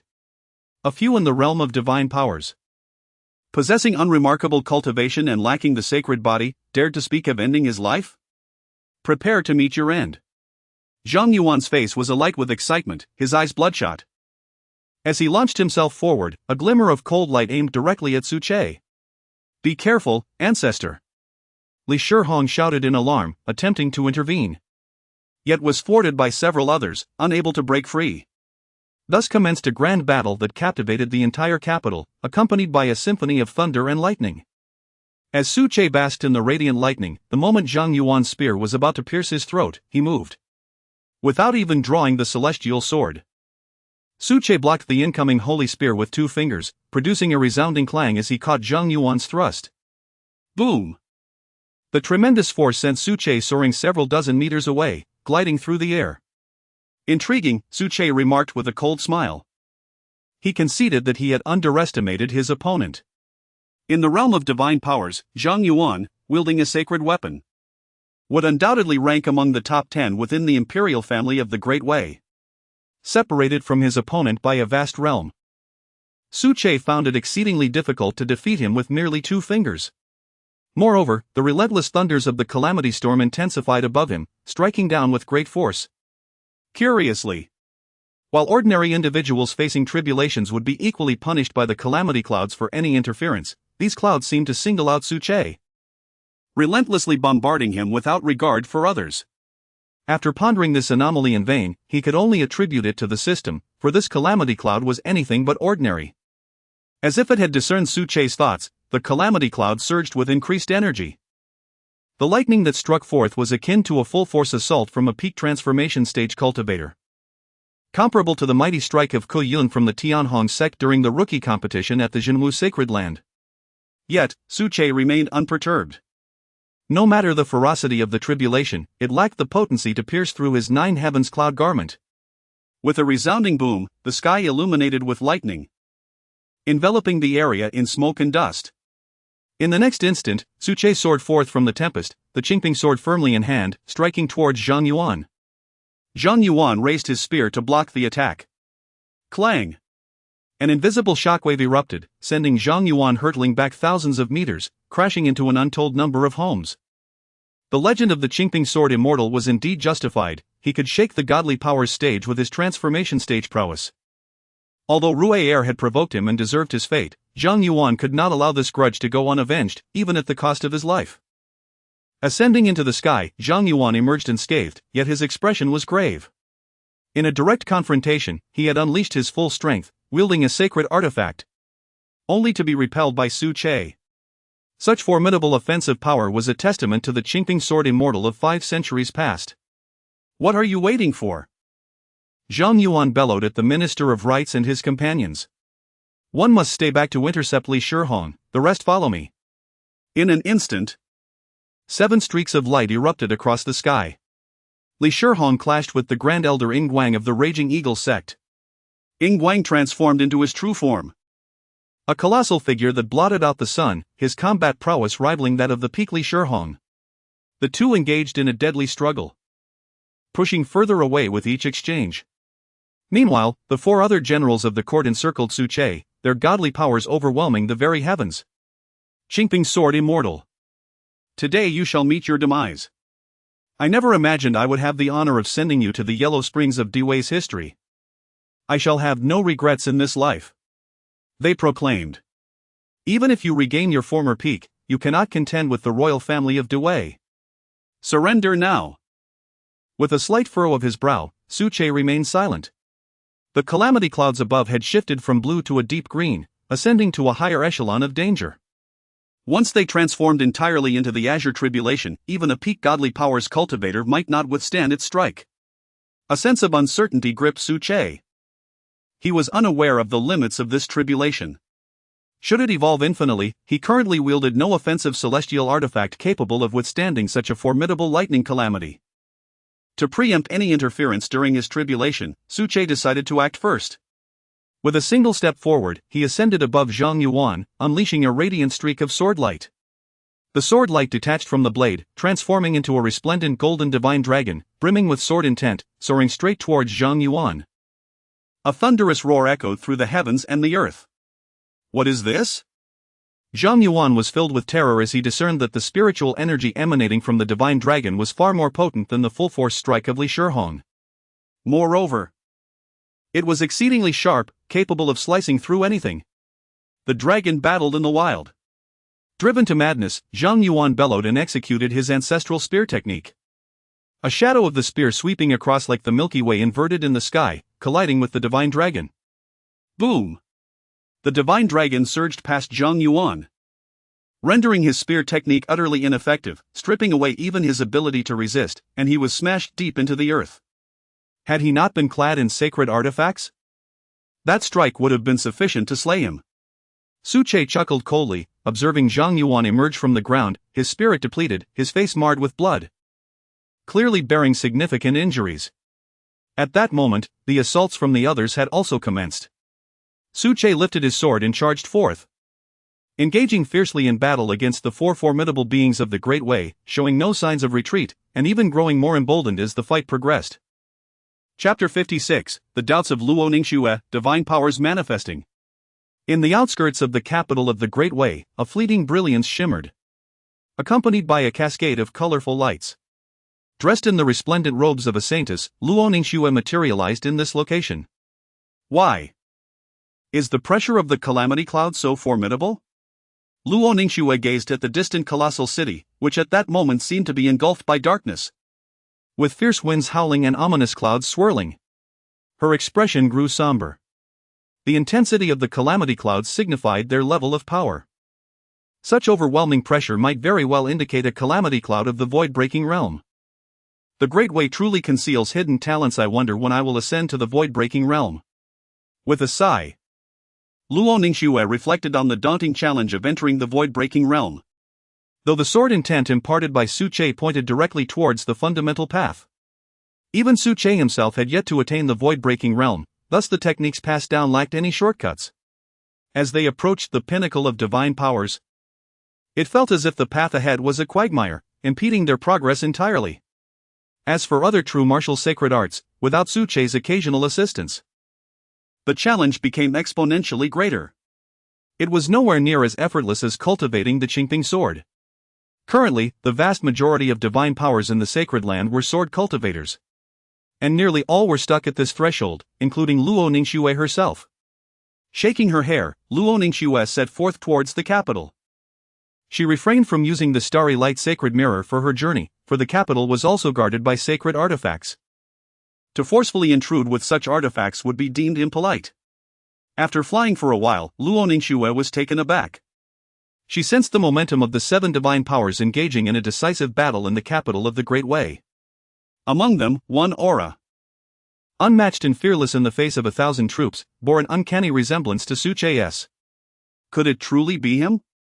With a look of bewilderment, Luo Ningxue quickened her pace, soaring directly towards the capital. In a tea house, Long Shengping and Li Wenla had long lost their interest in the game. Standing amidst the thunderstorm, they gazed at the 7 streaks of flowing light clashing beneath the calamity thunder, occasionally accompanied by the sound of dragon roars. Your Highness, are you certain that this Su Che is merely a common figure? Li Wenla appeared utterly astonished. What on earth is happening with this Su Che? He has entered the top 5 of the transformation of spirit rankings at the bone refining realm, and upon reaching the transformation of spirit realm, he single-handedly faces 4 divine powers under the calamity thunder. Are you certain this is merely the transformation of spirit realm? Long Shengping, equally perplexed, responded, Wenla. I too did not anticipate this. A scout just conveyed to me that the one fighting fiercely in the sky is none other than the Qingping sword immortal from 500 years ago. Li Wenla abruptly turned to him, whispering, the Qingping sword immortal? How could such a formidable being possibly attain the transformation of spirit realm? How can your Great Way's national gold list rank him among the transformation of spirit realm and record his age as 23? This is utterly absurd. Upon hearing this, Long Shengping paused, then replied, the gold list does not err. If it states he is 23, then he is indeed 23. This indicates that he has employed some unknown method to relive a life, cleansing himself of past sins. You may be unaware that this Su Che, 5 centuries ago, bore the moniker of the Sword Demon of Tranquility. In that era, the transgressions committed by Su Che garnered far greater notoriety than his poetic compositions. Yet, while his sins have faded into the annals of history, his literary works have endured the test of time. Today, he has emerged from the sacred mountain of Zhenwu, showcasing his formidable prowess in the capital, wreaking havoc and severely breaching the covenant established between the prominent Holy Lands and the imperial court. Consequently, the imperial house of Wei and the Yuanshu sacred land are unlikely to let him escape unscathed. As these words were spoken, Long Shengping leisurely sipped his tea, gazing into the distance where the clouds gathered ominously. In the National Masteress residence, the highest edifice in all of Wei, the stargazing pavilion, stood tall. A refined middle-aged man poured tea with great care for the noble warrior opposite him, clad in resplendent armor. My apologies for not greeting you properly upon your arrival at the National Masteress residence, he said. The Prince of Righteousness, adorned in his battle attire, chuckled. You flatter me. To have a quasi-saint serve tea is indeed a rare honor in this world. Sui Ziren, the National Master, donned a deep blue robe that exuded an aura of tranquility, yet revealed an undeniable confidence and the mature charm of a man. He gently inquired, is your visit today concerning the matters of tranquility? Sui Ziren cast a glance at the distant sky, where 5 streaks of light clashed, causing widespread destruction among the dwellings, leaving the populace of the capital in despair. Indeed, His Majesty has sent me to inquire about your insights, the Prince of Righteousness affirmed, his aura of spiritual energy restrained and unfathomable. Tranquility has descended from the mountain. Sui Ziren sighed and continued, 30 years ago, during that cataclysmic battle, we failed to seize the Zhenwu sacred land. Why the haste now, Your Highness? Now that tranquility has descended, I understand this person well enough to know he must come prepared. Even if we were to act, capturing him would prove quite unrealistic. The Prince of Righteousness wore a solemn expression, his brow furrowed as he remarked, His Majesty has his own plans. The sacred spring within the Zhenwu sacred land is steeped in history and is rumored to be on the verge of blooming the sacred blossom of enlightenment. Such treasures of heaven and earth are immensely effective for those on the cusp of sainthood, facilitating the comprehension of profound truths. How could His Majesty not be anxious? Sui Ziren sighed again, saying, the resolve of His Majesty is indeed beyond my comprehension. Speaking of which, how fares your arrangement within the Zhenwu sacred land? The Prince of Righteousness replied, it has yet to reach perfection, but it can certainly be set into motion. At the very least, it should not be too difficult to lure tranquility back to Zhenwu. Even if a quasi-saint battle were to erupt, the battlefield must not be the capital of Wei. Sui Ziren sighed once more, observing Su Che, who appeared as a deity amidst the calamity, and nodded in agreement. Well, beneath the storm clouds, Su Che grew increasingly formidable in battle. His holy sword radiating myriad divine lights, forcing the 4 practitioners of the divine transformation realm to retreat in disarray. Something feels amiss, Minister Zhang, the Minister of War remarked. It seems utterly impossible to inflict any harm upon him. The great blade wielded by the Minister of War was not a sacred artifact but rather a quasi-sacred one. And after numerous frantic clashes with the Sword of Tranquility, its blade appeared dull and lacking luster. Moreover, he discovered that the numerous strikes aimed at Su Che stirred not even the slightest ripple. Not only did Su Che refrain from uttering a sound, but his body remained utterly motionless, as if he stood impervious to defeat. How could one even contemplate a victory under such circumstances? This enmity would likely remain unresolved. The Minister of Rites, wielding a 3-foot Qingfeng, spoke up as well. Although they had attained the realm of divine powers, they lacked suitable equipment. Sacred artifacts were exceedingly rare. Without substantial resources, how could an ordinary person wield such treasures? Individuals like Zhang Yuan, who carried 2 sacred artifacts at all times, were regarded as extraordinary even in the capital of Dewei. In terms of equal divine powers, none could contend with him. Shall we sit down and discuss this? Perhaps seeking some reparations from the True Martial Sacred Land? Suggested the general of the Eastern expedition. The rules of the cultivation world dictated that negotiations could only occur when both parties were evenly matched. Otherwise, direct confrontation ensued, leaving no room for reason. Upon realizing that Su Che was the Qingping sword immortal, they had already begun to entertain thoughts of retreat. This is unfeasible, he is the Qingping sword immortal. Are you not concerned about his retribution?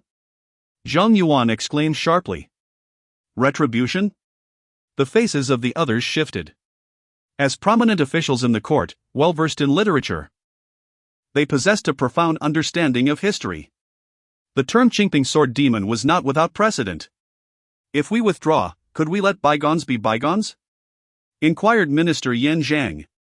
Su Che approached from the distant sky, step by step, as the energy of the calamity clouds above had already surpassed the realm of divine transformation. This was one of the reasons the 4 divine powers hesitated to continue the battle. Should the fight persist, the heavenly tribulation could very well annihilate them. You 4 harbor murderous intent towards me, Su Che, yet you contemplate letting this matter slide? Su Che remarked with a detached smile, devoid of any emotional fluctuation in his gaze. The Qingping sword in his hand hummed with a resonant sound, and a small divine dragon surged forth, radiating golden light. If the quasi-saint of Dewei does not intervene, I shall sever you all today. Chapter 57, The Great Wei Army mobilizes, Huang Rui encounters danger. Kill.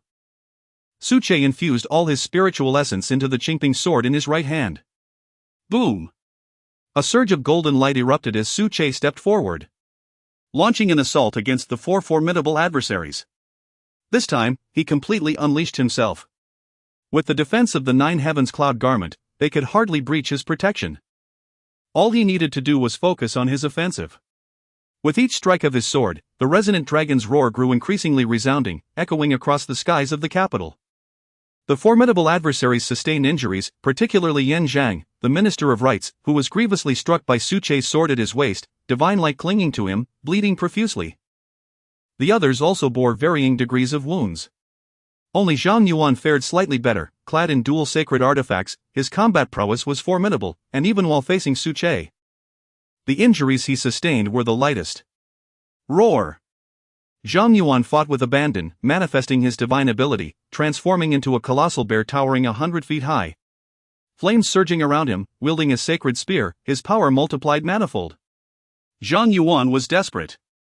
This was a divine ability, creation in form. Such an ability, when invoked, consumed a tremendous amount of one's essence. If he could not subdue Qingping within a quarter of an hour, he would face utter despair. General Zhang Dong, the Minister of War, and the Minister of Rites exchanged glances, all hesitant to advance.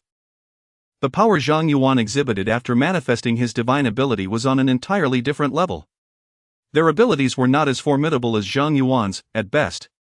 They possessed abilities like the fiery eyes or the colossal hands, which were one-time uses. Given Su Che's defenses, whether they could even penetrate them was debatable. They were utterly incapable of joining the fray. Bang! Another clash erupted as Su Che formed a hand seal, his figure suddenly expanding hundreds of times, steadfastly countering Zhang Yuan's divine ability with his immortal body. Buildings collapsed en masse, akin to a cascade of dominoes, crumbling piece by piece, leading to civilian casualties. Furthermore, the toll was continuously escalating. The intensity of the battle had already affected a quarter of the capital. Zhang Yuan could not endure any longer, he must retreat. The Hmph sword immortal was indeed formidable, able to stand toe-to-toe with the manifesting Zhang Yuan. The essence of Hmph seemed inexhaustible, growing stronger with each confrontation. Zhang Yuan was on the verge of defeat. Let us take refuge in the imperial palace and allow His Majesty to handle this. Before the Academy of Music, Nian Qianrou and several elegant courtesans emerged, gazing at the night sky, which was as bright as day. Surrounding structures lay in ruin. Had it not been for a few beings of the divine transformation realm joining forces to shield against the residual waves, even the Academy of Music, as a spiritual artifact, would have sustained considerable damage. Witnessing the chaos akin to the apocalypse, one courtesan crumpled to the ground, utterly unable to move. Was this the nature of combat in the divine transformation realm? Nian Qianrou bit her lip, her gaze fixed on the intensely brutal battle above. Having trained since childhood to avenge her sect, she understood the hope was bleak. For her aspirations reached only to the divine transformation realm, perhaps even the pinnacle of it, while her enemies were titans like the Yuan Chu Holy Land. At this moment, gazing at Su Che, her eyes reflected a complex myriad of emotions. Is this truly that wretched drunkard? It is utterly inconceivable to associate him with the man who incessantly demands to have grapes peeled for him. From the humble beginnings of a destitute scholar to a valiant hero slaying Zhang Rui, and then to the esteemed chief of the True Martial Sacred Land, she fatally grasped the true identity of Su Che. The celestial sword immortal. The very figure she revered above all, the pinnacle of literary prowess. Perhaps aligning herself with him could prove to be a fortuitous decision. This thought suddenly surfaced in Nian Qianrou's mind, startling even herself. Could it be that after a mere touch, she had developed feelings? While her admiration for the celestial sword immortal was profound, it had not reached the point of devotion. Shaking her head vigorously, Nian Qianrou suppressed the tumult within her heart and continued to observe the battle. Roar! The celestial sword immortal lives up to his reputation. The holy spear in Zhang Yuan's hand transformed into a fiery lance, staining the sky over the Great Wei capital crimson, even dispelling the oppressive force brought by the calamity. Your strength is commendable, Su Che praised. But unfortunately, you are of the Great Wei royal family. With a swift motion, another beam of sword light flashed, causing Zhang Yuan to stagger back a few steps, somewhat fatigued.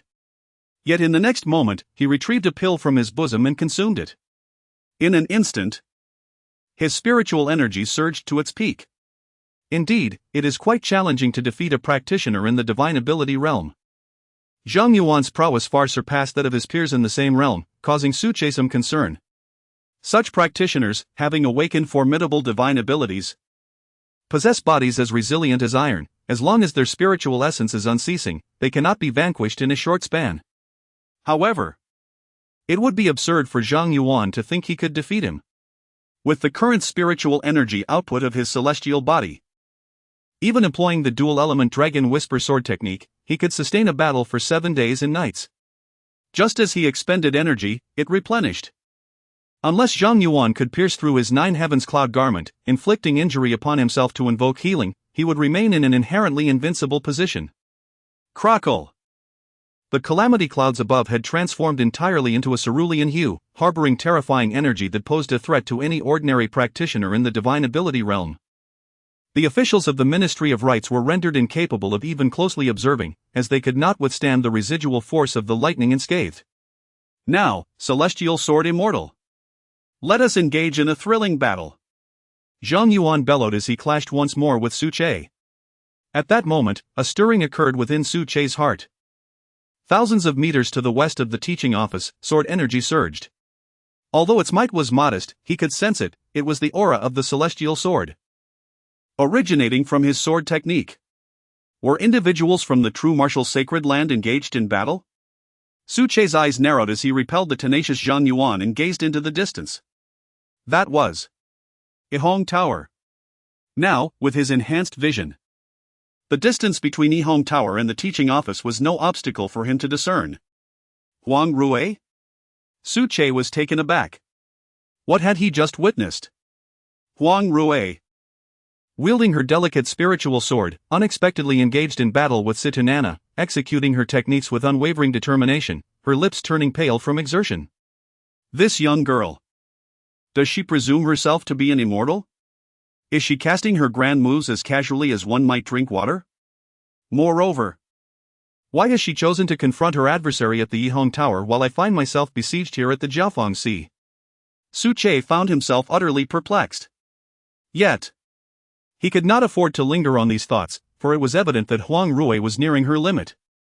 With a smile, Situnana pierced her arm with a dagger and kicked her into a nearby residence. Rui! Su Che exclaimed in a mix of anger and fear. This girl, akin to a granddaughter in his eyes, had been cherished since childhood. How could he allow her to be so mistreated? Furthermore, her opponent was the divine maiden of the Hahuan sect, a sect he despised above all others. With a roar, Su Che's fury ignited as Zhang Yuan rushed forward once more. In the distance, waves of light surged forth, heralding the arrival of reinforcements from the Great Way. Thousands of bone-refining cultivators formed battle formations, riding on flying artifacts. These formations, led by those at the transformation stage, combined the strength of thousands of cultivators, boasting an offensive power rivaling that of early-stage quasi-saints. And there were more than a dozen of them. This was the scale of war. Su Che's eyes narrowed. The Great Way had mobilized its military, indicating that the Jinwu sacred land had been irrevocably cast into opposition against them. Chapter 58, Transforming Calamity, Defying an Entire Nation. Zhang Yuan erupted into laughter, proclaiming, "Hmph sword immortal, surrender at once." To challenge an entire army with but a single individual is unprecedented. Moreover, the Great Way still harbors several quasi-saint figures yet to reveal their prowess. Today, your demise is inevitable. Su Che cast a glance at the beleaguered Huang Rui, then gazed up at the ominous calamity clouds above, scoffing, "For 5 centuries, many have sought my demise, yet I remain vibrant and alive." Do you comprehend what it means to be the child of destiny? The child of destiny? Zhang Yuan appeared momentarily perplexed. Transforming calamity, Su Che intoned sharply, leaping boldly into the very heart of the calamity clouds above.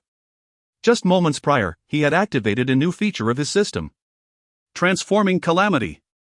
The system had urged him to dive into the storm.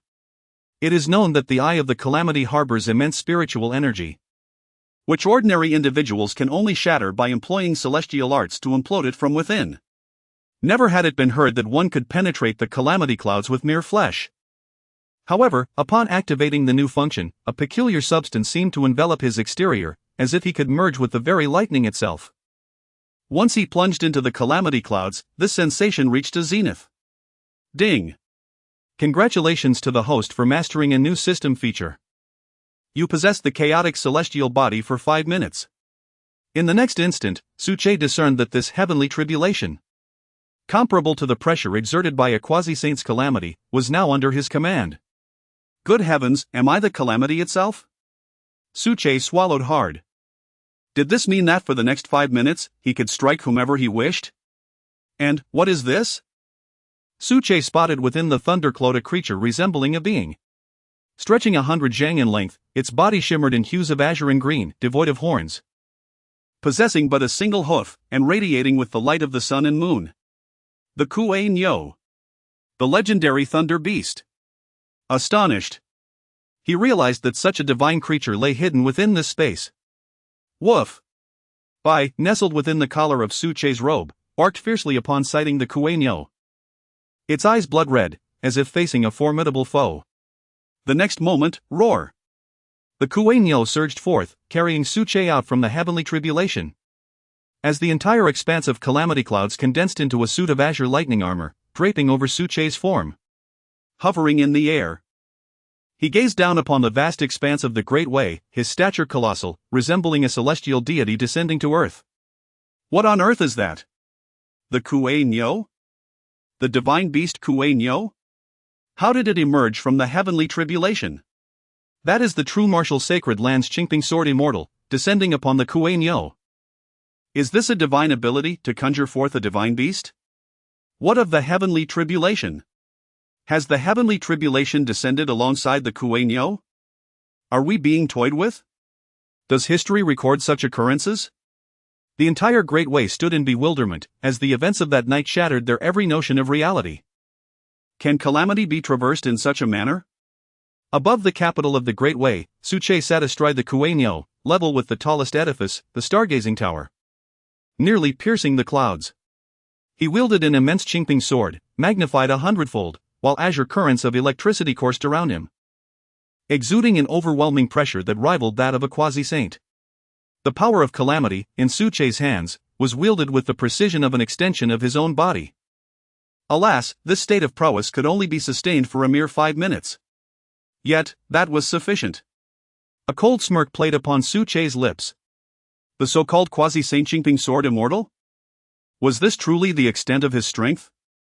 Zhang Yuan gazed at Suche's form, his words stumbling, having long since retreated from the monstrous bear manifestation, now trembling beside the 4 great realms of divine powers. Zhang Yuan, meet your demise. A formidable aura of murderous intent enveloped Suche, causing his pupils to transform into a piercing azure as he unleashed a sword strike that incited a tumult of spiritual energy across the heavens and earth. Roar! The sound of a dragon's roar materialized, taking the form of sonic waves that radiated outward, obliterating countless structures in its wake. The sword energy itself was swifter than lightning, a golden dragon flashing through the consciousness of the onlookers. Puff! Zhang Yuan's head was instantaneously severed from his body, even the golden armor shattering as if it were mere parchment, the edges impossibly smooth. National Master, Your Majesty, save me! Zhang Yuan's eyes widened in terror as he held towards the heavens. As a being of divine powers, death was not so easily bestowed upon him. Not even a saint can save you now, Suche intoned with a voice both solemn and resonant, charged with an electric intensity, before striking again. The beam of swordlight, once unleashed, transformed into myriad small dragon-shaped swords that spread forth. Zhang Yuan's lifeless form was the first to be overtaken, instantly cleaved into particles that dispersed into the ether. Clang! The tattered golden armor and the unmanned holy spear clattered to the ground, drawn into Suche's grasp and absorbed into the system's spatial realm. This proud system only accepted artifacts of the highest caliber, deeming anything lesser beneath its notice. Flee! He is the sword demon, the executioner. He has been toying with us, he is a quasi-saint. Following Zhang Yuan's demise, the Minister of Rites, the Minister of War, and the General of the Eastern Expedition, their eyes bulging with terror, exerted every ounce of strength to escape. Yet, tragically, none could outrun Suche's 2 instruments' dragon roar sword. The sky was awash in a brilliant golden hue, accompanied by thunder and the echoes of dragon roars, as the 3 great powers of the divine realm were cleaved by thousands of golden swords. With Zhang Yuan's obliteration, even top-grade spiritual artifacts were shattered into fragments. But this was not the end. The dragon-shaped swords veered through the air, mercilessly tearing apart Ying Guang, who was embroiled in a fierce battle with Li Shihong, before vanishing into the night sky. Retreat! He is a quasi-saint, a quasi-saint. Fall back, fall back. Toot dong dong dong, the resounding clangor of gongs and drums echoed through the skies above the capital, urgent and mournful.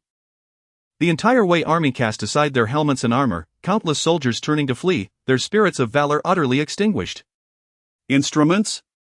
Suche chuckled softly, retrieving the celestial artifact, the Hanyuan flute, and bringing it to his lips to play. Beep! The Hanyuan flute, now fueled by Suche's near breach into the void realm, had transformed beyond recognition.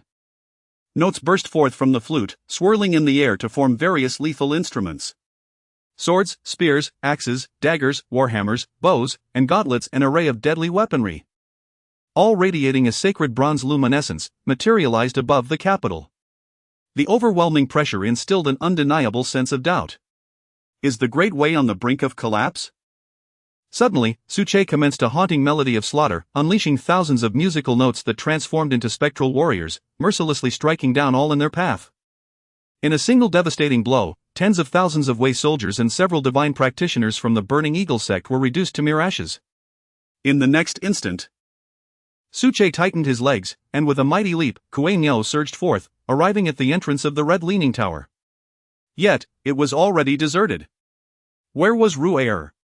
Suche's celestial consciousness spread outward, swiftly locking onto a distant figure.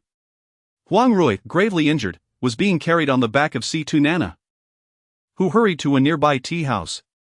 Inside the tea house, the Grand Prince of Wei, adorned in a dragon robe, and the scholarly Wenla, displayed expressions of horror, yet still welcomed C2 Nana. At that moment, from the direction of the National Masteress residence, the royal palace, and the ancestral grounds, a formidable aura of quasi-saintly energy surged forth, overwhelming the surroundings. Each wave of this formidable presence flowed like a mighty river, surpassing the aura emanating from Suche. Nearly the weight of this presence was enough to extinguish any thoughts of resistance. Qingping, without reason, dares to unleash a massacre upon the imperial family of Wei. Even should you attain the void-breaking realm, it shall not be permitted. The voice of National Master Sui Zile echoed throughout the vast expanse of Wei. The quasi-saints of Wei had made their move. Chapter 59. If one calls Su a demon, then indeed Su is a demon. In the tea house, the Crown Prince Long Shengping gazed at the excited C2 Nana, pointing at the injured and unconscious Huang Rui, and inquired, "Nana, what is this?" C2 Nana licked her lips and replied, "This is Huang Rui from the True Martial Sacred Land, one of the 4 divine beauties. Surely you recognize her? Are you pretending to be oblivious?" With a cold smile, she continued, "Tonight, this little girl unexpectedly came to the Yihong Tower, brandishing her sword against me and even threatened to kill me. This is fortuitous, my brother is in need of an excellent furnace. Since Huang Rui has delivered herself to me, I shall not be courteous." Upon hearing this, Long Shengping was taken aback. "You truly do not comprehend who that formidable figure in the sky is, do you? This is sheer madness. Quickly, return Huang Rui to the True Martial Sacred Land," he admonished angrily. "Return her?" C2 Nana's expression turned icy. "Long Shengping, you heartless person, are you taken by her charming visage, feeling pity and affection? Are you hoping to play the hero and win her heart? Let me tell you, that is utterly impossible. She is my brother C2 Kong's furnace, and I have been observing her for quite some time." As the Crown Prince, Long Shengping wielded immense power, and upon ascending to the throne, he would undoubtedly become the heir apparent. Moreover, he was a core disciple of the Yuanshu Sacred Land, yet here he was being reprimanded by C2 Nana. His expression darkening, "C2 Nana, I warn you one last time. This is Huang Rui from the True Martial Sacred Land, according to intelligence. She has deep ties with Suche. Return her. Otherwise, not only the Hahuan sect, but even I cannot protect you." With that, he waved his sleeve and turned his gaze skyward, evidently enraged. True Martial Sacred Land? Suche? Hmph. If he does not come to find me, I shall seek him out. He is merely one of my designated furnaces, a pawn in my game. C2 Nana retorted fiercely. As for you, Long Shengping, you have wronged C2 Nana. Do not expect to contact me again. With that, C2 Nana wrapped Huang Rui and leapt from the tea house. She was headed back to the Hahuan sect to present the furnace to her younger brother, who had just turned 14. With Huang Rui as a splendid furnace, she believed that her brother's potential would swiftly lead him to the realm of divine transformation. "Nana, do you know that Suche is?" Long Shengping called out urgently as C2 Nana prepared to leave, but she, clad in her sacred boots, moved with such speed that she was beyond the reach of his voice. "This is troublesome." Long Shengping's expression shifted as he watched C2 Nana's figure recede into the distance. He had never anticipated that her temper would be so explosive. She had scarcely spoken a few words before running off with the girl. Had he known, he would have been more straightforward from the beginning. "Someone, Your Highness, quickly send someone to the Hahuan sect to explain the situation, otherwise, calamity will befall us." Understood.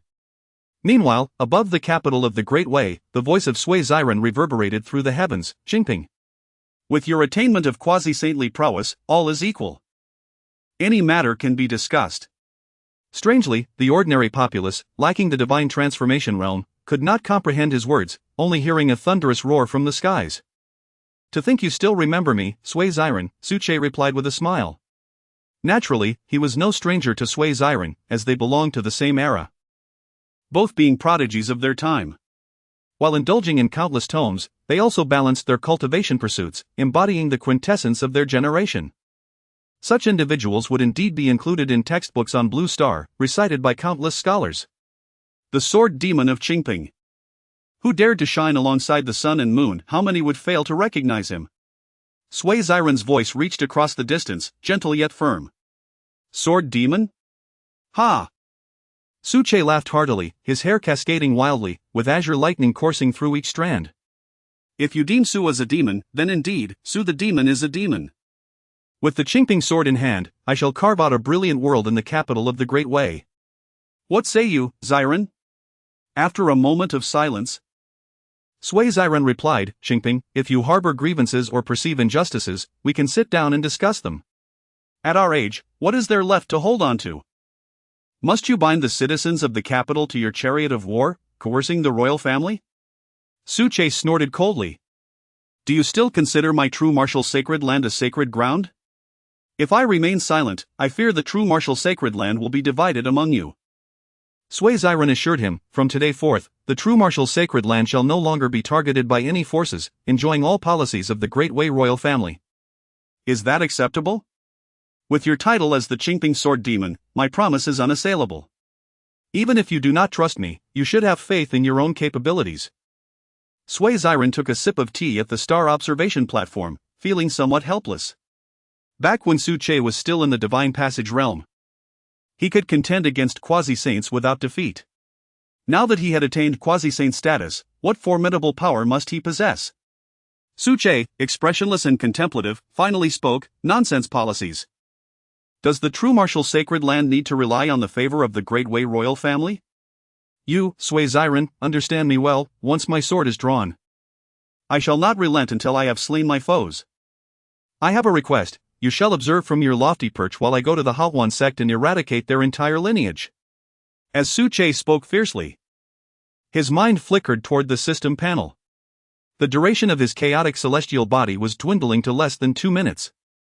In other words, he had to resolve everything within that time frame, otherwise, his cultivation would plummet, and he could no longer masquerade as a quasi-saint.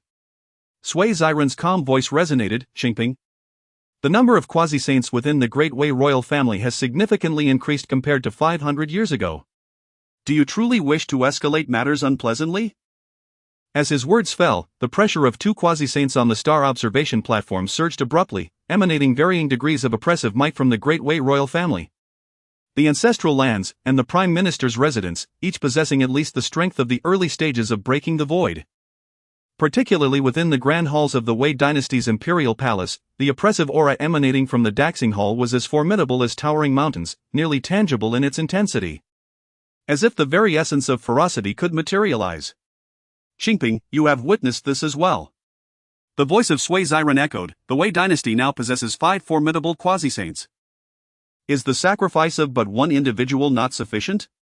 Do not deceive yourselves. His tone grew resolute.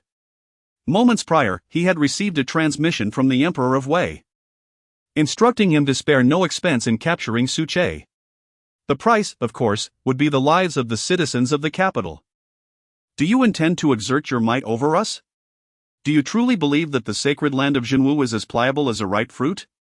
Su Che scoffed, reaching into his bosom and rummaging for a considerable time. Chapter 60, The Hellhound reveals its true form, instilling fear in the royal family. What do you wish to achieve? Peace? Su Ziren felt somewhat perplexed. Dabai, come forth. With a vigorous tug, Su Ziren finally extracted Dabai from his embrace. Woof! Dabai, tail tucked in, gazed at Su Ziren with evident displeasure. It had just fallen asleep, why disturb its slumber? Su Ziren affectionately ruffled Dabai's head, pondering how this dog appeared utterly indifferent, even while its master was embroiled in a confrontation. Dabai, could you do me a favor and display your magnificence? Merely to intimidate them, no combat necessary. Su Ziren spoke in a bargaining tone, fixing his gaze on Dabai. He was well aware that 30 years ago, on the day of the True Martial Sacred Lands crisis, Dabai had valiantly fought against 5 foes, safeguarding the True Martial Sacred Mountain. That battle left Dabai severely injured, requiring 6 months of recuperation. Since then, Dabai had seldom revealed its prowess, opting instead for a pet-like demeanor. Woof! Dabai, displeased by Su Xiren's request to show off, appeared drowsy. Later, I shall visit the courtesan bureau and bring Nian Qianro back to the True Martial Sacred Land. She will feed you daily. How does that sound? You know, the voluptuous one who dances and sings. Don't you enjoy snuggling in her arms? Woof! Woof!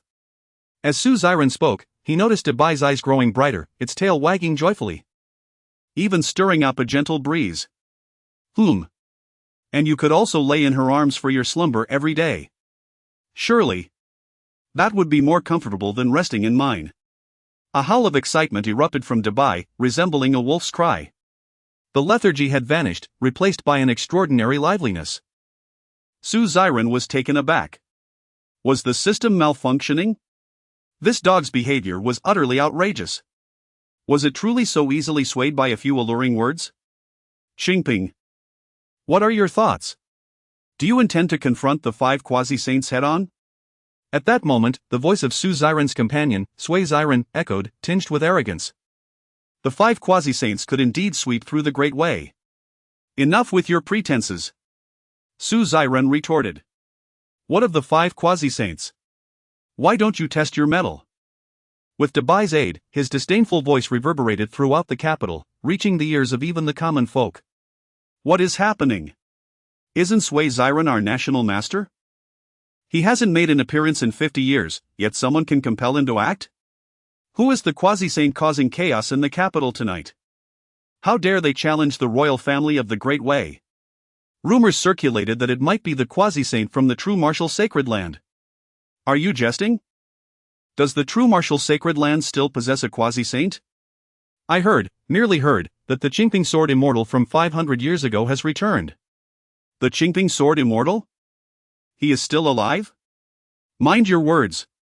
The various factions in Kyoto engaged in fervent discussions. Yet, the predominant sentiment among the populace was one of despair. It is over, a holy war is imminent. The national master has personally intervened. Flee, or perish. A relative of mine, along with their entire family residing in the western part of the city, has already fallen victim to the oppressive force of the quasi-saint. There are no survivors. How terrifying. Surely, the Great Way shall not face extinction? The apocalypse has arrived, we must escape swiftly. Merchants of all sizes and residents are burdened with their possessions, streaming out of the residential buildings, racing towards the outskirts of the city. In their haste, a tragic incident of trampling occurred. Just from Su Che's shout, the number of casualties among the civilians in the capital of Great Way has reached no less than 100,000. Hmph. Do you believe that inciting chaos throughout the city will deter us? They are but mere ants. Should they perish, they will repopulate in 2 decades. Yet you, having attained the cultivation of a quasi-saint, can only produce a few in a century? Swayze angrily retorted, for these elite figures are indifferent to human life. What infuriated him further was Su Che's genuine intent to incite a holy war in the capital of Great Way. This is a slap in their faces. Boom! 5 quasi-saint pressures surged into the sky, coalescing into vibrant pillars of light, responding to the summons of the Emperor of Great Way. The 5 saints could no longer contain themselves and emerged defiantly. Some were engulfed in flames, others summoned torrents of water, while some distorted the very fabric of space, bringing forth darkness, and others conjured fierce winds. The sky above the capital of Great Way bore 5 distinct celestial phenomena. They transcended the mundane realm. Having reached the quasi-saint level, capable of discerning illusions and mastering the laws of heaven and earth, even altering those laws. Such extraordinary prowess rendered mere mortals powerless. Only with such strength could one stand atop the pinnacle of Great Way. Hmph, should you not retreat, today shall be your demise. Depart from the capital, Hmph. Or I shall summon the disciples of the Yuanshu Sacred Land. How will you withstand their numbers? Enough with the idle chatter, let us engage in battle. The several quasi-saints spoke in unison, and ultimately, a resounding voice echoed from the Grand Prosperity Hall. Hmph, return to Yurjanwu Sacred Mountain. I shall overlook today's events should you comply.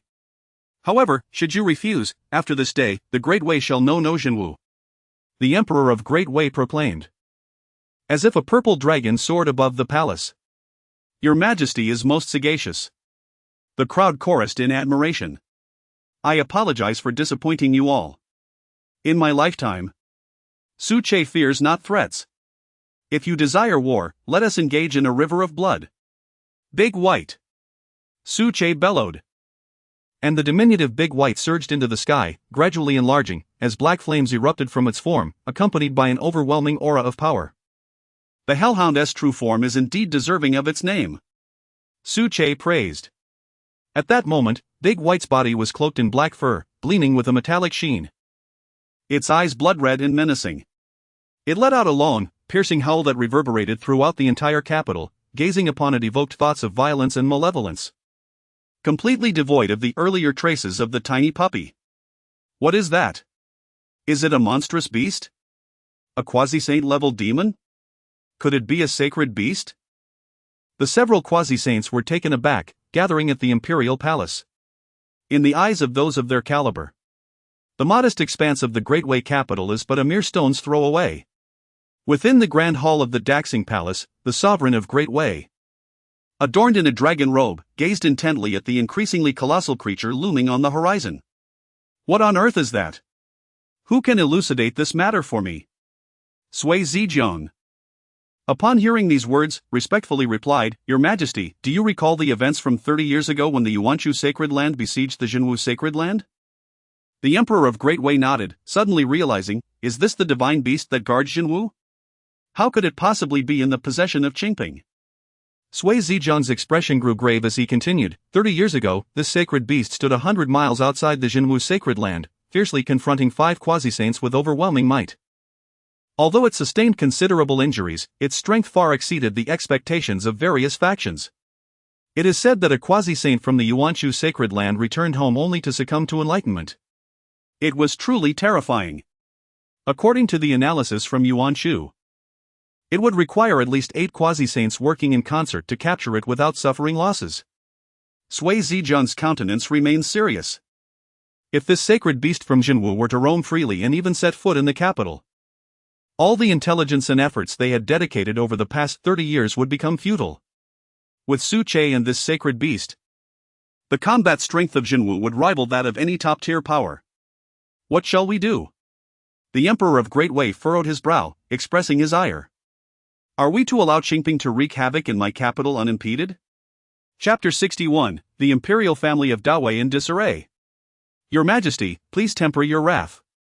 Sui Ziran, with a countenance fraught with complexity, paused for a moment before suggesting, I propose we concede slightly, allowing Hmph to return for the time being.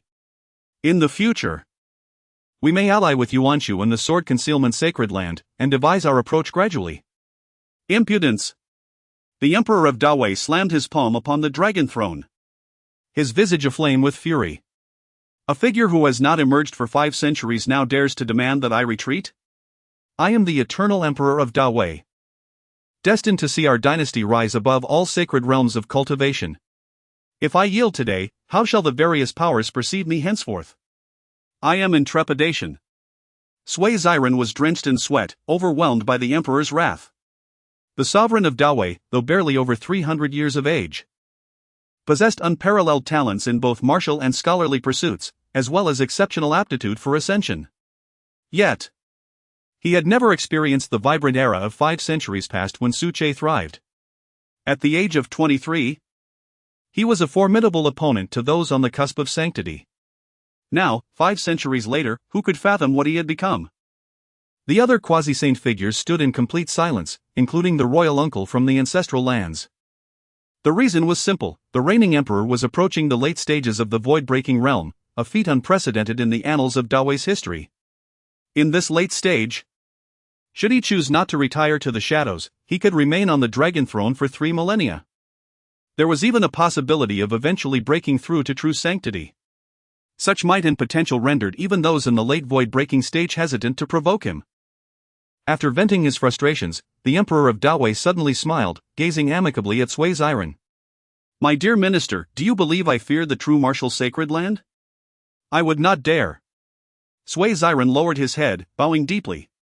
To be frank, I have already reached out to both the Yuanchu and Sword Concealment sacred lands. Their respective sovereigns are en route to the capital as we speak. Today, I shall uproot the True Martial Sacred Land.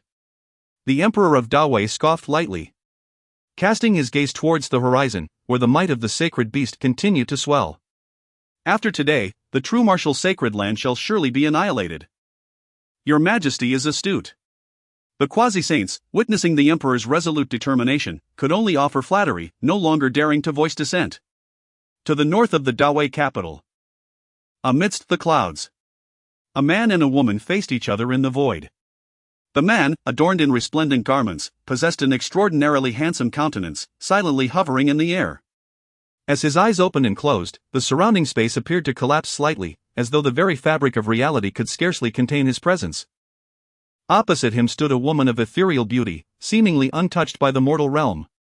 Draped in a pale lavender gown embroidered with exquisite patterns, complemented by white boots and a purple cloak, she exuded elegance and mystery. In her hand, she wielded a long sword adorned with golden patterns, simple yet ancient.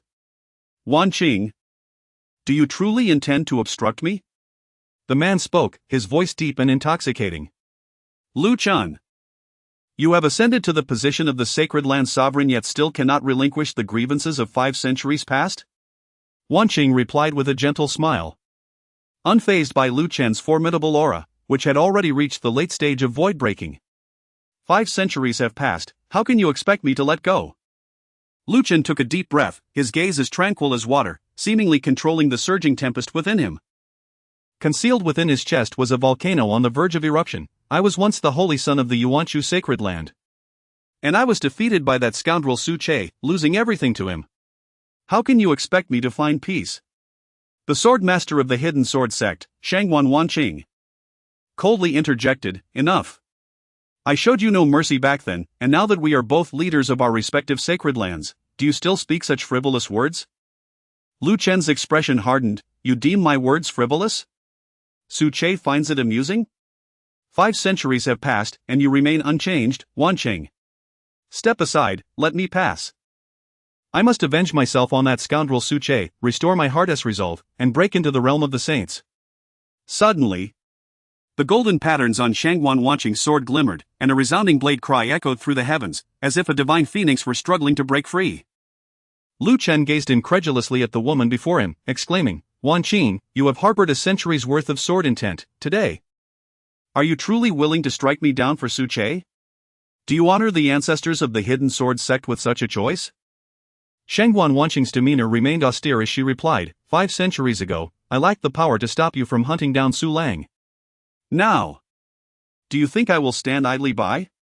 Lu Chen's face darkened. Haven't you already had your disagreements with him? The imperial family of the Great Way seeks to ally with our 2 sacred lands to eradicate Jinwu. Should this not align with your desires? Is it not our shared consensus that Su Che, the scoundrel, deserves to perish? Why, when the moment arrives, do you waver? The Lord of Yuanchu was incensed. Even with his profound cultivation, he could not fathom the complexities of a woman's heart. I could slay him, I could obliterate Jinwu, but others cannot.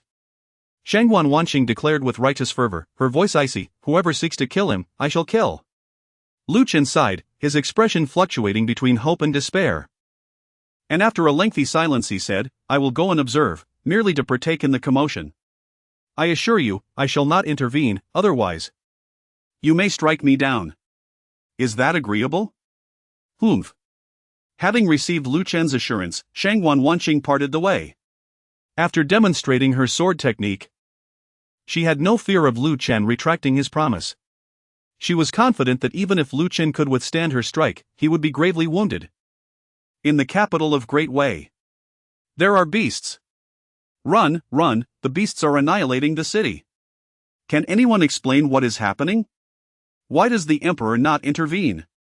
Cries of despair echoed, painting a scene reminiscent of a hellish nightmare.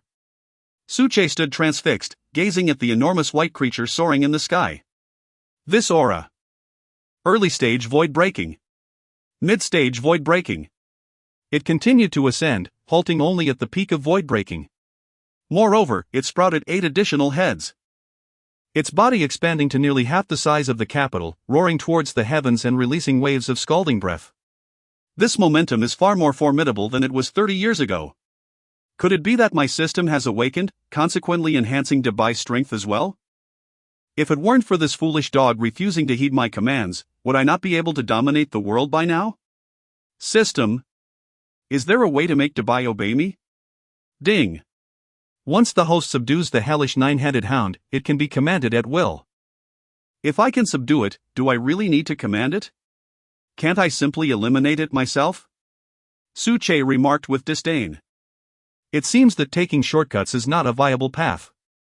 I must continue to cultivate, and once I ascend to the realm of divine powers and awaken my invincible abilities, I shall return to overthrow the Great Way. At that moment, after Debai revealed its true form, chaos erupted within the palace. Your Majesty!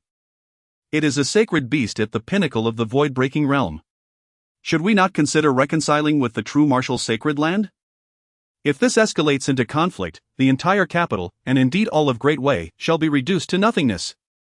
Even we, the quasi-saint experts, would suffer catastrophic losses. Unless the Yuan Shu and the sword-hidden sacred land come to our aid, this is a course we cannot pursue. The voice of Sui Zi trembled slightly. He could accept the loss of half of Great Way, after all, it could be rebuilt. But what lay before them now was the potential annihilation of Great Way. This was something no one could bear to accept. Chapter 62, The Ancient Romance, The Shocking Way Imperial Family Esteemed Ministers. Are you aware of the divine beast that ravages the capital?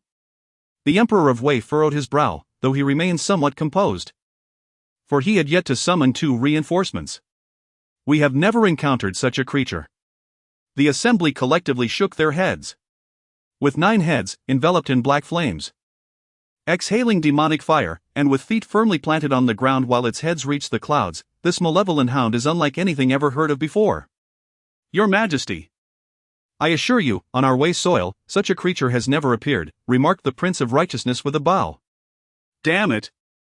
Where did the True Martial Sacred Land procure such a young divine beast? I failed to discover it in its infancy, and now that it has grown formidable, the situation has become exceedingly complicated, the Emperor of Wei exclaimed with anger. What shall we do? The crowd sighed in despair. Just as they pondered their dire predicament, the light within the great Xing Hall warped, the space collapsed, and a terrifying aura emerged. Who goes there? Sui Ziran exclaimed, startled. The intensity of the presence was unprecedented in his lifetime. In the next moment, the sacred lord of Yuan Shu, Lu Chen, stepped forth from the rift in space. Surveying the assembly. Long Ao, I have arrived, he said with a smile directed at the ministers, finally addressing the Emperor of Wei by name. A flicker of displeasure flashed in Long Ao's eyes before he smiled and replied, Brother Lu, it has been many years, you still possess your remarkable charm. The last time I saw you was at the grand ceremony of your succession as the sacred lord of Yuan Shu, correct? Lu Chen waved his hand. Smiling without a word, yet his gaze was entranced by a woman approaching with a long sword in hand. Upon seeing her, admiration gleamed in Long Ao's eyes as he stepped forward and said, The arrival of the Sword Concealing Sacred Lord in my great Xing Hall truly illuminates this humble abode. Your Majesty need not be so courteous, Shangwan Wanqing replied with a gentle smile, inquiring. Did your Majesty summon us at this late hour regarding the hellish 9-headed hound that is terrorizing the capital? The hellish 9-headed hound. Long Ao's brow twitched.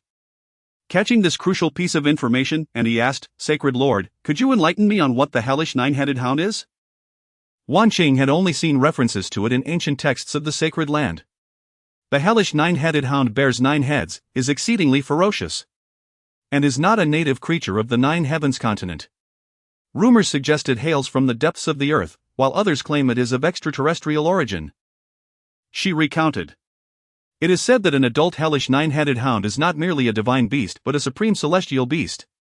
Upon reaching maturity, it can consume the essence of the sun and moon, absorb the energies of the 4 seas and 8 desolations.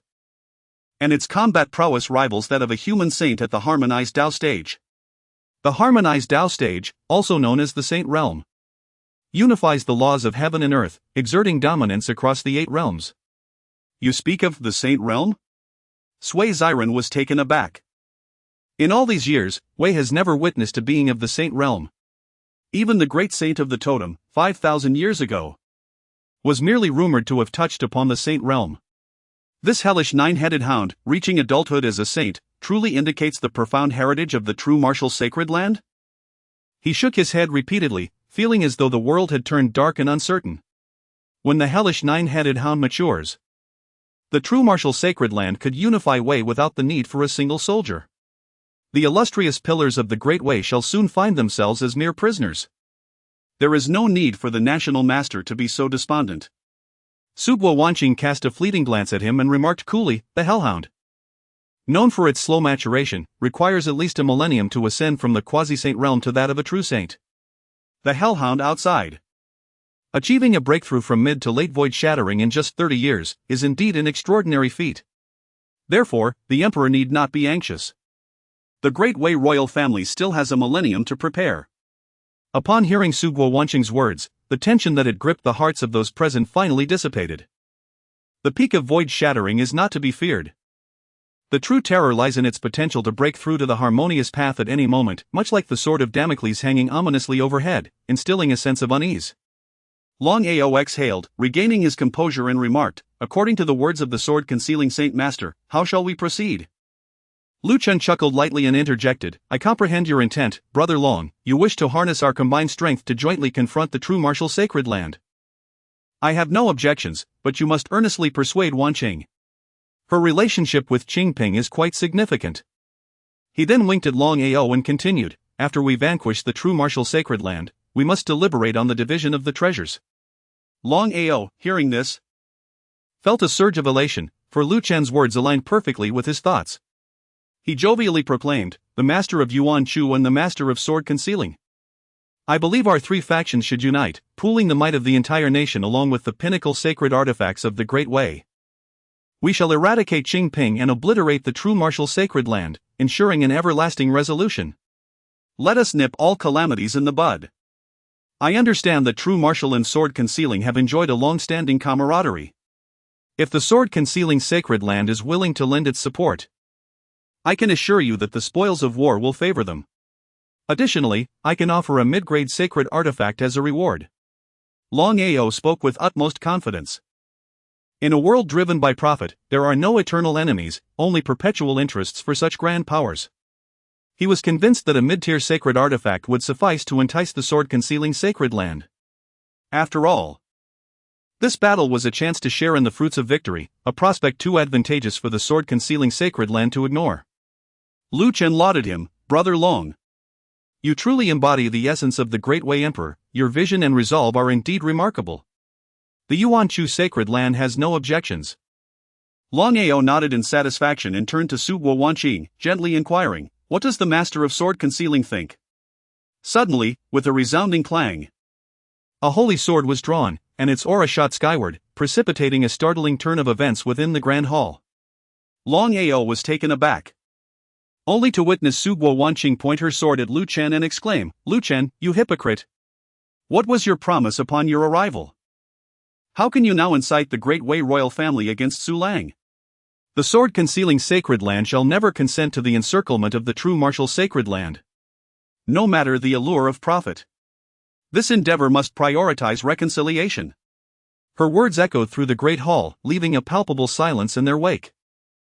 The Lord of the Hidden Sword, disregarding immense benefits, unsheathes his sword and points it at the Primordial Saint Lord. Two pinnacle masters of the Void Realm have inexplicably turned against each other. What on earth is happening? Moreover, why does the Lord of the Hidden Sword refer to the Qingping sword immortal as Su Lang? After 5 centuries, do these two still harbor emotional entanglements? Lu Chen finds himself in a lamentable predicament. He merely echoed a few words, yet has been deemed the instigator of this tumult.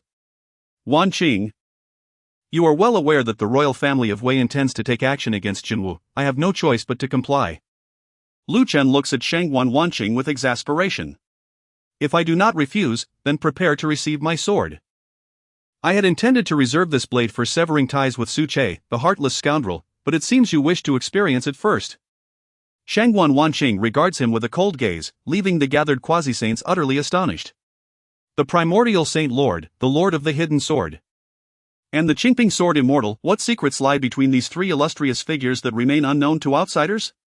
Each individual present is no stranger to cunning, from Shangguan Wanqing's few words. They can glean the entire picture.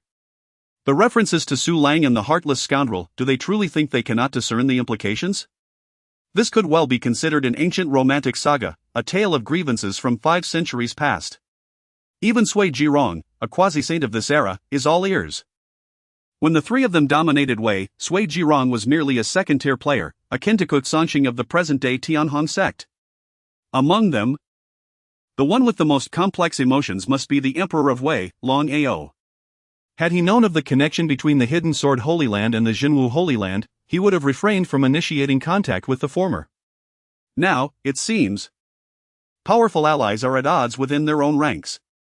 With only 5 quasi-saints from the Wei royal family to confront the Hellhound with 9 heads, it is likely that 2 or 3 may fall in battle. This venture has become untenable. Sui Jirong observes Long Ao's shifting expressions and quietly advises, Your Majesty, it's time to make a decision. A significant number of citizens are fleeing. If this continues, the capital may descend into chaos. Long Ao clenches his fists, gazing at the towering hellhound. For the first time in over a century since his ascension, he feels utterly powerless. Chapter 63, Who is the Sovereign of the Great Wei? Ding! Countdown for the chaos immortal body remaining. 3 seconds. 2 seconds. 1 second. Congratulations, host, you have successfully transcended the tribulation. Reward, 6th level of the transformation of divinity. Congratulations, host, you have successfully transcended the tribulation, unlocking the abilities of the immortal body. Congratulations, host. You have successfully transcended the tribulation, unlocking the abilities of the immortal techniques. The Kuelong disintegrated into particles, the tribulation clouds dispersed, and a torrential downpour cascaded down. The rain clouds seemed to vent their dissatisfaction, having been previously suppressed by the tribulation clouds. As the heavy rain transformed the entire capital of the Great Wei into a water city, Su Che landed atop a luxurious tavern, feeling the chilling raindrops as he gazed down upon the capital under the rain-soaked night. The power of the tribulation clouds morphed into surges of warmth, radiating throughout his body and fortifying his physique.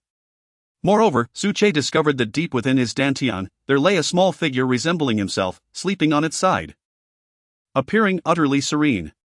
His original spiritual essence, influenced by this small figure, gradually transformed into a pure white liquid, flowing through his limbs from the dantian. This is the immortal essence. Su Che's eyes gleamed with excitement. In terms of quality, the immortal essence is refined dozens of times more than the spiritual essence. If Su Che were to confront the Minister of Revenue, Zhang Yuan, at this moment, even clad in his holy armor, Zhang Yuan would find it impossible to withstand a single strike. As for the small figure in the dantian, it must be the Yuan Tai. The immortal technique.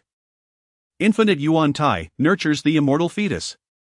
Su Che comprehended that the Yuan Tai bore an uncanny resemblance to him, strikingly handsome. Merely by resting in the dantian, it could commune with the forces of heaven and earth, allowing his state to remain perpetually at its peak. However, the most significant transformation lies within my physical form. Su Che's eyes brimmed with confidence as he drew forth the Hmph sword, simultaneously stowing away the immortal artifact, the 9 heavens cloud garment. With a single stroke of the Hmph sword, he cut into his own arm, leaving a white mark that quickly faded. Astonishing! This physical body of mine could rival Zhang Yuan's holy artifact. Su Che was awestruck.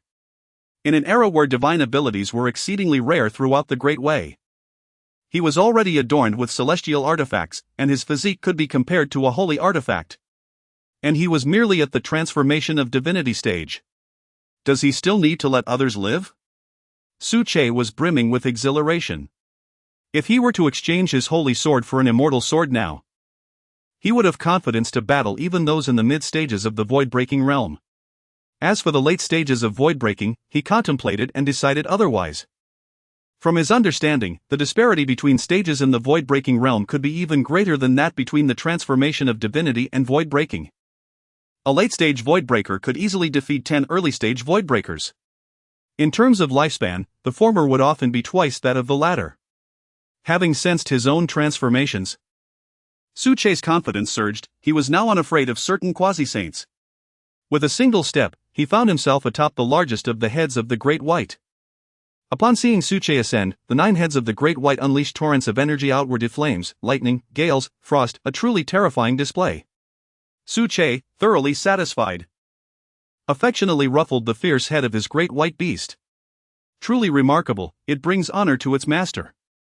He then turned his gaze toward the direction of the Great Xing Hall. Who, I wonder, is the current sovereign of the Great Way? Su Che called out loudly, a playful smirk adorning his face, exhibiting no semblance of reverence typically afforded to an emperor. Inside the Great Xing Hall, several quasi-saints who overheard Su Che's remarks wore expressions of displeasure, particularly Long Ao, the emperor of Great Way. This Hmph is exceedingly arrogant, Long Ao exclaimed in anger.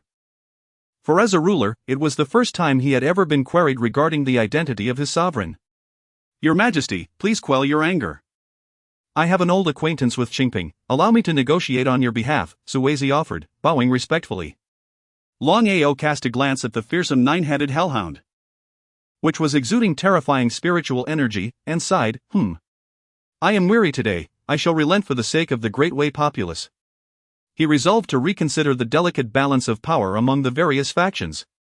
Your Majesty is wise, I thank you on behalf of the citizens of the capital. The quasi-saints echoed in a chorus, each adept at flattering their sovereign. Wan Qing, will you not step out to meet Su Che? The Yuan Chusher inquired, glancing at Shangguan Wancheng. I shall not. I fear I might cleave him in two with a single strike, Shangguan Wancheng replied, her expression a tumult of emotions, her exquisitely beautiful features contorting in distress. Truly not? That is Su Che, the man you have yearned for over 5 centuries, Lu Chen remarked with a teasing smile. Not seeing him alters nothing, after 500 years, he betrayed me. I cannot help but feel the urge to strike him down, and in the end, I would be the one left regretting. Shangguan Wancheng's determination solidified, an air of authority enveloping her, exuding both solemnity and sanctity. And why do you not venture out to confront Su Che? In those days, you fought fiercely against each other, did you not regard him as your greatest rival? Shangguan Wancheng inquired, directing her gaze at Lu Chen. Enemies meeting often brings forth hostility. I never anticipated you would resist the urge to see Su Che, Lu Chen admitted, his demeanor unexpectedly contemplative. Like you, I fear I may inadvertently end his life with a single blow, Lu Chen declared, eyeing the ferocious 9-headed hellhound once more with a derisive smile. He continued, what I fear more is being struck down by you. It has been 500 years. Wan Qing.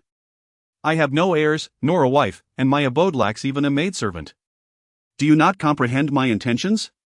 A master of the sacred land, a formidable powerhouse at the peak of the Void Realm, had remained unwed throughout his life for Shangguan Wancheng. In terms of devotion, Lu Chen could be deemed the most infatuated in all of Great Way. Yet, sadly, Shangguan Wancheng cast a disdainful glance at Lu Chen. Yuan Chusher, please maintain your dignity. My heart has long since perished. There is no need for further discourse. With that, she departed, as though lingering any longer in Lu Chen's presence would be an affront to her very being. Sighing, Lu Chen clenched his fists, pondering, Su Che, what is it that I lack compared to you? Just wait, for when I attain the realm of the saints, the entirety of Great Way shall bow before me. After a brief pause, Lu Chen exited the Great Xing Hall, never once casting a direct glance at Long Ao and the others. In the Grand Hall of the Daxing Palace, the prominent figures of the Dawei royal family exchanged glances, each harboring a shared perplexity in their hearts. What transpired between the celestial sword immortal and the master of hidden swords that elicited such deep resentment from the Primordial Saint Lord? Chapter 64, A Display of Skill. The royal family of Wei offers apologies on a rainy night. A middle-aged man stepped out from the Grand Prosperity Hall. He exuded no aura of spiritual energy, appearing as an ordinary scholar, as the heavy rain fell around him, seemingly dissolving without leaving a trace. Adjusting his attire, he advanced step by step towards Su Che. At that moment, the gaze of all major factions in the capital converged upon him. Was it the national master, Sui Zijiang? The national master has emerged. It appears the Grand Prosperity Hall has reached a conclusion. The sword immortal of Hmph has gone too far. For over a century, The True Martial Sacred Land has nearly been relegated to the status of a first-rate sect, and now they dare to invade the capital. Hush! Do you still think of the True Martial Sacred Land as it once was? They have summoned their sacred beasts, one cannot generalize. Indeed. The True Martial Sacred Land is a sacred ground with profound heritage, unlike our sects. Do you believe His Majesty will bow down? Bow down? Nonsense! His Majesty today is a master strategist, commanding the vast realms. Would he yield to the True Martial Sacred Land? I tell you unequivocally, His Majesty will never bow. Not even in the peak of their power, with 6 quasi-saints, could the True Martial Sacred Land compel His Majesty to submit. Yet, the battle pets of the Sword Immortal of Hmph possess quasi-saint strength. Can you guarantee that the Sword Immortal has no further hidden cards? After all, it is a sacred ground with 5 millennia of history. Hmph, I unconditionally trust His Majesty and the Great Way. If I am mistaken, then I shall relinquish my position as Vice Chieftain. This is what you have asserted. The incident stirred by Su Che in the capital has far-reaching consequences. With nearly all factions expressing their opinions, predominantly the patriotic faction, which overwhelmingly rejects the True Martial Sacred Land. They ultimately reached a consensus: His Majesty would never bow. And the likelihood of a holy war is exceedingly high. Some pessimists have already packed their belongings, preparing to flee overnight. A holy war, unless waged by a god transformation cultivator, would leave even the remnants unable to withstand its aftermath, reduced to ashes in an instant. In mid-air, Sui Zhejiang finally approached Su Che.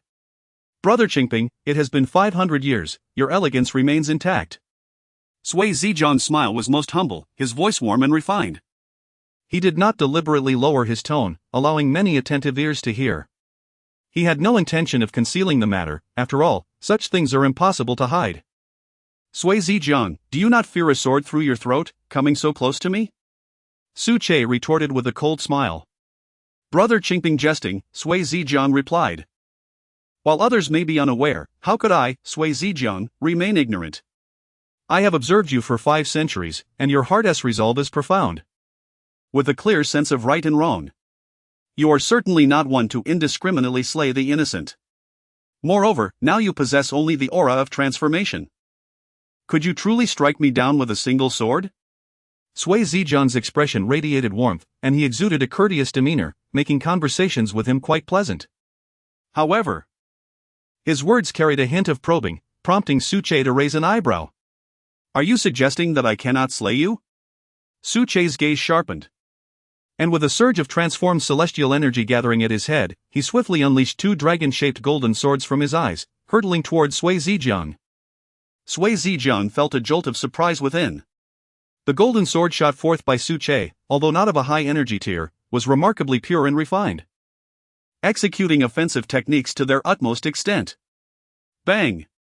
Sui Zhijiang casually dispersed the golden sword with a flick of his sleeve, his body swaying slightly. It is worth noting that he was a cultivator at the early stage of quasi-sainthood, yet was so easily shaken by Su Che. This was indeed terrifying. Brother Hmph, is he now in the realm of divine powers, or perhaps the realm of breaking void? Sui Zhijiang pondered aloud, leaning towards the notion that the aura emanating from Su Che was concealed by some secret method. The transformation realm, Su Che nonchalantly replied. Brother Hmph, you jest with me again, Sui Zhijiang said with a wry smile, then continued, congratulations on your 500 years of secluded cultivation, mastering the supreme sword technique. Truly, you are the pride of the most radiant era, and your talent is indeed enviable. Such flattery from a figure of his stature was undoubtedly pleasing to Su Che. Even after 5 centuries of unwavering resolve. However, Sui Zhijiang had just mentioned that he was not one to indiscriminately slay the innocent. Su Che glanced at the countless innocent lives lost below, numbering at least in the hundreds of thousands. Were these not innocents? Sui Zhijiang, speak your mind. Spare me the trivialities, Su Che retorted, his boldness evident. Sui Zhijiang wiped the non-existent sweat from his forehead, falling into silence momentarily. He found it surreal that such crude remarks could emanate from the author of the illustrious Hmph tune. What is it, Sui Zhijiang? Su Che regarded him coolly. Weren't you just boasting that I couldn't wreak havoc in the capital of Due? Why the sudden change in tone? Sui Ziren sighed, saying, Brother Hmph, I am merely carrying out the Emperor's orders, why must you make this difficult for me? We can agree to your terms. With your formidable strength, manifesting the power of a late-stage sacred beast alongside your own would suffice. Why instill fear in the hearts of the people? Should a holy war commence? The entire capital would be doomed. You are a citizen of Dewey, how could you bear such a fate? Before the conflict began, I had no idea my strength was so formidable. Suche chuckled, after all, Dewey belongs to your royal family, what does His Majesty say? That depends on the conditions your Jinwu sacred land proposes. If they are not excessive, I could even agree on behalf of the Emperor. Sui Ziren waved his hand, conjuring a tea table from thin air, as he and Suche sat amidst the rain, sharing tea, with fragrant steam wafting upward. The tense atmosphere suddenly shifted to one of diplomatic discourse. Suche nodded in satisfaction, stating, in truth, I have no particular demands. Does Ziren not know me well enough? It would not be an exaggeration to call me a benevolent young lord. After sipping his tea and noticing Sui Ziren's incredulous expression, he added, Ziren, consider this, when I take lives, there is always a reason behind it. My slaying of Zhang Yuan and those court officials was provoked by their actions against me. Including the troops of your court, they actively came to assassinate me. I merely went to the tavern to indulge in a few drinks, what crime is there in that? Sui Ziren nodded slightly, not wishing to continue this debate with Suche, and said, Brother Hmph, propose your terms. Suche set down his teacup, raised 2 fingers, and declared, I have but 2 conditions. First, retrieve my disciple Huang Rui from the Jinwu sacred land. Second, I require compensation of 500 pounds of spirit gold and 5 sacred artifacts, with at least one being a defensive sacred artifact. Sui Ziren gazed at Suche, drained his cup of tea, hesitated for a moment, and then slowly nodded. Such compensation, while somewhat considerable for a top-tier power, is within the realm of possibility. I can assure you on behalf of His Majesty. However, the sacred artifacts must be of lower tier. Suche smiled, took a gentle sip of tea, and nodded in agreement, it matters not, as long as they are sacred artifacts. I am not greedy, I would not truly require you to present high-tier sacred artifacts. Especially since you would not consent to it. The worth of high-tier sacred artifacts exceeds that of low-tier by dozens of times. Artifacts like the Starry Light Sacred Mirror and the Jinwu Sacred Sword are high-tier artifacts. Just one of these could dictate the fate of an entire clan. Unless faced with the direst calamity, they would not be willingly offered as compensation. After further deliberation on the details, Suche rose and leaped back onto the back of Dubai, patting its neck.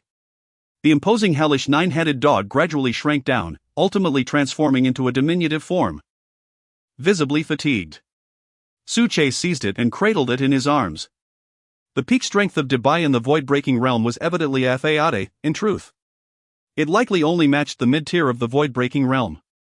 This generation of the Great Way truly lacks formidable individuals, unable to see through such a charade. With a secretive joy, Suche stretched and soared back to the tavern. He was in no rush to find Huang Rui. Since the royal family of Great Way had offered an apology, the Harmony sect would not be able to stir up any further troubles. Huang Rui's life was secure. Sui Ziren, on the other hand, let out a sigh and turned back to the Great Prosperity Hall to prepare the items for compensation. However, his concession had sent shockwaves of astonishment rippling through the entire capital. Chapter 65 Reactions from all sides. The legend of the Tranquil Sword Immortal. The events that transpired that night sent ripples throughout the grand powers of the Wei capital, akin to a stone cast into a serene lake, stirring up tumultuous waves. Has the Wei truly bowed its head? Do you not comprehend the intentions of the national master? The might of the true martial sacred land is formidable. Should they ignite a holy war, the entire capital would be laid to waste. What alternative do you have if you do not submit? Do you wish for your own demise? The Tranquil Sword Immortal has ensnared the lives of the entire populace and factions of the capital within his vessel of conflict. Such ruthlessness! He truly lives up to his title as the Tranquil Sword Demon, regarding human life as mere fodder. Dispatch orders that in the future, any disciple of the true martial sacred land must be accorded the same respect as the imperial family of Wei. It is prudent, however, to note that given tonight's events, This tranquil sword immortal enjoys disguising himself and frequenting pleasure houses. All clans must exercise caution and avoid inciting trouble. Understood, clan leader. We shall comply. Such commands echoed throughout the capital, instilling a sense of trepidation among all factions, from clan leaders to ordinary disciples. In a tea house, Li Wenla and Long Shangping sat across from one another. Before them lay a game of Go in a stalemate, having remained unchanged for over 10 minutes. Your Highness. It appears the Wei royal family has encountered a setback this time. Li Wenla spoke first, his voice somewhat awkward, as if astonished by the revelations. The top 5 of the divine transformation rankings? Ridiculous. Long Shangping sighed deeply, a bitter smile gracing his lips. We previously regarded him as a rival. Yet he has turned out to be a figure from history. Li Wenla composed himself, stating, we cannot be blamed.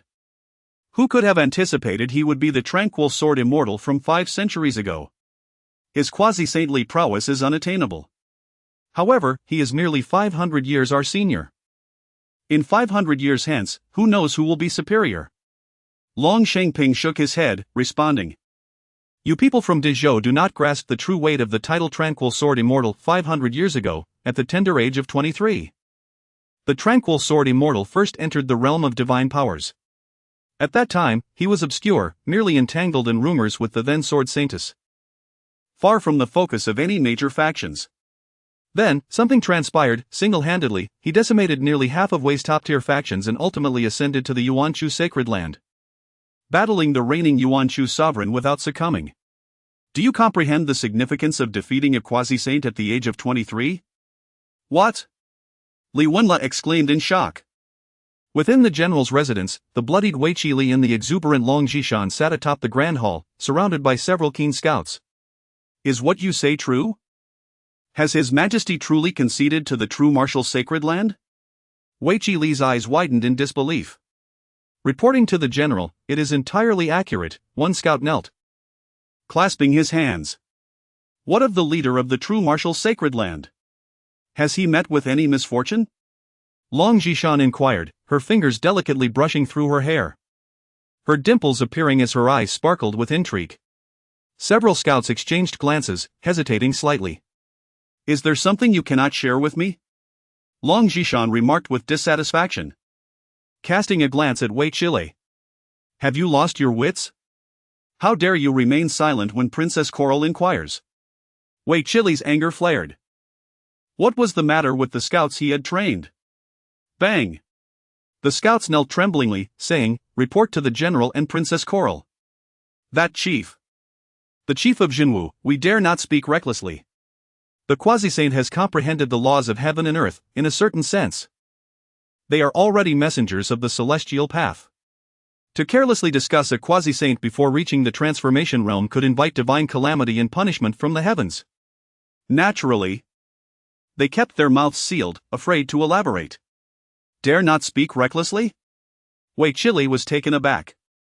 He produced a disc, transforming it into a luminous ring that enveloped the cavalry general's residence. I have concealed the heavenly secrets in any divine probing, you may speak freely. Wei Qili said in a deep voice. He had a premonition that something extraordinary had transpired in the capital while he was outside the city hunting down the headquarters of the Burning Eagle sect. Long Zhishan's curiosity was almost overflowing.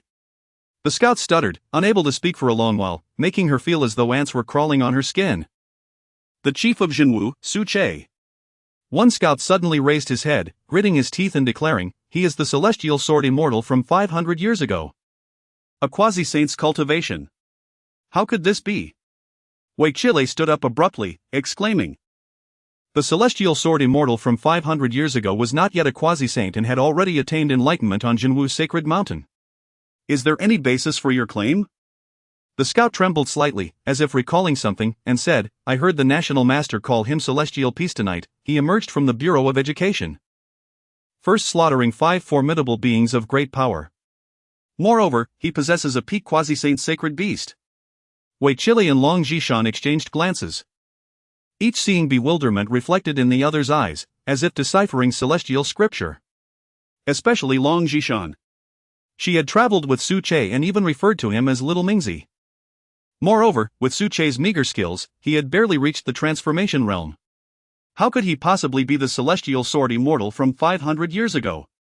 Suddenly, Wei Chile laughed, his face brimming with joy as he looked at Long Zhishan. Princess Coral, you are indeed the sole daughter of the King of the West. Such investment insight is truly rare in this world. This time, as we lead our forces to quell the Burning Eagle sect, the alliance of 10,000 races will hardly dare to utter a word. Furthermore, we have established good relations with the Jinwu Sacred Land, the Celestial Sword Immortal. He is a quasi-saint. Long Zhishan forced a stiff smile. She genuinely did not know that Su Che was the Celestial Sword Immortal. Had she known, she would never have dared to speak to him in such a manner, let alone call him Little Mingzi. Reflecting on it now, a hint of dread crept into her heart. The scouts continued recounting the events that transpired in the capital that night, leaving the two in a state of stunned disbelief. After hearing everything, Wei Chile, with a joyful expression, inquired, Princess Coral, when shall we meet the Celestial Sword Immortal?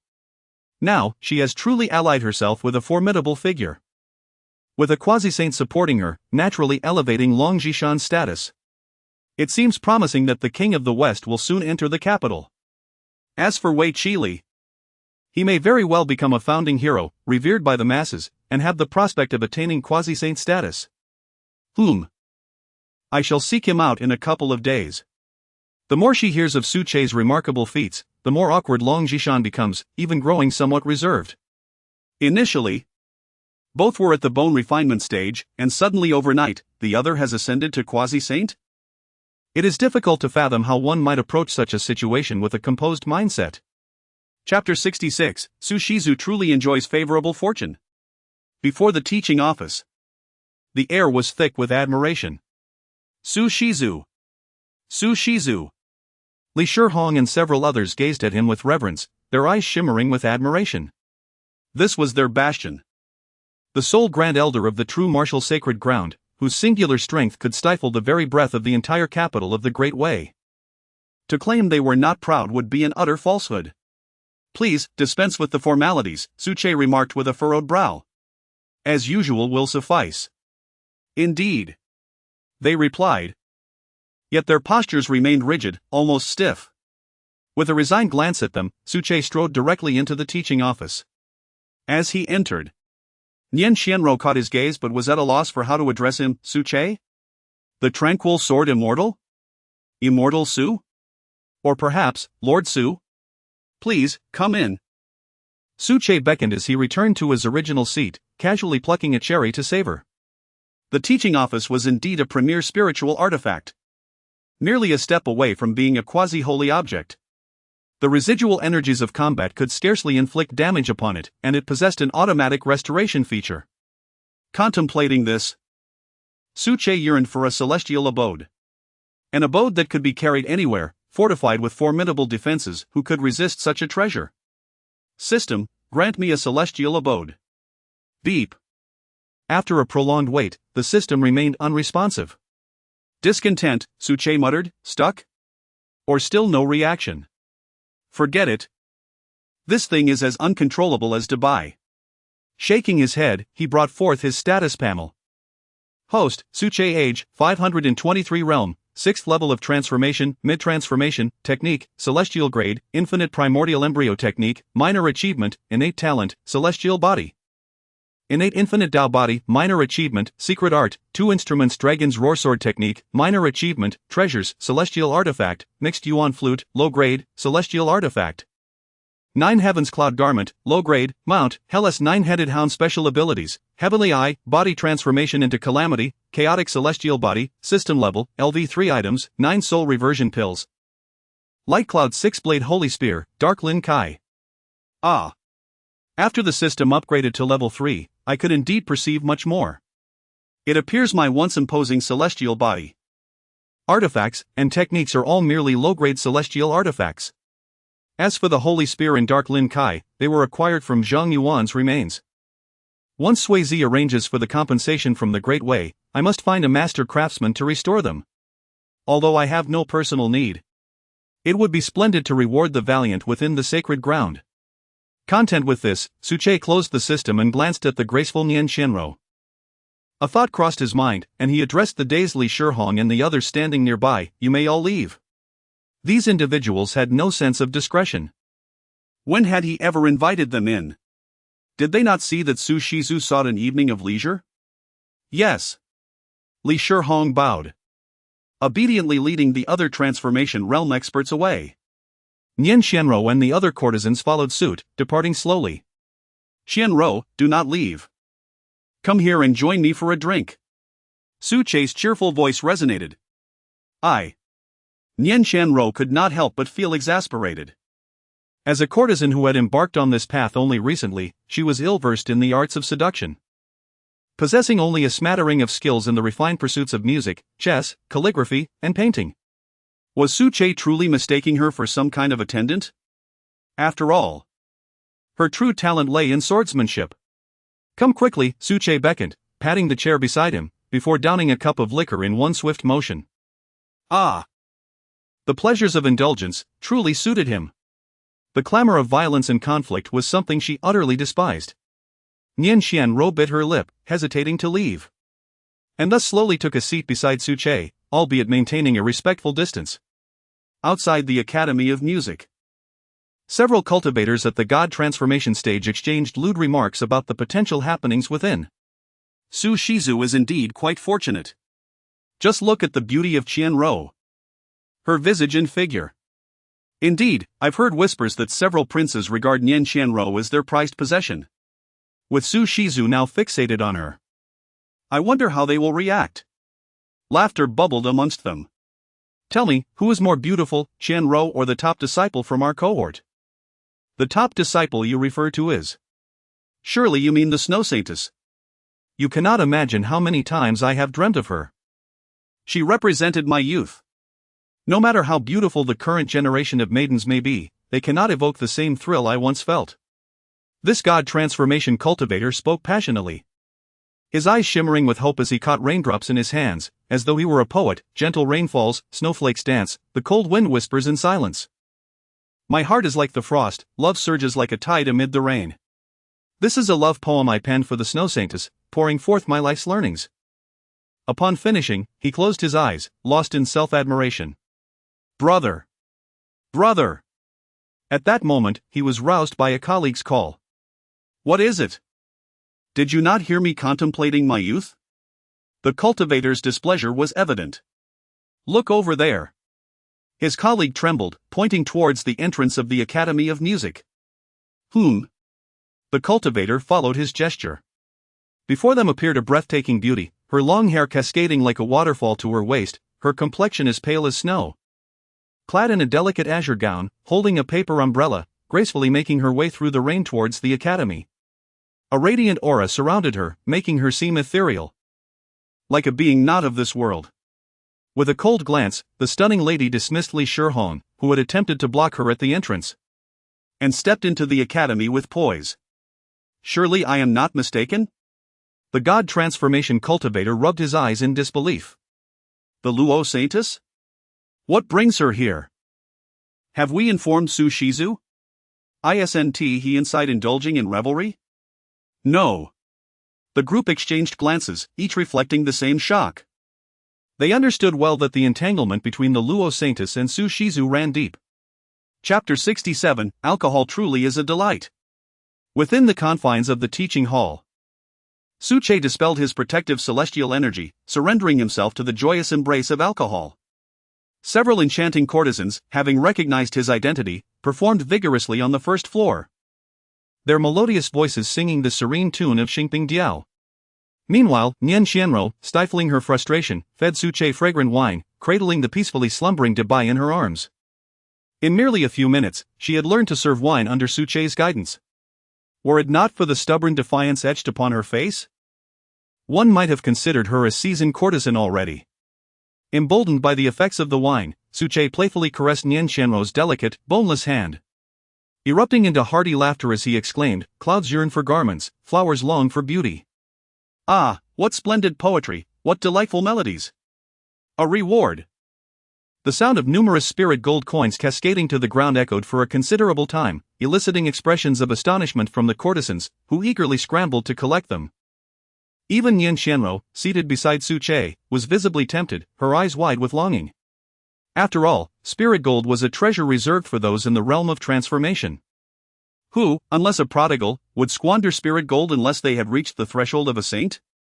Xianro, do you desire spirit gold? Su Che inquired, casting a gentle smile in her direction. Master Su, uphold your dignity. Nian Xianro, feeling increasingly uncomfortable with Su Che's advancing familiarity, stiffened and hastily pushed him away. 3 pieces of spirit gold, will that suffice? Su Che produced 3 gleaming spirit gold coins. Nian Xianro bit her lip, remaining silent. Yet the yearning in her eyes betrayed her.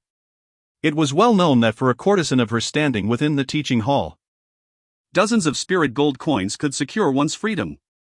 Even in her future ascent to the realm of transformation, spirit gold would be essential for her cultivation. Such was a vital resource in the world of practitioners. What? Is that not enough? Su Che rummaged through his storage ring, producing more. 5 pieces? 10 pieces? As long as you are willing to heed my words, I can provide you with as much spirit gold as you desire. Su Che laughed heartily. Nian Xianro's expression darkened with humiliation. Despite her fall to the teaching hall, her essence remained that of a virtuous and proud woman. After all, she had once been a revered goddess of a sect, her lineage connected to prominent figures within her clan, instilling in her the principle that reputation held more importance than life itself. The royal family of De Wei had rescued her, placing her in the teaching hall with promises made. Unless she consented, not even nobility could compel her. Throughout the past year, her life had indeed been smooth sailing. Yet, who could have anticipated the peculiarities of Su Che? A quasi-saint of over 500 years, so intrigued by the allure of brothels. Is this truly the author of Qingping Diao, the famed Qingping sword immortal? At long last, under Su Che's relentless advances, Nian Xianro could no longer contain her fury. Master Su, should you continue to be so indiscreet, do not blame Xianro for departing unceremoniously, she declared, her face ablaze with anger, fixing her gaze upon Su Che. Ahem. A misunderstanding, Su Che maintained a cheerful demeanor, displaying no hint of remorse as he rose to pull Nian Xianro back to her seat. Just then, the grand door of the teaching hall creaked open. Luo Ningxue, clad in a flowing light blue gown, entered just in time to witness Su Che reaching out to grasp Nian Xianro. In an instant, her previously indifferent expression grew tenfold colder, akin to an eternal frozen river. As she approached with deliberate grace, the entire teaching hall seemed to be enveloped in an atmosphere of intense chill. Her regal aura left several courtesans momentarily dazed. And even Nian Xianro felt a hint of suffocation. The woman before them, in both beauty and presence, was nothing short of perfection. Particularly striking was her icy demeanor, reminiscent of a snow-capped mountain, which instilled a sense of dread. Did I not expressly state that if Sui Ziren arrived, he should wait at the door and not disturb me? Su Che exclaimed in dissatisfaction, mistakenly believing that Sui Ziren had intruded upon the teaching hall, jeopardizing his endeavors. The compensation must exceed 100 pounds of spirit gold. As a quasi-saint, can I present anything less than that? Su. Master Su. Nian Xianro murmured softly, her tone a stark contrast to her earlier fury, now tinged with insecurity. This was her first encounter with a woman who eclipsed her in every aspect, leaving her feeling somewhat defeated. Moreover, the icy stare from Luo Ningxue evoked an unexpected sense of guilt within her, akin to the remorse one feels after disrupting a family. Observing Nian Xianro's sudden softness, Su Che assumed she had been intimidated by his earlier outburst. He thought to himself, so Qianro prefers a more assertive demeanor, why not say so sooner? Qianro. I now understand your intentions, he declared, adopting a serious expression as his hand neared Nian Xianro's shoulder. Master Su. A delicate yet chillingly beautiful voice pierced the atmosphere, causing Su Che's body to stiffen instantaneously, his drunkenness evaporating, and his eyes clearing in a flash of panic. This was the renowned Qingping sword immortal, who faced nations and remained unfazed in the presence of 5 quasi-saints. Yet, at this moment, she appeared flustered. Xiao Xue? Su Che slowly turned, his face betraying his embarrassment. This sensation was reminiscent of his past life on Blue Star. Gazing at an artist only to be caught by a disapproving parent. Indeed, in his heart, Luo Ningxue represented the role of a strict teacher or an overbearing cousin. For she had been a constant source of annoyance over the past century. Time and again, she insisted he engage in rigorous training. In the face of Luo Ningxue, a peak practitioner of divine powers, Su Che, at the qi condensation stage, felt as insignificant as an ant before an elephant, utterly powerless to resist. Yet, it was undeniable that Luo Ningxue cared deeply for him, otherwise, she would not have compelled him to cultivate. With the presence of the system at his disposal, he could only practice his form, neglecting his spirit, and indulge in reckless abandon.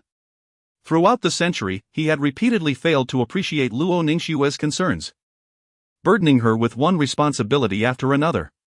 If there existed a person in this world whom he considered akin to family, it was indeed Luo Ningxue, a woman of noble stature who, though technically his granddaughter, wielded parental authority over him.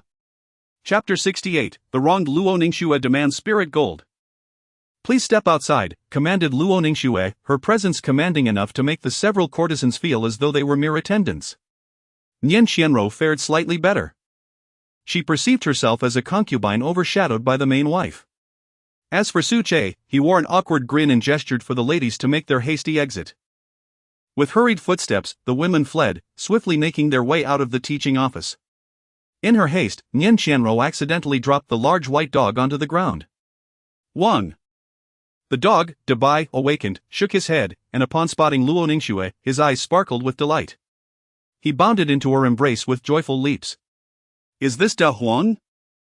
Luo Ningxue inquired, affectionately ruffling Dabai's fur as she turned to Su Che. Su Che rubbed his hands together and replied, yes. It's the same De Huan, the one covered in mud that soiled your dress and nearly met his demise at your hands. Luo Ningxue shot a glance at him. Am I truly that fierce? She asked, followed by, he was rather unappealing before, now he appears much more adorable. Su Che nodded with a smile, reflecting on how the once fearsome hellhound had embraced a more endearing demeanor. Regaining her composure, Luo Ningxue's expression shifted to one of seriousness as she said, Master Su. It has been quite a while. Holding Dabai, she took a seat beside Su Che, her stunning eyes revealing a hint of complexity. Xiao Xue. Why have you come here instead of attending to matters at the sacred martial mountain? Su Che thought to himself, realizing the gravity of the situation. With the display of quasi-saintly power he exhibited today, Luo Ningxue undoubtedly witnessed it all. She would certainly suspect whether he had deceived her for a century. The thought sent a chill down his spine. To mislead a woman for 100 years, only to be uncovered in the end, would undoubtedly be a source of immense tension. Master Su, has your strength been restored? The first question Luo Ningxue posed upon sitting was about his power. I have recovered somewhat, to the 6th stage of transformation, Su Che stated, revealing a semblance of his strength to prove his honesty. The 6th stage of transformation? Do you truly believe that is enough to contend with a quasi-saint? Luo Ningxue's gaze turned icy. Surely, you do not think Xiao Xue can be deceived as easily as before. Am I so unconvincing? Su Che shot an innocent glance at Luo Ningxue, feeling guilty as he insisted, I am genuinely at the 6th stage of transformation. The earlier display of power was achieved through secret arts. If faced with the 5 quasi-saints now, I would undoubtedly falter. He waved his hands emphatically. Luo Ningxue needed to be persuaded, such a capable saintess was indeed rare. But what of the pinnacle of quasi-saints? What of the so-called sacred beasts of the sacred martial? She pressed. Why did you not inform me that we possess sacred beasts? Every time I encounter that woman from the Cungjin sacred land, I feel as though I am beneath her. The woman from the Cungjin sacred land? Su Che pondered, realizing she referred to the current saintess of Cungjin, a peer vying with Luo Ningxue. He had never met her. Well, our sacred beasts are rather unique, they typically do not intervene. I cannot casually speak of its existence, can I? What if it falters at a crucial moment? Upon hearing this, Luo Ningxue pursed her lips, feeling a profound sense of grievance. When she was just in her early 20s, this man entrusted her with the management of the sacred land. Yet now, she finds herself over 100 years old and still unaware of the existence of the sacred beasts within the holy grounds. The more she contemplated, The more aggrieved she became, her lips subtly curled in disdain as she declared, I shall no longer concern myself with this sacred land. Let whoever wishes to manage it take charge. The elders of the sacred land do not heed my counsel, and I remain oblivious to its profound heritage. I am perpetually busy, scarcely finding time to cultivate. I intend to rest for a few months. You may appoint another as the holy maiden. Or rouse the holy master from his seclusion. Upon hearing this, Suche was taken aback. He was well aware of the caliber of the current holy master, whose influence had led to a reckless disregard for duty. Without exceptional talent, it would be impossible to reach the pinnacle of the divine realm.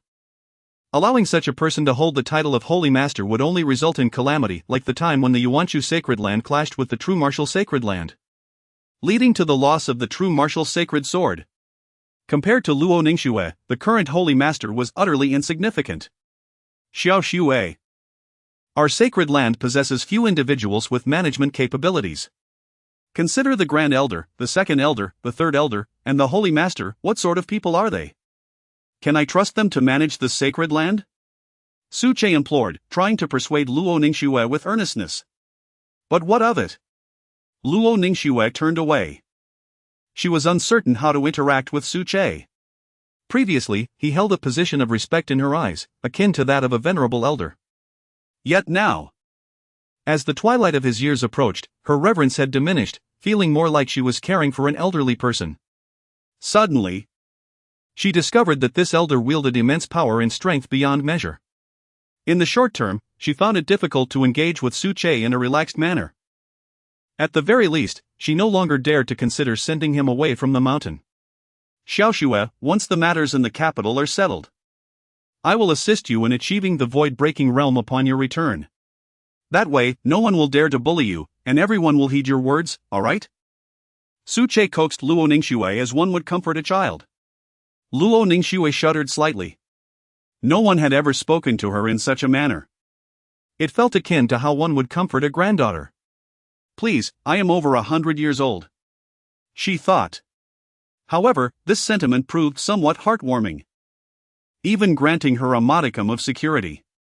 A hint of fluster crossed her face, but she quickly shook her head. Resolutely regaining her composure, if you wish for me to assume the role of Holy Maiden, then you must disclose all matters concerning the True Martial Sacred Land to me. Especially that nine-headed sacred beast.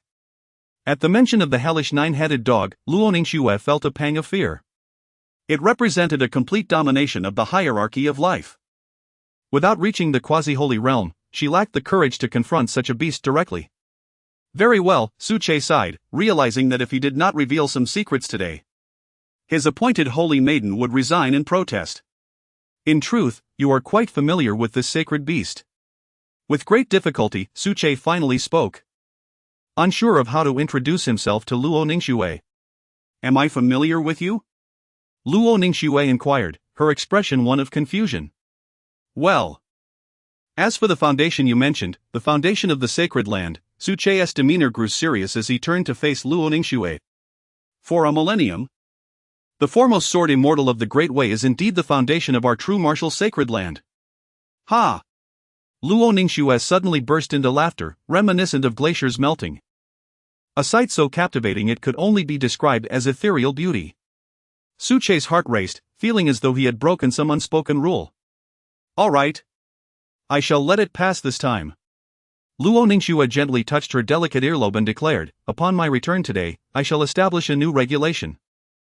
No inner disciples of the sacred land are permitted to frequent brothels. What do you think, Master Su? This. Suche's pupils constricted. In this era, who among them did not visit such places? Was he not merely trying to offer a semblance of stability to the women in this chaotic world? Was this not an act of kindness? You still believe my words are futile. Are you inclined to oppose me? Luo Ningxue gazed at Suche with an unwavering calm, as if any dissent from him would unleash her wrath. Suche felt the situation becoming increasingly precarious. Utterly baffled as to why Luo Ningxue had raised the issue of prohibiting visits to brothels. Could I inquire about the reasoning behind this, Master Su? You must understand. Cultivating requires a balance of work and leisure. Suppressing oneself in rigorous training can easily lead to inner demons. Suche cautiously attempted to rationalize his stance. In truth, many diligent practitioners had long forsaken worldly desires. He was merely defending himself. Reasoning? Luo Ningxue scoffed. When you descended the mountain, I entrusted you with 70 spirit gold, which you placed in your storage ring. That was the training resource for the True Martial Outer Sect Steward in great way over the past 5 years. Elder Li must have sought it from you, correct? What? Suche's face turned to one of bewilderment. Was that not meant for my travel expenses? It seems. I may have spent it all on the courtesans. Chapter 69, 500 pounds of spiritual gold, astonishing Luo Ningxue. This. Of course it was given. Suche initially felt a twinge of guilt but then boldly confessed. Even if Luo Ningxue sought verification from Li Shihong, that old fellow would never dare to betray him. It was merely 70 pieces of spiritual gold, he could easily compensate later. Having spent a century in each other's company, Luo Ningxue was well acquainted with Suche's reactions. Moreover, upon entering, she noticed several courtesans exuding subtle fluctuations of spiritual gold.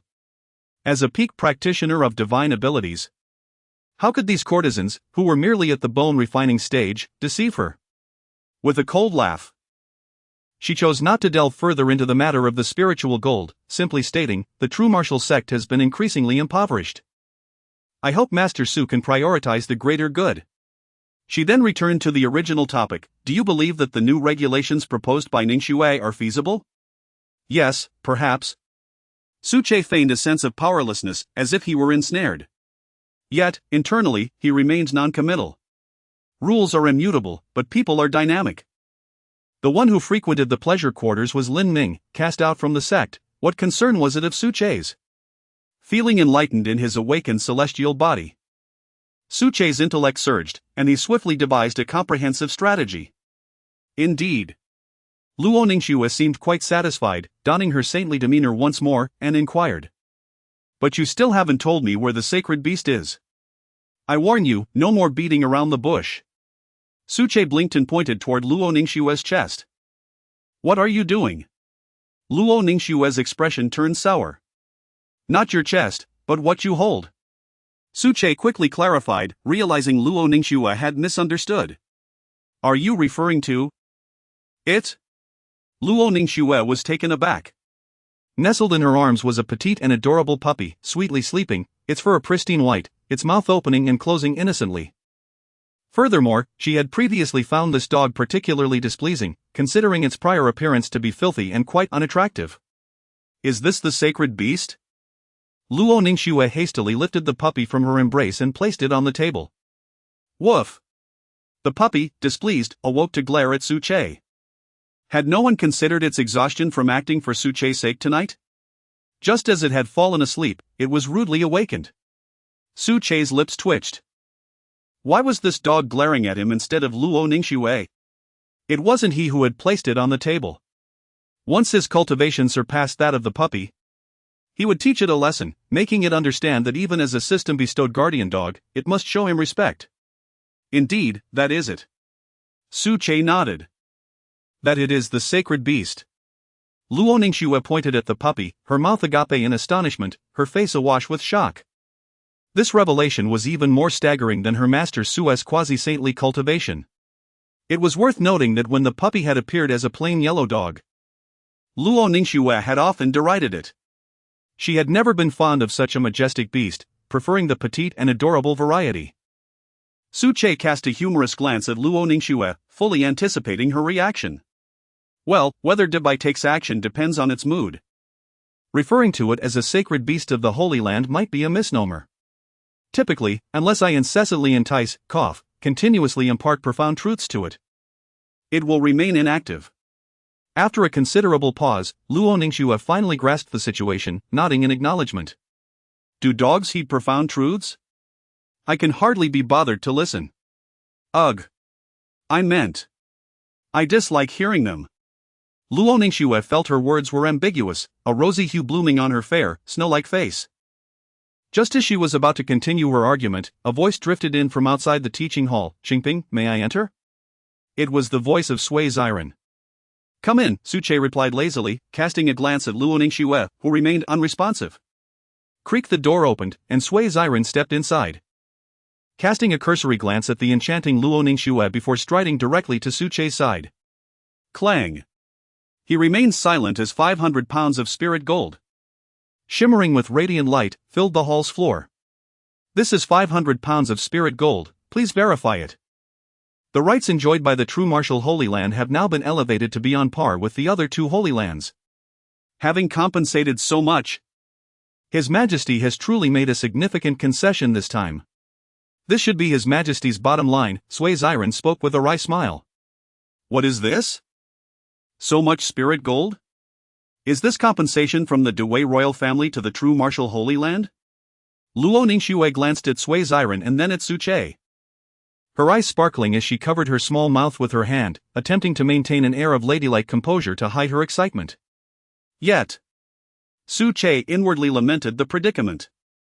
He had intended to keep this compensation a secret from Luo Ningxue, pocketing it for future rewards for the courtesan. Now that she had seen it, how could he retain his share? Is this the holy maiden of the True Martial Holy Land, Luo Ningxue? Sui Ziren inquired politely. Indeed. It is I, Luo Ningxue replied, rising and nodding, though her gaze was fixated on the spirit gold below. As the one who governed the sect, only she understood the true value of spirit gold. For a power to grow and flourish, money is of utmost importance. Were it not for Sui Ziren's presence, she might have lunged forward to confirm its authenticity. This was indeed 500 pounds of spirit gold. 10 pieces of spirit gold equated to 1 pound. And the spirit gold Suche embezzled amounted to merely 7 pounds, hardly comparable to this mountain of gold. No wonder she lost her composure. This was undoubtedly a timely boon for the beleaguered True Martial sect. Master Guesher, is this truly compensation for the True Martial? Luo Ningxue asked, rubbing her beautiful eyes, somewhat apprehensively directing her question toward Sui Ziren. As Sui Ziren was a quasi-saint and an elder of great renown throughout Dewey, Luo Ningxue felt a touch of nervousness in conversing with him. Indeed, Sui Ziren replied with a smile, nodding in affirmation. With a swift motion, he gathered the spirit gold from the floor, stowing it within a storage bracelet, then produced 5 sacred artifacts from his sleeve and tossed them forth. Clang. Clang. The sacred artifacts, resembling a finely crafted needle, were gently urged by Sui Ziren to restore their original size. The 8 fiendish sacred sword, the divine slaying sacred spear, the dark celestial gold staff, the shadowless demon blade, and the void melting furnace. Luo Ningxue recited these treasures with a fervor akin to a cherished memory, her eyelids seemingly devoid of the ability to blink. These were the coveted treasures she had longed for. Sacred artifacts. Even low-tier ones were scarce in the impoverished True Martial Sacred Land. This sudden influx brought her one step closer to revitalizing True Martial. After demonstrating the power of the sacred artifacts, Sui Ziren severed the connection to them and handed the storage bracelet along with the artifacts to Suche, stating, Hmph, I shan't say much more. You have verified the items, they are all here. Accept them. However, I must caution you that His Majesty is already quite displeased with you. Do not provoke the royal family any further in the near future. Remember this, I implore you. Sui Ziren scrutinized Suche for a prolonged moment, reiterating his warnings. Yet he noticed that Suche had not yet taken the bracelet and sacred artifacts. Puzzled, he inquired, Brother Hmph, why do you hesitate to accept the bracelet? Was it not you who proposed compensation? Are you now having second thoughts? This is already the limit of the Great Wei royal family, there will be no more. With a helpless expression, Suche gestured towards Luo Ningxue beside him. Chapter 70, The Events of Jinwu 500 years ago. Luo Ningxue's great-grandfather, Sui Ziren, gazed at the eager Luo Ningxue, instantly understanding her unspoken desires. He handed over the bracelet, stating, the compensation to Jinwu in the form of spiritual gold and sacred artifacts should rightfully be entrusted to the holy maiden Ningxue. Sacred artifacts and spiritual gold embody the foundation of power, thus, placing them in the hands of holy maiden Ningxue indeed brings a sense of assurance. Is this truly for me? Luo Ningxue endeavored to conceal her excitement and astonishment as she reached out to accept the bracelet. After inspecting it thoroughly, she nodded in satisfaction and proclaimed, in that case, I shall gratefully accept this gift from the Great Wei Emperor. she felt a justified sense of relief. For this was not merely for her personal use but rather for the entire Holy Land. Su Che, on the other hand, remained indifferent. He had no need for such resources as spiritual gold. Bestowing it upon Nian Qianrou or handing it to Luo Ningxue held no significant difference for him. As for the sacred artifacts, he had always intended to return them to the Jinwu Holy Land, as he found no interest in them, given his own collection of celestial artifacts. With a shrug, Su Che turned to Sui Ziren and inquired, "Ziren, what news of Ruir?" Sui Ziren glanced at the inquisitive Luo Ningxue and replied, "According to the intel, Huang Rui has been taken to the Hahuan sect by Situnana." "What?" Luo Ningxue's voice turned icy and piercing. "Huang Rui has been taken to the Hahuan sect? Do not fret, holy maiden Ningxue.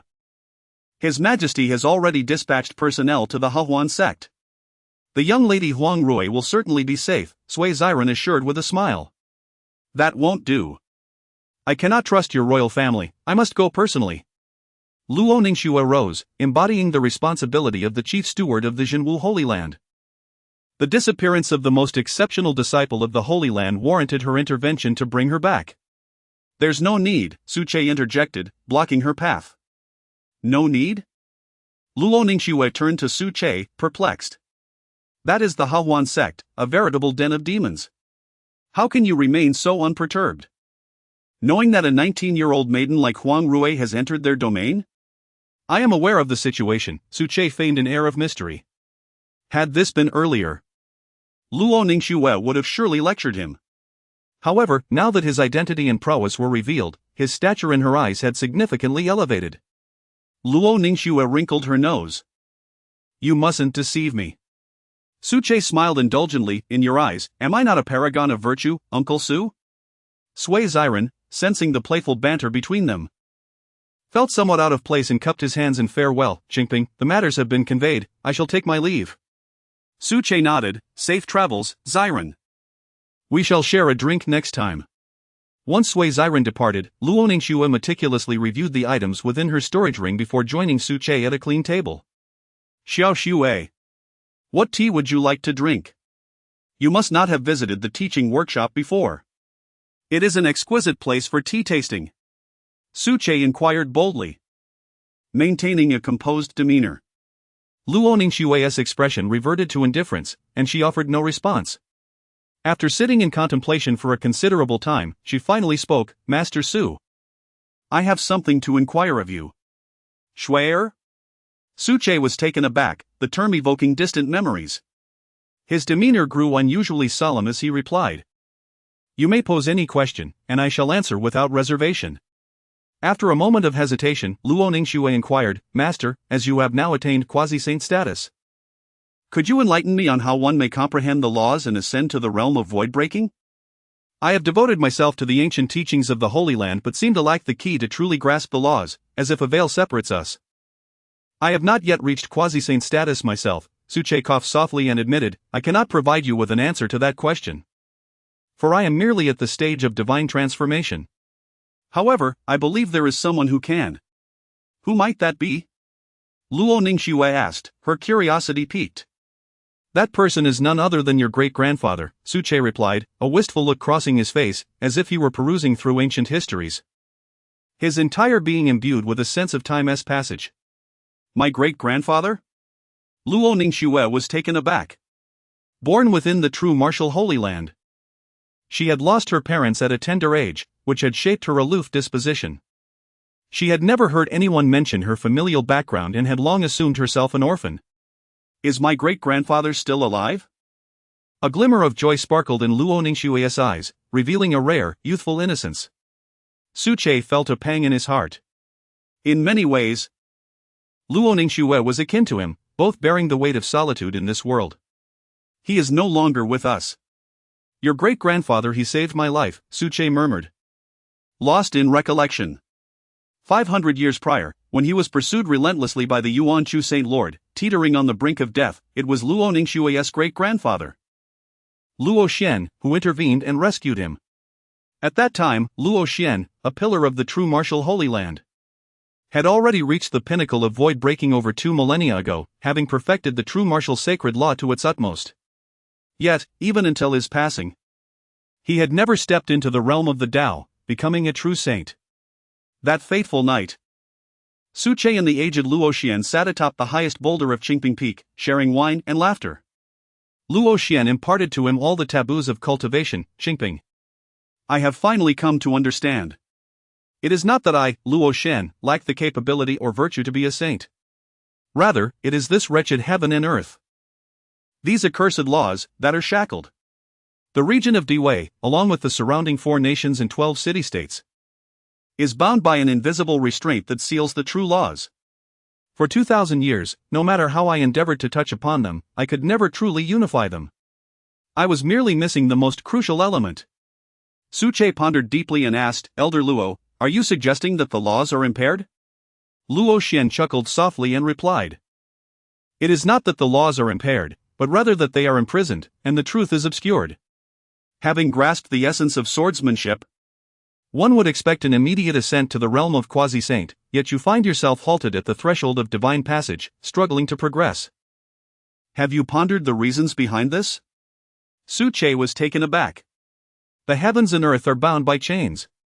Bound by chains, without attaining sanctity, one ultimately remains a mere pawn. A pawn?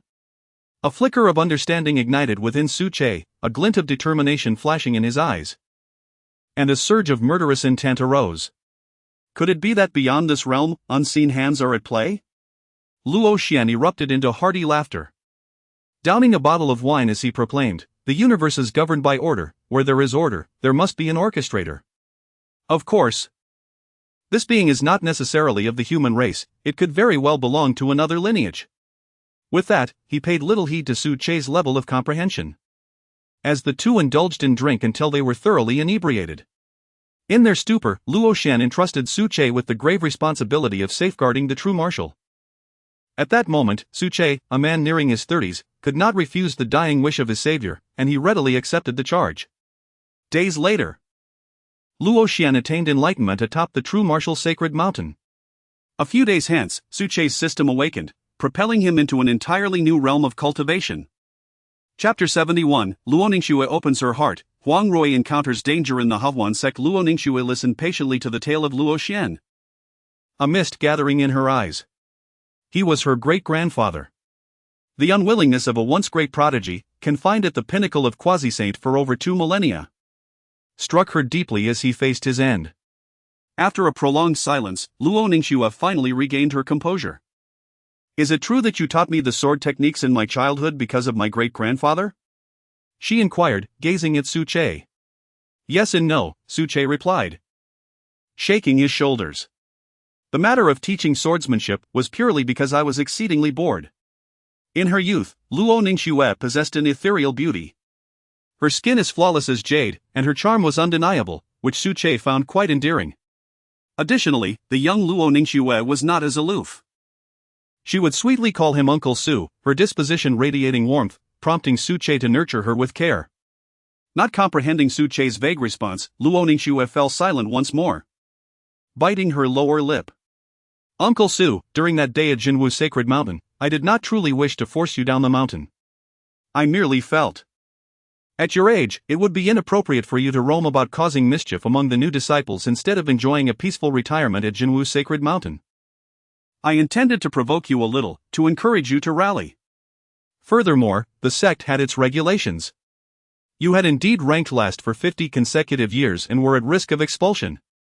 Su Che shook his head in amusement, unfazed by such matters, yet he teased. I have devoted my heart and soul to Jinwu and have often nurtured the younger generation. How could I be deemed a source of trouble? Nurturing? At this point, Luo Ningxue felt a surge of indignation. What about that poker you crafted from soft jade? Every morning during our training, you would gather the most talented core disciples to indulge in your so-called poker. During the entrance assessments, you colluded with Yi Qinghan to exploit backdoor channels in plain sight. While everyone else was diligently cultivating in silence, you would scurry off to assume the position of the elder in charge of passing on teachings. How corrupt is the atmosphere in this holy land? Should I enumerate more examples? Coughing lightly, Su Che found himself at a loss for words against Luo Ningxue's accusations and deftly steered the conversation.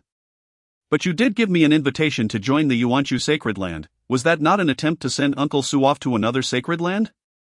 Luo Ningxue shot him an exasperated glance. Yuanchu sacred land holds deep animosity towards you. Why would you ever consider going there? I merely sought to provoke you. Little did I expect you to be so impervious. You did not return to Jinwu Peak but went ahead to participate in the assessments.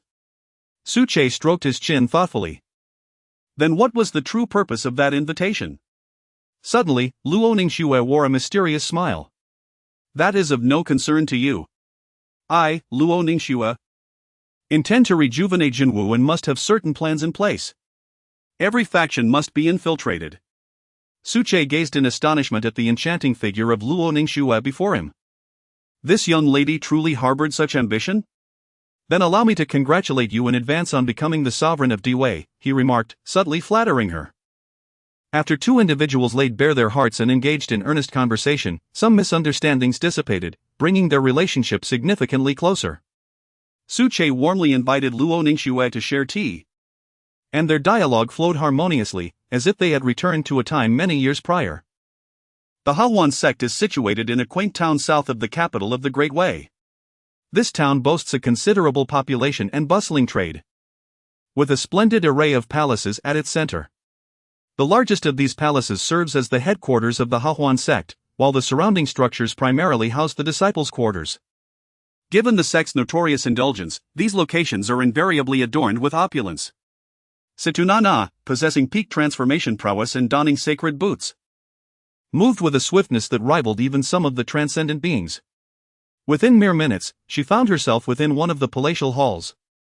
The space was strewn with lifeless female bodies, while a larger adjoining chamber contained more women, shackled like livestock, awaiting the whims of the palace's master. With a whoosh, Situnana appeared within the palace, carrying Huang Rui as if she had teleported. "Sister!" exclaimed a strikingly handsome, effeminate boy upon seeing Situnana, his voice brimming with enthusiasm. Thud! Situnana unceremoniously dropped the unconscious Huang Rui onto the floor.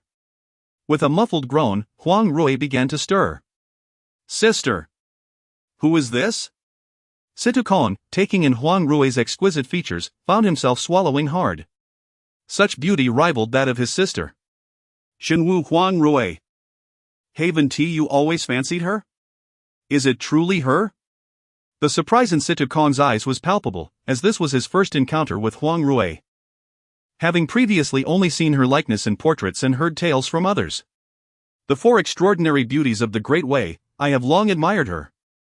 The more he gazed, the more infatuated he became, eager to rush forward and embrace Huang Rui for his own enjoyment. "What do you think you're doing?" Huang Rui, slightly recovering her senses, opened her eyes to see Situkon lunging toward her, and immediately shouted in anger. "Hold on!"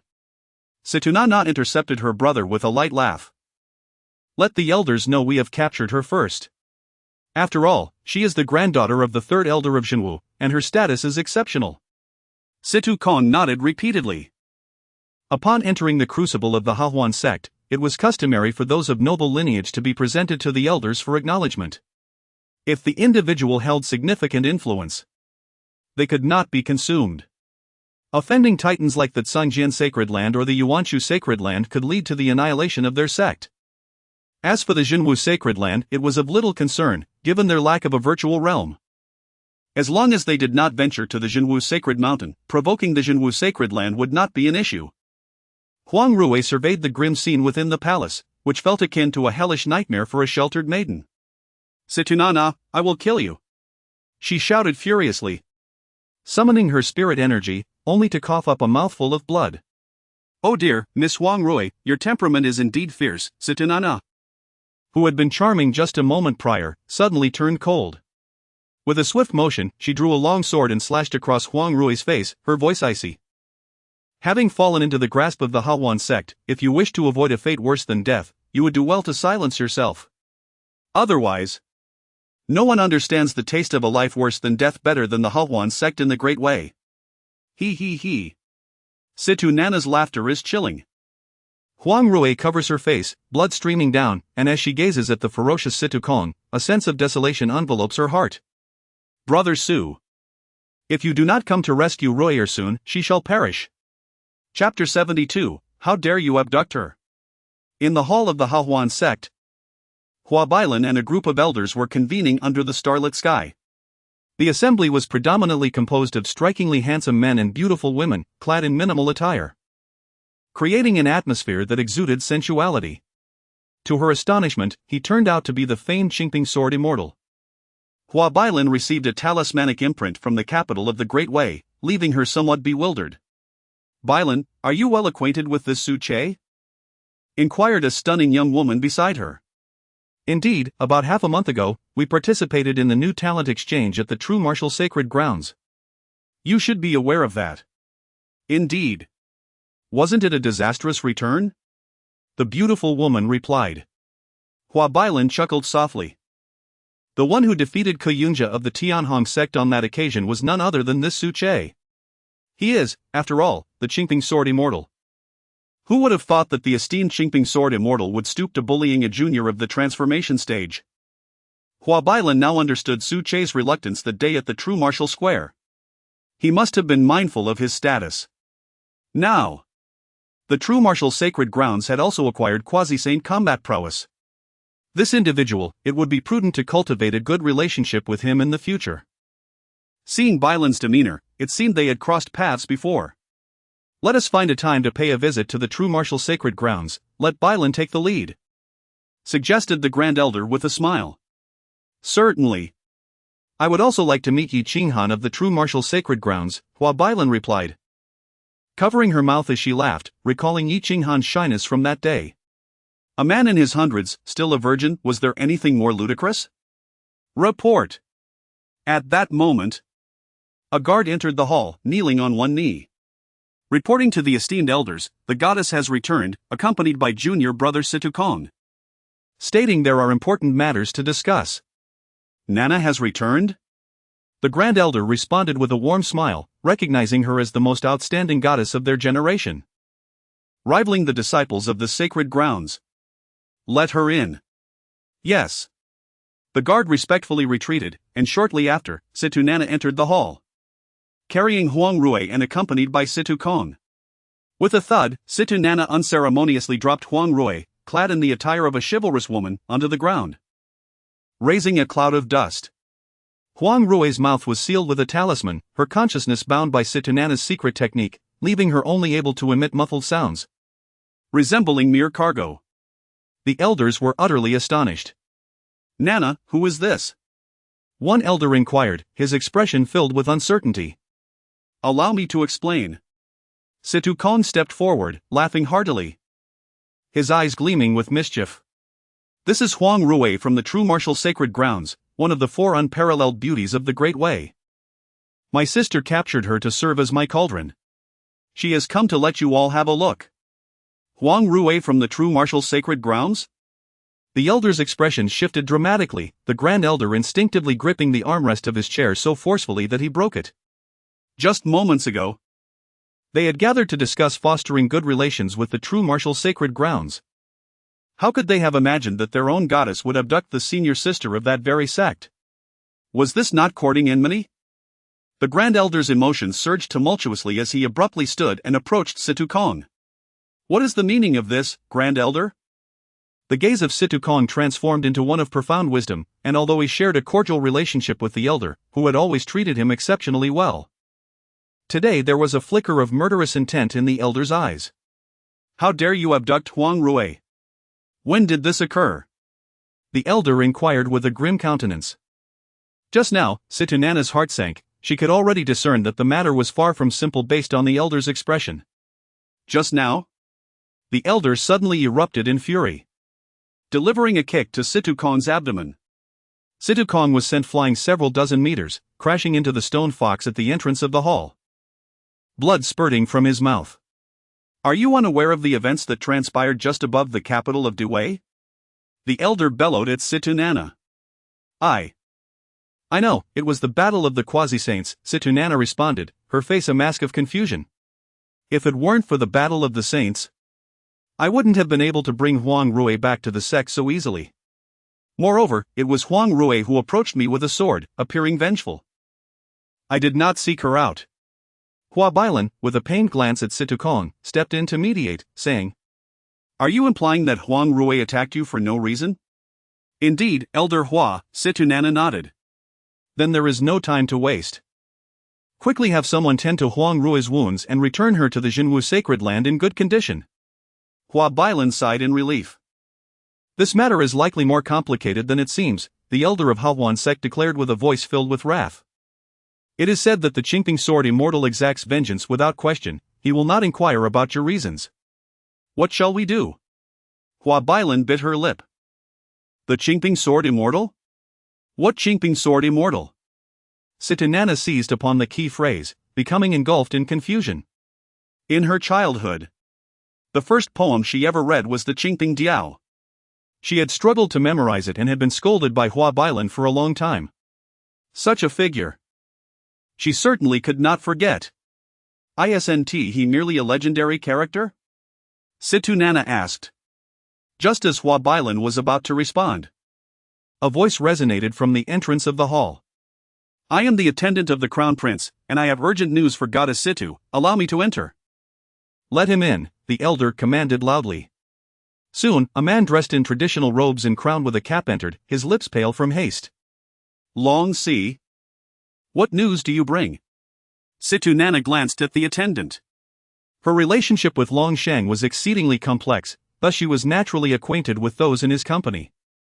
Goddess Situ, you have been moving too swiftly, Long Si gasped for breath and continued. His Highness sent me to inform you that the troublemaker in the capital is none other than the chief of Jinwu, Su Che.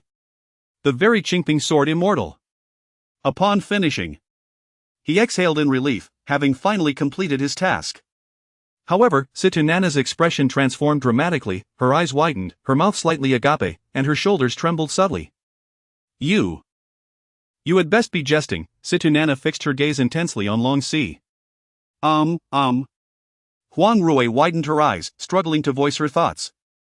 What had she just heard? Her senior brother Su was the legendary sword immortal of Qingping from 5 centuries ago? No wonder her grandfather, Elder Yi, held him in such high regard.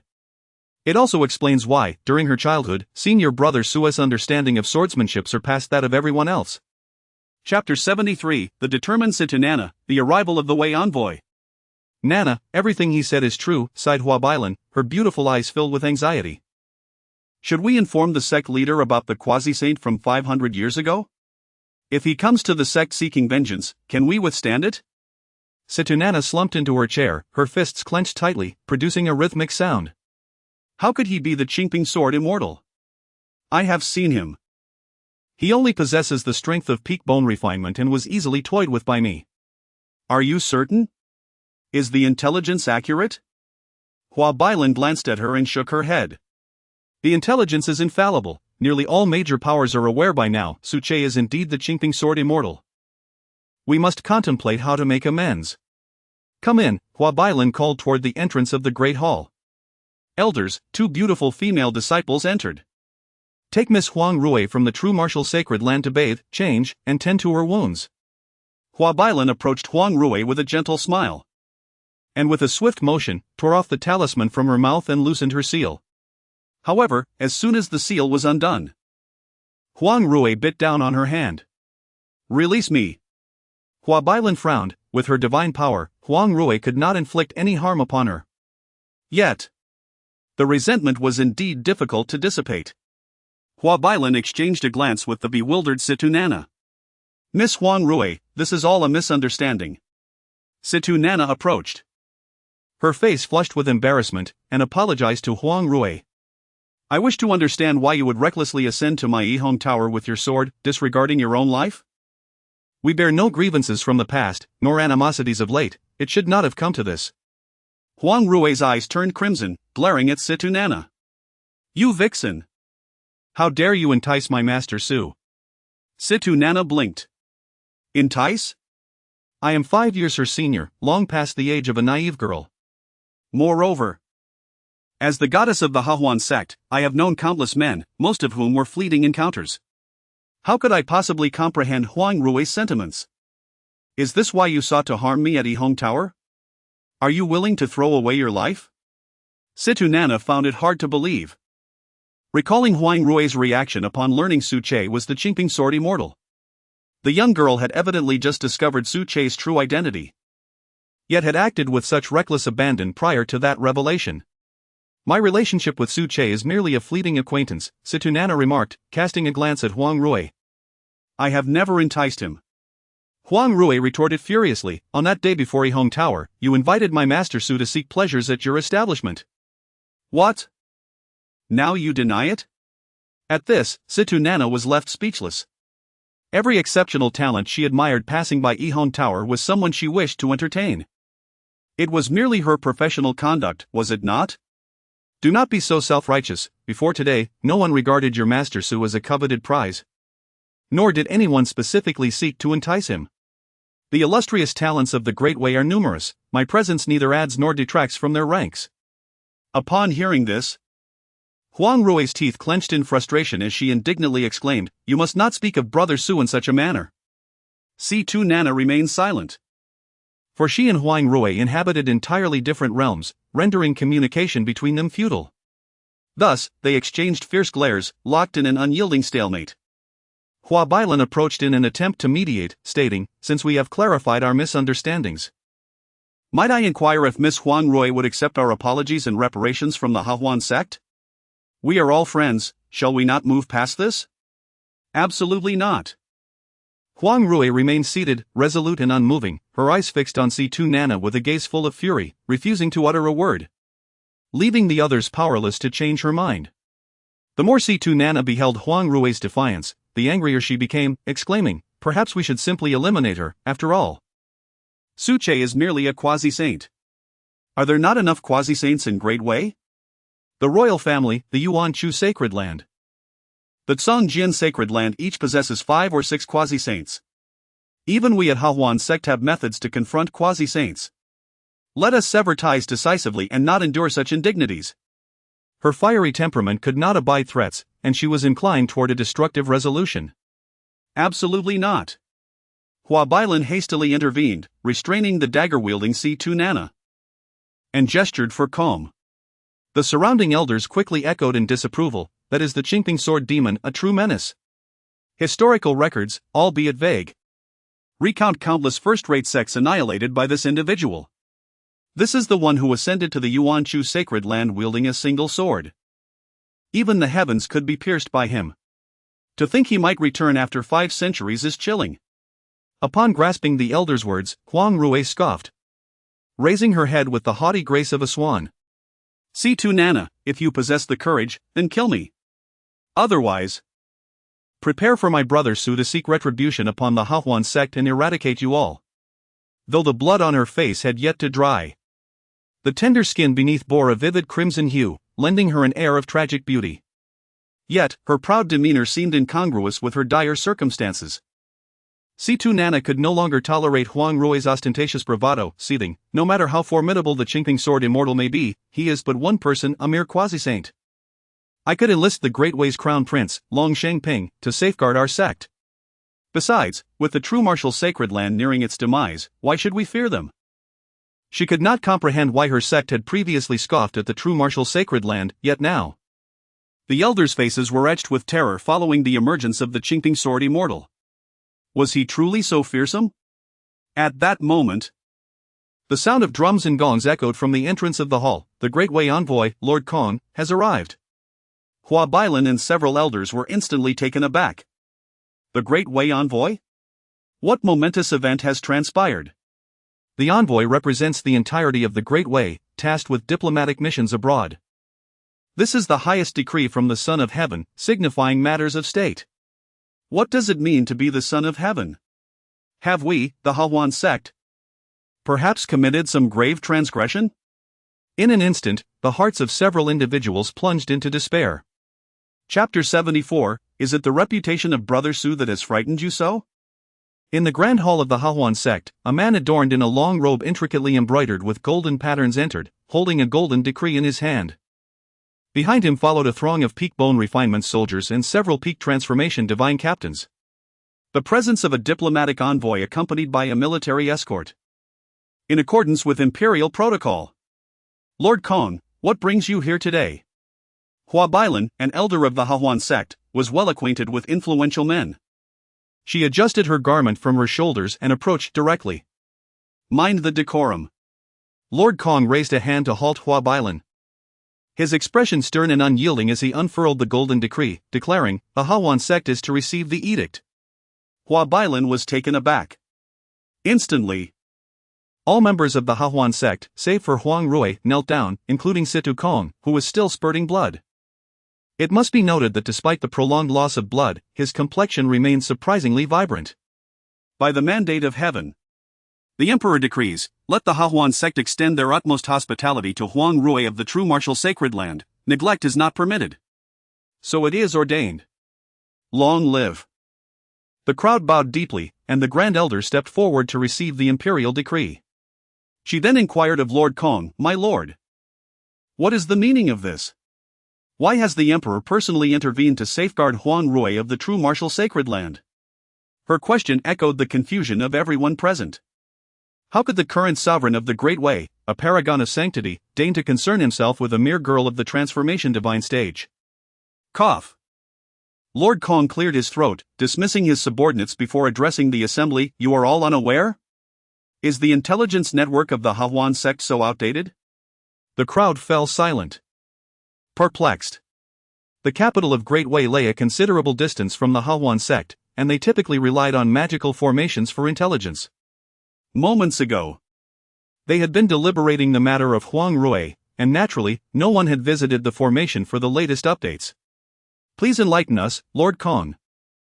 Hua Bailan spoke with a gaze full of longing, as if inviting him to share all. Lord Kong furrowed his brow and replied, just moments ago. The celestial sword immortal stood alone at the gates of the Daxing Hall, compelling the royal family of Great Way to bow to the True Martial Sacred Land. The State Master personally compensated the celestial sword immortal. From henceforth, the True Martial Sacred Land shall be treated as a top-tier power in Great Way. And no one is permitted to offend them. Yet, you dared to capture their nearly most exceptional female disciple. I am in awe of your audacity. His words sent ripples throughout the hall, rendering everyone speechless. The elders appeared as if struck dumb, mouths agape without uttering a sound. At this revelation, Situ Nana was soaked in cold sweat, her mind racing. Earlier that day, when she met Suche, he was merely at the bone refinement stage. And she had held him in contempt. Yet by nightfall, he had single-handedly compelled the royal family of Great Way to submit? Who could tell her if she was dreaming? Very well, I have other matters to attend to, so I shall take my leave. You may handle the rest yourselves. With a flick of his sleeve, Lord Kong departed without hesitation. Even he wished to avoid entanglements with the Hahuan sect at this moment. Such disputes among powerful factions were far beyond the realm of a mere diplomat like himself. He felt insignificantly small. Acutely aware that a moment of carelessness could lead to his demise.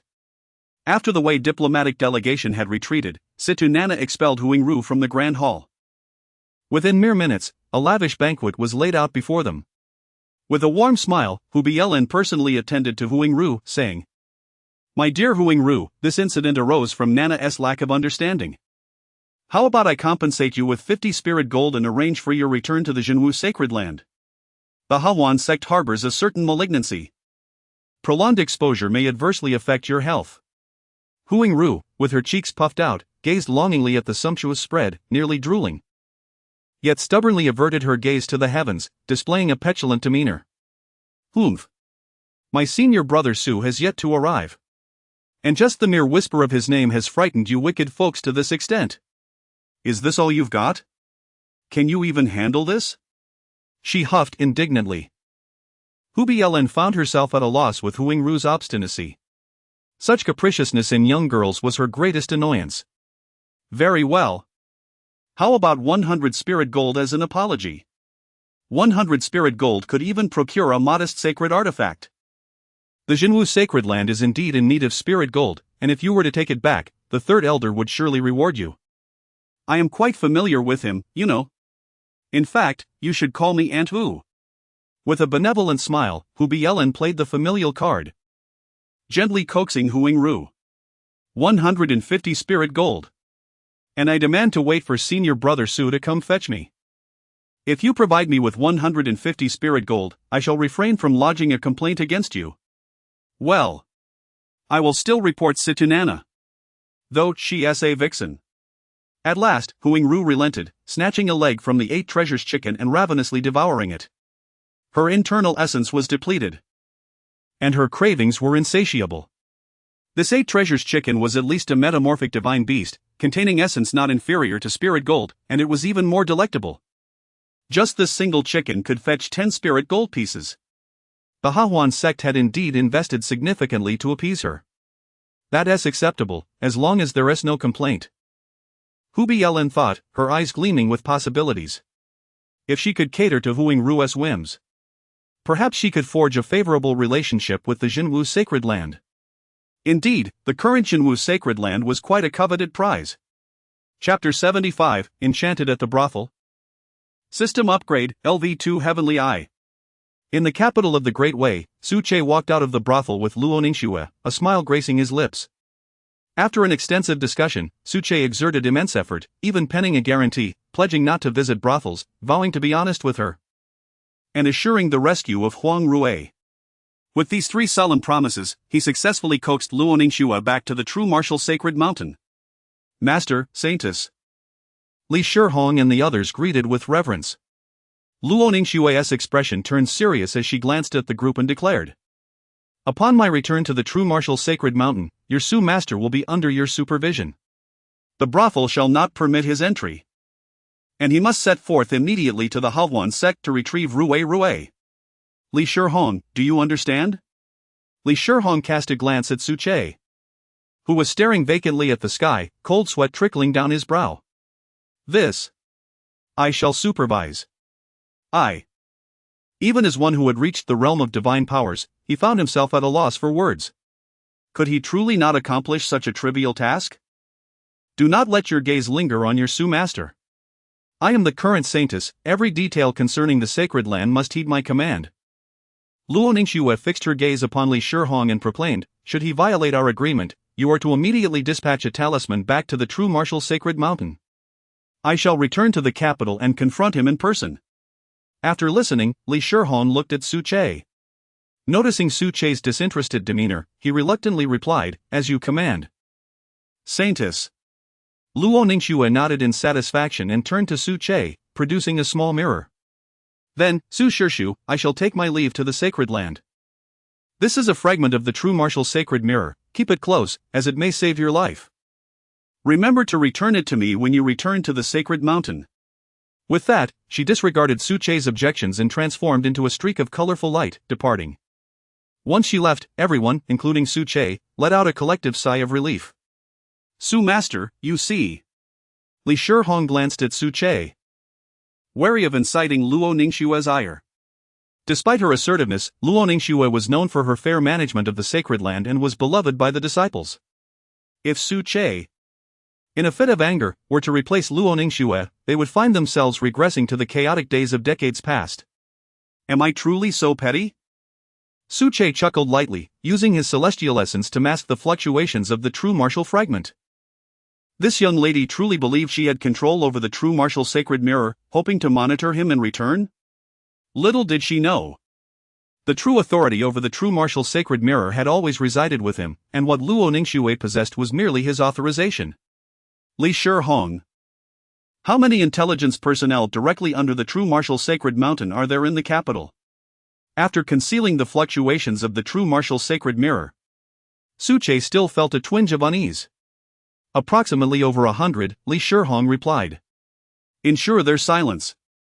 Su Che smiled at Li Shihong, giving him a knowing look. Understood. Li Shihong bowed deeply. Su Che nodded and turned to stride toward the brothel. Just as he stepped through the door, he suddenly paused. He felt that the royal family of the Great Wei and the formidable powers of the Yuanchu sacred land were casting covetous glances in their direction. Given his current strength, attempting to annihilate the Yihuan sect might entail unforeseen obstacles along the way. Moreover, with the protection edict from the Emperor of Great Wei, Huang Rue's safety was assured. The Yihuan sect would not dare to offend the Emperor for the sake of a single Huang Rue. After much contemplation, Suche ultimately concluded that he needed to devote more days to his cultivation. With this in mind, he turned to Li Shihong and said, "Shihong, Go fetch Nian Xianro for me. Where has she vanished? Also, please bring in several courtesans to dance for me, and serve me fine food and wine. Remember, they must be courtesans, preferably those of noble lineage whose families have been ruined, or goddesses from extinguished sects. Avoid those with excessive demands." Li Shihong and several experts from the transformation stage could not help but twitch their lips. So this was the true nature of the legendary Hmph sword immortal recorded in history. A refreshing revelation. Thus, Nian Xianro was summoned back by the followers of the True Martial Sacred Land, where she spent her days coldly accompanying Suche in indulgence. The courtesans of the brothel took turns performing, and upon discovering Suche's true identity, they adorned themselves even more flamboyantly, which caused Nian Xianro to feel a tinge of displeasure. Meanwhile, Suche was blissfully lost in a world of wine and beauty, forgetting all his troubles. He felt as though he had transcended, believing that there was no greater joy in life than this. As for the royal family of Great Wei, they dared not disturb him, and the brothel nearly became Suche's private garden. On another note, the Yihong building had ceased operations due to the troubles at the Hehuan sect and other unknown reasons, leading to an unprecedented situation in the capital. Within the bustling heart of the city, there were no courtesans to be found. The high-ranking officials and nobles had to venture to the outer city for amusement. In any era, this would be quite extraordinary.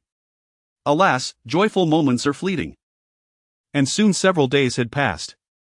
The residences that had been reduced to ruins after Suche's rampage were swiftly rebuilt. With the royal family of Great Wei fanning the flames, rumors about the great demon within the brothel spread throughout the land. The illustrious reputation of the Hmph sword immortal, polished by 5 centuries of history, was utterly shattered a fortnight after Suche's emergence. The name of the Hmph sword demon echoed through every street and alley, nearly known by all. Meanwhile, the Emperor of Great Wei was not idle, conspiring with the Lord of Yuanchu, engaging in covert maneuvers. The entire capital bore a sense of impending storm. As for the innocent Huang Rui, she had completely immersed herself in the Hehuan sect, even addressing Hua Bailan as Aunt Hua. However, she remained under house arrest, for the sect's many sordid aspects must remain hidden from her. One day, within the brothel, the sun was high in the sky, just past noon. Suche found himself in a rather peculiar situation. With a demure goddess from a defunct second-rate sect on his left and the daughter of a confiscated grand tutor on his right. Before him danced a dozen ragged courtesans, performing a lively tune from the western regions. His complexion was flushed, and he was savoring freshly peeled Yuanling lychees, courtesy of the rather displeased Nian Xianro. Nearby, the lively creature known as Dabai leapt exuberantly between the waists of the kneeling courtesans, creating ripples of excitement.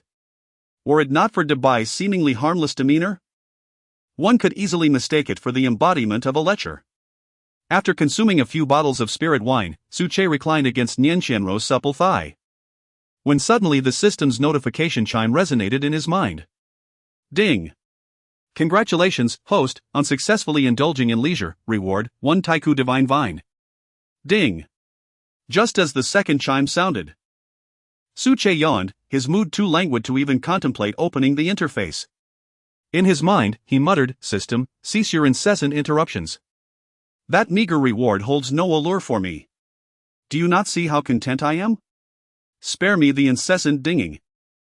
I shall be residing in the brothel division from now on. Do not disrupt my enjoyment unless you have a change of heart and offer me a celestial abode. In which case I might forgive your impertinence. Ding! Congratulations, host, on successfully indulging in leisure. You have advanced to the 7th level of transformation. Entering the late stage of transformation. Ding! Good heavens, it seems to have stalled again." Suche chuckled softly, his hand brushing against the waist of the Grand Tutor's daughter, causing the young girl, barely in her 20s, to flush a vivid crimson, her delicate apple cheeks turning a soft pink, which made Suche swallow hard. Ding!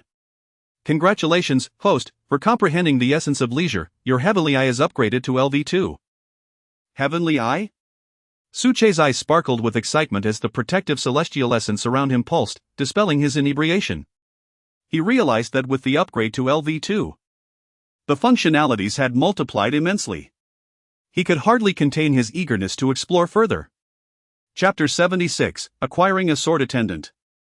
The true reward after 500 years. Nian Qianrou had witnessed Su Che awaken suddenly more than once.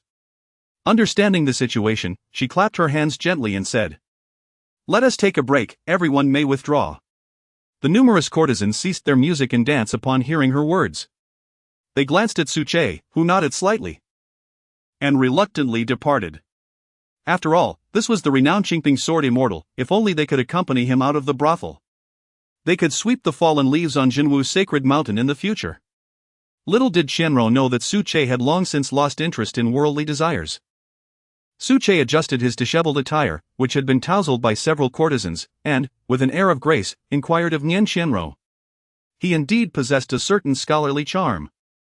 However, Nian Qianrou was no longer the naive courtesan she once was. With a look of disdain, she regarded Su Che and remarked, "There is no need for you to feign modesty in front of me, young Master Su." Qianrou was well aware of her own worth. Su Che chuckled awkwardly. What had become of this Nian Qianrou that she seemed so unappealing? Was she no longer afraid of him? After a few days of intimate embraces, had she begun to doubt his capabilities? He merely disdained the notion of coerced affection.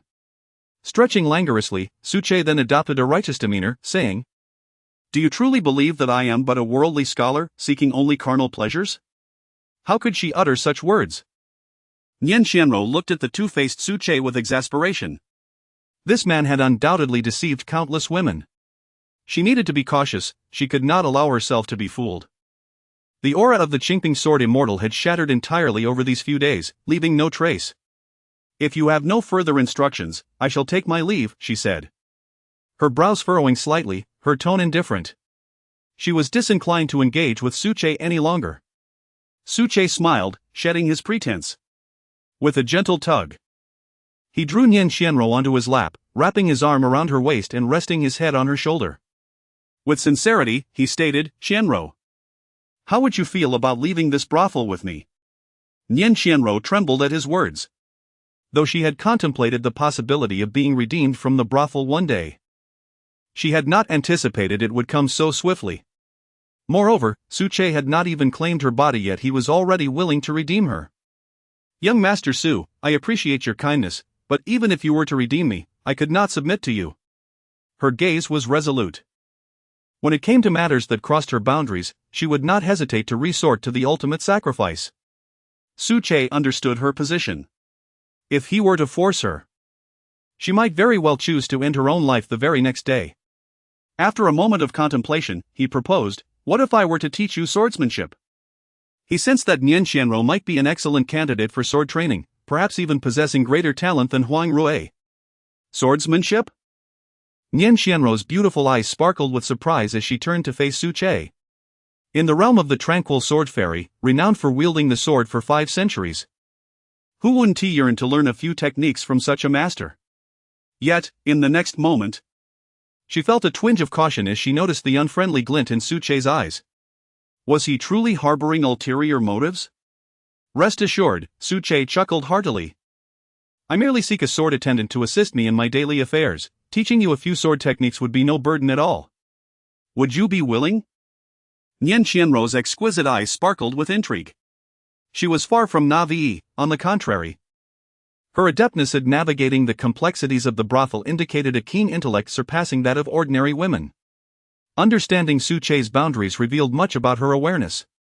At this moment, she recognized this could be the greatest opportunity of her life, her heart racing with excitement as she replied, "If it pleases you, young Master Su, I am willing to serve as your sword attendant and cater to your needs." Su Che nodded with satisfaction, a teasing glimmer in his gaze as he remarked, "Still calling me young master?" Master? Nian Qianrou's voice was barely a whisper, her head bowed in shyness, rosy hues creeping upon her porcelain cheeks, enhancing her delicate beauty. Ultimately, as she departed the hall of the brothel, Su Che did not hear her utter the word master again. However, he was in no rush. Having lived for over 5 centuries, he had ample time to engage with these young maidens, even relishing the playful banter. Now, he was eager to discover the rewards bestowed upon him by the system. While Huang Rui languished in the depths of the Hahuan sect, he reveled in indulgence. The system had yet to grant him the transcendent powers he desired, demonstrating a certain stinginess. Although Huang Rui's safety was assured, he was keen to exploit any potential flaws in the system. Lo and behold, the system promptly upgraded his heavenly eye and bestowed upon him rare treasures. With a snap of his fingers, he retrieved a vine resembling an ordinary branch yet radiating with 7-colored brilliance from the system's space. The ancient divine vine, approximately the size of a fist, unfurled its leaves as if imbued with life. What a precious treasure! Su Che's eyes sparkled as he examined the new functionalities of his heavenly eye. He now realized that during his 5 centuries of idleness, his greatest acquisition was not the celestial artifacts or techniques, but rather this extraordinary feature of his heavenly eye. Initially unremarkable, it could only perceive the origins of sacred artifacts. Heavenly Eye, LV2 Function 1, Scan sacred artifacts, trace their origins. Function 2, Scan rare treasures, trace their origins. Function 3, Scan cultivators, trace their origins. High consumption, potential backlash. Host should exercise caution. Function 4, Transform into the celestial heavenly eye, bypassing mental barriers to observe all. Function 5, Heavenly Eye Domain, once activated, grants the host enhancement, high consumption, potential backlash, host should exercise caution. Merely reaching LV2 had unlocked so many features. How many more levels could it ascend? Su Che licked his lips, activating the second function of the heavenly eye to scan for rare treasures.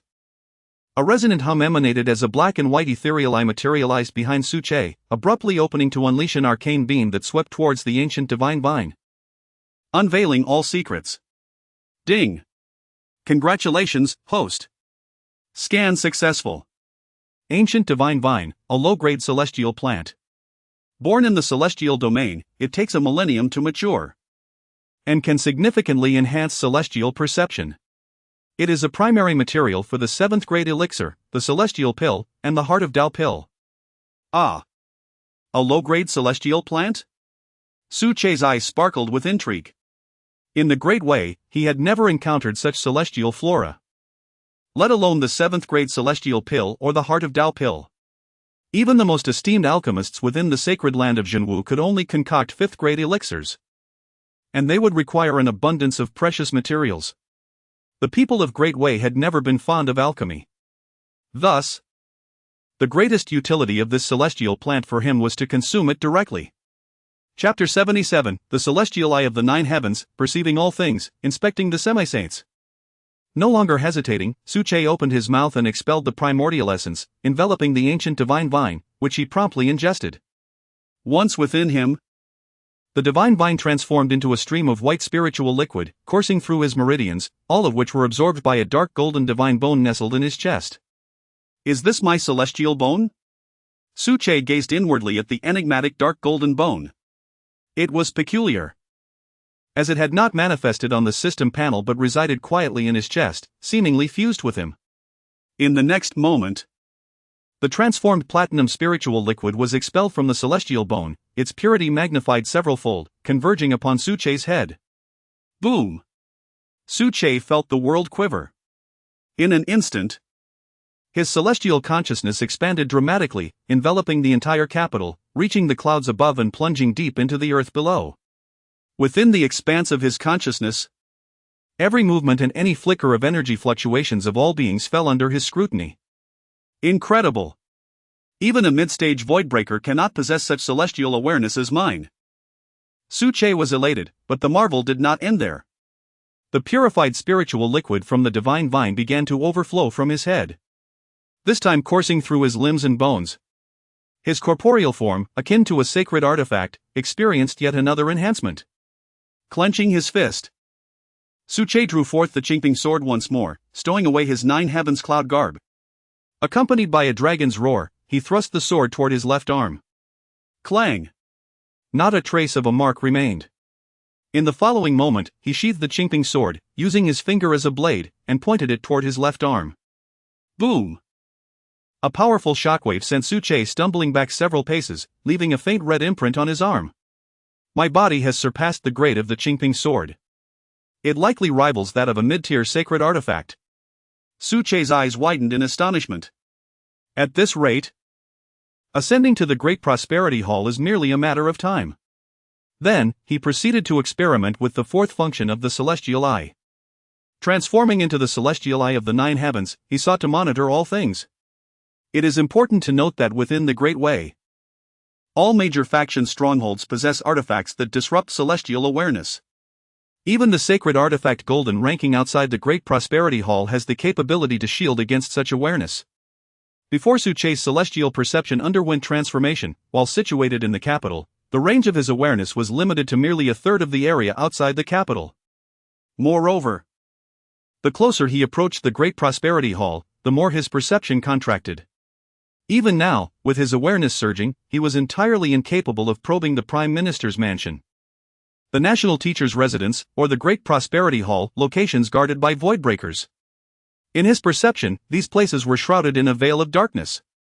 Furthermore, should one's cultivation level not differ significantly, probing another with celestial awareness is considered exceedingly impolite. A careless act could breed enmity. Yet now, according to the system's description, elevating the celestial eye to LV2 would enable him to peer through such shields directly. Celestial eye, monitoring all things, activate. Suche uttered a soft command as the essence surged towards his head, and behind him, the black and white celestial eye, accompanied by a swirl of rich indigo chaotic energy, flickered and vanished. In the next moment, high above Kyoto, beyond the clouds, a phantom celestial eye suddenly manifested, silently observing the entirety of Kyoto. The iris shimmered a deep azure, revolving with an uncanny fluidity. Upon closer inspection, it bore an exact resemblance to Suche's own eyes, even replicating the very eyelashes. Every corner obscured from celestial perception was now laid bare to Suche, revealing layers upon layers with an extraordinary clarity. My goodness, this celestial eye is invincible. It was worth the 500 years of languor to attain you. Let us first see what Sui Xiren is having this old rascal do. Curiosity piqued, Suche directed the celestial eye towards the National Master's residence. Instantly, every scene within unfolded in Suche's mind, even the sounds were captured. At that moment, Sui Xiren had just finished his lunch, engaged in a game of chess with two maidservants, his laughter echoing with unrestrained joy. Ugh, hypocrite! That old lecher over 500 years old. Typically so refined, presenting an air of ethereal grace. Suche spat disdainfully, uninterested in the indulgences of this elderly man, and shifted his gaze towards the imperial palace. What could the Emperor of Dewey be up to? A sly smile crept across Suche's face. One should know that emperors are generally licentious, even a timeless sovereign like Long Ao is not exempt from such follies. I merely wish to ascertain if there are any schemes directed at my Hmph sacred land. Suche reassured himself as images of the imperial palace materialized in his mind. To his astonishment, after having just dined, Long Ao was actually reviewing memorials in the Grand Hall. Such diligence is no wonder he is referred to as the Timeless Emperor. However, as he continued to observe, Suche sensed something amiss. For kneeling beside Long Ao was an exceptionally handsome eunuch. In terms of appearance, he was nearly Suche's equal, albeit lacking a touch of masculinity. Good heavens! This over 300-year-old Long Ao is still a lecher at heart. Get lost. When I descend to the Grand Hall, you shall be the first to face my blade. Suche seethed with indignation. He held no prejudice against such inclinations, but the issue lay in the fact that he had witnessed it. At this moment, he yearned for a pair of eyes that had never beheld this scene. Cursing his misfortune, the celestial eye quivered with his rage, and suddenly, a resounding hum erupted from the golden list outside the Grand Hall. Who? Long Ao, sensing the disturbance, waved his hand. And the eunuch beside him was instantly reduced to a mist of blood. A mysterious force surged from the Grand Hall, shooting skyward. Witnessing this, Suche's celestial eye trembled and ultimately shattered under the strain. Suche grunted, a sense of dread washing over him. Long Ao's power was undoubtedly beyond the mid-stage of void breaking. Moreover, he realized that his own celestial essence had been entirely depleted. The essence sufficient to unleash millions of sword strikes with the dragon's roar had been drained in mere moments by the celestial eye. Fortunately, the celestial embryo in his dantian was remarkably resilient. Within just a few minutes, he had fully recovered. Chapter 78, The Awakening of the Celestial Eye and Royal Secrets. It appears that the secrets of the Wei dynasty are numerous. The restored Su Che remarked with a cold smile. A monarch of a nation concealing his true powers, what scheme could he possibly be plotting? Su Che rubbed his throbbing temples and activated the surveillance function of his celestial eye once more. Celestial eye, surveillance activated. A hum resonated as the black and white ethereal eye flickered behind Su Che. This time, he couldn't shake the feeling that the celestial eye appeared more tangible. In the next moment, his vision transformed to the residence of the Prince of Righteousness. Long Yi, this Prince of Wei, possessed the might of a quasi-saint and maintained an excellent rapport with the current emperor. Over 2 centuries ago, when the Wei Emperor ascended, both the Prince of Righteousness and the King of the West were merely at the pinnacle of their divine abilities. Ultimately, the King of the West was exiled to the border, while the Prince of Righteousness remained in the capital. The lines of kinship and estrangement were glaringly apparent. Su Che scanned several opulent chambers but found no trace of Long Yi. After meticulous analysis, he discovered that beneath the Prince of Righteousness's residence lay an underground palace. It was immense, with walls crafted from the rare and deceitful Mantianchi stone. This holy-grade mineral possesses the ability to deceive divine senses. The sheer quantity of Mantianchi present could even equip a stealthy army of assassins. One could only wonder where Long Yi procured such a resource. Given the volume of this mineral, it must have been mined from a small quarry, far exceeding the value of an equivalent weight in spirit gold. Were it not for Su Che's celestial eye, relying solely on divine perception would have rendered such a discovery impossible. Perhaps a time will come when I can procure some to fortify my sacred ground, Su Che mused with a sly grin. Outside the underground palace, there was even a narrow secret passage, constructed from Mantianchi, allowing only a single person to traverse. On the other side of this passage lay the imperial harem? Su Che paused momentarily, then shifted his gaze back to the chamber within the underground palace where Long Yi resided. At that moment, Long Yi stood within a magical array, a communication array that allowed the 2 parties to project their forms within the array and converse face to face. Long Yi wore a smile, exuding elegance and approachability. However, upon seeing the woman standing opposite him in the array, Su Che's pupils constricted sharply. Dressed in a flowing black and white gown, her complexion pale, with fiery red lips and distant, alluring eyes, it was none other than Hua Bailan of the Hahuan sect. At this moment, her gaze toward Long Yi was brimming with affection. The techniques of the Hahuan sect dictate that one may only choose a beloved for life, while others serve merely as sustenance. As a quasi-saint, Long Yi could not possibly be mere sustenance for Hua Bailan. Thus, there remained only one conclusion. Long Yi and Hua Bailan were indeed in a romantic relationship. Su Che was exhilarated. This was precisely the underground romance, the palace secrets, and the amusing escapades of the elite he wished to witness. How thrilling! However, it seemed their conversation was reaching its conclusion. Hua Bailan, with a look of anxiety, voiced, "Is Hmph sword immortal still inactive in the Wei capital? When will he come to retrieve Huang Rui back to Zhenwu? Will our plans be timely?" Upon hearing the words, Long Yi smirked disdainfully, his eyes flashing with a wicked glimmer. He then cast a reassuring glance at Hua Bailan and remarked, "There is ample time. Hmph, do you truly believe he dares to venture beyond the capital? On the day when his hell's 9-headed hound wreaked havoc in Kyoto, it lacked the might of a peak quasi-saint. In my estimation, that hell's 9-headed hound had merely reached the pinnacle of mid-quasi-saint level. Even with its noble bloodline, it could barely contend with a late quasi-saint. Moreover, Long Ao has already conspired with the Primordial Saint Lord, intending to orchestrate a significant upheaval in the Zhenwu sacred land to compel Hmph to leave the capital for an ambush. However, they have yet to determine who will strike the first blow, as they must contend with the formidable presence of the hidden Sword Saint Lord in their midst." Long Yi chuckled coldly. In the realm of Broken Void, the disparity in strength between the early, mid, and late stages is vast. The difference between mid-Broken Void and peak Broken Void is so pronounced that it hardly seems an exaggeration to describe it as a chasm between realms. The hell's 9-headed hounds of these 2 stages are simply incomparable. Then why don't you assist His Majesty in subduing Hmph? Your strength is formidable as well. Hua Bailan inquired with curiosity. Long Yi shook his head with a bemused smile, casting a glance at her as he replied, "Do you truly think His Majesty and I share the same sentiments? The intricacies within the royal family are far more convoluted than you can imagine. I conceal my cultivation. Yet he does as well. Some matters cannot be made public. We each have our own fortunes, in due time, you will come to understand. After saying this, Long Yi wished to refrain from further entanglement with Hua Bailan on this matter. Following a few more exchanges of pleasantries, they deactivated the communication array. Meanwhile, Su Che's mind was ignited by a storm of thoughts. So, Long Yi is concealing his cultivation too? Moreover, he is aware of Long Ao's hidden prowess? They even allowed their Hell's nine-headed hound to rampage through Kyoto to maintain their FA aids? Su Che felt as though he had stumbled upon a significant secret. However, he remained unperturbed and disinterested in delving deeper. The conflict between the two might even yield benefits for him. After all, on the surface, both were merely mid-broken void.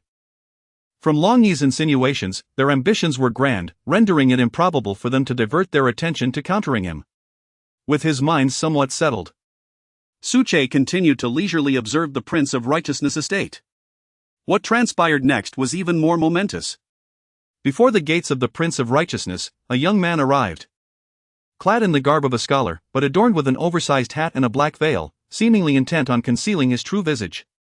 He presented a token and entered the estate alone. After winding through the corridors, he ultimately made his way into the underground palace.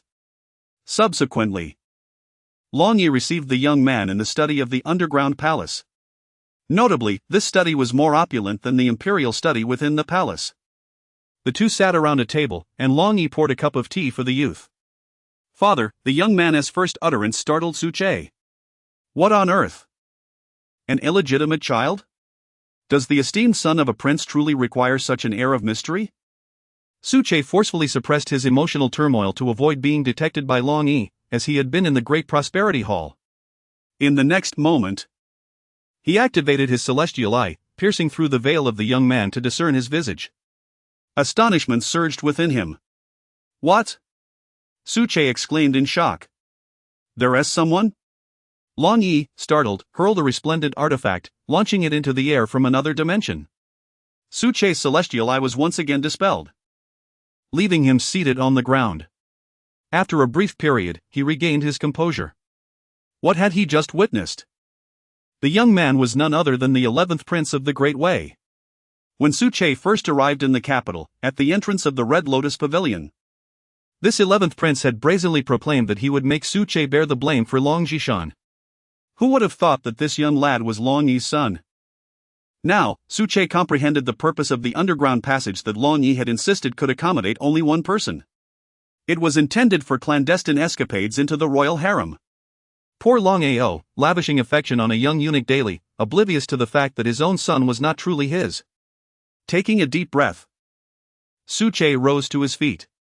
He had already explored the Prince of Righteousness residence, the Great Prosperity Hall, and the National Masteress estate, locations that piqued his interest.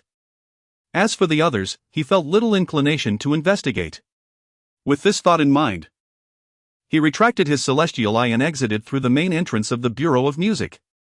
He intended to visit the Harmony sect, eager to uncover the nature of the plans that Hua Bailan had mentioned, while also checking on Huang Rui's well-being. The Bureau of Music stood in the heart of the capital, while the Harmony sect was situated in a small town beyond the South City Gate. Here, his celestial eye could not reach. Whoosh! Su Che soared into the sky, making his way directly to the South City Gate. The entire capital erupted in excitement. The Clear Peace Sword Immortal, is he leaving the city? Chapter 79, The Name of the Sword Demon. The conspiracy of the Hahuan sect. The Clear Peace Sword Demon exited the Bureau of Instruction and headed straight for the southern part of the city. The Clear Peace Sword Demon has left the Bureau of Instruction, report immediately. Will he leave the city? You return to the clan and inform them while I continue to follow. Report directly to the National Master through the air, do not hesitate to use the array imprint. This is of utmost importance. Hurry, hurry. In the past few days, the entire Bureau of Instruction had almost been surrounded by spies, transforming it into a tourist attraction. The nearby area had nearly lost all normal residents, becoming a vast hub of intelligence exchange. Su Che moved with the grace of a swallow, leaping several times before nearing the southern city gate. At that moment, he realized that his pace was not swift enough. He lacked a particular technique that could instantly enhance his speed. Whoosh! Suche silently leaped onto the wall, gazing southward. The guards stationed at the gate initially failed to notice him, but after a while, they exchanged glances and approached the scholarly-looking figure. As they drew closer, a captain among them barked sternly, "Hey, who goes there?" According to the laws of the Great Way, the city walls are military installations, and common folk are forbidden from climbing them. You wear scholarly attire, have you ever achieved any academic merit? Suche turned his head, casting a fleeting glance at them, and replied nonchalantly, "I have not." The captain furrowed his brow, about to reprimand him, but suddenly held back, for he felt that Suche appeared somewhat familiar. At that moment, a guard at the pinnacle of bone refinement trembled uncontrollably, his trousers dampening as he stuttered, "Qingping. Sword demon." Upon uttering this, his eyes rolled back, and he collapsed to the ground, convulsing, having fainted from fear. "My goodness, it is the clear peace sword demon. Run, or our heads will roll," he exclaimed. "He has already slain hundreds of thousands of citizens in several armies in the capital. If we do not flee, we'll surely lose our souls." The others fled, shouting in panic, one soldier even losing a shoe in his haste, and soon they vanished from the city wall. Suche chuckled at their retreat. The propaganda of the Great Way was quite effective. In just a few days, his reputation had plummeted to such depths, completely shedding the title of the ancient sage, the clear peace sword immortal. However, he was indifferent. The moment he cleaved the great Xing Hall with his sword, the world would sing his praises. Only the strong can inscribe history. Focusing his mind, he gazed into the distant south and activated the observation function of the heavenly eye. The black and white vision of the heavenly eye shimmered behind him before vanishing. The scene of the Hahuan sect unfolded vividly in his mind. In the palace cluster of a small town, the Hahuan sect had allocated a small palace for Huang Rui. At the very top of the palace, there was a lavish room adorned in pink, filled with adorable plush toys made from beast pelts, and attended by numerous maidservants, living the life of a young lady. Huang Rui lay on a pink bed, her small feet swinging in the air, lost in thought, appearing quite endearing. However, the scar on Huang Rui's cheek rendered her somewhat pitiable. "Why hasn't Brother Su come to fetch me yet?" Huang Rui suddenly pouted, displaying her dissatisfaction. "If he doesn't arrive soon, my facial wound will heal. How will I confront Situnana then? I must depict her as utterly vile, ensuring that Brother Su detests her completely." Huang Rui mused gleefully, but then her expression shifted to one of melancholy. "But Aunt Hua is so kind. What if Brother Su sees the scar on my face and holds Aunt Hua responsible? Aunt Hua not only teaches me martial arts but also gifted me a quasi-holy artifact bracelet, treating me better than even grandfather. Surely, there rests nothing between her and grandfather." Suche observed her as she rubbed a jade bracelet on her right hand, the material of which was unknown. When he employed his celestial sight, he surprisingly detected traces of demonic energy at its center, reminiscent of the sword gifted to Long Jishan by Situnana. Yet this time, the Hehuan sect had invested heavily, concealing the demonic energy within the quasi-holy artifact itself. Once again, the Hehuan sect remains unchanged in its despicable tactics. Upon discerning the demonic energy, a surge of rage ignited within Suche. This demonic energy, of unknown origin, could easily corrupt a person's soul. The quasi-holy artifact bracelet in Huang Rui's possession undoubtedly harbored Hua Bailan's consciousness, capable of masking the demonic energy at critical moments. If the demonic energy remained concealed within such an artifact, ordinary cultivators, lacking Suche's celestial sight, might never uncover it. By the time it was revealed, Huang Rui would likely be irretrievably lost, transformed into a pawn of the Hehuan sect. Ultimately, they would use Huang Rui to threaten him, Suche. These enchantresses, employing such despicable methods, truly believe that Suche would shy away from eradicating the Hehuan sect? A fierce intent to kill surged within Suche. It had been a long time since he had felt such a desire. Shifting his gaze, he sought the whereabouts of Hua Bailan. In the next moment, he discovered Hua Bailan within Situnana's boudoir, the two engaged in hushed conversation, presumably conspiring in secret. However, this did not deter Suche, whose celestial sight was now at level 2. Situnana rubbed her delicate wrist and remarked, "Mother, I've coveted that quasi-holy artifact bracelet for ages. Why bestow it upon that wretched Huang Rue instead of me? Does that Su Che truly deserve your attention? In my opinion, there's no need for you to intervene. I could easily ensnare him in Kyoto with just a slight maneuver. Mother? Su Che was momentarily taken aback. Situnana was actually Hua Bailan's daughter? With Hua Bailan and Long Yi's entanglement, this meant Situnana was Long Yi's daughter as well. And Situ Kong must also be Long Yi's son? Furthermore, according to his understanding, Situnana seemed to share an ambiguous relationship with the first prince, Long Shengping, and her sacred boots were from the Yuanchu Holy Land. Ah. Truly, the royal family knows how to play their cards. Su Che shook his head, disinterested in untangling these complex familial ties, and continued to listen to their conversation.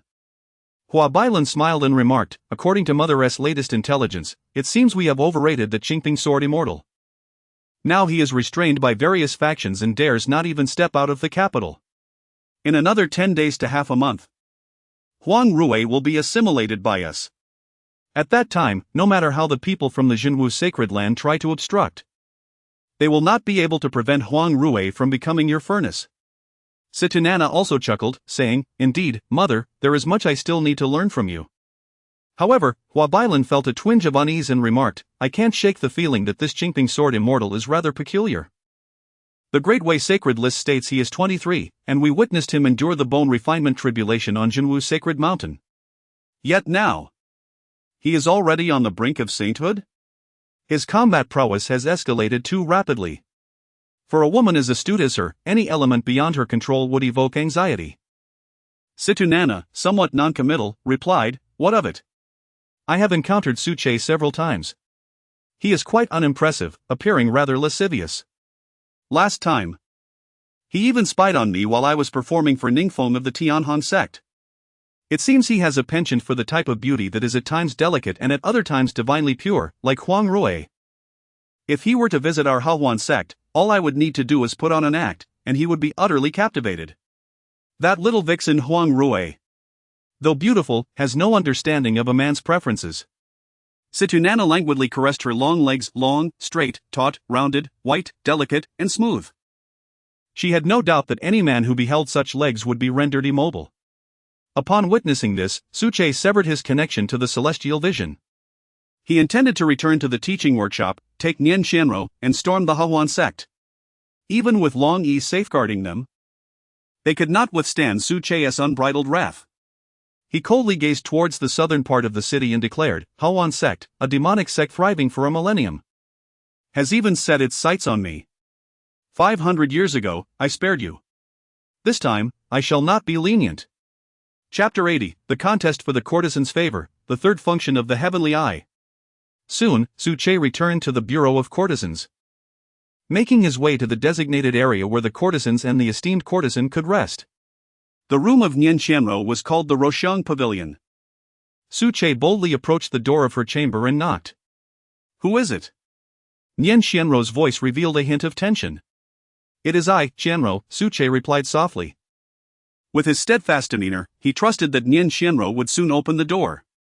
Su Gongzi? Why you wait a moment, she stammered, her voice growing increasingly anxious, accompanied by the sound of rustling fabric. As an unmarried young woman, the knock at her door from a man inevitably stirred her heart. Peering through the paper window, Su Che glimpsed her delicate silhouette within, suppressing the urge to use his celestial perception to pry. He was not that kind of person. After a brief moment, the door swung open, revealing Nian Xianro clad in a blue robe, wrapped up tightly. Su Gongzi, what brings you here? You could have simply sent a servant to summon me. Why come alone to my chamber? Though she attempted to maintain her composure, the slight tremor in her voice betrayed her unease. With a gentle smile, Su Che had no intention of entering, for he was preoccupied with urgent matters. Xianro, please prepare yourself. Accompany me to the Hahuan sect. As my sword attendant, it is fitting for you to join me on this journey.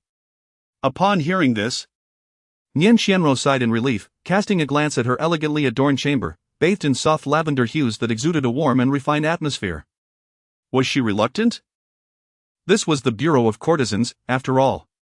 Was there something within her room that held sentimental value? Stepping inside, Su Che was greeted by the enchanting fragrance of lavender that spoke of its owner's elegance. Ah, you must leave. Nian Qianruo protested, biting her lip. Her gaze fixed firmly on Su Che. The traditional views of the Great Way still prevailed, as an unmarried woman.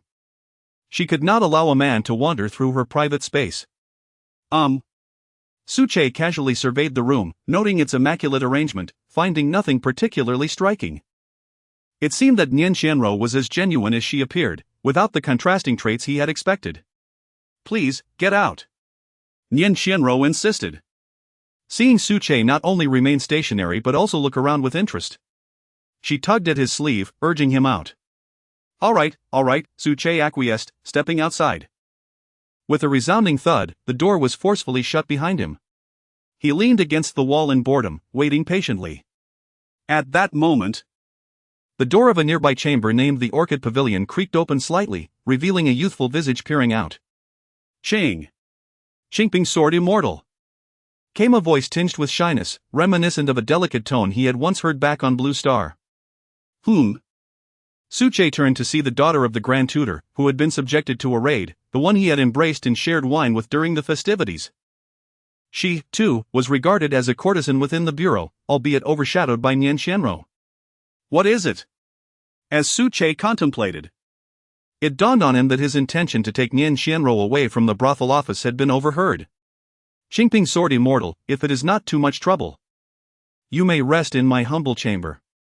The daughter of the Grand Tutor, with rosy cheeks and ears flushed like burning sticks, uttered these words at the tender age of 18, a boldness that had clearly stretched the limits of her courage. After speaking, she dared not meet Su Che's gaze.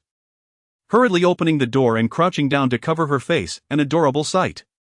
Creaking sounds followed her words, and as Su Che turned, he noticed the entrance to the Rose Pavilion. Emerging from within was a tall and enchanting woman, her attire somewhat tattered. Hmph Sword Immortal, Qianruo does not permit your entry. Perhaps you could try visiting Shu Hui's Rose Pavilion instead. This was Lu Shuhui, the goddess of the now extinct second-tier sect, Qingyun sect, and one of the courtesans of the brothel office. Slightly older than the Grand Tutor's daughter, the blush of shyness had faded from her cheeks, replaced by a hint of seduction in her eyes, though a flicker of nervousness betrayed her. Upon realizing the competition, Qinglu, the Grand Tutor's daughter, was displeased. With her cheeks flushed, she stepped forward and boldly declared, Lord Hmph has come to Qinglu, I assure you, I will attend to you well. Lu Shuhui, unwilling to concede, tore her skirt with a swift motion, advancing toward Su Che with an eager invitation. Lord Hmph, I guarantee there are more delights with me than with Qinglu. The two women engaged in a fierce dispute. Unlike Nian Qianruo, who harbored lofty aspirations of revenge, both of these women had resigned themselves to their fate the moment they entered the brothel office, merely seeking the favor of a nobleman to escape their plight. For them, Su Che, a man of unparalleled distinction, represented their most promising opportunity. Even if it meant serving as a maid in his courtyard, they would consider it a blessing. Moreover, knowing that the Hmph Sword Immortal had a penchant for wine, they entertained the hope that a few indulgent nights could elevate their status. You both wish to accompany me away from the brothel office? Su Che observed with a light-hearted smile. Before either could respond, Nian Qianruo's door creaked open. At that sound, both women instinctively took a few steps back, fully aware that the Hmph Sword Immortal held Nian Qianruo in the highest regard. If they were to serve as maids, Nian Qianruo would undoubtedly be elevated to the status of concubine, placing her far above them. Su Che shook his head with a bemused smile. Noting that the combined age of the two girls was barely greater than his own, yet their cunning was beyond compare. It was understandable, though. Having fallen into the depths of the brothel office at such a young age, they had matured more rapidly than women from more fortunate backgrounds. What are you doing? Nian Qianruo emerged, wielding a soft sword, clad in a form-fitting black robe that accentuated her figure exquisitely. However, with her exceptional talent and striking presence, each step she took caused a ripple that left Su Che feeling uneasy. Qianruo, that attire, is it suitable for traversing the martial world? Su Che remarked dryly. Is it not suitable? Isn't the hero's attire always a long robe? Should one don a loose skirt? Nian Qianruo pondered aloud. Although her current cultivation level would allow her to move freely in a flowing dress, it ultimately seemed ill-suited for the purpose of travel. When embarking on a journey, one must surely wear practical clothing. That does make sense, Suche nodded. Suddenly, a thought struck him. And he activated the third function of his heavenly eye, detecting cultivators, focusing it on Nian Xianro. His eyes gleamed, transforming into a deep azure, emanating an aura reminiscent of ancient deities. As if an ancient history was being perused within. A profound and enigmatic wave enveloped Nian Xianro. Around her, an ethereal river materialized, its waters flowing in reverse, accompanied by the distant sound of rushing currents. After a considerable time, Suche's gaze returned to normal. However, nothing had transpired. A jarring sound echoed in his mind. System? What on earth are you doing? Suche mumbled, bewildered. This was the first time he had encountered a malfunction with the system's function. Ha!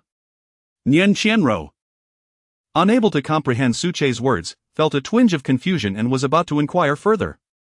In the next moment, Suche's face suddenly flushed, his vital energy surging violently, and before he knew it, darkness enveloped him. He coughed up a mouthful of blood, collapsing into Nian Xianro's ample embrace. Young Master Su, what has happened to you? Nian Xianro exclaimed in alarm, quickly calling for Qing Luo and Lu Shuwei. Together, the three women hurriedly carried Suche into Nian Xianro's chamber.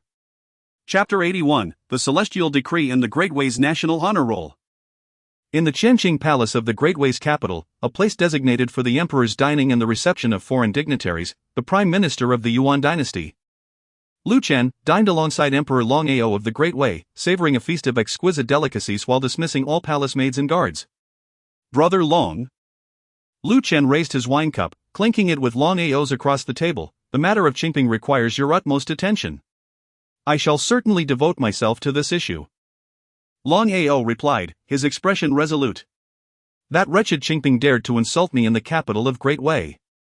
Once he leaves the city, I will dispatch men armed with sacred artifacts to summon the guardian holy beast and accompany you, Brother Lu, on a visit. Long Ao drank deeply from his cup, his face inscrutable, lost in thought. Lu Chen waved his hand dismissively. Brother Long, you are aware of my predicament. Wanqing has been keeping a close watch on me. To slay Qingping, I can only lend a hand to restrain the hellish nine-headed hound. His cultivation was formidable, and he could easily discern that the hellish nine-headed hound was merely posturing. However, on that day in the Daxing Hall, with Shangguan Wanqing backing Qingping, even if he had seen through the ruse, it would have been futile. He was fully aware of the formidable power of Shangguan Wanqing's Phoenix Cry sword. You are too modest, Brother Lu, Long Ao chuckled. How many ancient monsters lie dormant in the ancestral lands of your Yuan dynasty? If they truly emerged in full force, could they not handle a mere Qingping? Let alone your sacred land, are you truly afraid of the Cunjian sacred land in her, Shangguan Wanqing? At these words, Lu Chen smiled faintly, his hair elegantly tied up and adorned with a golden hairpin, forming a lofty bun, exuding the aura of a chivalrous hero from the mortal realm. Unpretentious and noble. What do you mean by that, Brother Long? Long Ao cast him a sidelong glance and said, Brother Lu, you are too deeply attached. Why endure such hardship? If I were in your position, I would swiftly draw my sword to slay Qingping, then turn to subdue Shangguan Wanqing. Those who follow me shall prosper, while those who oppose me shall perish. What a delight that would be. Lu Chen shook his head repeatedly, laughing heartily. Brother Long, I cannot emulate your imperial ambitions. To suppress Wanqing would weigh heavily on my conscience. If Wanqing were willing, I would willingly forsake my cultivation and join the Cunjian sacred land without a second thought. Had Qingping not wronged Wanqing, I might even spare him and wish him well. But alas, Qingping has chosen his path to demise. A glimmer of murderous intent flickered in Lu Chen's eyes. Long Ao took another sip of wine, casting a glance at Lu Chen. What a devoted fool, he mused. To be so infatuated for 5 centuries is truly a rarity in this world. He could never comprehend Lu Chen's depths of devotion. A sovereign willing to risk everything for love was indeed admirable, and despite his internal disdain, Long Ao spoke kindly, recognizing Lu Chen's value.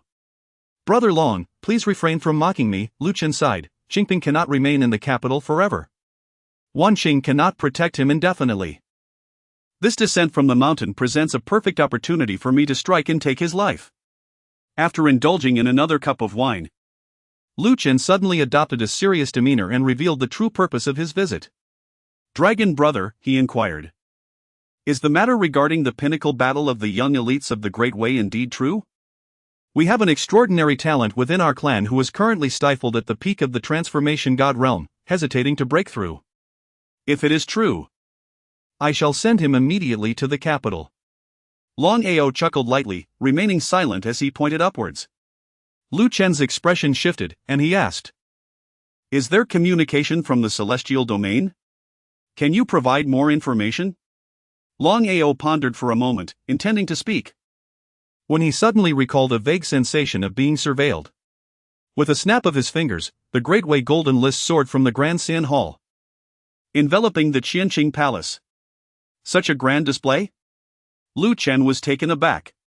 Long Ao smiled mysteriously and proclaimed, "The decree of the celestial immortal consists of but a single phrase: in the southern domain of the 9 heavens, the shackles must be severed, the imperial tower shall open. And calamity is imminent." The shackles must be severed, the imperial tower shall open, calamity is imminent. Lu Chen murmured, repeating the phrases several times, savoring their significance. The Great Way is situated at the very heart of the southern domain of the 9 heavens. The term southern domain is easily comprehensible. But what could this shackles must be severed imply? Could it be that we have an opportunity for sanctification? He, too, had reached the precipice of breaking through the void but had been unable to achieve unity with the Tao, unable to find the pivotal moment. According to the accumulated insights of several quasi-saints over millennia in the primordial sanctum, it must be that the true laws have been obscured. Lu Chen was filled with exuberance. Yet Long Ao maintained his enigmatic smile, saying, "That which cannot be spoken or discerned, the words of the celestial immortal are beyond the comprehension of mere mortals." Lu Chen nodded in agreement and then asked, "Why then is there a quota for the transformation god realm? Can't we contend for it directly from the void realm?" Long Ao raised his index finger to his lips and shushed him softly, saying nonchalantly, "I do not know, brother Lu Chen. Further speculation would be overstepping the bounds. Moreover, your sanctum possesses Zuoshao, the foremost in the transformation god stage. Are you truly concerned about securing the top position in the pinnacle battle? If I am not mistaken, he must have grasped the principles of the Spear Tao, akin to Hmph from years past, yet his cultivation remains restrained at the transformation god realm. It is known that cultivators who defy the heavens and prolong their restraint face increasingly formidable tribulations. Such a prodigious talent only grows stronger. Exercise caution, lest it backfire, leading to a downfall beneath the heavenly tribulation." Lu Chen sighed. "Initially, I was brimming with confidence in Zuozhao's ability to secure first place. But now, Hmph is merely at the transformation god realm, isn't he? If he were to personally participate, Zuozhao would stand no chance." Long Ao scoffed. "Hmph? A mere transformation god of over 500 years? Brother Lu Chen, you are a sovereign, yet you have fallen for Hmph's illusions?" Lu Chen shook his head. "I cannot see through him. Can it be that brother Long Ao can discern his true cultivation?" Long Ao, upon hearing this, chose not to elaborate further. With a wave of his hand, the national golden list unfurled before them, its golden radiance swirling and dazzling. They located the page concerning the transformation god realm, which prominently displayed, 3rd, Sangjian Sacred Ground, Shangguan Ling, 27 years old, transformation god 9th level. 2nd, the sacred land of Yuanchu, Zuoshao, aged 38, at the 9th level of transformation. 1st, the sacred land of Jinwu, Suche, aged 23, at the 7th level of transformation. Alas, the sacred artifact golden list remains inscrutable. Lu Chen felt a tinge of regret. However, Long Ao chuckled and remarked, "Brother Lu Chen, are you underestimating me or the might of my national golden list?" It is entirely normal for the golden list, which passively investigates the affairs of the Great Way, to be obscured by the heavenly secrets shielded by someone of Hmph's caliber, a quasi-saint. Once I activate it, all shall be revealed. The Emperor of the Great Way brimmed with confidence when suddenly, a guard outside the Qianqing Palace announced loudly, "Your Majesty, the National Master seeks an audience." Sui Ziren? This is an opportune moment for the National Master to witness the true prowess of our national golden list. Long Ao glanced at Lu Chen, noticed his lack of response, and discreetly transmitted, "Let him in." Chapter 82, The Ambition of the Wei Emperor and the Memories of Qianrou. In a hurried manner, Sui Ziren rushed into the Qianqing palace. "Your Majesty, I have a," he began, only to be interrupted as Long Ao waved his hand and said, "My dear minister, do not rush. The Holy Master of Yuanshu seems to regard our Wei's national golden list with disdain, believing we cannot discern the true essence of Qingping's capabilities. Let me ask you, do you think the golden list can unveil the true mastery of Qingping?" Sui Ziren opened his mouth, momentarily taken aback. "Does your Majesty intend to utilize the golden list to investigate Qingping's genuine abilities? But even if we discover he is a quasi-saint, what then? It would hardly aid our current situation, would it? Is it merely your Majesty's desire to showcase our might and elevate the prestige of our Wei?" Sui Ziren was a man of considerable dexterity, having risen to the position of national advisor due to more than just his profound cultivation. He glanced at the calmly smiling Lu Chen beside him and promptly flattered Long Ao, stating, "I believe your Majesty needs only to exert a modicum of authority, employing the nation's formidable instrument, to effortlessly discern Qingping's true prowess." Long Ao's countenance brightened with delight as he cast a confident glance at Lu Chen. Gathering his spiritual essence in his right hand to gently caress the Wei national golden list. With a hum, the golden list trembled, its golden light shimmering and pulsating with formidable power, yet it failed to provide a definitive answer. "This?" Lu Chen nearly burst into laughter. "Was this all?" The Wei national golden list did not seem particularly impressive. Was it truly a high-tier sacred artifact? Sui Ziren felt a twinge of embarrassment. If Qingping could conceal his true abilities from everyone, he must possess some extraordinary treasure. Yet, instead of conducting a private examination, the Emperor was flaunting it before the Holy Master of Yuanshu. Such confidence seemed somewhat misplaced. Long Ao continued to fervently channel his spiritual essence into the golden list, growing anxious as it remained silent. Observing the changing expressions of Sui Ziren and Lu Chen, he struck the golden list with a palm in frustration, exclaiming, "Open!" A beam of golden light surged skyward, extending far into the heavens, causing the citizens of the Wei nation to marvel at the spectacle. Finally, the golden list stabilized, revealing letters gradually. The three gathered around, meticulously comparing it to the previous version of the golden list. However, they noticed only that the position of Situ Nana had shifted, dropping out of the top 5 and being replaced by the Confucian scholar Li Wenla from the Great Zhou. Aside from that, the first place remained unchanged, still held by Su Che, with no alterations whatsoever. The atmosphere grew palpably awkward. "Ahem." Lu Chen was the first to break the profound silence, stating, "The Wei National Golden List demonstrates considerable strength, even managing to gather the prowess of foreign transcendence. Truly, it deserves its reputation as a high-tier sacred artifact, a pillar of the nation." He deftly circumvented the matter of Su Che, redirecting the focus while silently praising his own emotional intelligence. Upon hearing this, Sui Ziren inwardly lamented the situation. Li Wenla was currently within the borders of Wei, a fact known to the Emperor but not to Lu Chen. Consequently, the seemingly humane words from Lu Chen might very well be perceived as ridicule in Long Ao's ears. Indeed, one could see the troubled expression on Long Ao's face as he fixated intently on the national golden list of the Great Wei. "It is impossible. Unless Qingping carries the true martial sacred mirror on his person, there is no way to obscure the essence of my national golden list. As far as I know, the true martial sacred mirror has always been in the possession of the True Martial Saintess, Luo Ningxue. What could have gone awry?" Sui Ziren exchanged glances with Lu Chen. "Your Majesty, please calm your anger. Perhaps Qingping truly possesses only the cultivation of the God transformation realm. It is not the golden list that is at fault." Sui Ziren bowed respectfully. "Sui Ziren, refrain from spouting nonsense. Can a God transformation realm cultivator contend with a true saint? Can a God transformation force me to relent? Is there any precedent in history? Which emperor has ever yielded to a God transformation? If I were to concede to a God transformation, it would be a disgrace to the Long family. I should abdicate on the spot." The Son of Heaven of the Great Wei, Long Ao, was filled with rage. And with a loud snort, he spat a mouthful of golden essence onto the golden list. Buzz, the national golden list emitted a resplendent seven-colored light, sending forth mysterious, transparent ripples that spread far and wide. At that moment, the power of the high-grade sacred artifact was pushed to its zenith by Long Ao. Your Majesty.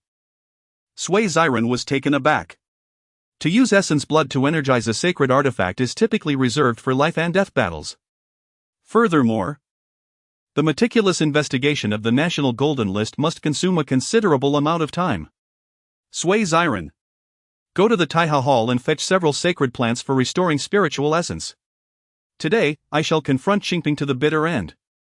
Observing the fervor of competition igniting within the Great Way Emperor, Sui Ziren could only manage a wry smile and bow, saying, yes. In the soft fragrance pavilion of the courtesan bureau, Suche, awakened gently under the care of 3 courtesans amidst the scent of lavender, remained oblivious to the foolish emperor in the palace, who was engaging in a futile confrontation with 2 dim-witted quasi-saints. It was not merely the existence of a system. Even the low-grade celestial artifact, the 9 heavens cloud robe, that adorned him was far beyond the scrutiny of the national golden list. Moreover, Suche truly only possessed the cultivation of the 7th level of God transformation. Woof! Woof! Upon sensing his master's awakening, Dabai excitedly bounded over, wagging its tail, and leapt onto Suche's face, showering him with affectionate licks. Slurp, slurp, slurp. Suche, somewhat disgusted by the drool all over his face, hastily pushed away the formidable beast that had transformed into an adorable puppy. Oh, young Master Su, you are awake! Exclaimed Lu Shuhui and Chang Luo in delight. Nian Qianro, having changed out of the blood-stained clothes that Suche had soiled, donned a green robe and was preparing medicinal wine at the table using spiritual herbs. The concoction was dark and foul-smelling, made from various herbs aimed at restoring vitality. Hearing the voices of the 2 women, she turned her head, her face reflecting a hint of surprise. Young Master Su, are you all right? You frightened Qianro to death. Suche shook his head, feeling a splitting headache. Utterly drained of spiritual essence, and even his celestial embryo felt somewhat wilted. How long have I been unconscious? Suche inquired, looking at Nian Qianro. About half an hour, she replied. In this half hour, the skies over the capital first shimmered with golden light, and now a splendid array of colorful clouds adorned the horizon.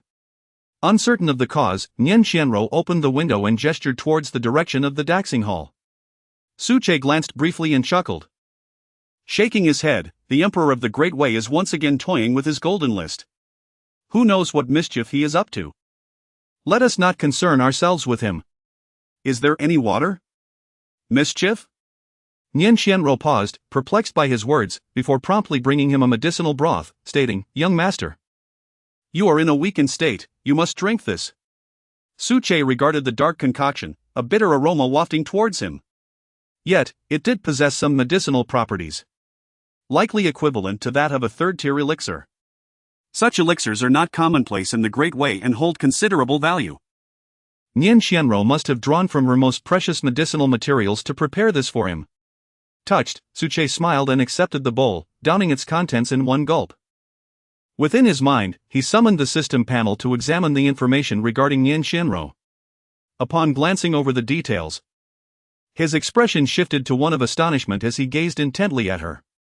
No wonder she had caused him to faint during his investigation. The revelation stirred a tempest within him. He had merely acted on a whim to recruit a sword attendant, only to discover he had inadvertently acquired a treasure. Nian Qianro, originally named Nianyu, is a divine maiden of the esteemed Ziwei Palace of the Great Way, the sole daughter of the former palace master. Upon her birth, the skies above the Ziwei Palace resounded with the cries of swords. Despite the palace's utmost efforts to conceal this, the sword cries grew increasingly resounding, lasting for a remarkable 81 days, echoing throughout the Great Way, accompanied by the emergence of various extraordinary beasts and manifestations, shaking the foundations of the top powers. Following her birth, she exhibited an obsessive affinity for swords, progressing at an astonishing rate in her cultivation, achieving the pinnacle of bone refinement by the age of 3. With such a prodigy, the Ziwei Palace's fame spread far and wide across the Great Way. Unfortunately, upon reaching the peak of bone refinement, Nian Qianro encountered a seemingly insurmountable barrier, unable to advance further.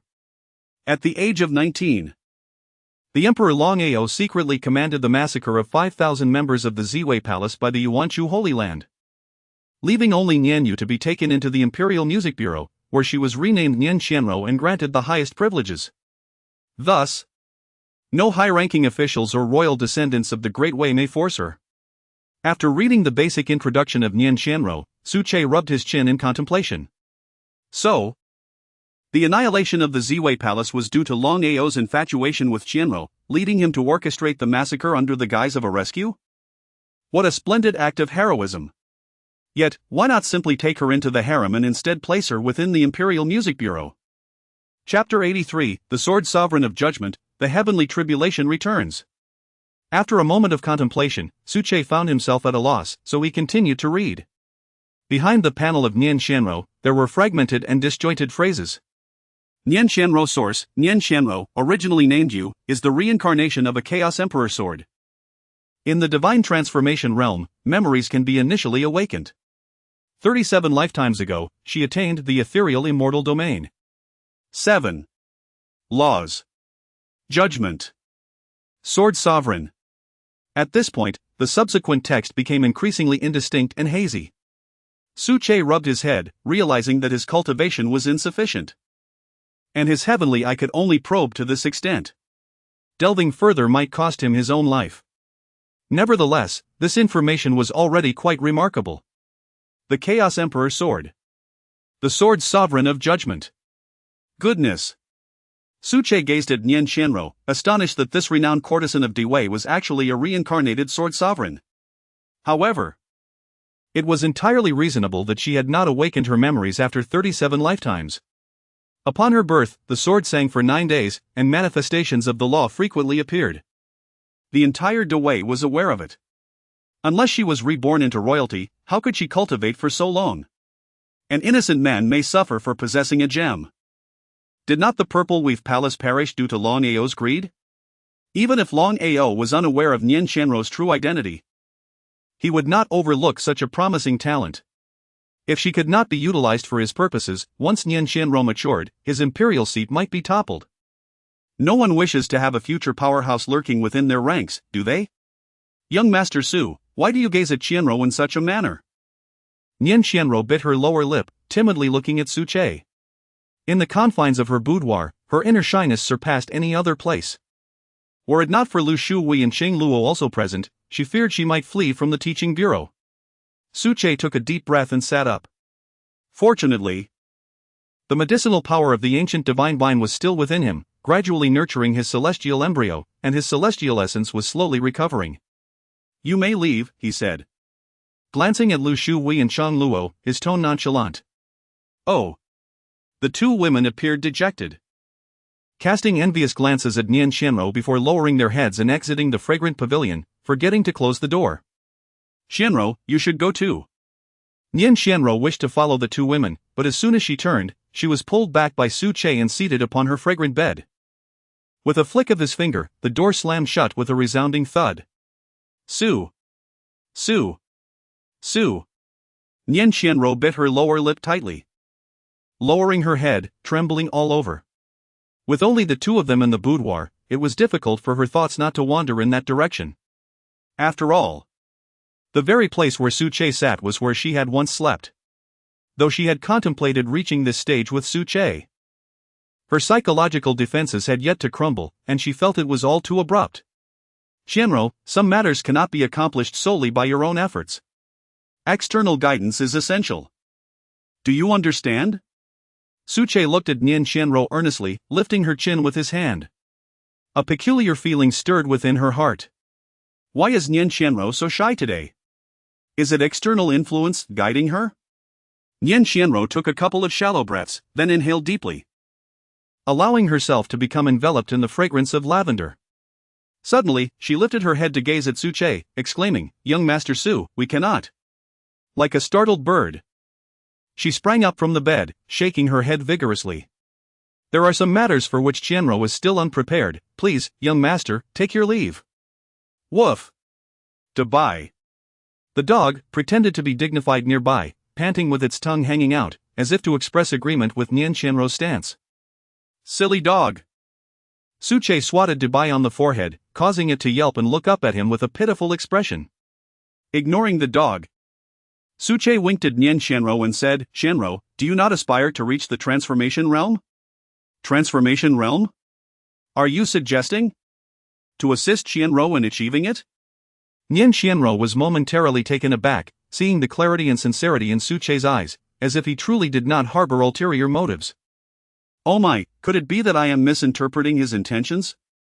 The blush on Nian Qianro's face deepened, extending to the nape of her neck, leaving her in a state of bewilderment, her delicate toes fidgeting with her exquisite shoes. Indeed, as Suche's sword attendant, she was merely at the peak of bone refinement. What a fall from grace! Suche chuckled, observing Nian Qianro's flustered demeanor, her cheeks gradually shifting from crimson to a lovely pink, exuding a unique charm. After a while, Nian Qianro finally calmed her thoughts and returned to her senses, her expression conflicted. However, my constitution is unique. For over a decade, I have sought the esteemed masters of the Great Way, yet it has proven exceedingly difficult for me to enter the transformation realm. Do you truly possess a solution? Suche nodded affirmatively, saying, "Indeed, I have a method. However, I must ask you once more. Will you serve as my sword attendant for life?" He chuckled. If Nian Qianro were to regain her former cultivation, having a sword sovereign attendant by his side would be nothing short of formidable. How splendid it would be to cleave through the Yuan-Chu Sacred Land and the Grand Prosperity Hall with a single strike. There would be no need for him to intervene, he could simply sip his wine and cheer with delight. For life? Although it was the first time Nian Qianro had heard this term, she understood that Suche was seeking her loyalty. Yet, he is the clear-piece sword immortal. And she is merely at the peak of bone refinement. Should she harbor any rebellious thoughts, a single sword could end her life? Must it be so ceremonious? Since Qianro has agreed to be his sword attendant, she will naturally serve for a lifetime without regret. Nian Qianro's expression turned solemn and earnest. Excellent. Suche was highly satisfied, breaking into a smile as he retrieved a pill from his system space. After crushing it with celestial essence, it transformed into a stream of spiritual liquid that flowed into Nian Qianro's body. This was a 7th-tier pill, the Qizhuan Huanhandan. Even when used for the transformation realm, it is a peerless elixir capable of breaking through barriers continuously. In the next moment, Suche's eyes turned a deep indigo, allowing him to peer into Nian Qianro's internal organs, observing the circulation of the spiritual liquid. However, Nian Qianro felt a sudden chill enveloping her, her heart racing as if she stood before Suche without a shred of clothing. In Suche's vision, the spiritual liquid, after swirling within Nian Qianro's body, was surprisingly absorbed by her bones, settling into a tranquil state. Yet, Nian Qianro herself exhibited not a hint of the desire to break through. A 7th-tier elixir.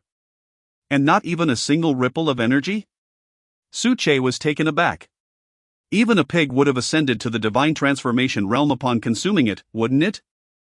On that day outside the Bureau of Teaching, those outer sect stewards, having received merely a fraction of the 1,000-turn soul recovery pill, had advanced several levels, which surely attested to the efficacy of the elixir. This reincarnated sword master, truly extraordinary. Nian Qianro's gaze dimmed, and with a forced smile, she lamented. Have I failed?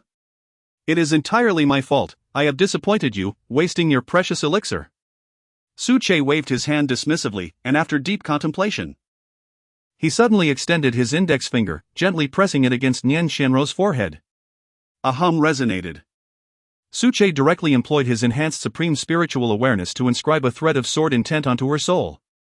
This was markedly different from the previous transmission to Huang Rui, which had merely conveyed the first stance of the tranquil sword technique, a mere introduction lacking essence and thus significantly diminished in power. This time, Suche imparted a fragment of his own understanding of the sword path. He dared not transmit more, fearing the collapse of Nian Qianro's soul. Upon sensing the sword intent, Nian Qianro's pupils suddenly lost focus.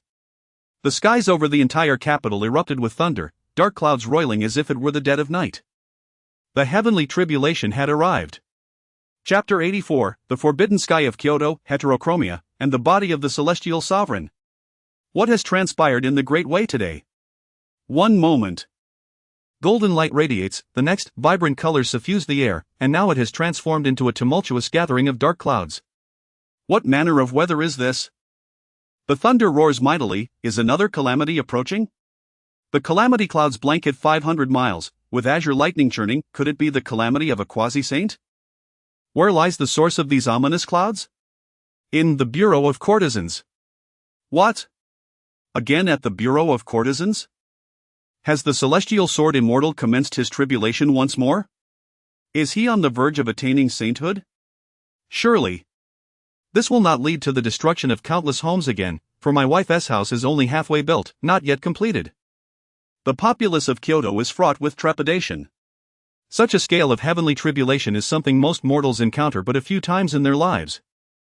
Yet in the brief span of days since Suche descended the mountain, it has occurred repeatedly. Within the Qianqing Palace, the Son of Heaven of the Great Way is still engrossed in the National Stabilizing Gold List, under the immense pressure of the heavenly Tao. Zirong, what has transpired? Long Ao inquired solemnly, not pausing in his efforts with the Golden List. Having invested so much effort, he could not afford to halt now. He must uncover the truth behind Hmph. Your Majesty, someone is undergoing tribulation. Judging by the pressure, it appears to be a quasi-saint tribulation. Sui Zirong's consciousness, weighed down by obstructions, swiftly gathered the latest intelligence from the mouths of the common folk. A quasi-saint tribulation? Could it be that our great way is to produce another quasi-saint? Long Ao exclaimed in astonishment, anticipation flickering in his gaze. Which esteemed minister is it? Sui Zirong wiped the non-existent sweat from his brow and bowed. I report to your Majesty, the source of the tribulation originates from the Bureau of Courtesans. Upon hearing this, Long Ao nearly lost his composure, teetering on the brink of collapse. Again, the Bureau of Courtesans? The people of Hmph. Could it be the True Martial Saintess? Luo Ningxue? Or perhaps Li Shihong? But is Li Shihong not at the mid-stage of divine powers? Long Ao gritted his teeth, perplexed. Yet, the growing strength of the opposing faction was certainly not favorable for him. This, I do not yet know, my subordinate is also uncertain, Sui Zirong admitted. A hint of confusion in his eyes. There are few from the True Martial Sacred Grounds capable of advancing to quasi-saint, and even fewer have recently visited Kyoto. Beside them, Luchen furrowed his brow and said, Brother Long, you should continue your work with the Golden List. I will accompany Brother Zirong to investigate the truth of this matter. Long Ao nodded, suppressing his curiosity for the moment. Brother Lu, go ahead. Once I have thoroughly examined Hmph, I shall investigate this tribulation bearer. With that, he shielded himself from external distractions and devoted himself entirely to the operation of the Golden List. Sui Zirong and Luchen exchanged a glance, stepping outside the Qianqing Palace. Gazing at the distant eye of the calamity clouds, they attempted to ascend, only to find themselves suddenly tumbling to the ground. Sui Zirong nearly fell flat on his face. But fortunately, he grasped Luchen's waist, tearing a few fragments of fabric in the process, narrowly escaping disaster. Sui Zirong. Luchen expressed his disdain, pushing Sui Zirong's hand away. He had heard tales of this Grand Master of the Great Way, who boasted a mere 108 concubines, an absurdity surpassing even that of Hmph.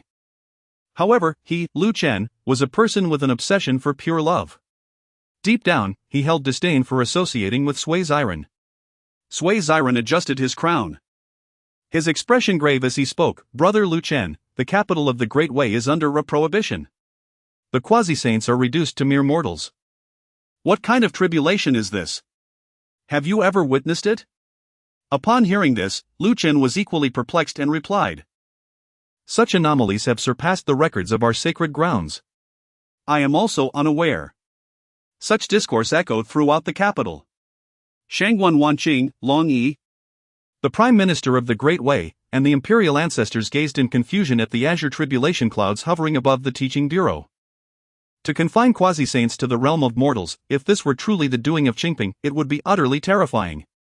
Especially Shangguan Wanqing, whose exquisite features reflected a complex array of emotions as she gazed toward the teaching bureau, murmuring, Such formidable power, transcending all beings, could it be you? Su Lang, do you possess such might yet have hidden away in the True Martial Sacred Ground for 500 years to evade me? Meanwhile, Su Che, who had become the subject of discussion throughout the capital, looked bewildered at the enchanting Qianro before him. It was known that he possessed celestial essence, celestial awareness. a celestial body, and celestial artifacts. Yet at this moment, he felt an overwhelming pressure from Qianro. Although he was not unable to rise, he sensed a distinct stagnation in his movements. This was an oppression of energy at its very essence. In a brief span of time, Qianro had entirely transformed the spiritual essence within her into an unknown substance. With Su Che's heightened senses, he could even hear the resounding roars emanating from her body. Her garments had long since disintegrated, and her form had been entirely reconstructed. This new physique was undeniably 100 times more perfect than the previous Qianro. If the former Qianro was merely a vision of unparalleled beauty, the current Qianro, in appearance, even surpassed the True Martial Saintess, Luo Ningxue, making her unique throughout the Great Way. She seemed almost like a goddess not meant to be born from this realm. In the next moment, Qianro abruptly opened her beautiful eyes, one red and the other green, radiating a dazzling brilliance as overwhelming pressure surged forth.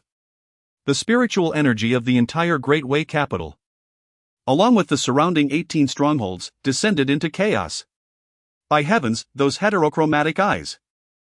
Su Che exclaimed in astonishment as he beheld Qianro's eyes, one a dark crimson and the other an emerald green, her deep blue hair cascading down, concealing her alluring features.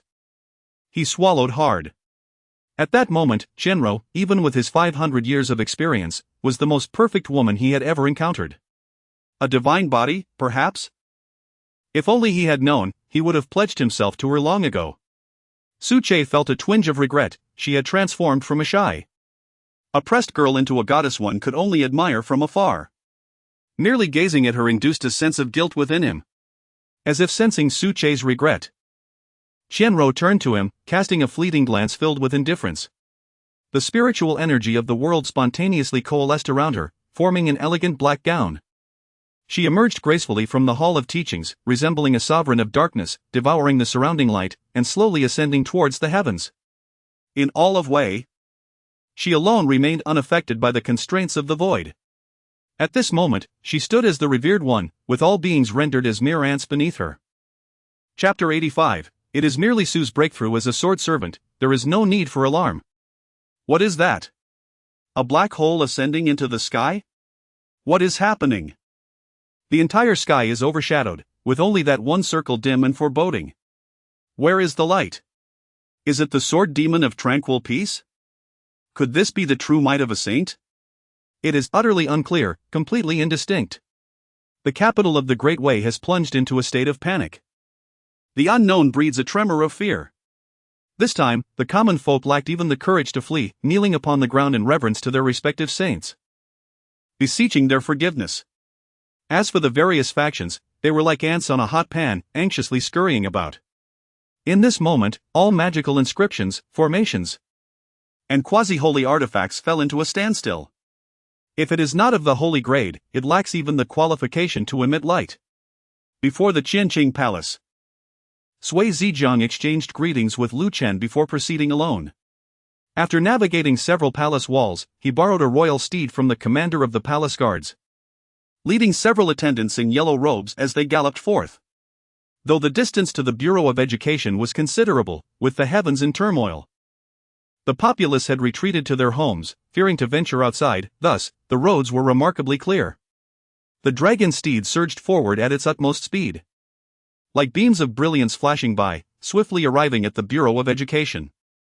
At the entrance of the bureau, Li Shihong and several guardians were frozen in place, gazing at the ominous sky. "Elderly, are we still asleep?" murmured the attendant who had previously been scolded by Luo Ningxue for composing poetry at the entrance. They had been observing for several minutes, the celestial anomaly becoming increasingly oppressive, akin to the end of the world. "Do you think you are Master Su? A divine being still asleep?" Li Shihong cast him a sidelong glance, lightly laughing in denial. He remained relatively composed, after all. The black hole had originated from the Bureau of Education. With Master Su present, there was nothing to fear. Clop, clop. The sound of hooves approached. Li Shihong turned his head and, with a respectful expression, said, "Master Sui." Sui Zijiang, being a national teacher and a venerable elder of over 500 years, was the most renowned Confucian scholar in the Great Way. Naturally, Li Shihong recognized him. "Ah, you are Li Shihong of the True Martial Holy Land. Are you not? Sui Zhejiang nodded, stroking his white beard. Today, his visage was that of an elderly man, exuding a benevolent aura. Upon reaching the quasi-saint level, one could freely maintain their appearance at any age. Indeed, it is I, Li Shihong replied, clasping his hands. As the ambassador of the True Martial Holy Land stationed in the Great Way, he also received a stipend from the court. Although modest, in name, he was indeed an official under Sui Zhejiang. Shihong, that above, is it your master? Sui Zhejiang dismounted and pointed at the black hole in the sky. Nian Qianrou had been ascending for some time, and the heavenly tribulation continued to amass its formidable power. Even for Sui Zhejiang, with his quasi-saint cultivation, it was now difficult to discern. That, we also do not know. Perhaps it is the revered ancestor, though Li Shihong himself is not entirely certain.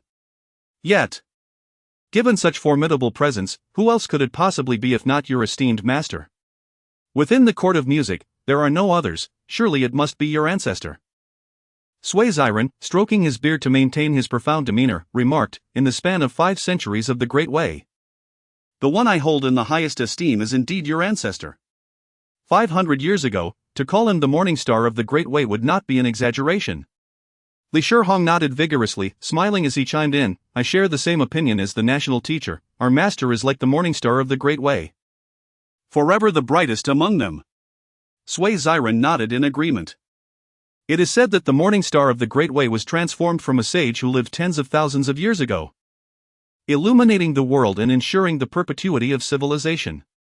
This has become the faith of the people of the Great Way. To compare Su Che to the morning star is the highest praise one could bestow upon a cultivator. For 5 centuries, I had thought your ancestor had fallen into eternal silence. To my astonishment, his might surpass even that of the quasi-saint tribulation. This is something I have never encountered before. When silent, he astonishes. Could it be that he is truly on the verge of attaining sainthood? Sui Ziren gazed upward in wonder. Indeed. Who would have thought that such a slothful individual as your ancestor could one day transcend the quasi-saint realm? Li Shihong also expressed his astonishment. Suddenly, the grand door of the court of music creaked open, and Su Che emerged, a shadow cast upon his face, accompanied by a large white creature. He cast a sheepish glance at Li Shihong, leaving the old man feeling quite unsettled. Sui Ziren's expression transformed into one of sheer disbelief as he stared at Su Che. His eyes wide, Hmph, the one in the heavens, is not you? The numerous transformation realm cultivators and the imperial guards led by Sui Ziren were equally taken aback. Master, the one in the sky is not you? Is it not the Hmph sword demon, the immortal? If it is not the ancestor, then who could it be? With a wave of his hand, Su Che summoned a table, retrieving fine wines and delicacies from his storage ring. Come, Sui Ziren, join me for a drink, he beckoned. Then, surveying the faces around him, which were marked by fear, he calmly stated, there is no need for alarm regarding the events above. It is merely one of my sword attendants fortuitously breaking through to the transformation realm. The commotion is quite ordinary, do not panic. With that, he nonchalantly sipped his wine, exuding an air of effortless grace. Yet, his words left those present in utter shock, their jaws nearly dropping to the ground. Such a grand phenomenon, where the quasi-saint is relegated to the mundane, was merely the result of the master's sword attendant achieving the transformation realm? Truly, the master is extraordinary. Chapter 86, The Astonished Sui Zhejiang Venerable One, Qingsheng, what you mentioned the breakthrough to the transformation into divinity realm? Transformation into divinity realm? Sui Zhejiang articulated each word with deliberate emphasis, his gaze fixed intently upon Su Che. Despite his ethereal demeanor, he found himself utterly astounded by Su Che's revelation. Such a tribulation, surpassing the quasi-saint level, was something he had never encountered in his 5 centuries of existence. How could it possibly pertain to the transformation into divinity realm? Why such astonishment, Zhejiang? Su Che feigned surprise, boasting, I, a mere sword attendant, achieve a breakthrough to the transformation into divinity realm, and yet it stirs you, the Grand Master of the Great Way, to such a degree? Sui Zhejiang felt a flush of embarrassment. Deep down, he harbored disbelief toward Su Che's nonsensical claims. Who experiences a breakthrough to the transformation into divinity realm in such a manner? After all, he was Sui Ziyang, the Grand Master of the Great Way. Did he truly think he could be so easily deceived? However, with the calamity cloud funneling toward the Bureau of Music, he had no choice but to accept that this unknown formidable figure was indeed Su Che's sword attendant. Otherwise, given Su Che's current reputation in the Great Way, would not adversarial forces have struck him down with a single sword before he could even enjoy a drink? As the two exchanged pleasantries, noticing the envy flickering in Sui Ziyang's eyes, Su Che felt an overwhelming sense of satisfaction, bursting into hearty laughter and continually filling Sui Ziyang's cup with spirit wine. Yet, as Sui Ziyang drained his cup, he tasted bitterness amidst the rich wine. With the support of Jinwu Qingsheng and the hellish nine-headed hound of the void-breaking realm, the Great Way's royal family truly found him formidable. As the atmosphere grew increasingly oppressive, many domesticated monsters among the populace could no longer withstand the pressure, bursting into blood mist with a resounding thud, splattering the fields with crimson. Suddenly, a bolt of deep azure lightning struck down, shattering the void and revealing a seated woman within. Clad in dark attire, her eyes were tightly shut. Upon hearing the thunder, she instantly opened her eyes, one radiant red and the other an intense green, shooting forth beams of brilliance that pierced the heavens. With a thunderous roar, the sky seemed to tear open, the space fracturing like shattered glass, unveiling a deeper dimension filled with a mysterious yellow hue. In an instant, the heavens and earth trembled with fury. The true fire of the earth soaring skyward, while the spiritual energy became tumultuous, swirling in from all directions like a raging tempest, mending the rift in space. In the blink of an eye, the space was restored to its former state. Yet, the deep azure tribulation continued to roll ominously, accompanied by relentless thunder. Sui Ziyang was aghast, exclaiming, "Fractured space? What material could this be? Neither spiritual essence nor celestial essence." His mind raced, nearly overwhelmed.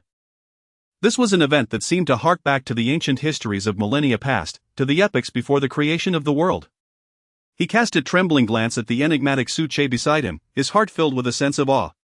The disparity between himself and Qingshan, no, between the Great Wei royal family and Qingshan, was indeed vast. Such an unprecedented spectacle left Qingshan unfazed, as if she possessed complete understanding of the unfolding events. Resisting disbelief became impossible. Meanwhile, the seemingly composed Su Che was inwardly exclaiming in astonishment. What in the world was happening? The deep azure lightning was somewhat familiar to him. Possibly an energy level above celestial essence. But what was that mysterious yellow gas unveiled after the void's destruction? He was indeed unparalleled. Woof! Woof! The great white dog, cradled in Su Che's embrace, gazed at the sky with a hint of trepidation towards such extraordinary power.